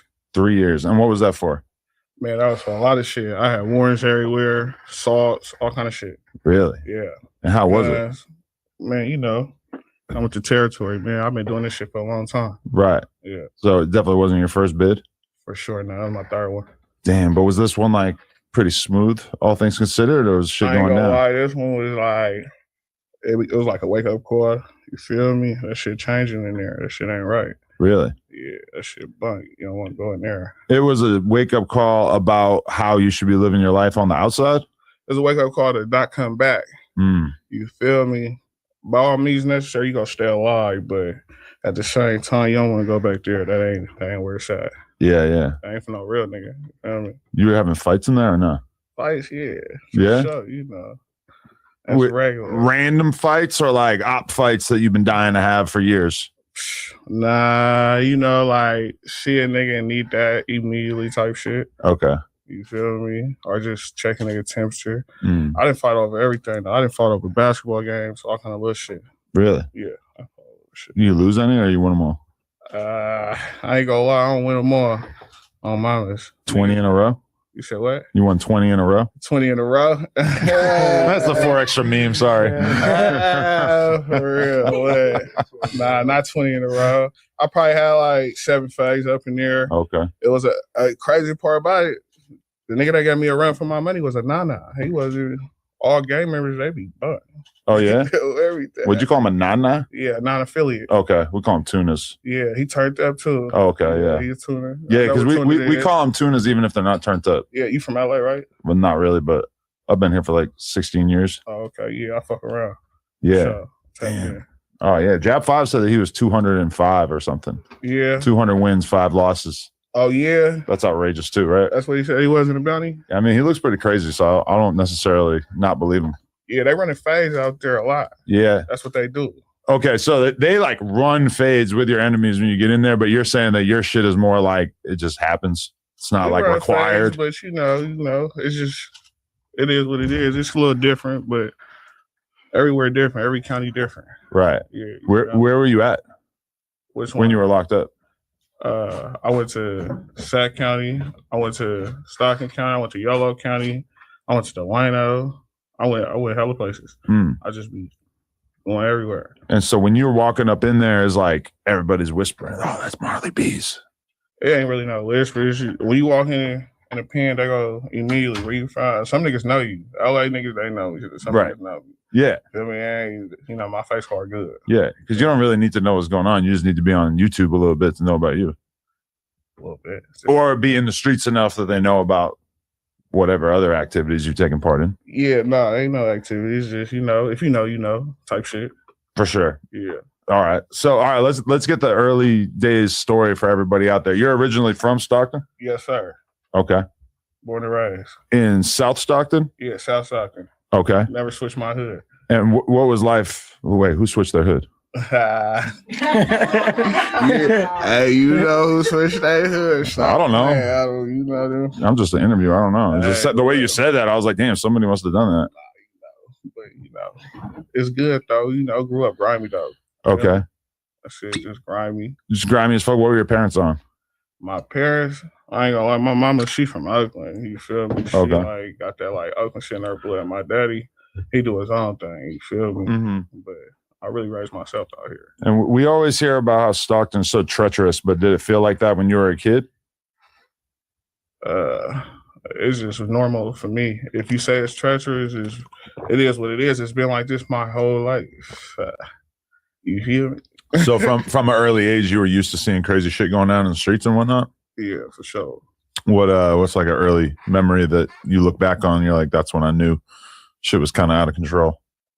It really ain't out of control when you like come from. You feel me? That shit regular. So it wasn't out of control. It's normal when you got family members and shit. Like, I come through this shit through family. Okay. I ain't with to put on, you know what I mean? It's other shit going on. You feel me? Okay. Yeah. But your parents were with the activities in general? Did they know what was going on in the streets, or was it kind of new to them?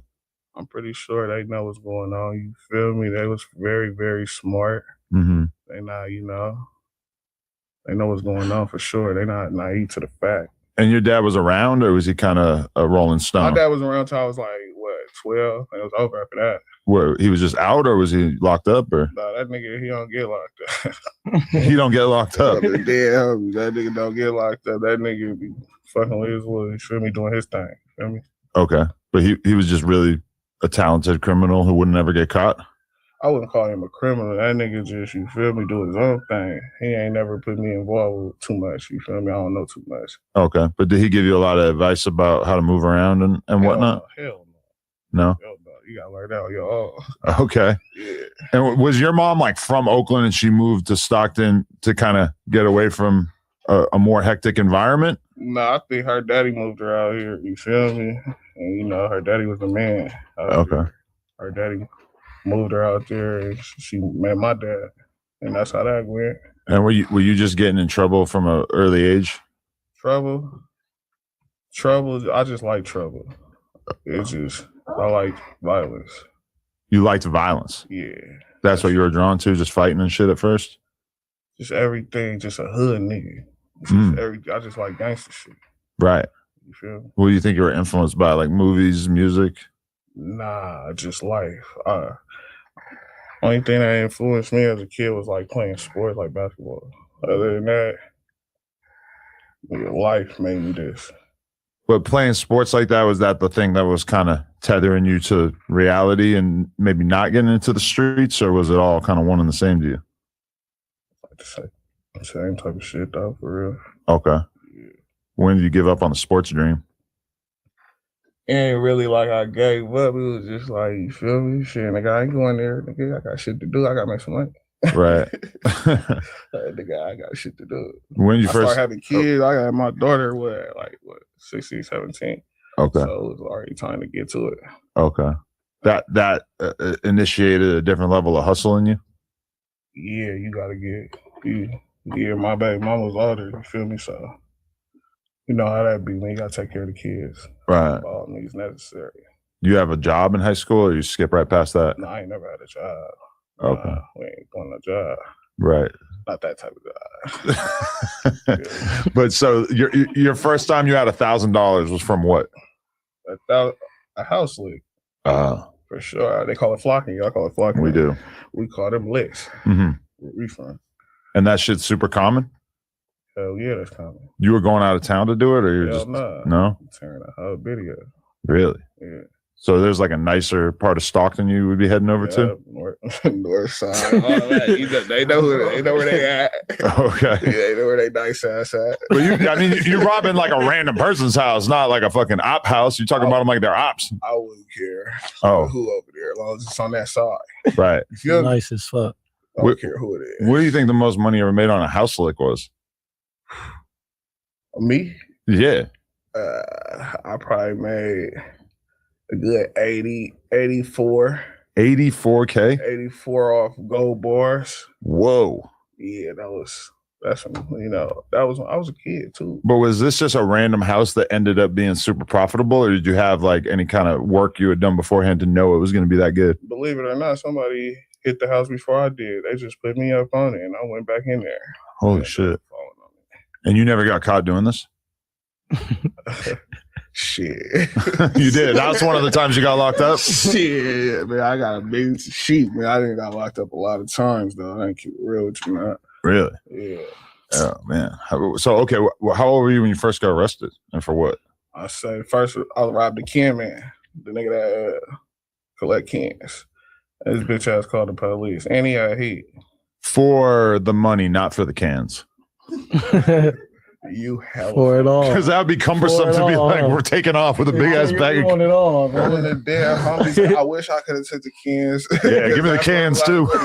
But nah, man, I just took that little shit he had on you. You feel me? I thought he had more. You feel me? And he had blick? Nah, next day I came back. Oh. Because the where I robbed him, man, I was posted at that spot. Okay. When I came back, posted again. He like never. He pulled out and called the police. I thought we was gonna have a blick out though. Oh, okay. So he pulled his gun on you and then called the cops. He pulled it on me. He pulled it out when he seen my face around the area. Okay. And I pulled mine out and he called the cops. And the cops came. But were they even able to prove that you took the money from him? Hell no, I went to juvenile for 1 day. Yeah. It's over. He didn't think it through. I beat that. He should have blamed you. He should have blamed. No, he shouldn't have. My mama, I had some shit. Yeah, and I was young and dumb. He didn't want that. Okay. When did you like first become a gang member? Would it be fair to say? A gang member? Yeah, or whatever you want to say. When you were from the hood, I don't know how y'all do it over there. You say gang member. I don't know. I always been there. You feel me? Always been born into it. You feel me? It's really like family. Like my folks, they got the back roads over there by Pilgrim and all that in our. We grew up, bro. We grew up and all together, oriented. You feel me? Okay. Keeping up with each other and take each other back. You feel me? And everybody know everybody around the blocks. So you never had to get put on? It was just unspoken, like you're just from there? It ain't like you gotta get put on, but I got older cousins that was really members and really did a lot for this shit. You feel me? Uh-huh. And it's just like, don't fuck with him. You feel me? Type shit. Right. And then it's just be yourself. No, you ain't got to be nobody. Be yourself. And I just be myself. Right. And they love me. The hood love me. Definitely. Yeah. So when people say, where are you from? Like, what do you say? I'm from 80 I'm mine. Flyboys. That's me. Okay. Yeah. So it's like Flyboys is the crew. The mob is the official name for the hood. Nah. Flyboys and mob, we all the same shit. Okay. It's all interchangeable. No separate. We all from the same. And why is it the threes? Like the chain says 3Z on it. Huh? That's where we from. Oh, this right here? Yeah. We're a record label. We're in the gang. Right. Yeah. We just, we do this shit for music. But you use some phrases and symbolism that might be associated with the gang that you just so happen to be from? Hey, you really? Hey, you slick in the motherfucker. Hey, you go crazy. Yeah, bro. He can't know. You can't. I'm just wondering. Yeah, he can. It's big threes. That's all I can say. I love my hood. I wouldn't want to be from nowhere else, though, Adam. Right. I don't care what's going on in this world. Definitely. Go crazy. All right. Yup. What you got in there? What are you smoking? This right here. This The biggest show. Yeah, Adam, you ain't taking no shot? It's early, See, bro. you drinking? Nah, come on, man. It ain't even 2 yet. Come on, man. Get you a cup, pour you a shot. King, what's up? So get you a cup. Get you a cup, pour you a shot. Nah, I'm okay on the Julio. Why? I might act a Julio. Come on, man. You gotta come fuck with it. Hey, let me get a White. Get a flip. I want to make sure I do a great interview as long as I'm locked in with the Flyboys, man. Oh, you liked it. You liked it. It's been, but hey, we had MB Nell forever ago. We had bands not so long ago. Yeah. Free his ass. Free bands for sure. Yeah. You got the Africans. Free the Africans? No, now you got the Africans. Oh, that's what you guys identify as? Yeah, we the We Africans. definitely are the Africans. We the Africans. For sure. But do you know like where exactly your lineage descends from in Africa? I don't know. I look on that motherfucker. I say I'm from all that shit. They just say we the I'm Africans. from the whole Africa. The whole continent. For sure. We really from there. Wow. Oh man, yeah. But like Africans is in the building though. Is your family first generation or something? I mean, I'm just saying, you go to like England and shit, everybody like knows what tribe their family is from, but out here it's like kind of lost for a lot of people unless they get the 23andMe. I ain't gonna lie. Stockton, we just, you feel me? We on our own type of time. That is our tribal Stockton. In England, they think American blacks are like super burnt out for not knowing where they're from. Well, we know. We Africans. That might be. You did the 23andMe? No, I didn't do that. It's just passed down? Yeah. Okay. For sure. Okay, so you first got locked up for robbing a house when you were a teenager, or what would you say? Yeah, I got locked up. My first arrest was for robbing that can man. But right, the can man, right. Hitting the licks, which is regular. Okay. I don't want to just ash on your shit. You just ash on the table. What part? Disrespectful. Fuck it. No. Oh, I appreciate sagging and shit. Well, my pants falling behind. What's going on? I feel like a jit. Jay still in there. Yeah. Hey, I got to be a gangster. I'm with the Flyboys. I'm with the mob. You ain't gotta be a gangster. You can just be yourself, man. Okay. Everybody ain't gangster, man. That's good to know. But I think I am though. So. Hey, if you think you is, yeah. Oh, I'm with you then. Let's do some gangster shit. When y'all are ready to slide, slide where? Just let me stay in the car. Where you want to slide? just around. Wherever you're going. No, I'm just kidding. I can't. We do gonna that. do some player shit. We don't be on that. Where are we going? The bowling alley? That is players. Fuck her. That is. All about Bible bowling kind of player. Right. So, like, when you were growing up, though, like, okay, you graduated high school? Nah, it was over. I was already leaving school. As soon as after first period, I'm hitting the gate. It's over. Okay. So I didn't make it to school. So you were didn't last too long in that environment. What did you start doing at that point though? You were just really hustling like every day? It started with weed and started coming with that, you feel me, some sloth, and and it got deeper and deeper. Uh-huh. Definitely. So you know what some salt is, right? Huh? You know what salt is? Oh yeah. Okay. Yeah. I know you do. Yeah, I ran through a lot of that in my day, yeah. I ain't gonna lie, I know. You never made it to the boy? Never made it to the boy. Nah? They don't even got it anymore here. It's out my league. You remember? Brick Baby told me that BTH is the best. Hey, he buddy. You were doing drugs or you were just selling them? No, I ain't never did no drugs. That's out. No? Hell no. You were never even curious about the soft? Nah, we ain't doing no. I don't do e-pills. I don't do powder. I don't do nothing. What's the craziest drug you ever did? This right here. Just smoking weed? You never graduated past that? We don't do more than that.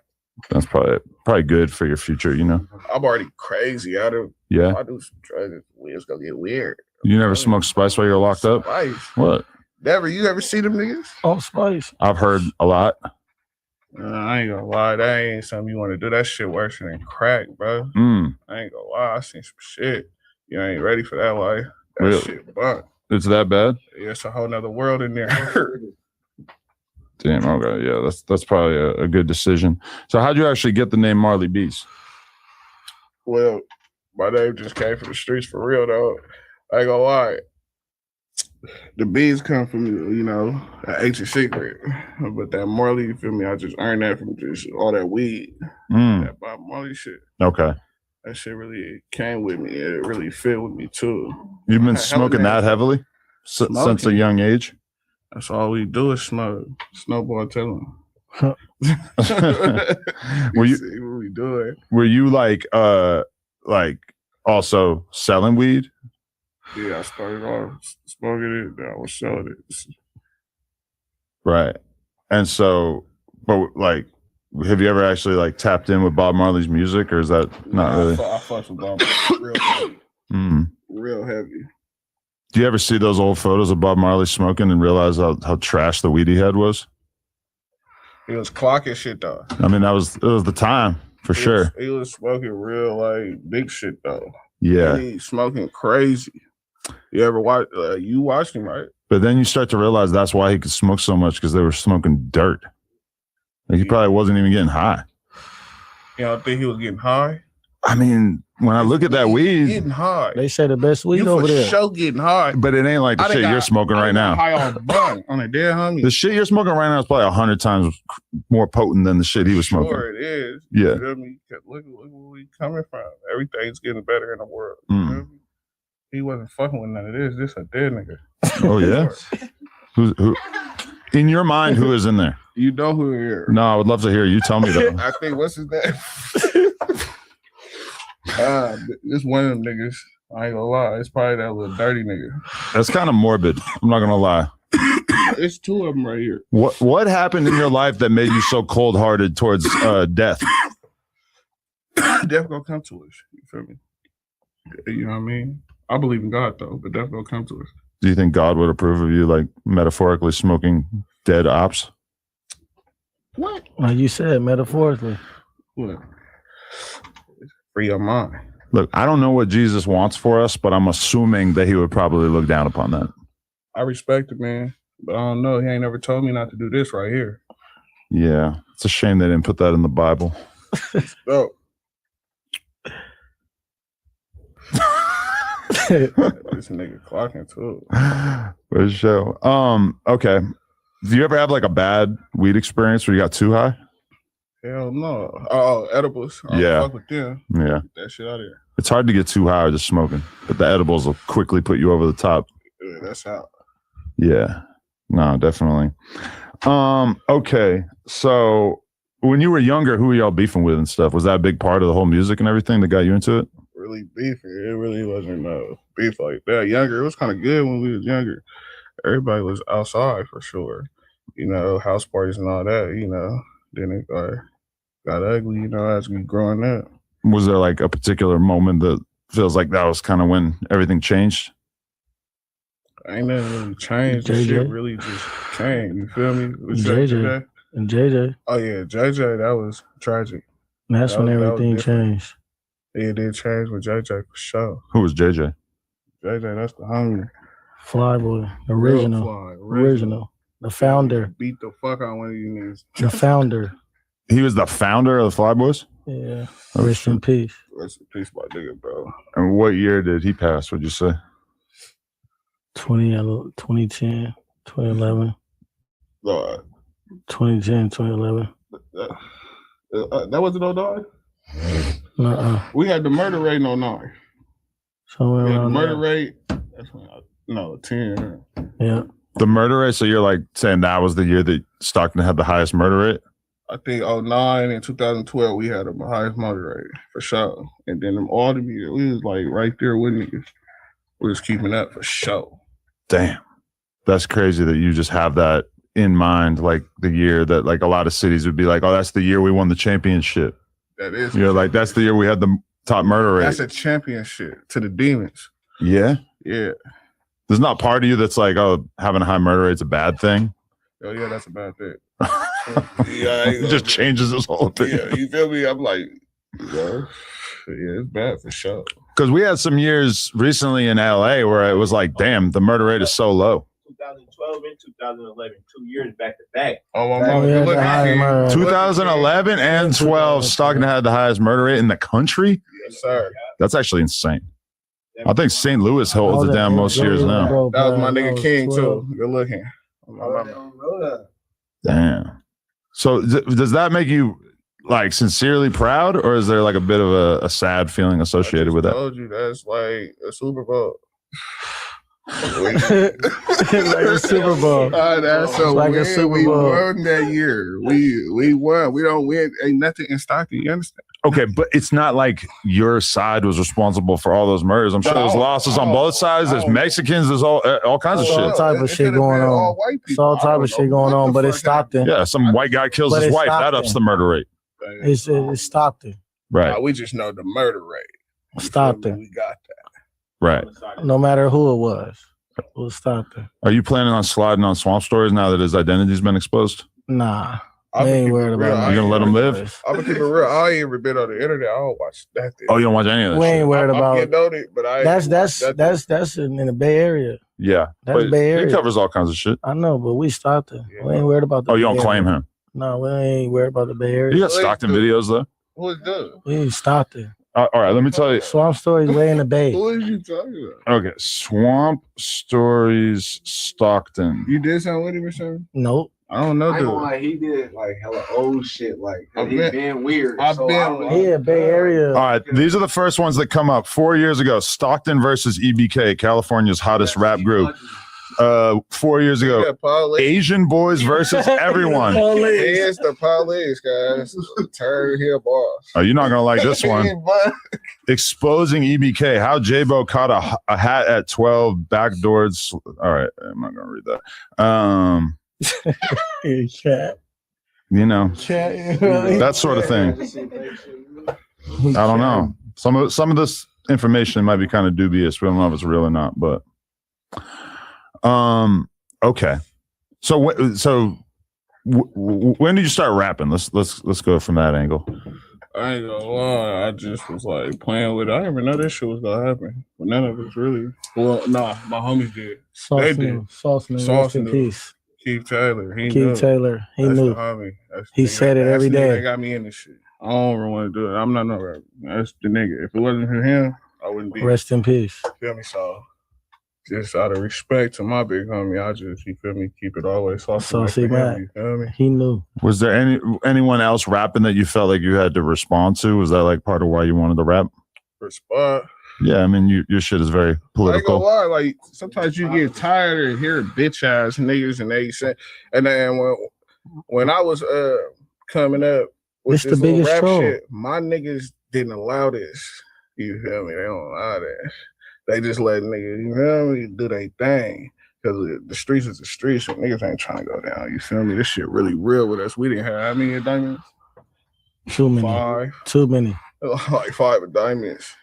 5 diamonds? Indictments. Oh, 5 indictments. Okay. Yeah, so So you grew up like you're not supposed to draw attention to whatever bullshit we got going on in the streets. yeah, but me, I got tired of shit. I got tired of niggas popping it. You feel me? And the homies didn't even want me to drop that. You feel me? They really didn't. Yeah, Marley we held B. that back for a Marley minute. B, the biggest troll. You feel me? So, But you saying he's a troll is like saying that he ain't really doing what he's rapping about, right?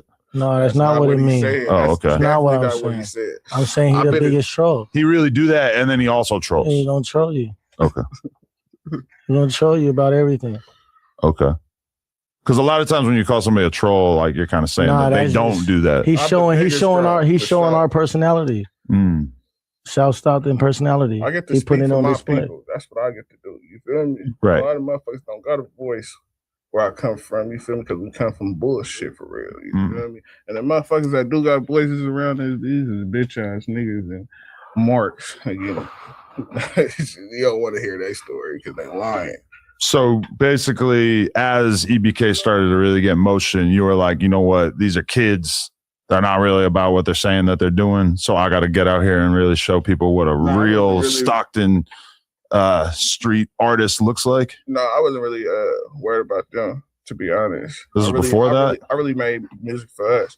Because when I was in the pen, I first heard them niggas, you feel me? Niggas was listening. Like, you know, listening to that shit. Niggas was like, all right, that shit slap type shit. Mm-hmm. Feel me? But, you know, whatever. We just find out the truth, you know, and the truth come out. A lot of these niggas is bitches, you feel me? And we don't have bitch assness around us. We don't condone no snitching around our circle. We don't condone no switching hoods. We don't condone no rapists. We don't condone none of that. You're saying that they've done all that? What? What? Who snitched? Man, well, it's paperwork out there. You on the internet more than me. Yeah. I be looking on the internet I'm just asking like, you, you know. Yeah. Nigga, shit pop up in my phone, so I know it pop up in your phone. You know, I got fans every shit. One of them dead Shit. niggas told that we smoking on. But they had a little civil war over somebody telling. Huh? They had a civil war over that. Over telling? Yeah, about somebody telling. Like, are we still allowed to be cool with this person? Who had a war over telling? EBK. Who was telling? They split up at one point. Who was telling? And then they got back together. Who was telling? I don't know exactly. Yeah, you do. I don't know. Who was telling? Listen, I don't want to be the one putting any kind of accusations on a dead man, okay, but so- at one point that split them up. Yeah. One of them niggas we smoking. Which one? One of them niggas we smoking. I ain't saying nothing. One of them niggas If they patched it up, then I'm sure it didn't really happen and they good. You know who this is. Y'all playing like Yeah, you know yeah. who this is. Like, I don't revel in the death of any dead people. Who was telling?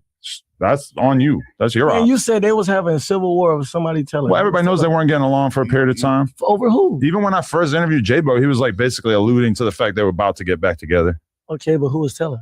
you want to click back up. You guys Wow, you don't want to say who was details. telling? Yeah, I don't. You know more than us. It's just rumors that were going around. I don't know how valid it was. What's the rumor? That certain members were telling. Who? EBK members. Who?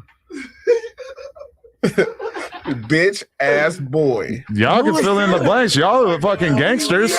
No, we Bitch you. You said it was a rumor. Yeah.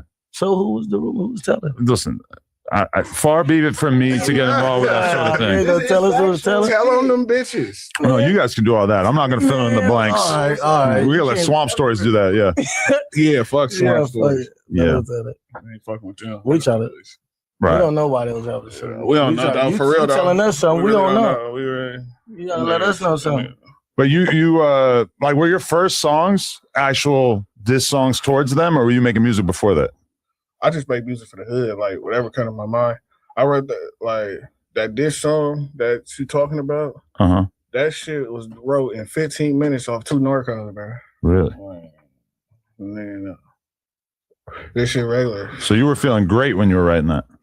Yes, sir. Mm. I feel great right now. On the dead. How many Norcos do you have right now? You want one? Obviously, but I probably shouldn't. I'll give you one. You want one? I don't know. You gonna pop it on camera? You got Stockton Fetty up there? That's what you doing. I don't want to admit how many different pain pills I've taken from guests over the You ever had years. some Narcos with fatty in it? No, that's that's not a real thing. I ain't never heard of that. No, yeah, That's different. yeah. That's a different level of diabolical, deceptive They drugs. should kill anybody that sell Narcos with fatty in it. Kill him. Yeah. Yes, sir. How do you get your Norcos? Yeah, I just like got pain, you know. Oh, you got a good script. You know? Yeah, I keep a script over you. I keep some. But were you sober for 3 years when you're locked up, or you're finding ways to have fun in there? Yeah, I smoke wax. Shout out to all the wax smokers. On the dead homie. Bring my nigga J Stone. Bring my nigga South. I'm saying, oh, there's real niggas up in there. I ain't gonna lie to you. So it's not that hard to get wax when you're up there. Wax. I mean, wax is. I get what I want. Me personally, Marley B. I get what I want. In any prison. Really? I don't care where I'm at. But is wax the move? It's like a lot more compact than weed. It's what?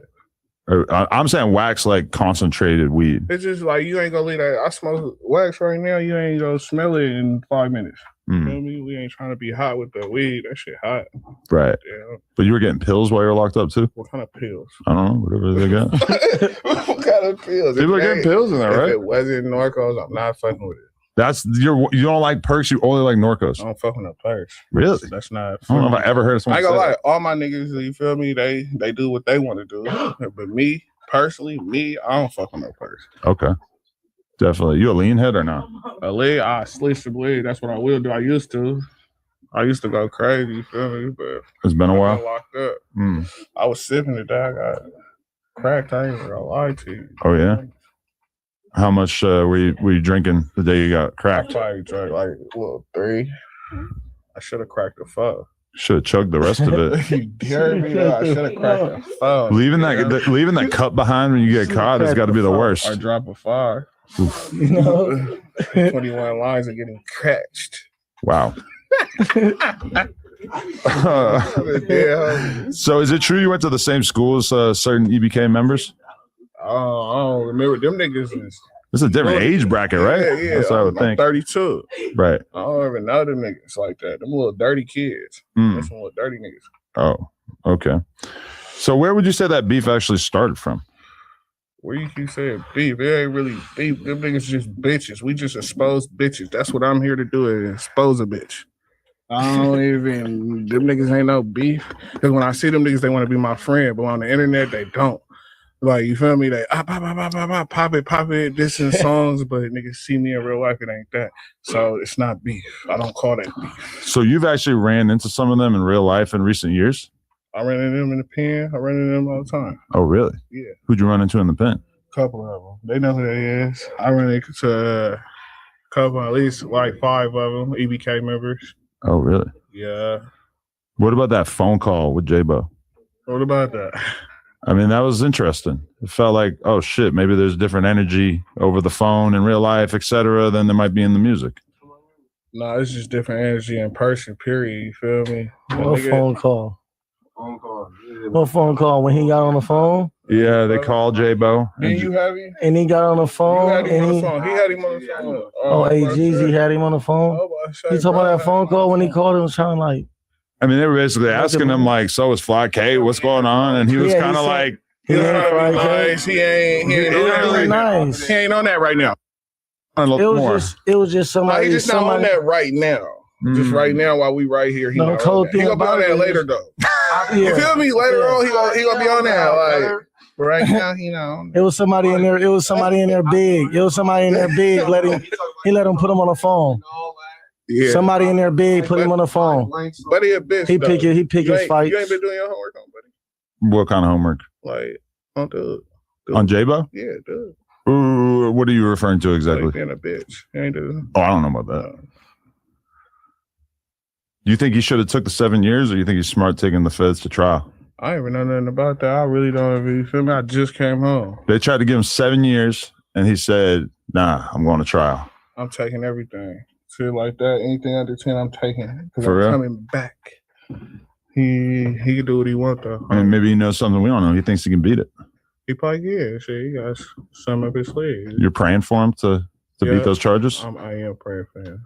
Free that man. For sure. He need to come home. Okay, because like they say, I just was watching a video of Sean Cotton saying that Young and Ace's movement died out when Fulio died. That like when your top op dies as a rapper, that a lot of times the fans kind of lose interest. So do you feel like it's better for your music career if they're out having motion? Man, free him, man. He give us free promos. You know what I mean? All he do is talk about ass. All he do is suck it. That's it. That's all he do. You don't hear his raps. He talk about flies all day. No, literally, yeah. Don't talk about nobody else. Like I like his music, but sometimes it's kind of like, Jesus Christ, can we just like stop killing flies for a little bit? Because it's just too much. When are you going to kill a fly though? Huh? When? That's cool. You heard me. You don't think he's ever got any XP? You think he killed the fly? I don't know. He raps about it so much. I feel like he got to have done something. Nah, man, that man is innocent. That man is innocent. Free him. He's innocent. Ever. He's innocent. Free him. I mean, they just caught him like rolling around with guns and drugs, he's innocent. right? Free him, man. That nigga's innocent. Free him. You don't believe it? He's innocent. He might Free be on him. crystal right now though. How That's he get it. small like that? Free him, man. He innocent. Hey, how he get small like that? You know? maybe Did he like tell you? not having lean. I ain't talked to him since he's been free, really. No, I'm saying remember he was fat. He was a little fat bitch. Yeah, he was fat. Now he a little small. Like how He's you do that? trying to get his sexy on. I know that bitch blow up wasn't with the working music, out. you know. I know he wasn't working out. That Free bitch. buddy. The more weight you lose, the better that like the girls like you. Maybe the music will get more popular. What? I mean, the fuck said that? I mean, it makes sense, right? Like the skinnier you get, more girls are gonna be looking at you like you fly. I be fucking skinny nigga bitches. That shit don't make sense. Right. Oh, man. Tell him. Marley B, you don't know? So what? You got like that fat dude swag that girls just can't resist? I don't know what I got, but I got it on the damn. I got it. Right. I keep it. I gotta keep it. It's regular though. All this shit regular. Definitely. Yeah, I don't know though. I feel like do you feel like any of the other EBK members are going to step up to like basically keep that movement alive, or you think if J-Bo ends up getting 20 years that's just the end of it? I really don't be keeping up with them niggas. Oh, really? Them niggas like kind of like weird. I ain't gonna lie, them not the type of niggas I want to read on for real. Cause I know as soon as I see they picture on anything, I'll be like, bitch, bitch ass boy, bitch. Like, you feel me? I don't even care about that shit. Take the daddy for the kid. Can't take the daddy for the kid. For real, they ain't got. That's some demon shit over there. Yeah, that's my demon right there. Did you ever know J-Bo's dad from the streets before he passed? Rory. We knew Rory. You did know him? Yeah, that's how I don't know that bitch ass boy. We just know his freaky ass daddy. Yeah, we knew his freaky ass pop. What do you mean freaky? I told that bitch, I said, bitch, you ain't do nothing for your pops. That bitch start crying. Bitch, why is you crying? Bitch, your freaky ass daddy, bitch. Why are you saying freaky? He was in a hotel. Tell you, brother. Shut the fuck up. Touching him somebody 17. He was in a hotel. His dad freaky. Minors. Oh, hell no. His dad was freaky. You don't really know that, do you? He's freaky fucker. You know where I'm from? You gotta get the paperwork. Fucker. He's fucking freaky the motherfucker. Oh no. Big freaky nigga. This is some dark shit. He got a music career going though. For sure. Yeah. He got a music career going though. Okay, but last question about that is that do you believe the lore that J-Bo basically grew up to avenge his father? Man, I don't believe nothing in that nigga. That nigga.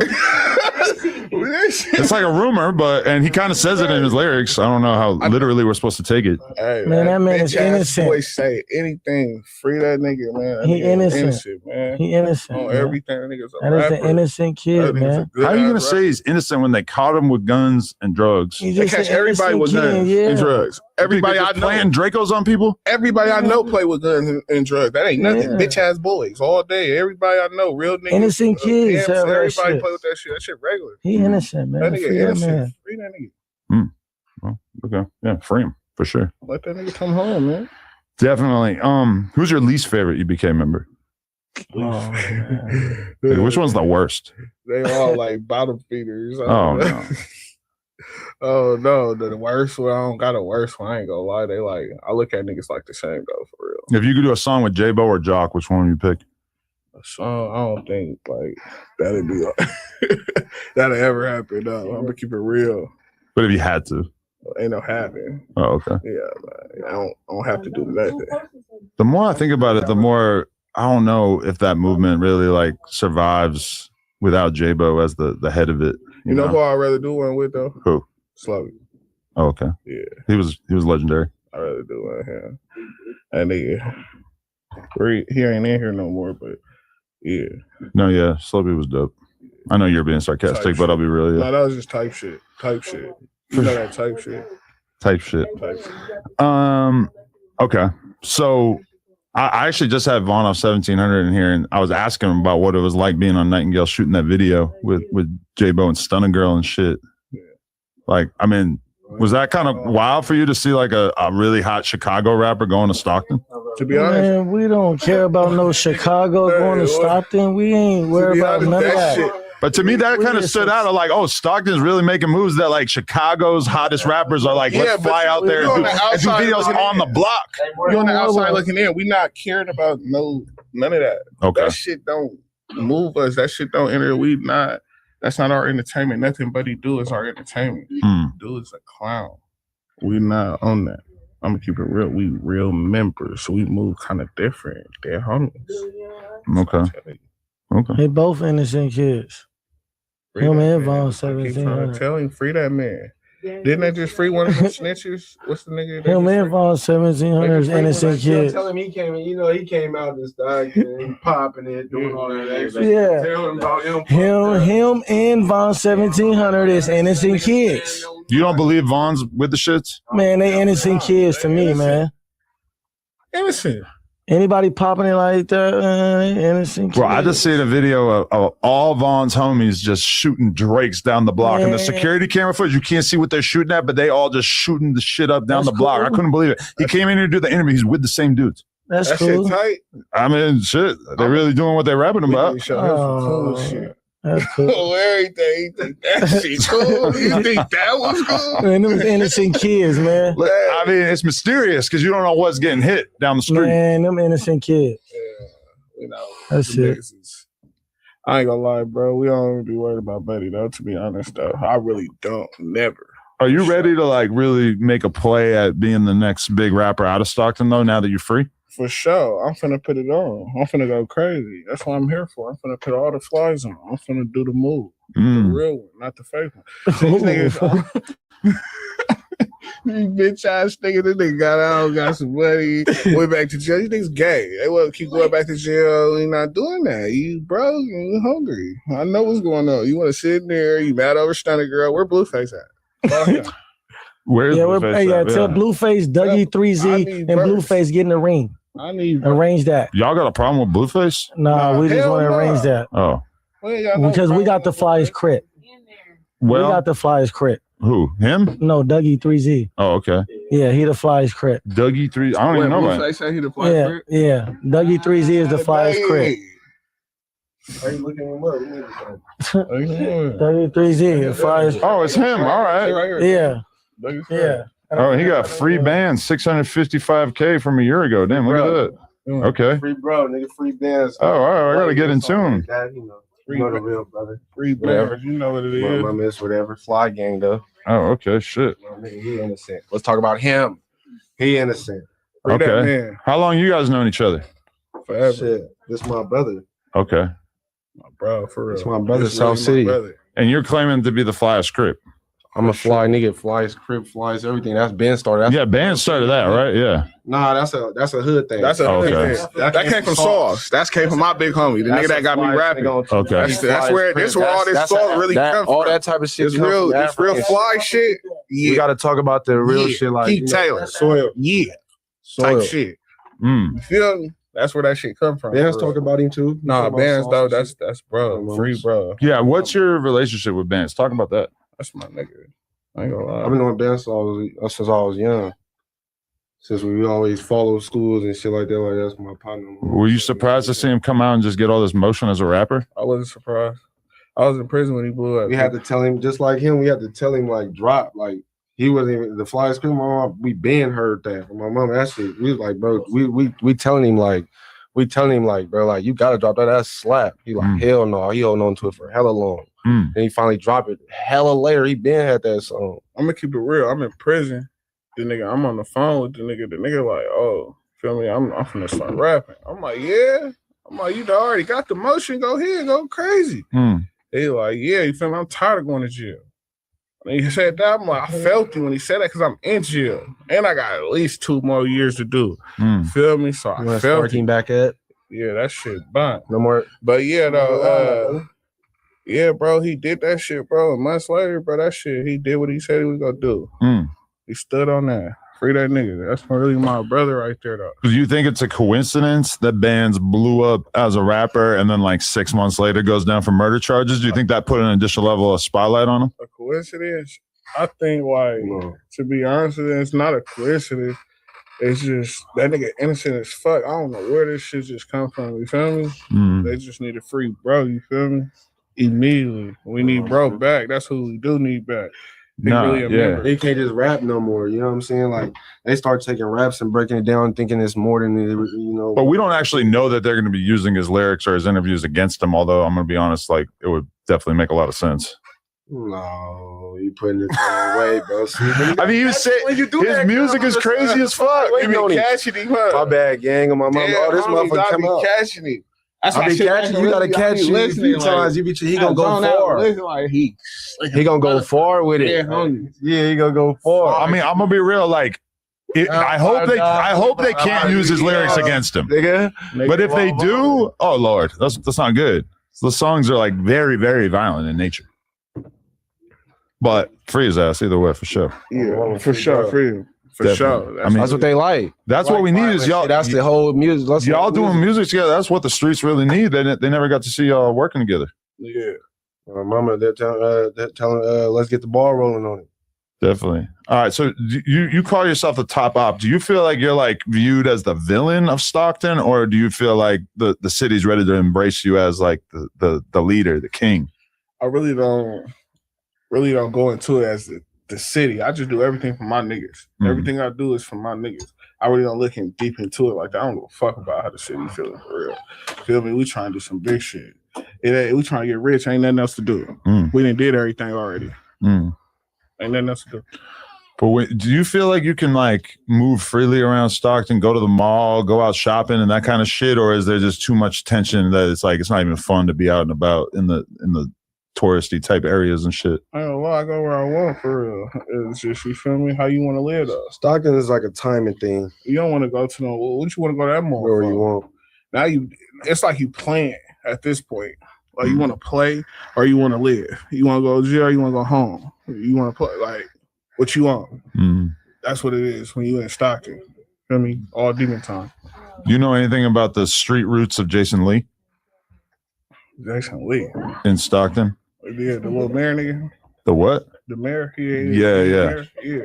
What about it? Like we heard before that he has like Crip roots, and then when I interviewed him, he kind of denied it. Crip roots. Obviously, if you like working in the local government, you probably don't want people to know that if it is true. I ain't gonna lie, I don't know nothing about that. That shit deeper than you know more than me. I just got out. I ain't gonna lie. You didn't see me, I didn't see you. Yeah, he's trying to make changes in the city though. He's trying to like help do things that'll make the city less violent. It feels like a little different than your. You feel like the cause. police make it more less violent? I feel like the police probably make it less violent by arresting people who are killing each other, or at least that's the idea. You don't think that works, or you think the police make it worse? Nah, I don't think the police make it worse. I don't think the police make it worse or nothing like that. But like, you know, like I don't know. I can't really say nothing. You know, he feels getting there like, with the police. Like, nigga already tried that. Talking about the police dude. You know what I'm saying? Like, you don't want to go down that road. You don't lead up somewhere bad. They don't like people like that. Paper? Right. Learn my lesson. Okay. So when you start getting the face tattoos?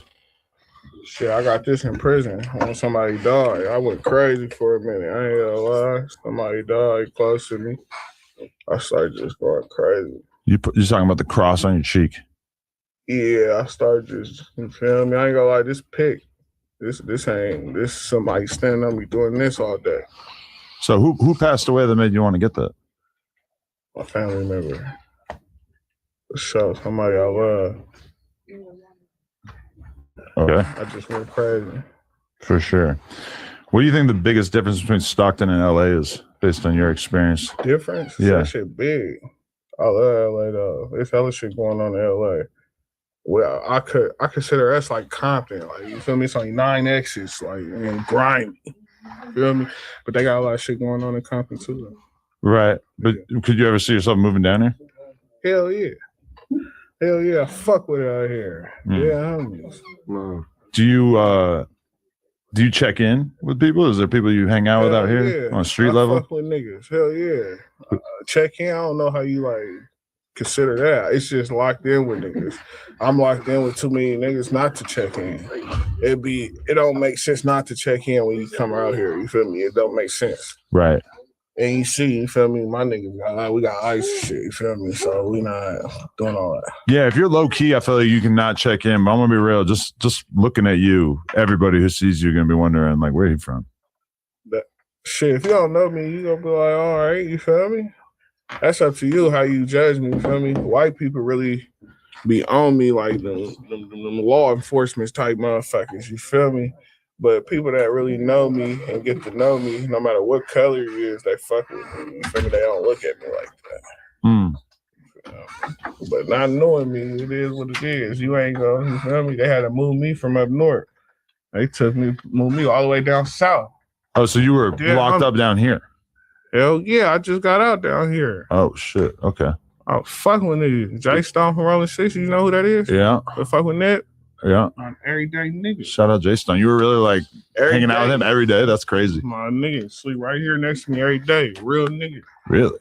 Having it our way. What's the biggest like cultural differences streetwise that you kind of picked up on in terms of like the differences? So what's the what? Like the biggest differences culturally, like that you do things differently or whatever. Anything stand out? I really just go with the flow type shit.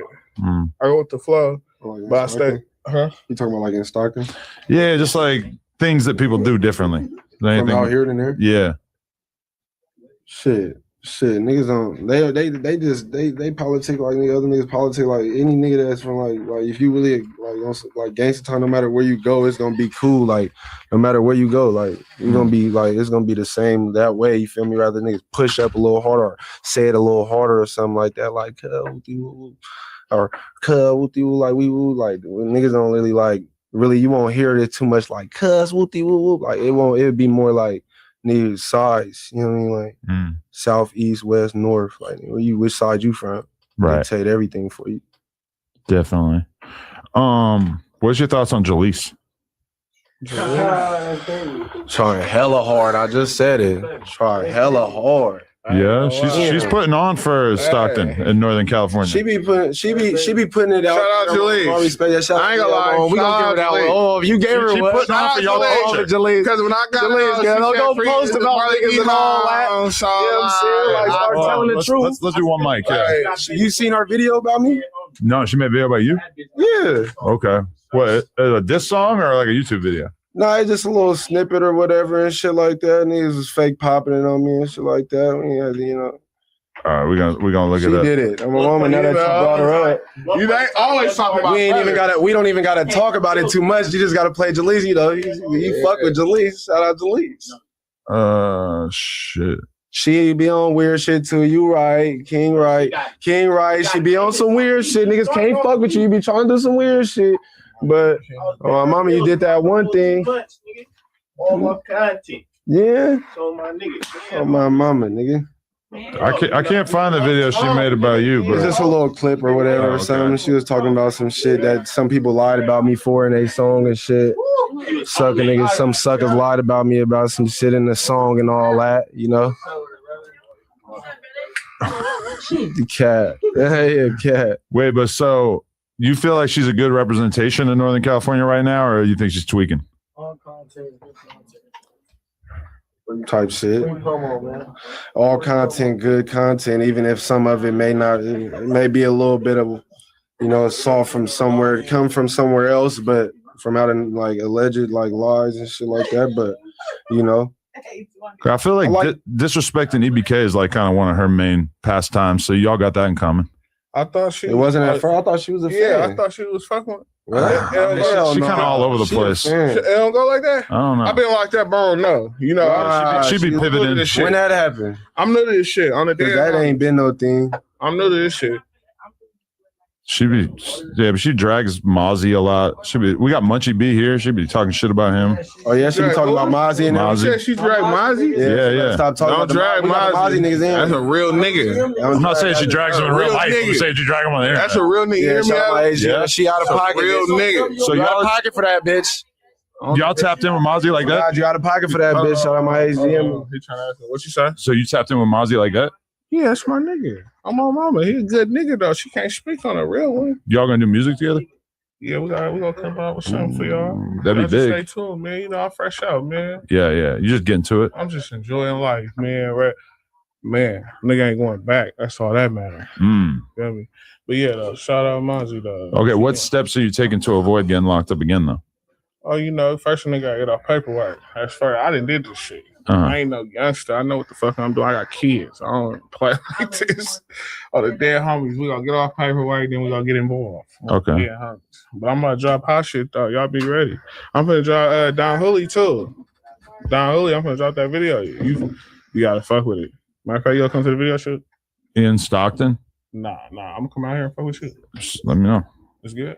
Actually, I don't know. You're probably gonna be dissing people in the song. I don't know if I want to get involved with that. I gotta hear it. I'm gonna let you hear it. If you like it, you gonna do it. All right. You gonna let me get a verse on it? If you want to. I got that for you. Just Might have tap to do in. that. I got a lot to offer as a lyricist. You got some tracks out there? Yeah. You gotta hit my email. You already got my number.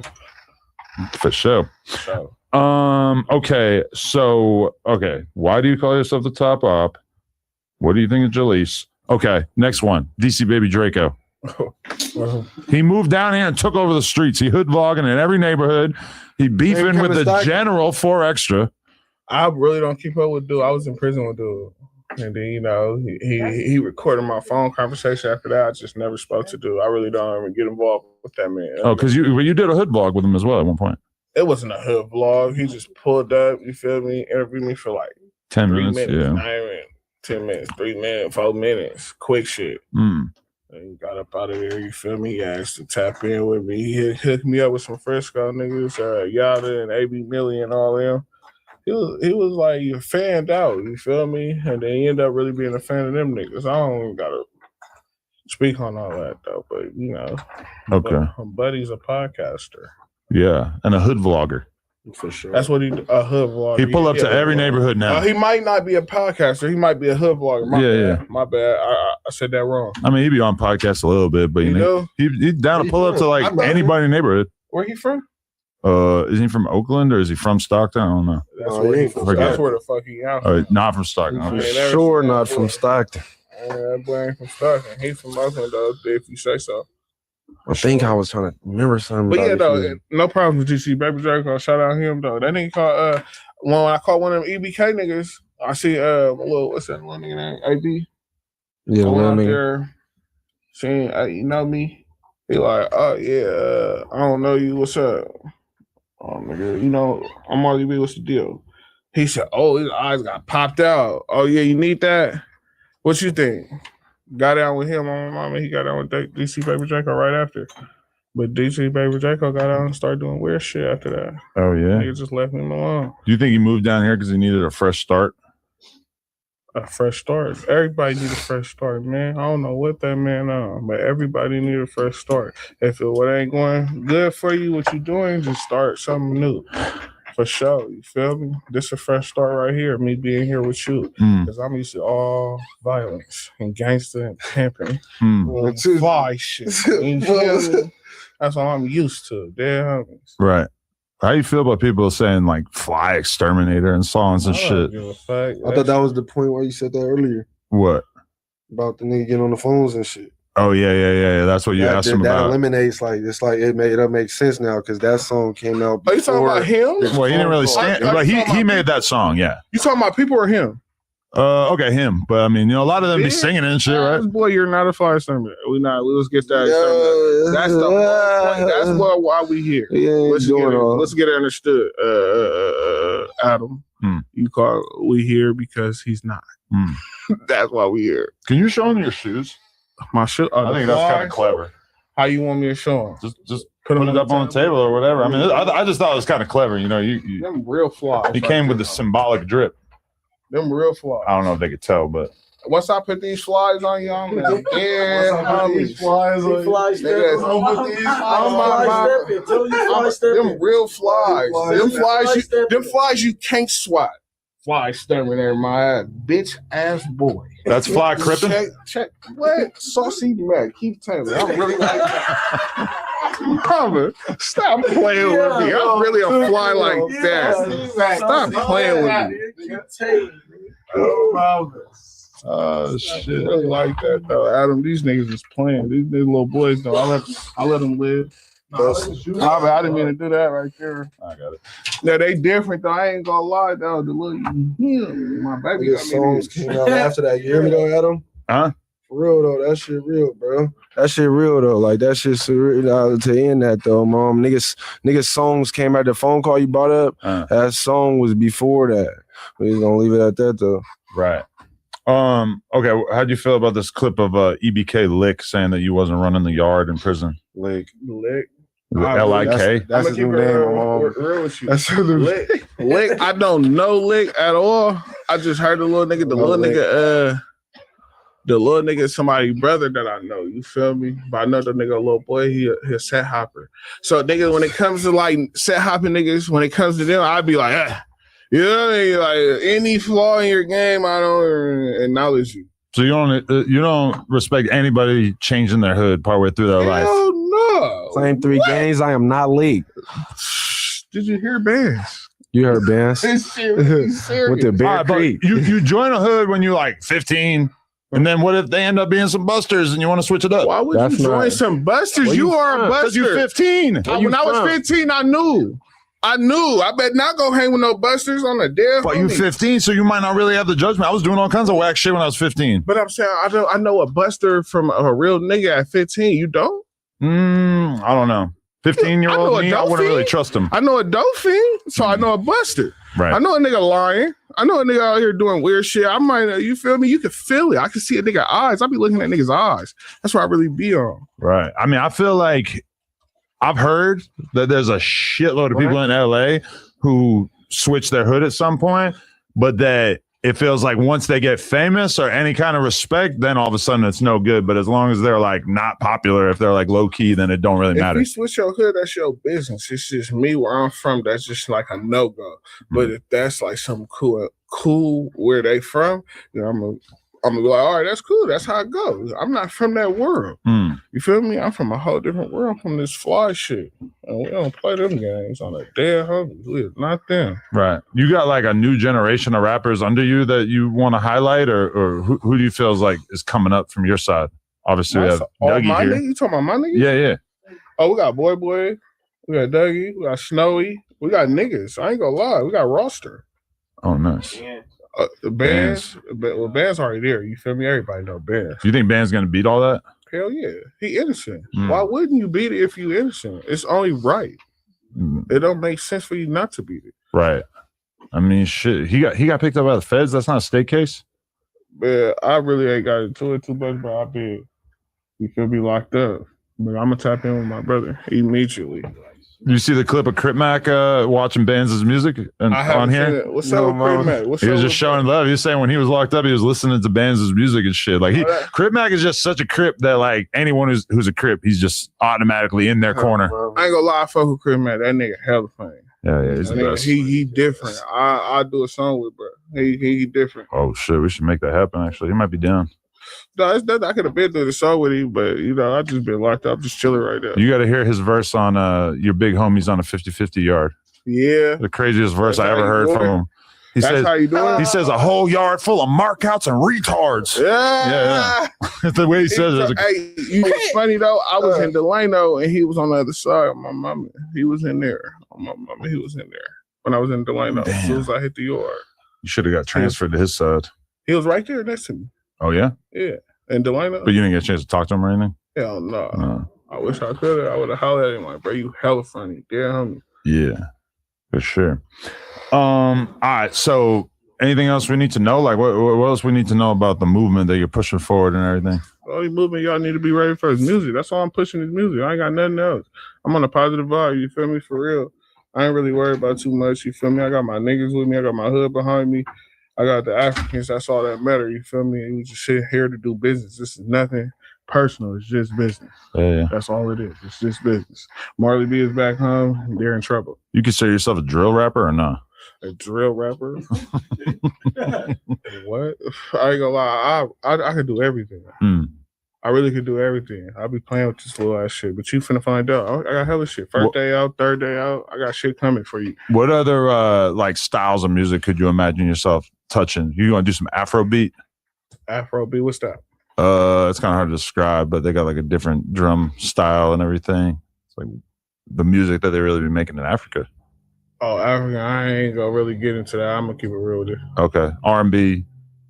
Neo Soul, Marley B's. I No. fucks with that. They could get on the track with me anytime for sure. Oh, okay. Me, Dougie, me, Dougie on the track with him. We got to put you on a song with Jack Harlow doing some Jack new Harlow school shit.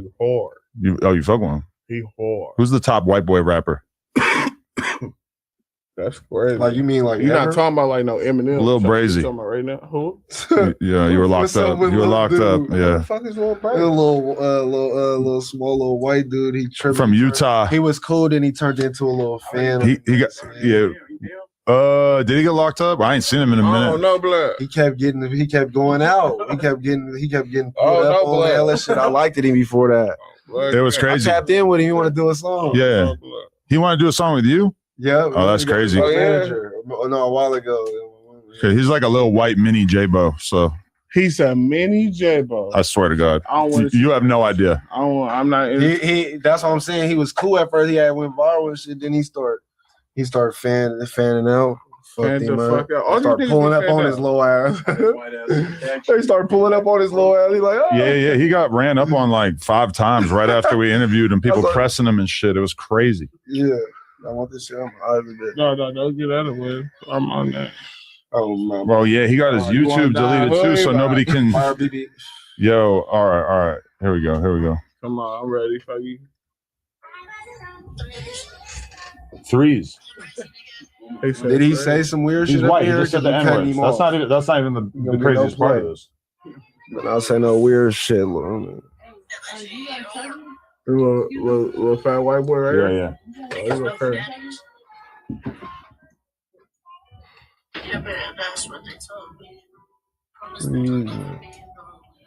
You got him fucked up. 1 year ago. You see how he's saying threes? That's all. Threes. Threes. Yeah, that nigga's a kid. That's all I get from I hear you, kid. That nigga's a kid. You know what I mean? Like, do your thing, little bro. It's kind of hard though, right? Yeah, he's a kid though. Like, that's all I see. Yeah, it's weird because he got his YouTube deleted. He Yeah. funny as fuck. What y'all eating? Benihana's? They got burritos and shit on deck over here. Some Cerrito. Burritos. There you go. Yeah. Drag game, son. You guys gonna hit marathon Kurger while you're out here or what? You like my crippin' right there? That's pretty good, right? That's advanced crippin'. Marathon, surely. I'm for sure finna go hit the marathon burger. Nigga, my nigga Jay Stone told me to go hit that up, so I'm gonna go hit it up right after this show. Oh yeah, you got to do that. But show, all right. So yo, any other message to the people? Man, to the people, for real though, it's just be safe. Be safe. Stay out of jail. You don't want to go back to jail. Niggas that's going back to jail, they obviously gay. They like going to jail. That's what that means. You feel me? I just came back home. You feel me? And the message is, for real, stay positive and keep people around you that's gonna celebrate you. You feel me? Go where you like humble at and can be yourself. You feel me? Right. Yeah. No. Definitely. You don't never want to be nobody else though. On there, homie, be yourself. Another note. Listen to everything you hear, man. A lot of shit be entertainment for real. Yeah, it's just all entertainment. We just do your homework, find out a nigga fake, and then you will really figure it out. Oh, mama. What I like to go is, I like to say, if you know, you know. So pimps no pimps, killers no killers, rappers no rappers. You know, street niggas no real niggas. You know, it just go. If a nigga don't know you, nigga don't know you. We know what's going on because we in there. We in the streets. You got it live in your face right here. This the real niggas. This the real flies. These niggas that's really outside. You feel me? But enjoy. So you saying y'all are the real deal, so they need to study and pay attention. Yeah. No. What I'm saying is, see, I like what I'm saying is, See. we are the Like how next you best thing coming out of Northern California. Just stay tuned. For sure. I'm finna turn it up. Me and all the homies. Would you do a song with Dream Life Rizzy? Dream Life Rizzy, I ain't gonna lie, like that nigga made a slapper. I give him credit where credit is due. He did that. I'll fuck with him. His interview was fire. And he was speaking facts. Yeah. So I just give him that. But they're saying that J-Bo, one of the guns they caught him with, was basically used in a shooting against Rizzy. Niggas spoke to Rizzy and shit a few times. And shit like that. I ain't gonna lie. When I was locked up, Brother hit me on the Instagram, told me get out, do shit. We gonna lock in, we gonna do some music. It's good, what is good. All that other shit, boy, I don't, nigga, please. Nigga, I got 2 strikes. Stop playing with me. Nigga, the only thing I'm going down for is a beat. Nothing else. Get away from me. I don't want to be around you. There it is. Marley B's, Doug, I appreciate you guys coming through, putting on for the next big movement coming out of Stockton. You about to turn up? You about to sign to Empire? I ain't gonna lie, I don't know who I'm signing to. You gonna sign to Gucci Mane? I don't know who I'm signing to. Whoever got that bag for me, whoever comes with that bag, I'm gonna grab gang. Go tell on you. Would you sign to Gucci? Yeah. You sign to somebody and tell me. You said what? I was telling him. He said, would you sign to Gucci? Oh, he gonna tell on me? I mean, word on the streets. It's a possibility. I ain't gonna do nothing for him to tell on me with that shit, and that's all. Okay. I'm not letting that nigga tell on me. I'm leaving on. I'ma smell it on you. I'ma know when you gonna tell on me. Bitch ass boy. I know. Nigga, I've been 32 for nothing. These niggas ain't even gonna make it to see 32. But yeah, congratulations. Tell him, man. Yo, I appreciate you blessing us with the first interview. For sure, we should run it back sometime soon. Yeah, I ain't interviewing no more. Ooh, okay. It's just you. You feel me? I double back on you, but that's it. You gotta stay out of trouble. That's the number 1 rule. That's the only thing I gotta do. Cause look what I got with me. I got the mob with me. Yeah. That's all I gotta do it for them. That's buck if I go to jail. What am I doing? Right. You know what I mean? Definitely. It don't make sense. Let's make it make sense first. Then we can talk about the other shit. What do you feel about this lyric? We don't want that rapper. We want them N-words that's really from the mob. Like, what does that really mean? I really don't. You feel Who's me? the rapper? I don't know why a nigga would say that. They got a lot Niggas be power. I gotta say Like it. I said- Entertainment is entertainment. I can't just keep letting him say that, bro. While I'm sitting right here, A gang. nigga don't want no problems. I can't keep letting you do this. I'm just curious. The streets want to know. I'm just saying, though, it ain't the streets want to know. They want to know too much. They want He to not listen to tripping. faking and all that. He not tripping. Trust me. Streets though on the dead homies. You get popped over this flyboy shit all the way in sack, nigga. The 99 to the 5, nigga. Dead homies. Likewise, and all that. Flies. We ain't doing no faking and all that, and you know what I mean. We ain't gonna speak niggas make lyrics. Them lyrics. Let them lyrics be. Let them We lyrics be ain't lyrics. speaking about bitch. all these fake rappers. Woo, wop, boo, bop. Nigga, I run into niggas. Niggas go to jail. Yeah, This ain't the same niggas. I'm telling you, niggas that say they didn't take my weed. Niggas that say they did this and did that. Ain't that. I put that on there. You see who I'm with? These niggas will slime you out, nigga. For real? On the dead homie. Him? Nigga. Do your homework. Him? Do your homework. Do your homework. Hey, you out. listen, niggas don't even need to come from a certain place. Shit, You your know, bitch ass up, like nigga. this though, but like, please, like, don't. No, respectfully though, I respect you though, Adam. Thank you for having me. I appreciate you for real. Yeah, it's all good. My man. boy, you got some good ass music. Everybody, turn up the Spotify's and the Apple Musics and the YouTubes and the Instagrams, etc. Appreciate y'all. Marley B's, No Jumper, a classic in the book. Like, comment, subscribe. A shout out to all of our members. We will be reading the comments Dead homies. Shout for out to Showly. Let's go.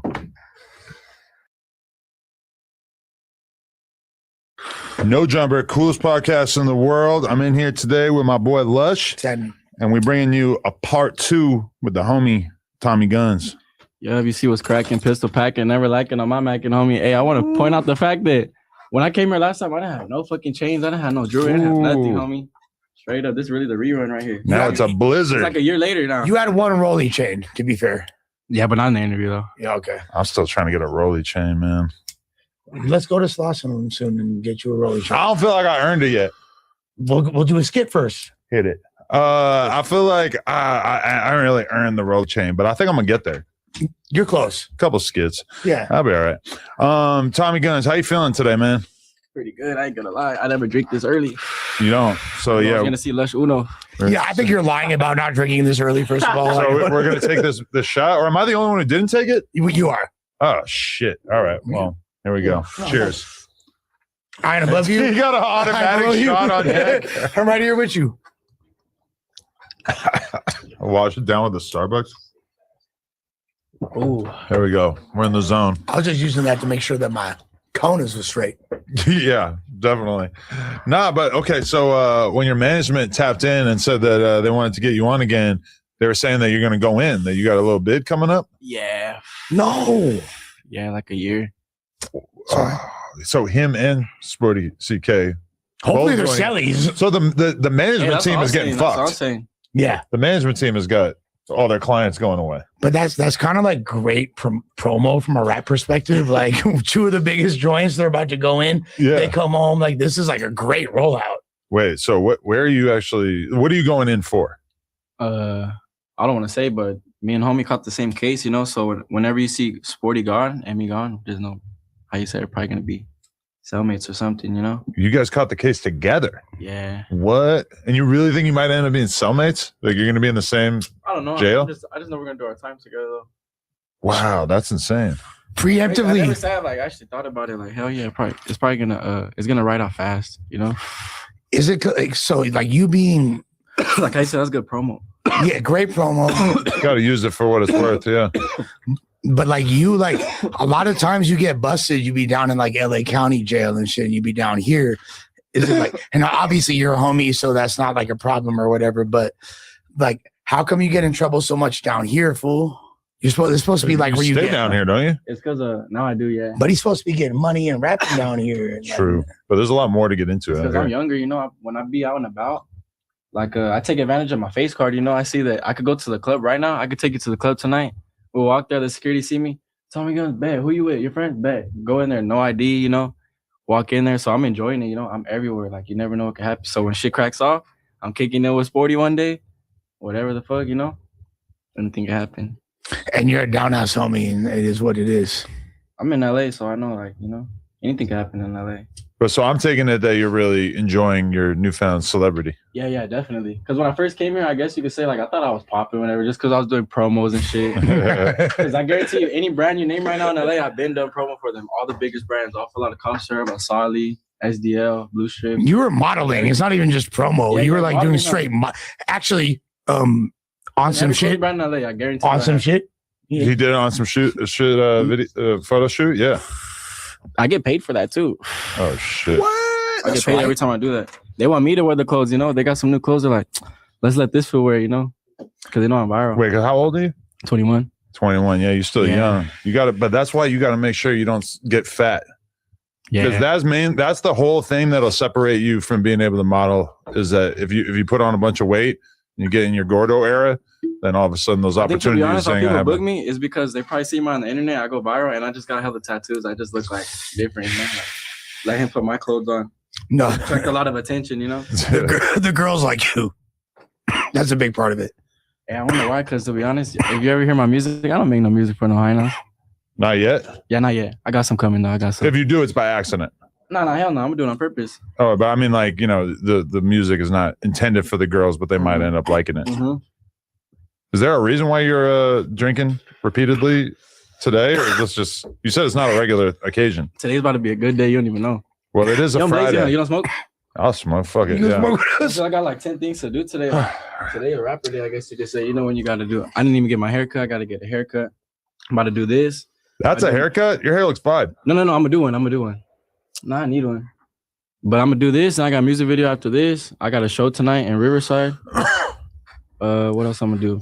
I think that's probably it. So your attitude is that you're trying to pack in as much shit as possible before you got to go sit down? Yeah, exactly. Now, like last time, back in the day when you were in the halls, you used to write this certain girl. Hey, that's just true, bro.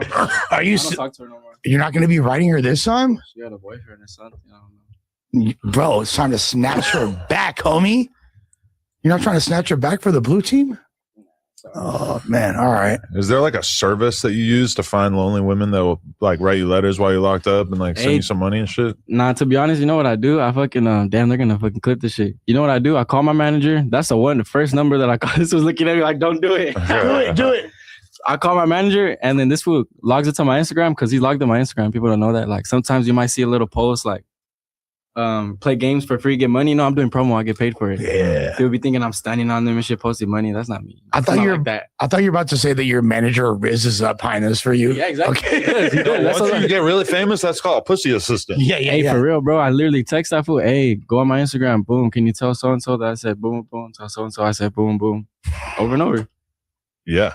There you go. You gotta just DM him F3. It's not like too hard. It's not too hard. Ah, hell no. No, that one's burnt. Hey, you want me that method is burnt. That method is way burnt. I'm gonna show you some new shit. You want to know what I do? Please. Oh shit. Just to throw a hyena off, you know what you do? Send like 100 hard eyes, 100 of them. Sit there and take 5 minutes out of your time and hold tap it that down. shit. No, it don't work like that. If you hold it down, it won't do it. Yeah. So then they're gonna see that you actually took time to like tap. They're gonna basically how I think. I'd be like, they're gonna see their phone and be like, my shit's glitching. What the fuck? Ain't no way. They're gonna open your DM just to see if their phone's glitching, and then that's when they see. I got an even better method. Better method. What's up? Do it 250 times. Select all. Copy. Paste. Boom. Ooh. Okay. Method. Now, I want to say to both of y'all, and then you copy and paste that whole thing, and then you never have to write it all out again. You're a rich and famous joint. You're a jointed up young rapper that the hyenas like. I feel like if a regular person does that, that could be considered harassment. It's just one DM. Yeah. But 100 hearts though, 100 hard eyes. But you ever go to send the DM and you send one, and then you try to send another one, and it says you can't send a second one unless they follow you back or until they see the first one. And then I'm like, fuck, the first one wasn't good enough. What I wanted to say. Like, right? Yeah. I thought I had a second DM in me, and then it's a wrap. It's crazy. I never seen that before. I would just see that it won't let you text. I think it's just because they like you, Tommy. That's why they let you get away with 100 hearts. You know what I know? You know what I noticed too? A lot of people go through their requests and they act like they don't, huh? Like a lot of famous people, they act like they don't go through their requests. You know damn well when you wake up in the morning, you're bored, you're gonna see what random people are texting you. You may not open it, but just know if you're shooting a shot at a famous hyena, fucking Kylie Jenner, all that shit, she probably seen it and probably just like whatever, scrolling past it, but she probably seen it. Though, I haven't been through mine in so long because it used to be that you could sort it by followers. Yeah. So at least I would feel like I'm not missing out on anything that crazy. But now you just have to filter by 10,000 plus followers. So I still have to look through it for hella long, and my shit be glitching. Like I don't know. I just like kind of I'm out the loop. You could also set it to only blue checks could DM you. You feel me? Like there's it's because you got to go through there. There might be money sitting in there, you know. Exactly. That's the problem. Hey, how do I get a hold of you? I've been trying to get some promo from you for months. Yeah. Boom. Definitely. But so would you say that are you bummed out about having to go get locked up, or is it just part of the game for you? Yeah, I'm definitely bummed out because no one likes to go to jail. But to be honest, I think I'm doing good, you know? Like I think I got everything set up good. I don't have I'm not gonna be in there for a long time. You know? Yeah. I'm gonna be in there for like a year. You'll be all right. You feel me? Yeah. But you've done time in different places already. Like I've been to LA County already. Like I'm pretty sure like I'm not gonna act like I'm fucking big dog, but I already said my name. You've over been to there. the Those who towers? see me over there. You been to the towers? No, I wasn't in the towers. MCJ? MCJ. You been to Wayside? Nope, I didn't go there. I was in the I was in the school dorm. So if you sign up for school and say I don't have my GED, let me get my GED here, you'll never go to Wayside. That's a cheat code, bro. If you're in LA County, you don't want to go to Wayside. Be like, oh, I don't have my GED. Let me sign up for school. But you'll go to school, but it's better than fucking going to Wayside. You know? Was that your favorite place? The school dorm, pretty much? Yeah, it was solid right there. I haven't been nowhere else other than that. Don't go to fire camp. Nah, hell no, I'm already knowing. We just found out you're not allowed to do that. I didn't know that. You didn't know that either? No, some of my homies are no good apparently. Oh wow, fuck. I've been on that already. I didn't know until right now. I'm learning new clutch as we speak. But yeah. You like that? Hell yeah, my homie got one of those. Long live Suede. It's hard. When we first got it, somebody thought it was Drake right away. Drake? Yeah. Bruh. No. Yeah, Drake has face tats. Well, he did. No, yeah. I mean, Drake probably wouldn't have a Mexican flag. Speaking of that, you know, it's so random. Every time I be going out in public, I swear this shit happened to me like 3 times. And I'll be wondering, why the fuck this shit keep happening to me? Some kids will walk up to me and they'll be like, Drex a joint. Oh. Drex a joint. Is that you? I'm like, bruh, like, do I really look like the homie? You know, because that's the homie, but I'm like, you are like the leading. Like my face tatted Mexa up. Like, I blacks. don't look like Drex a joint. Come on now. You don't look like them, but you guys are like, in their head, they're probably like the Mexican and black dudes. And then they scramble it up. And I'll be with like a hyena or something, and they'll be like, you know. Oh, that's fucked up. That's fucked up. You're salting his Riz. But you know what you got to do is just be like, just pretend. Next time, just pretend you're Drex. And then like let them tag Drex in the pic and everything. You feel me? So and you go viral. Yeah. And then it doesn't make you look bad in any capacity. You're not dissing the homie or anything. Like it just shows how dumb these people are. Last time I remember, we the homie Flacco, we were in Bakersfield and we seen some food wearing all red, and we went to the smoke shop because we were about to hit him up. What's up? See where this food's from. We go in there and there's some white boy, and this fool looks at me. He's like, "You look like that one rapper Tommy Guns." That's when me and the homie looked, and we were like, "Nah, this fool for sure don't bang or nothing." And then I went to buy my shit from the smoke shop, even though I didn't want to buy nothing, that we just went to see who he was. I played off by buying something. And I let that fool think that it wasn't. Like the whole time I didn't even say shit. Like I could have been like, bro, it's me, bro, you know? I think he escaped. He was like, you look like that one guy. You look. And no, like, he escaped real, from you, like, bro. He escaped from you. Nah. He totally did. He was an op, and he knew like, oh, Tommy got the drop on me. This is the best thing I could say. Oh, ain't you that one rap? That's what I would have done. That's smart. No, yeah, you look like him. He was like, you look like that one dude, and I was like, for real, that's crazy, bro. That's crazy. Wait, but would you do an Afro Latino anthem with Drex the Joint? Oh yeah. There you go. That's the homie, man. Drex the Joint. That's the homie. Oh, you are tight. Nice. Yeah, that's cool. Yeah. That was cool. So, I mean, you've had a lot going on, Tommy. Like, it's damn near I don't even know where to begin. There's so exactly. much. I was about to say, I don't even know what to talk about. I got so much shit. We get caught up in talking about one subject too long, you know? Okay, so check this out. They like that, though. They like the party for vibe. everything. So they like it when it doesn't feel like a strict interview and it feels like just a bunch of J-Cats getting fucked up, you know? Talking shit. Yeah. All the above. Or on my last interview, damn, this is about to crack some shit off too. And my last interview with that fool, Jinx, young Jinx. Drinks with Jinx, when you said that you would never be with a black girl. Yeah, I remember. I like interviews like that. Like I pulled up and they said what I said. I was trying to be racist towards black people, but I literally said it to a black fool to his face, and we're drinking and getting drunk. That's what an interview that's the type I like, you know, like me and him are just getting, like, people could say what they say and put the stigma like, oh, that was bad. But in reality, if the camera wasn't there, you know, people get drunk and have conversations and being real with each other all the time. It was just on camera. You get me? This ain't like that, or it's gonna be like that because we're drinking. No, it is like that. Grown men drinking, and then you guys are just expressing shit like, yeah, back in my childhood, boom, boom. No, you but forget the camera's even there. Do you feel like other black people might have looked at him like, damn, you should have said something to bro? Like, what the hell? Like, I mean, but him, like I said, he was drunk and he was talking to me, so he probably didn't take it that way either. We were probably having a heart to heart, you know. I mean, as an interviewer, I feel if the person I'm interviewing, they could say, "I hate white people," and it's not. I don't give okay, I'm interviewing you. Like that's interesting. Let's talk about it. So, as an interviewer, I feel like even if you were to say, "I don't like white people," from Jinx's perspective, he should be a journalist or be an investigator and just sit there and talk about it. Yeah. What made But I didn't do that though. Yeah. For the record, I rock with Jinx. He's my homeboy. That's my guy. So in another interview, we're gonna do it again. Like that's the homie. You know, we were literally, to me, it felt like two grown men having drinks, getting faded, and talking about like the past. You know, talking about real shit. But he low-key agreed with you. That's kind of the issue. Get mad, but in reality, all I did was expose the truth behind closed doors of what happened in the black household. That's all I did. Because it's not like I'm talking shit. I grew up that way. I watched it. I'm basically just exposing. Like that's probably why they're mad. Like, why the fuck you telling them how we are? You were basically, you know. But you were speaking. But I was speaking on your experience. You're yeah. specific, and that's not necessarily all black people's experience. People when they're struggling, it don't matter what you say. When people are struggling, you know, damn well, you can't bring all your friends in there and just be eating like shit. Your mom's gonna tell you, don't they have mom at home? You know, don't they got food at the house? Don't be bringing your friends over here to eat all my damn food, you know? I mean, I just feel like it's so rare for somebody to get famous and then to just continue to be the same person, you know, and just keep it so real like that. And that's the shit people appreciate is when you don't come off like a cloud chaser, but you'll say shit that people are uncomfortable with because you just genuinely don't give a fuck, because most people get famous and really just learn to not speak out of turn, you know. Well, also, and I think a lot of it comes from this full being. That wouldn't be fun at all, though. But you've been famous and having to be like that. That would be no fun, you know. You are like a Blueface. not quite. Obviously, you would have to be like 50 times more ignorant and like just out of control, messy to be actually like that. But like, I kind of see you in that lane where you could just be. I can start my own Blue Girls Club. Whatever level of messy you want to be at. Like the people are just gonna fucking love you for it. They're not gonna stop being interested in you because you said something that they think is a little problematic, you know? No, but that's kind of like one of the major parts of your appeal is just like the non-filter. You're just like saying, even when you rap, you're just saying what you think. So there's like no I try to say shit outside the box. Like I never pointed this out in an interview, but I try to rap different. Like a lot of fools say the same fucking lyrics, like spin on the op on the block, bounce out the load. This and this and that. Me, you won't even hear me say nigga, and you won't hear me say op or like cringy words. I try to switch it up and say like some fancy shit. Like I don't say, oh, catch me with the Blakey or some shit. I'll be like blast them or something like something fly, you know?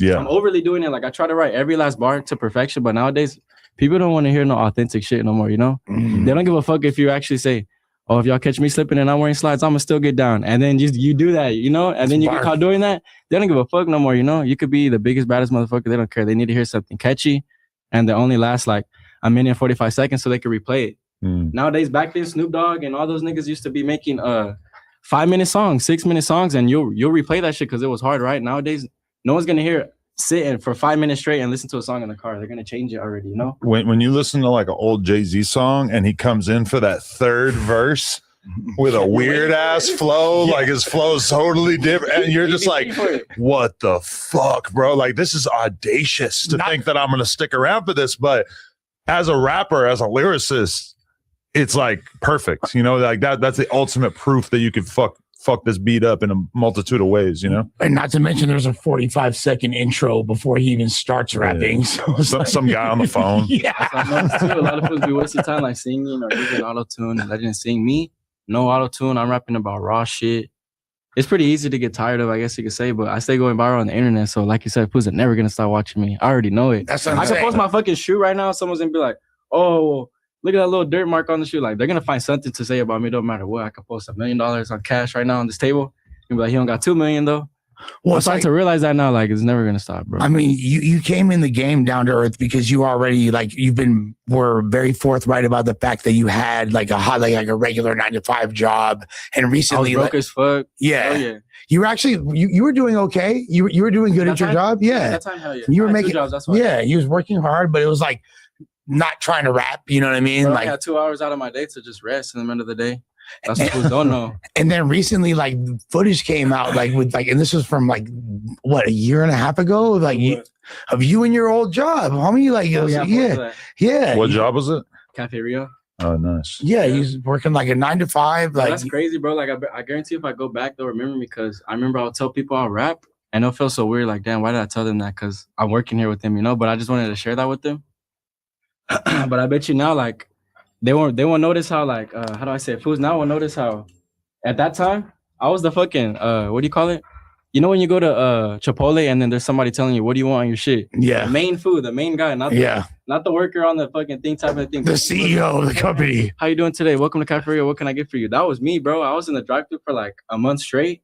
All shy and shit when I first got the job. I didn't want no one to see me, you know? Right. I pulled up over my face tatted, you know? I was embarrassed, you know, low-key. But then it got to the point they started seeing like, damn, this fool got charisma. This fool could talk. Like, what the fuck? Let's throw this fool in the front and see what happens. Boom, I stayed there for like 8 months straight working in the front. Like, I was the fool that would come in. You're not allowed to get tips. Like, you have to share with everyone. And there'll be fools in there, like, come in, like a black fool come in and cool as fuck. They'll be like, you working here? What the fuck? How long you been working? They'll give me a tip. They'll slide me a tip, and then everybody be looking all jealous, like, what the fuck? We're not allowed to get tips. I'll put that shit in my pocket. Did you be close? Did you go? I was hella cool right there. Like, there'll be white people coming in, like, oh, like they expected to see me when they went in, you know? I was cool as fuck in there. Like, no one would treat me weird. And this was in Billings, Montana, full white state. White people everywhere, bro. White people everywhere, bro. And I never felt like no racist shit going on when I was out there. Yeah, right. Everyone showed me love, straight up. Yeah, they would, bro. fucking I never right. felt no one treated me like nothing. You know, I think my homies were has white, good you know? aura. I was kicking it with like frat boys for like a year, bro. He's got a good vibe, you know? Then I came back to LA. Then I came back to LA. Now it's back gangster shit, back cracking. But when I was over there for a year, I was the only like gang member out there. I could have went out there and been on some like, oh, I'm gonna tell these niggas what to do and be the top dog here. And For sure. Tell the You other should've. I've been sliding on niggas. Yeah. Yeah. You know what I killed did? 100 I went out people. there and I was going to these parties. I'm Tommy like, these fools are Cartel. cool as fuck. I'm like, this fool is cool as fuck. Like, I was rapping music and shit. I was making some gangster music and they're like, damn, what this fool saying, body or what? Because when we go to the parties, I'm never no bang down or whatever. No, but I'm sure- having fun with some white boys, bro. Having real fun, like cool ass fun. They didn't I think could call one of my white homies right now and they'll vouch for me, bro. you didn't. You like when the black fools would like come into the restaurant, would you code switch low key and be like, yo, what's up? What's Nah, up? nah. I'll say the same. Yeah. I'll say the same. Okay, so one person that you were hanging out with when I met you was Blanco 15, which I understand that relationship has ceased to exist. What went wrong there? Just the simple fact of me getting locked up, and I just felt like fools are trying to like steal my shit, you know? Because Straight up. that's what you said, swagger jacking. Why do you That's feel like honestly you how was I felt, swagger like, fools jacking? can You? say what they want, make it what they want. Me personally, the real reason was literally that, and that I texted that fool, "What's up with it? Like, can you chill the fuck out? Like, you know, like, don't do that. You know, like, can you stop doing that? I see what you're doing." What did you know what he did? What did you feel like he took?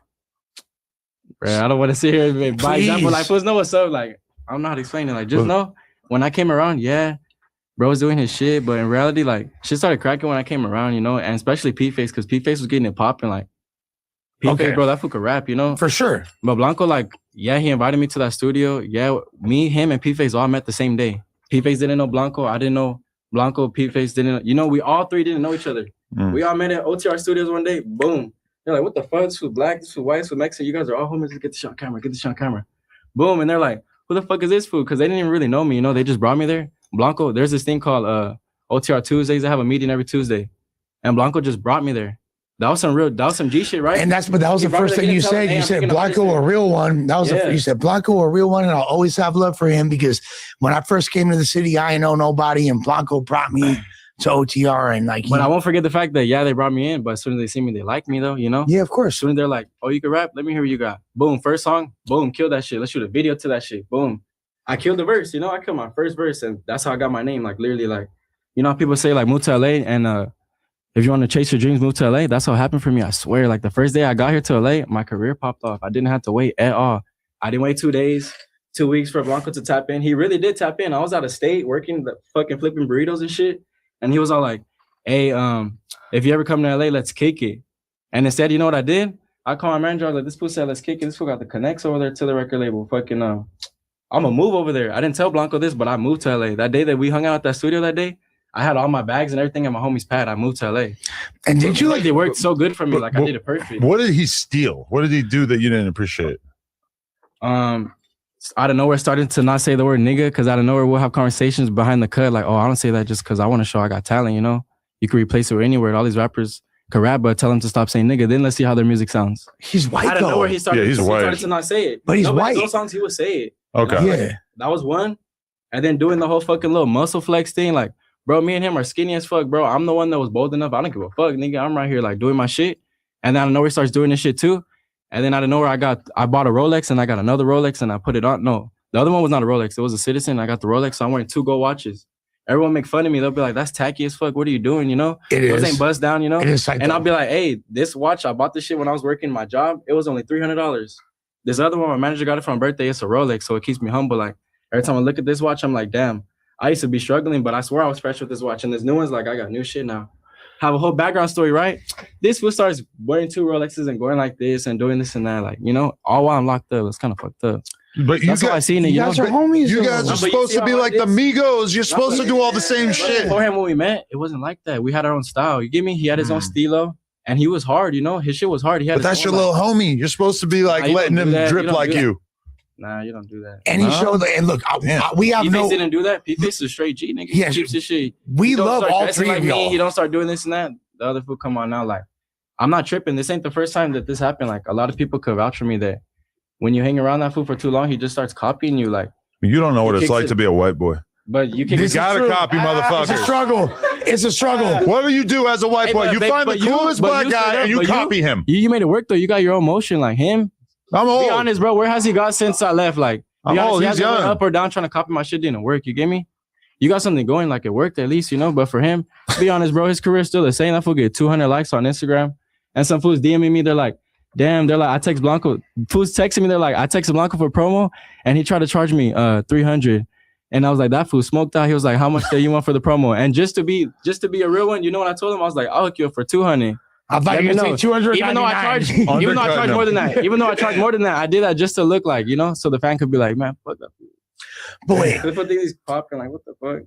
okay, but like, do you feel like at a certain point, the whole issue with Flip played into this? I think Flip influenced it because how I said me and Blanco were cool, but the only reason I got all this to say is because he was talking shit about me, knowing that I'm not even gonna say, but just know behind all these cameras and shit, he knows what's up with me. So for him to say, "Oh, Tommy Guns ain't like that off the internet," bro, you cat, bro.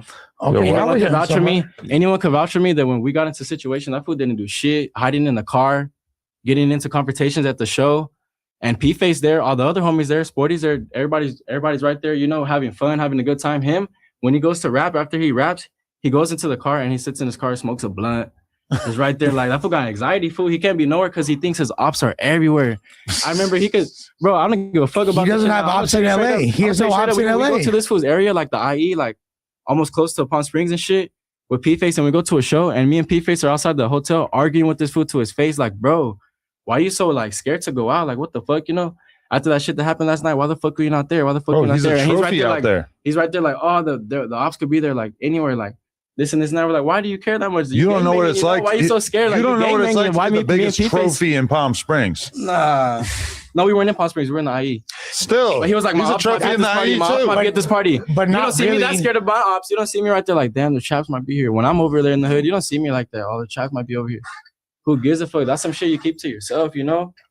Well, you're also Bro, you're hiding in the car too. Tommy, Make it look good. So when you talk shit about someone like me, hell yeah, I'm gonna feel offended. Like if you're with the business, I wouldn't take it like that, you know? But Tommy, you grew up surrounded by ops. You have your hood, and it's nothing but ops all around you. There's no other homies. So I feel like P-Face like that too. You know, he lives in Compton. It's like that.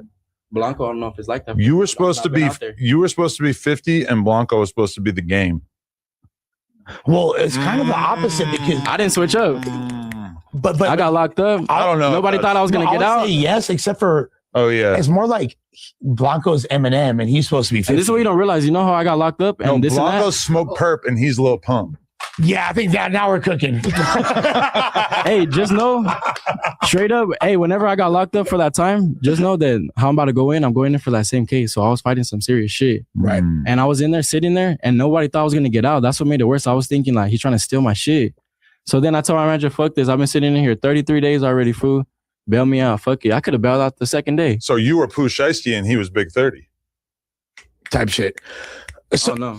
Can we, like, Tommy, can you break down, because you were DJ Flip's primary artist at a certain point, you know, there was the whole That's funny that you say that. That's funny that you say that, because to be honest, I was not. He made it seem like that because he was so obsessed with the fact that this fool's new. He's a black guy, so he's gonna go viral. I was never his primary artist. I'm 16 management artist. No, okay. DJ Flip was just being the helping hand, like, oh bro, we're gonna shoot all these. I'm gonna give you this for free. Come to my studio free. I'm gonna shoot these videos free. Everything free.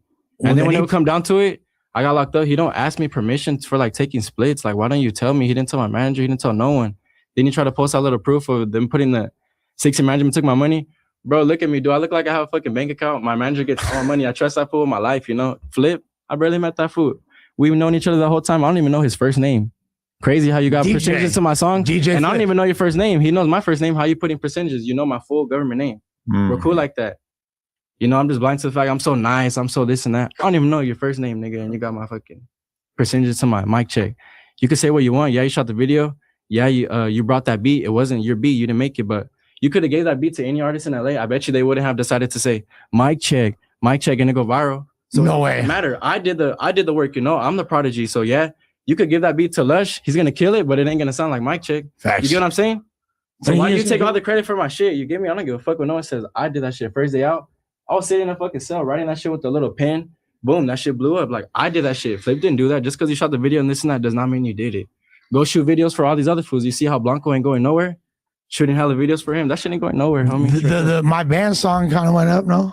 Bro, they spent like fucking 10 bands on that fucking high budget ass video. That shit did not go close to nothing that I'm dropping right now. He knocking down top porn star scooms, you feel me? Like, He paid all that fucking to put all those pages that you see them posting. You know they gotta pay for that promo, right? You Me ever and see me Blanco, post a page? Eskimo I never paid for my promo. You know why? It's to the point now. I could post some shit and I don't want no one to see. And the other blog pages will screen record my shit and post my shit. Like, now I gotta be careful what I post. Okay. It's the opposite. I'm not paying for promo. I wish these fools would stop trying to fucking get into my life and dig deep. Like Tommy Guns, Tommy Guns caught with the chuds or some shit. You know, this to that point, paparazzi pulling up. Like, damn. Lots of on some paying for promo. You know. Man, I hate They say that shit was high budget. You see how they had to pay all those highness to be like, oh, this and that. I could get a room cracking like that while paying no one. Just be like, Tommy Guns at this ad. Everybody pull up. I don't need to pay strippers to come. I don't need to pay no one to rub my fucking back. My bitch rubbed my back last night. I don't need nobody to pull up to put right signs. They'll do that shit for free. You get what I'm saying? I got love out here. So was it really when you found out about the splits? Was that the first moment that you got upset with Flip? Or are you saying you're saying that you weren't ever really his artist in the first place? It just kind of looked like that? Yeah, it looked like that. I was not his main artist. He had other shit going on. Basically, when I went to that studio, there was smoke blunts all day and chill. Yeah, everything was cool. But when I went there, it got cracking, bro. Like, I got it cracking. I was his new little fixation. This fool would fucking leave his wife at home. I'm with Tommy Guns right now, bitch. I'm right here, boom, boom. You know, he wouldn't say it like that, but you get what I'm saying? He was literally like, that's what I tell my girl. You and the kids are at home. Bet I'm at the studio till 3 a.m. I don't give a fuck. Me and Tommy trying to go viral. We're trying to make a new hit. Finally, mic check hit at his house at 3 a.m. That's where I recorded that. 15 minutes, 10, 20 minutes in front of Blanco, all that. I mean, that's what the game is, though, is you could be a 50-year-old fuck. You find an artist that really got motion, you got to be living his life, staying out till 4 a.m, chasing that bag. And he did, but he actually got the bag, though, luckily, not me, homie, because who's going to say what they want, bro? That fool made bread off my shit. But he didn't sign you. Later on, yeah, exactly. He didn't sign me. He's smart, though. He knows what he did. Like, he will lie to me and be like, we're going to do these 3, and you can put 2 on your channel and just let me get 1 on my channel. We'll do little things like that. No money be involved. Then whenever we drop my check, that was supposed to go on my channel, and I wake up in the morning and it's on his channel. Like, what the fuck, bro? Okay? It's like he knew like this one's gonna blow. Fuck what this nigga said. I'll give him another one and put it on his channel. You know? Were you aware that was like a sample of a very prominent corrupt song? I did. He's the one that told me that day, hey, you should hop on this beat.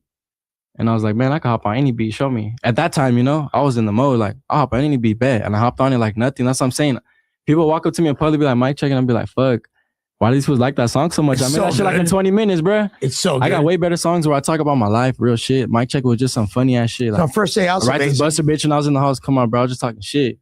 But okay, but you know, like the guy that made that beat, Daz Dillinger, you know, from the Dawg Pound, he's famous for suing people. Like, really? Yes. But he didn't sue him? Because it won't speak it into existence. No, because the record's offline now. Gone anyways. It's gone. What? Mic check got taken down? Been gone. What? Really? Yeah. On streaming services too? Yes. He took it down. What the fuck? Been gone. Are you gonna like change the beat a little and re-release it? That's other shit, you know, off camera shit, ego shit going on. What the fuck? I didn't know that. That shit no more. To be honest, I could make that song 1,000 times, 10 different ways. Like I said, he could give that beat to any other artist. They can't do it like me though. You know how hard it is to come with your own style right now, like 2025, 2026. So that's why when I feel like fool's stealing my shit, I'm like, why are you doing that? You know?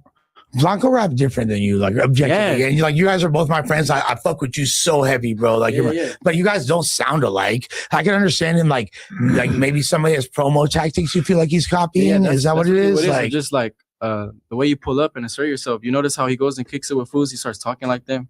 Then he goes kick it with another certain fool, he starts talking like them. So me, I was just probably the only real one that was like, man, I'm tired of this fool coming around, you know? Everyone else probably don't give a fuck. They're like, he's just a white boy, like whatever the fuck. You ain't trying. I'm in jail though. I'm tripping. Like hell no, what the fuck? You ain't trying to tell him though. Like then I get out and I see on my phone. I'm not tripping. That's what I was about to say. I texted him already. Okay, that's what I want to know. I shot him a DM. He never texted me back, like ever. And I heard that. I don't want to say who told me this, but he went the next day telling, oh yeah, Tommy was trying to hit me up saying that I'm copying the shit. I ain't gonna text him back or whatever. Then he started talking shit about me. Like he low-key the one that cracked it off. He did some white boy shit.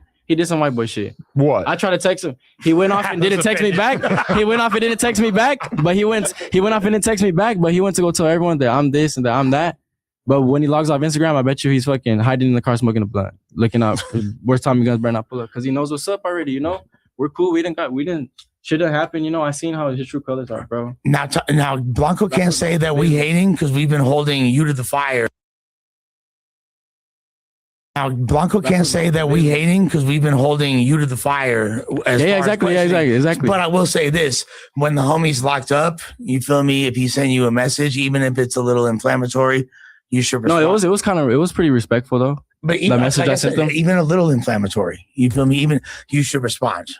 You know what I'm saying? Like, then don't go telling people because then you don't know how cool I am. That those people that you told trust me so much, they wouldn't told me, and then you go fuck what you thought. They could have been like, I'm not telling him, but they came and told me, hey, Blanco. Boom.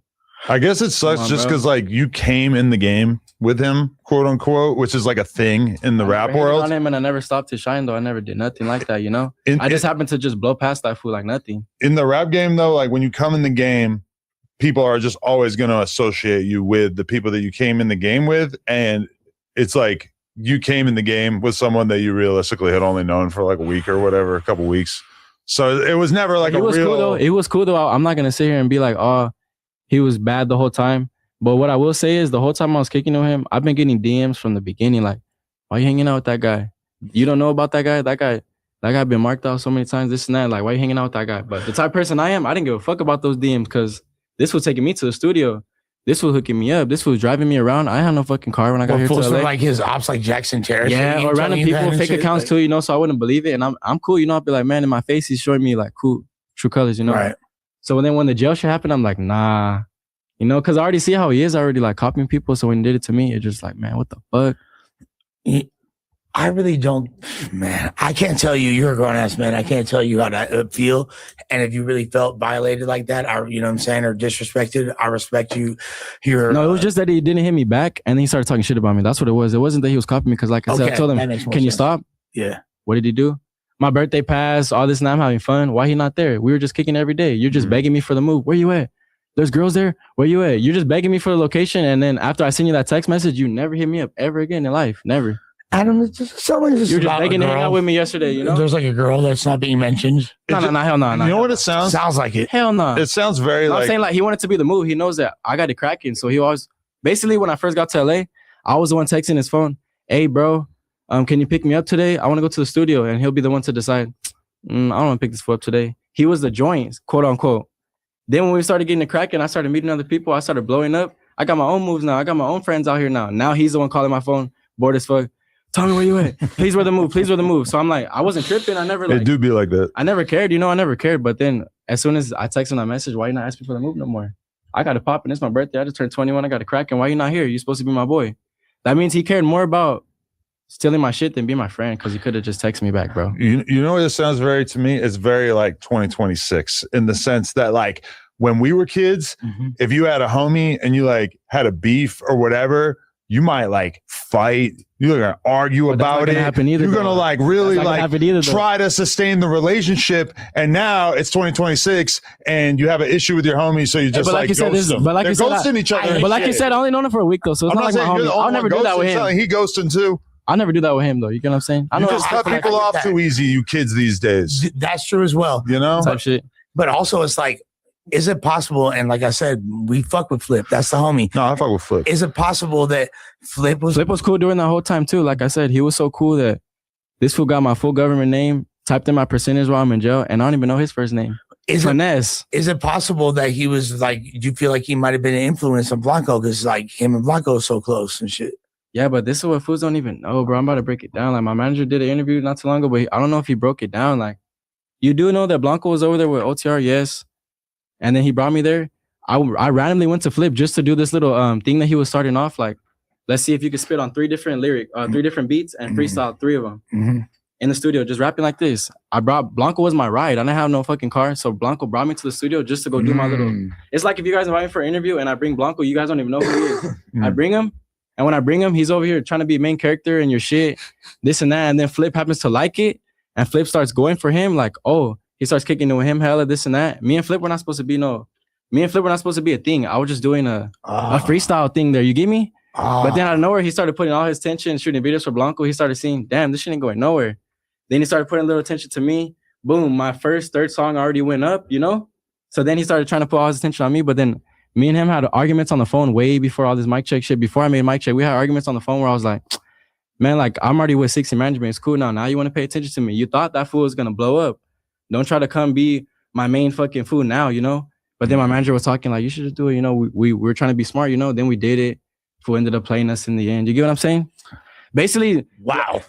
Basically, Blanco didn't even know Flip before I introduced those fools together. You get what I'm saying? And they try to flip the script, you know? Like, now look at me now. I got it cracking now. Like, I didn't need no money from that fool, no nothing. Like, you get what I'm saying? He can't say I use him. He can't say nothing. That fool used me. What money did I get from Flip, bro? You know, I mean, obviously not. Blanco's right here making money right now off my shit because when off that music, why you bullshitting all this and that? You think I got paid from that? Do you feel like tell him to send the screenshot where I got paid from why you bullshitting, bro? Blanco's eating right now because of those fucking songs, fool, because of me on there. Who's the first name? You notice how when he put songs, that's yeah, you notice how on the 3 of us, you notice how when Flip put songs of us, why does he put Tommy Guns first? Why does it say Tommy Guns Blanco P-Face, Tommy Guns P-Face Blanco? Why does it never say Tommy Guns at the end? Because you know, as soon as people see Tommy Guns, they're like, what's going on today? Click it. Why are you using my name? You're supposed to put it in order of the most popular. No, but kinda, right? But exactly. But that's what I'm saying. That we can't deny the fact that I'm the most popular artist. That's what I'm trying to say. Like, not even on a cocky shit. Like, because at that time I was definitely not being cocky. No one could say that at all. No, I was just in jail and I finally broke. I was like, man, fuck this fool. Like, what the fuck? What the fuck's going on here now? Like, you know? Do you feel think that it was just that mic check that happened? But me and Flip argued on the phone for hours at a time, way before I even created mic check. You know, I was already sensing some shit. You know. He knows what's up, you know. We got like a cool, like little bond, you know. Flip's cool and all that. He's smart as fuck, bro. So did he want you to be like his artist, like instead of you being he wanted signed me to to sign 16? paperwork a couple of times, and I said no. Okay. Because I didn't like the numbers. No. OTR tried to sign me. I didn't like the numbers. Really? So you're... Bro, I ran through it. This is going to sound burnt, but I ran through everyone in LA, you know? Like, I ran through everyone. I went to OTR. I went with Ocho, AK. I went with 808 Cartel, Flip. I decided which one do I want, you know? They were all fucking with me. They were all trying to get me, you know? I decided, like, man, the numbers are best right here with AK, you know? You almost signed to Death Row, this guy. Yeah, I did. I almost signed to OTR, bro. Yeah. Straight up, there's a couple songs way back then where I'm like, to OTR, give me a pen, a sign. Boom, boom, boom. Way back then, I wanted to be from OTR so bad, bro. I remember. That's when I linked up with Blanco. You know, I hit him up. Hey, you from OTR? I love beef from OTR. For real? Yeah, they're beefing with everybody right now. You see Roughneck and everybody tripping off those foods. Oh, for real? Yeah, no, there's a lot going on. I'm out the loop. But you know what's up, huh? Yeah, 100%. But the thing is with you guys, but they were cool before, you know? Yeah, that's different. You guys just met. You know what I'm saying? Like that's kind of... It is in LA. People be friends and I know they're beefing. Like, it's off of the internet, though. But so I'm not for the internet. So when Blanco did that about me and said, off the internet, I'm not like that and this and that, bro, what the fuck? Like, I'm literally the opposite of that, you know? Why didn't y'all just catch Yeah, people see me. You see how I'm right here? I'm all friendly. I'm always cool to you guys. Yeah. Why the fuck I'm the only one catching cases going in and out of jail for dumbass shit? You guys could have been like Shoreline. When the fuck has Blanco been to jail? Honestly. You know, Blanco has not been in jail. Blanco has not been in the county long enough to take a shit. He doesn't even know what it feels like to sit in the county and have to flush one time. And if anything, if you don't have to flush one time, I bet you that fool doesn't even know how to do the courtesy flush. You gotta do the courtesy. Because some of them you can't flush hella. I'm flush. But there's some that you gotta flush only once, bro. Yeah. You gotta make sure that I'm saying he doesn't know that. He don't know that regulation. He don't know those rules. He never been through none of that. He don't know what's up with that. He told me the real truth. That fool been in jail for like in the holding cell. That fool never hit the unit. He never been right there with the homie. What's up? Boom, boom. I'm from boom, boom, boom. Oh, there's plenty of time. Boom. Do you feel like y'all? Oh yeah, but I'm just saying I've been doing that shit since I was fucking 16 years old. Do you feel like you and Blanco could have just run Manos and got past this? Yeah, but he didn't want to do that either because Flip knows what's up too. Flip knows what happened off camera. They know. That's what I'm saying. All these fools know what's up already. So you were trying to catch Blanco's fade. Enough on this interview. Those fools know what's up with me off camera. That's what I'm saying. That shit makes me laugh when I see fools talk shit about me. You know. How does P-Face feel about this? And not that he can speak, but like P-Face is cool. He already. Yeah. They had him on food community. They're trying to get that fool to say some shit. You know, they're trying to squeeze it out of him. But P-Face smart fool. That fool just be. He kept it. Asking the question, they'll just be like that, you know. And then the homies, then they'll realize and laugh, and they'll laugh it off and be like, "Oh yeah, don't put him in the mix of that." But they were waiting for like a 30 solid seconds, waiting for him to say something. No, but Adam says. How do you feel about that beef? Do you feel like you can't hang out with this guy and this guy because of beef? And he was like, "Hell no, I don't feel that ways," you know. Okay, question. So you're totally happy being independent of any labels or whatever, or did you sign to a label? No, I did. Like a bigger label. Yeah. Sony. Okay. Ooh. I told you guys when I came here. Yeah. Right. Basically, I had the interview. You guys were waiting for it, but I remember I told you guys I want to be signed when I go on there. I want to be able to go on there and be like, I'm signed. What was that process like? How did obtaining that deal? Were they trying to get with you, or was that through 16? How'd that work? 16 did everything for me, bro. I'm spoiled. You know, when it comes to the rap shit, I just come. I go on these interviews, I talk shit, I rap, I get faded, I go to the club. I make 16 management look good. I got that shit tatted, you know, I got on my chain. Like, I just go everywhere. Every time I do a video, what do I say? Tell me you guys for that 16 management. Bro, I put that shit on the map. Like, we made that shit out of nothing, you know? But he does the gritty work where when we first came to LA, that fool had like 500 followers on his account. And you know what he would do? He'll text people like DJ Flip 1,000 times. Hey, I got this new artist. Never answer. Next day come. Hey, I got this new artist. Hey, I got this new artist. Being annoying to Ocho. Hey, I got this new artist. So finally, the one they're like, man, why does the account keep texting me? They probably opened it. They gave him a chance. They brought my dumbass. I pulled up there and pressed them, and boom, I got a connection forever now. That's literally how it happened. Like, I did it quick as fuck.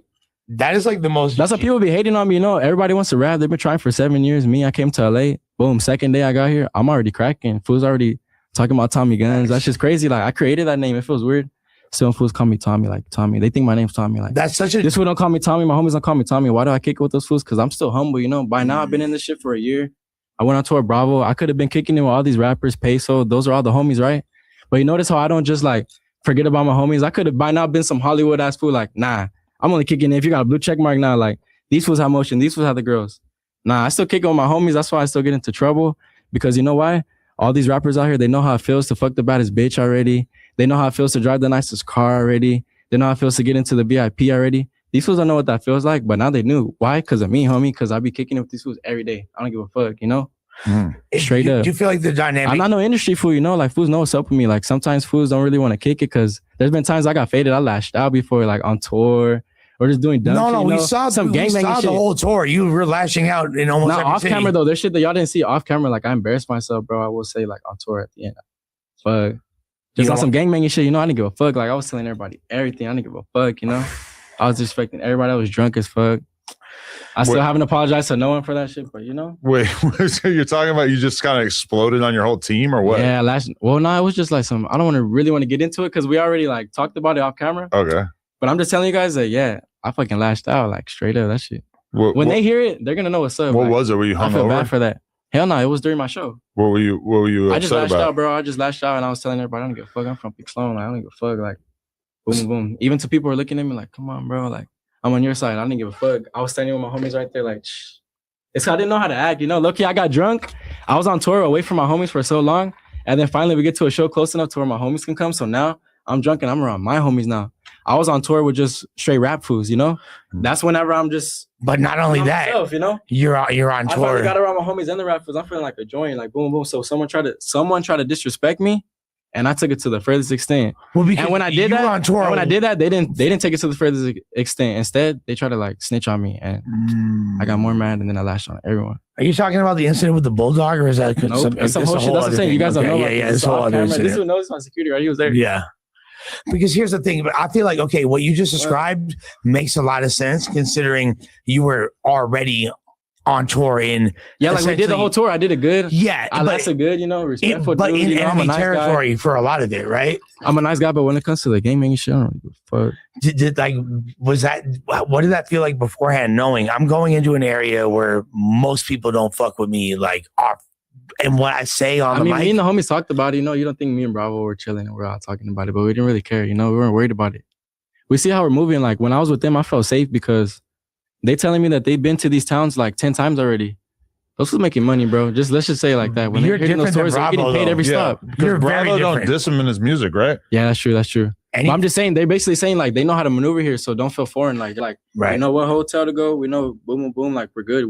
We're not here to start no problems. We're here to make money, you know? Think of it like that. That's what they're telling me, basically. Like, these fools say what they want about you, but you're literally mobbing through the hood making money, you know? And if I'm you, I am not chilling in no fucking Norteño areas at all. Yeah, I should look. I should have went to that mall that day, but I didn't give a fuck, you know? Are you out there, bro? I should have went to the mall that day, especially when I was with no one. You know that, right? I wasn't with none of those fools from the camp. That's the craziest part. I was right there, bro. Which one? We talking about the mall fight? This is the third one. You know, I haven't talked about this on no interview either because I was on some G shit. Whenever that happened, I was like, this shit's going so viral right now. Everyone's talking so much shit. I was gonna make somebody pay me just to talk about that shit, but I don't really give a fuck. Well, now you're on No Jumper, bro. Yeah, exactly, bro. I don't give a fuck. Talk about it. Nah, but straight up, I was telling my manager, like, hey, I know when I go to my next interview, someone's gonna say, hey, so what's up with that mall situation? And I want to have it in the DMC already. Nah, y'all better pay me to talk about that because y'all finna run abuse off of it. You know, everyone's waiting to know. Everyone wants to know what happened after I put that phone down or like, you know? Well, clearly you were putting BTA, you know what I'm saying? We know you putting belts. That was the last one though. There's two of them. I'm talking about when I was on tour. The one that you're talking about was when I had these fucking infamous slides right here. The infamous slides. Same slides. The Balenci slides. Legendary.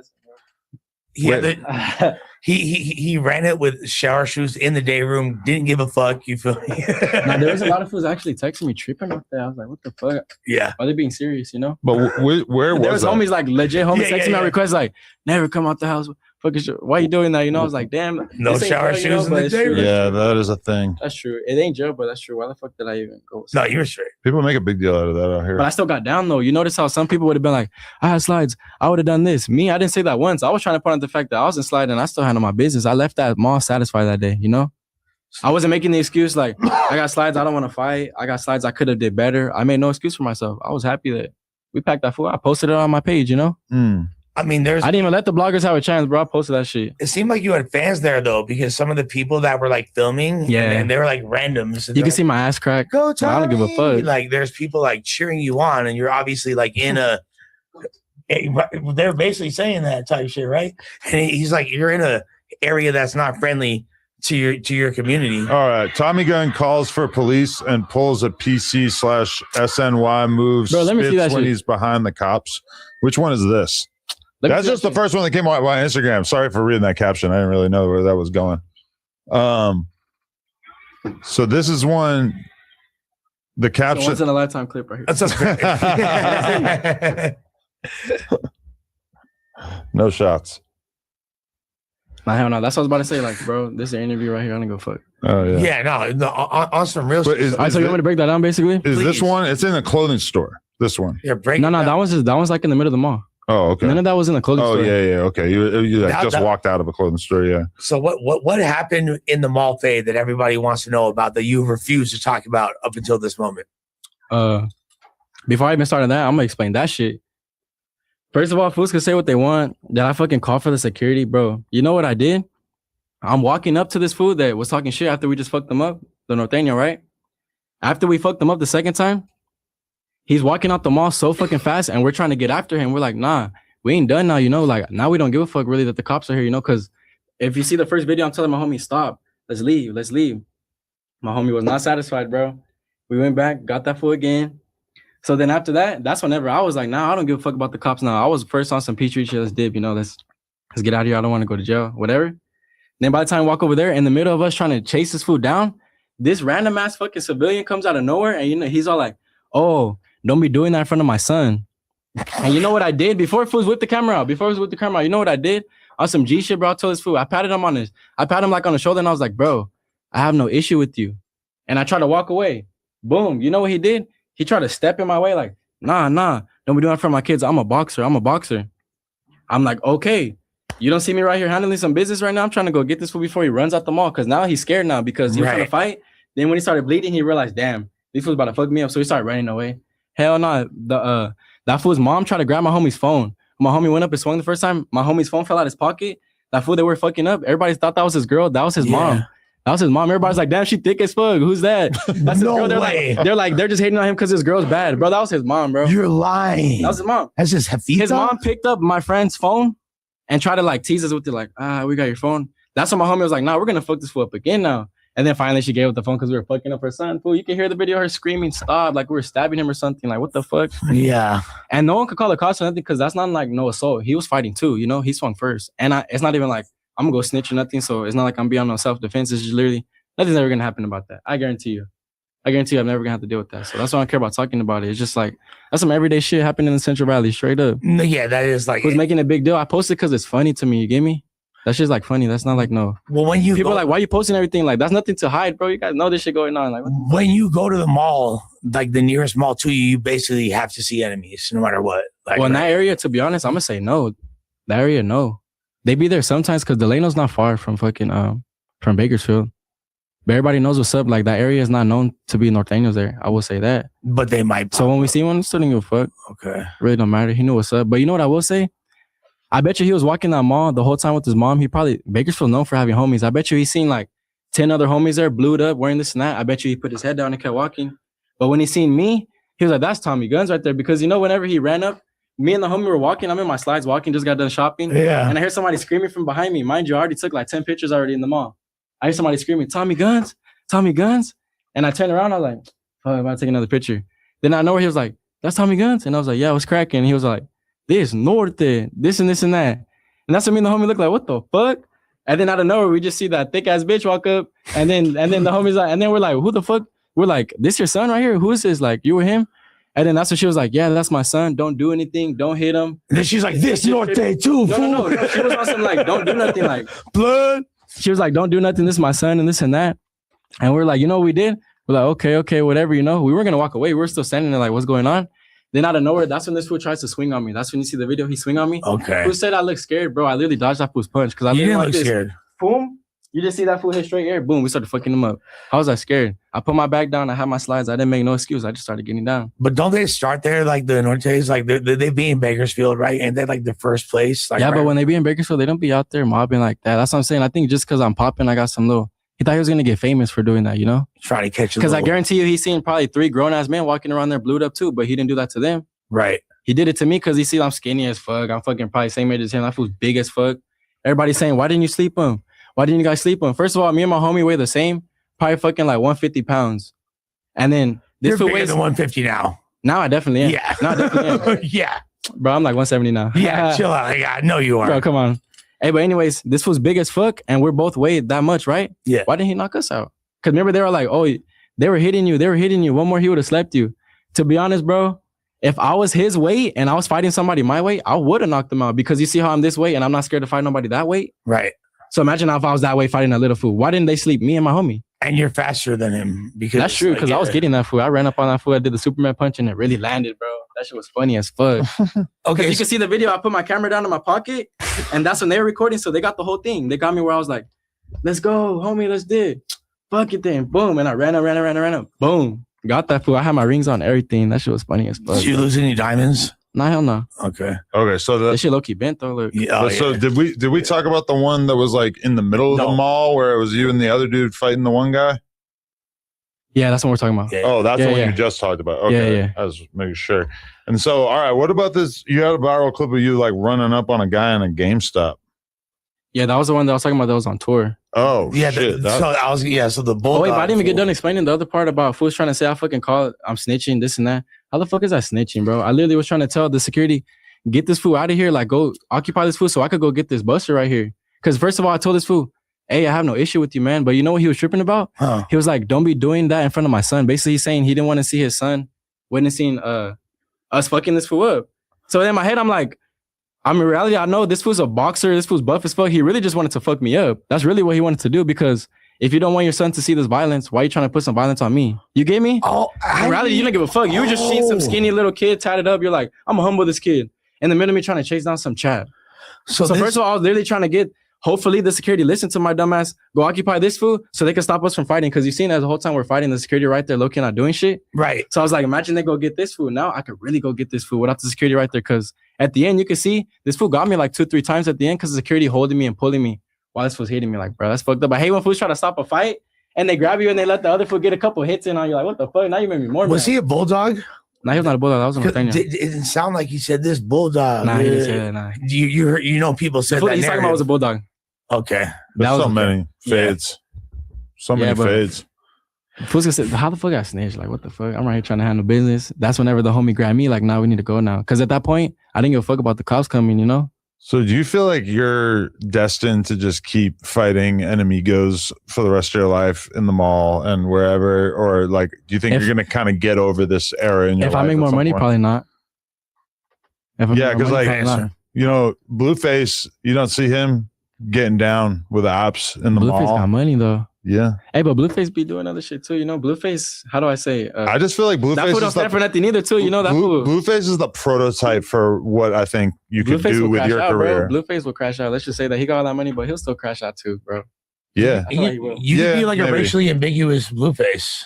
Like, I'm about to go do this. I'm about to go do this year, but when I get out, I ain't gonna have a face full of tattoos like that. But nah, you should though. You might actually. That'd be tight.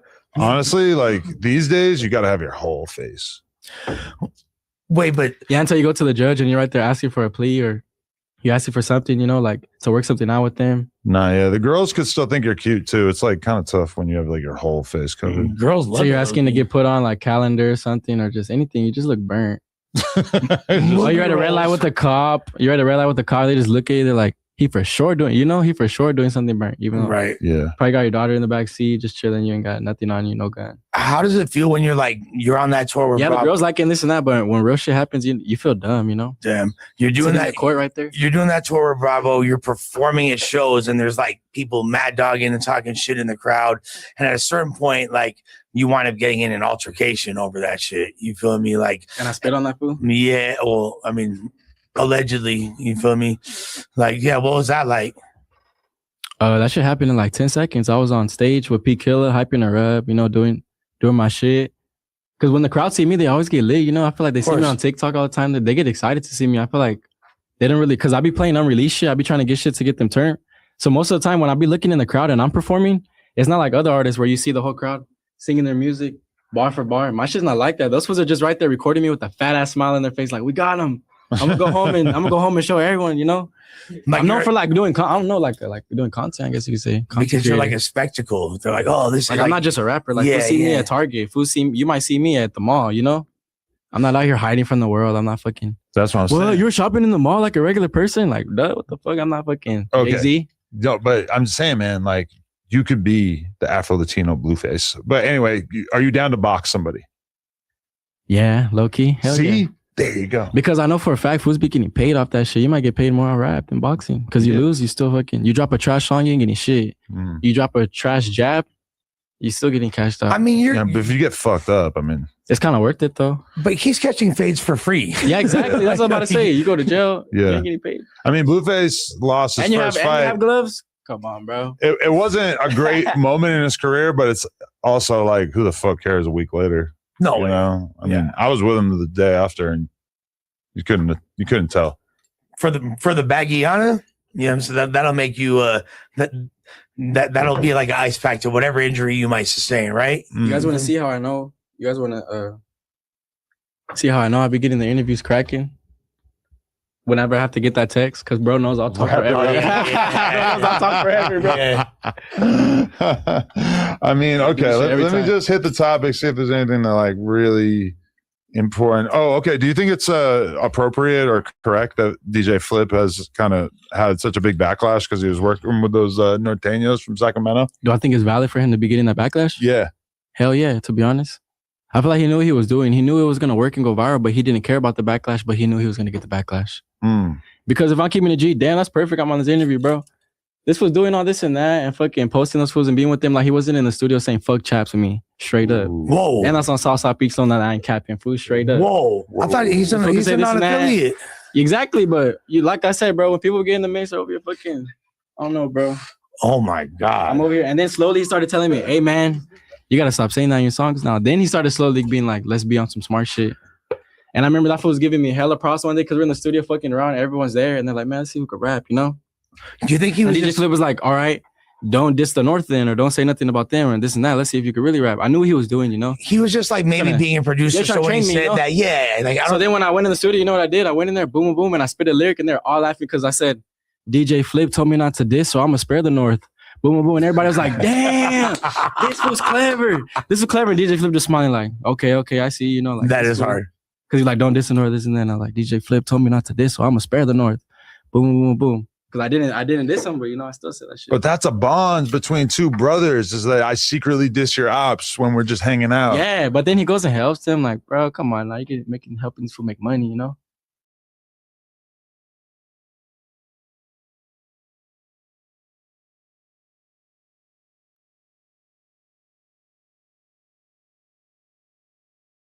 Be fucking up at too, but do your research. Don't just be doing any blogs. Like, do blogs that fit your style of music, because niggas will fuck up and be like, oh, I can get on World Star, say cheese, my nigga, and pay all this bread, and my views and my numbers is gonna go up. Nah, nigga, that ain't necessarily it. I just seen posts on Say Cheese, nigga, that didn't get really no reaction. I just seen posts on World Stars that barely get reaction, but you done paid all that money just to say that your shit up there.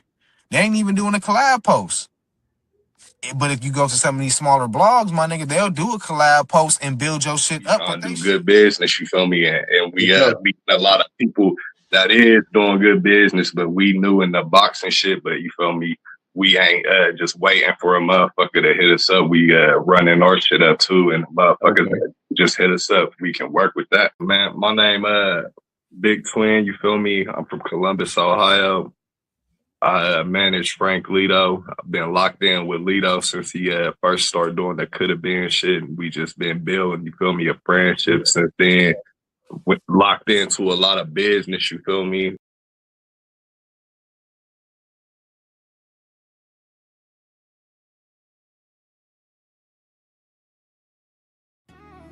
King True, Nick Knox on the block. This is the Nick Knox production. I'm trying to get rich so I could buy the block. King True.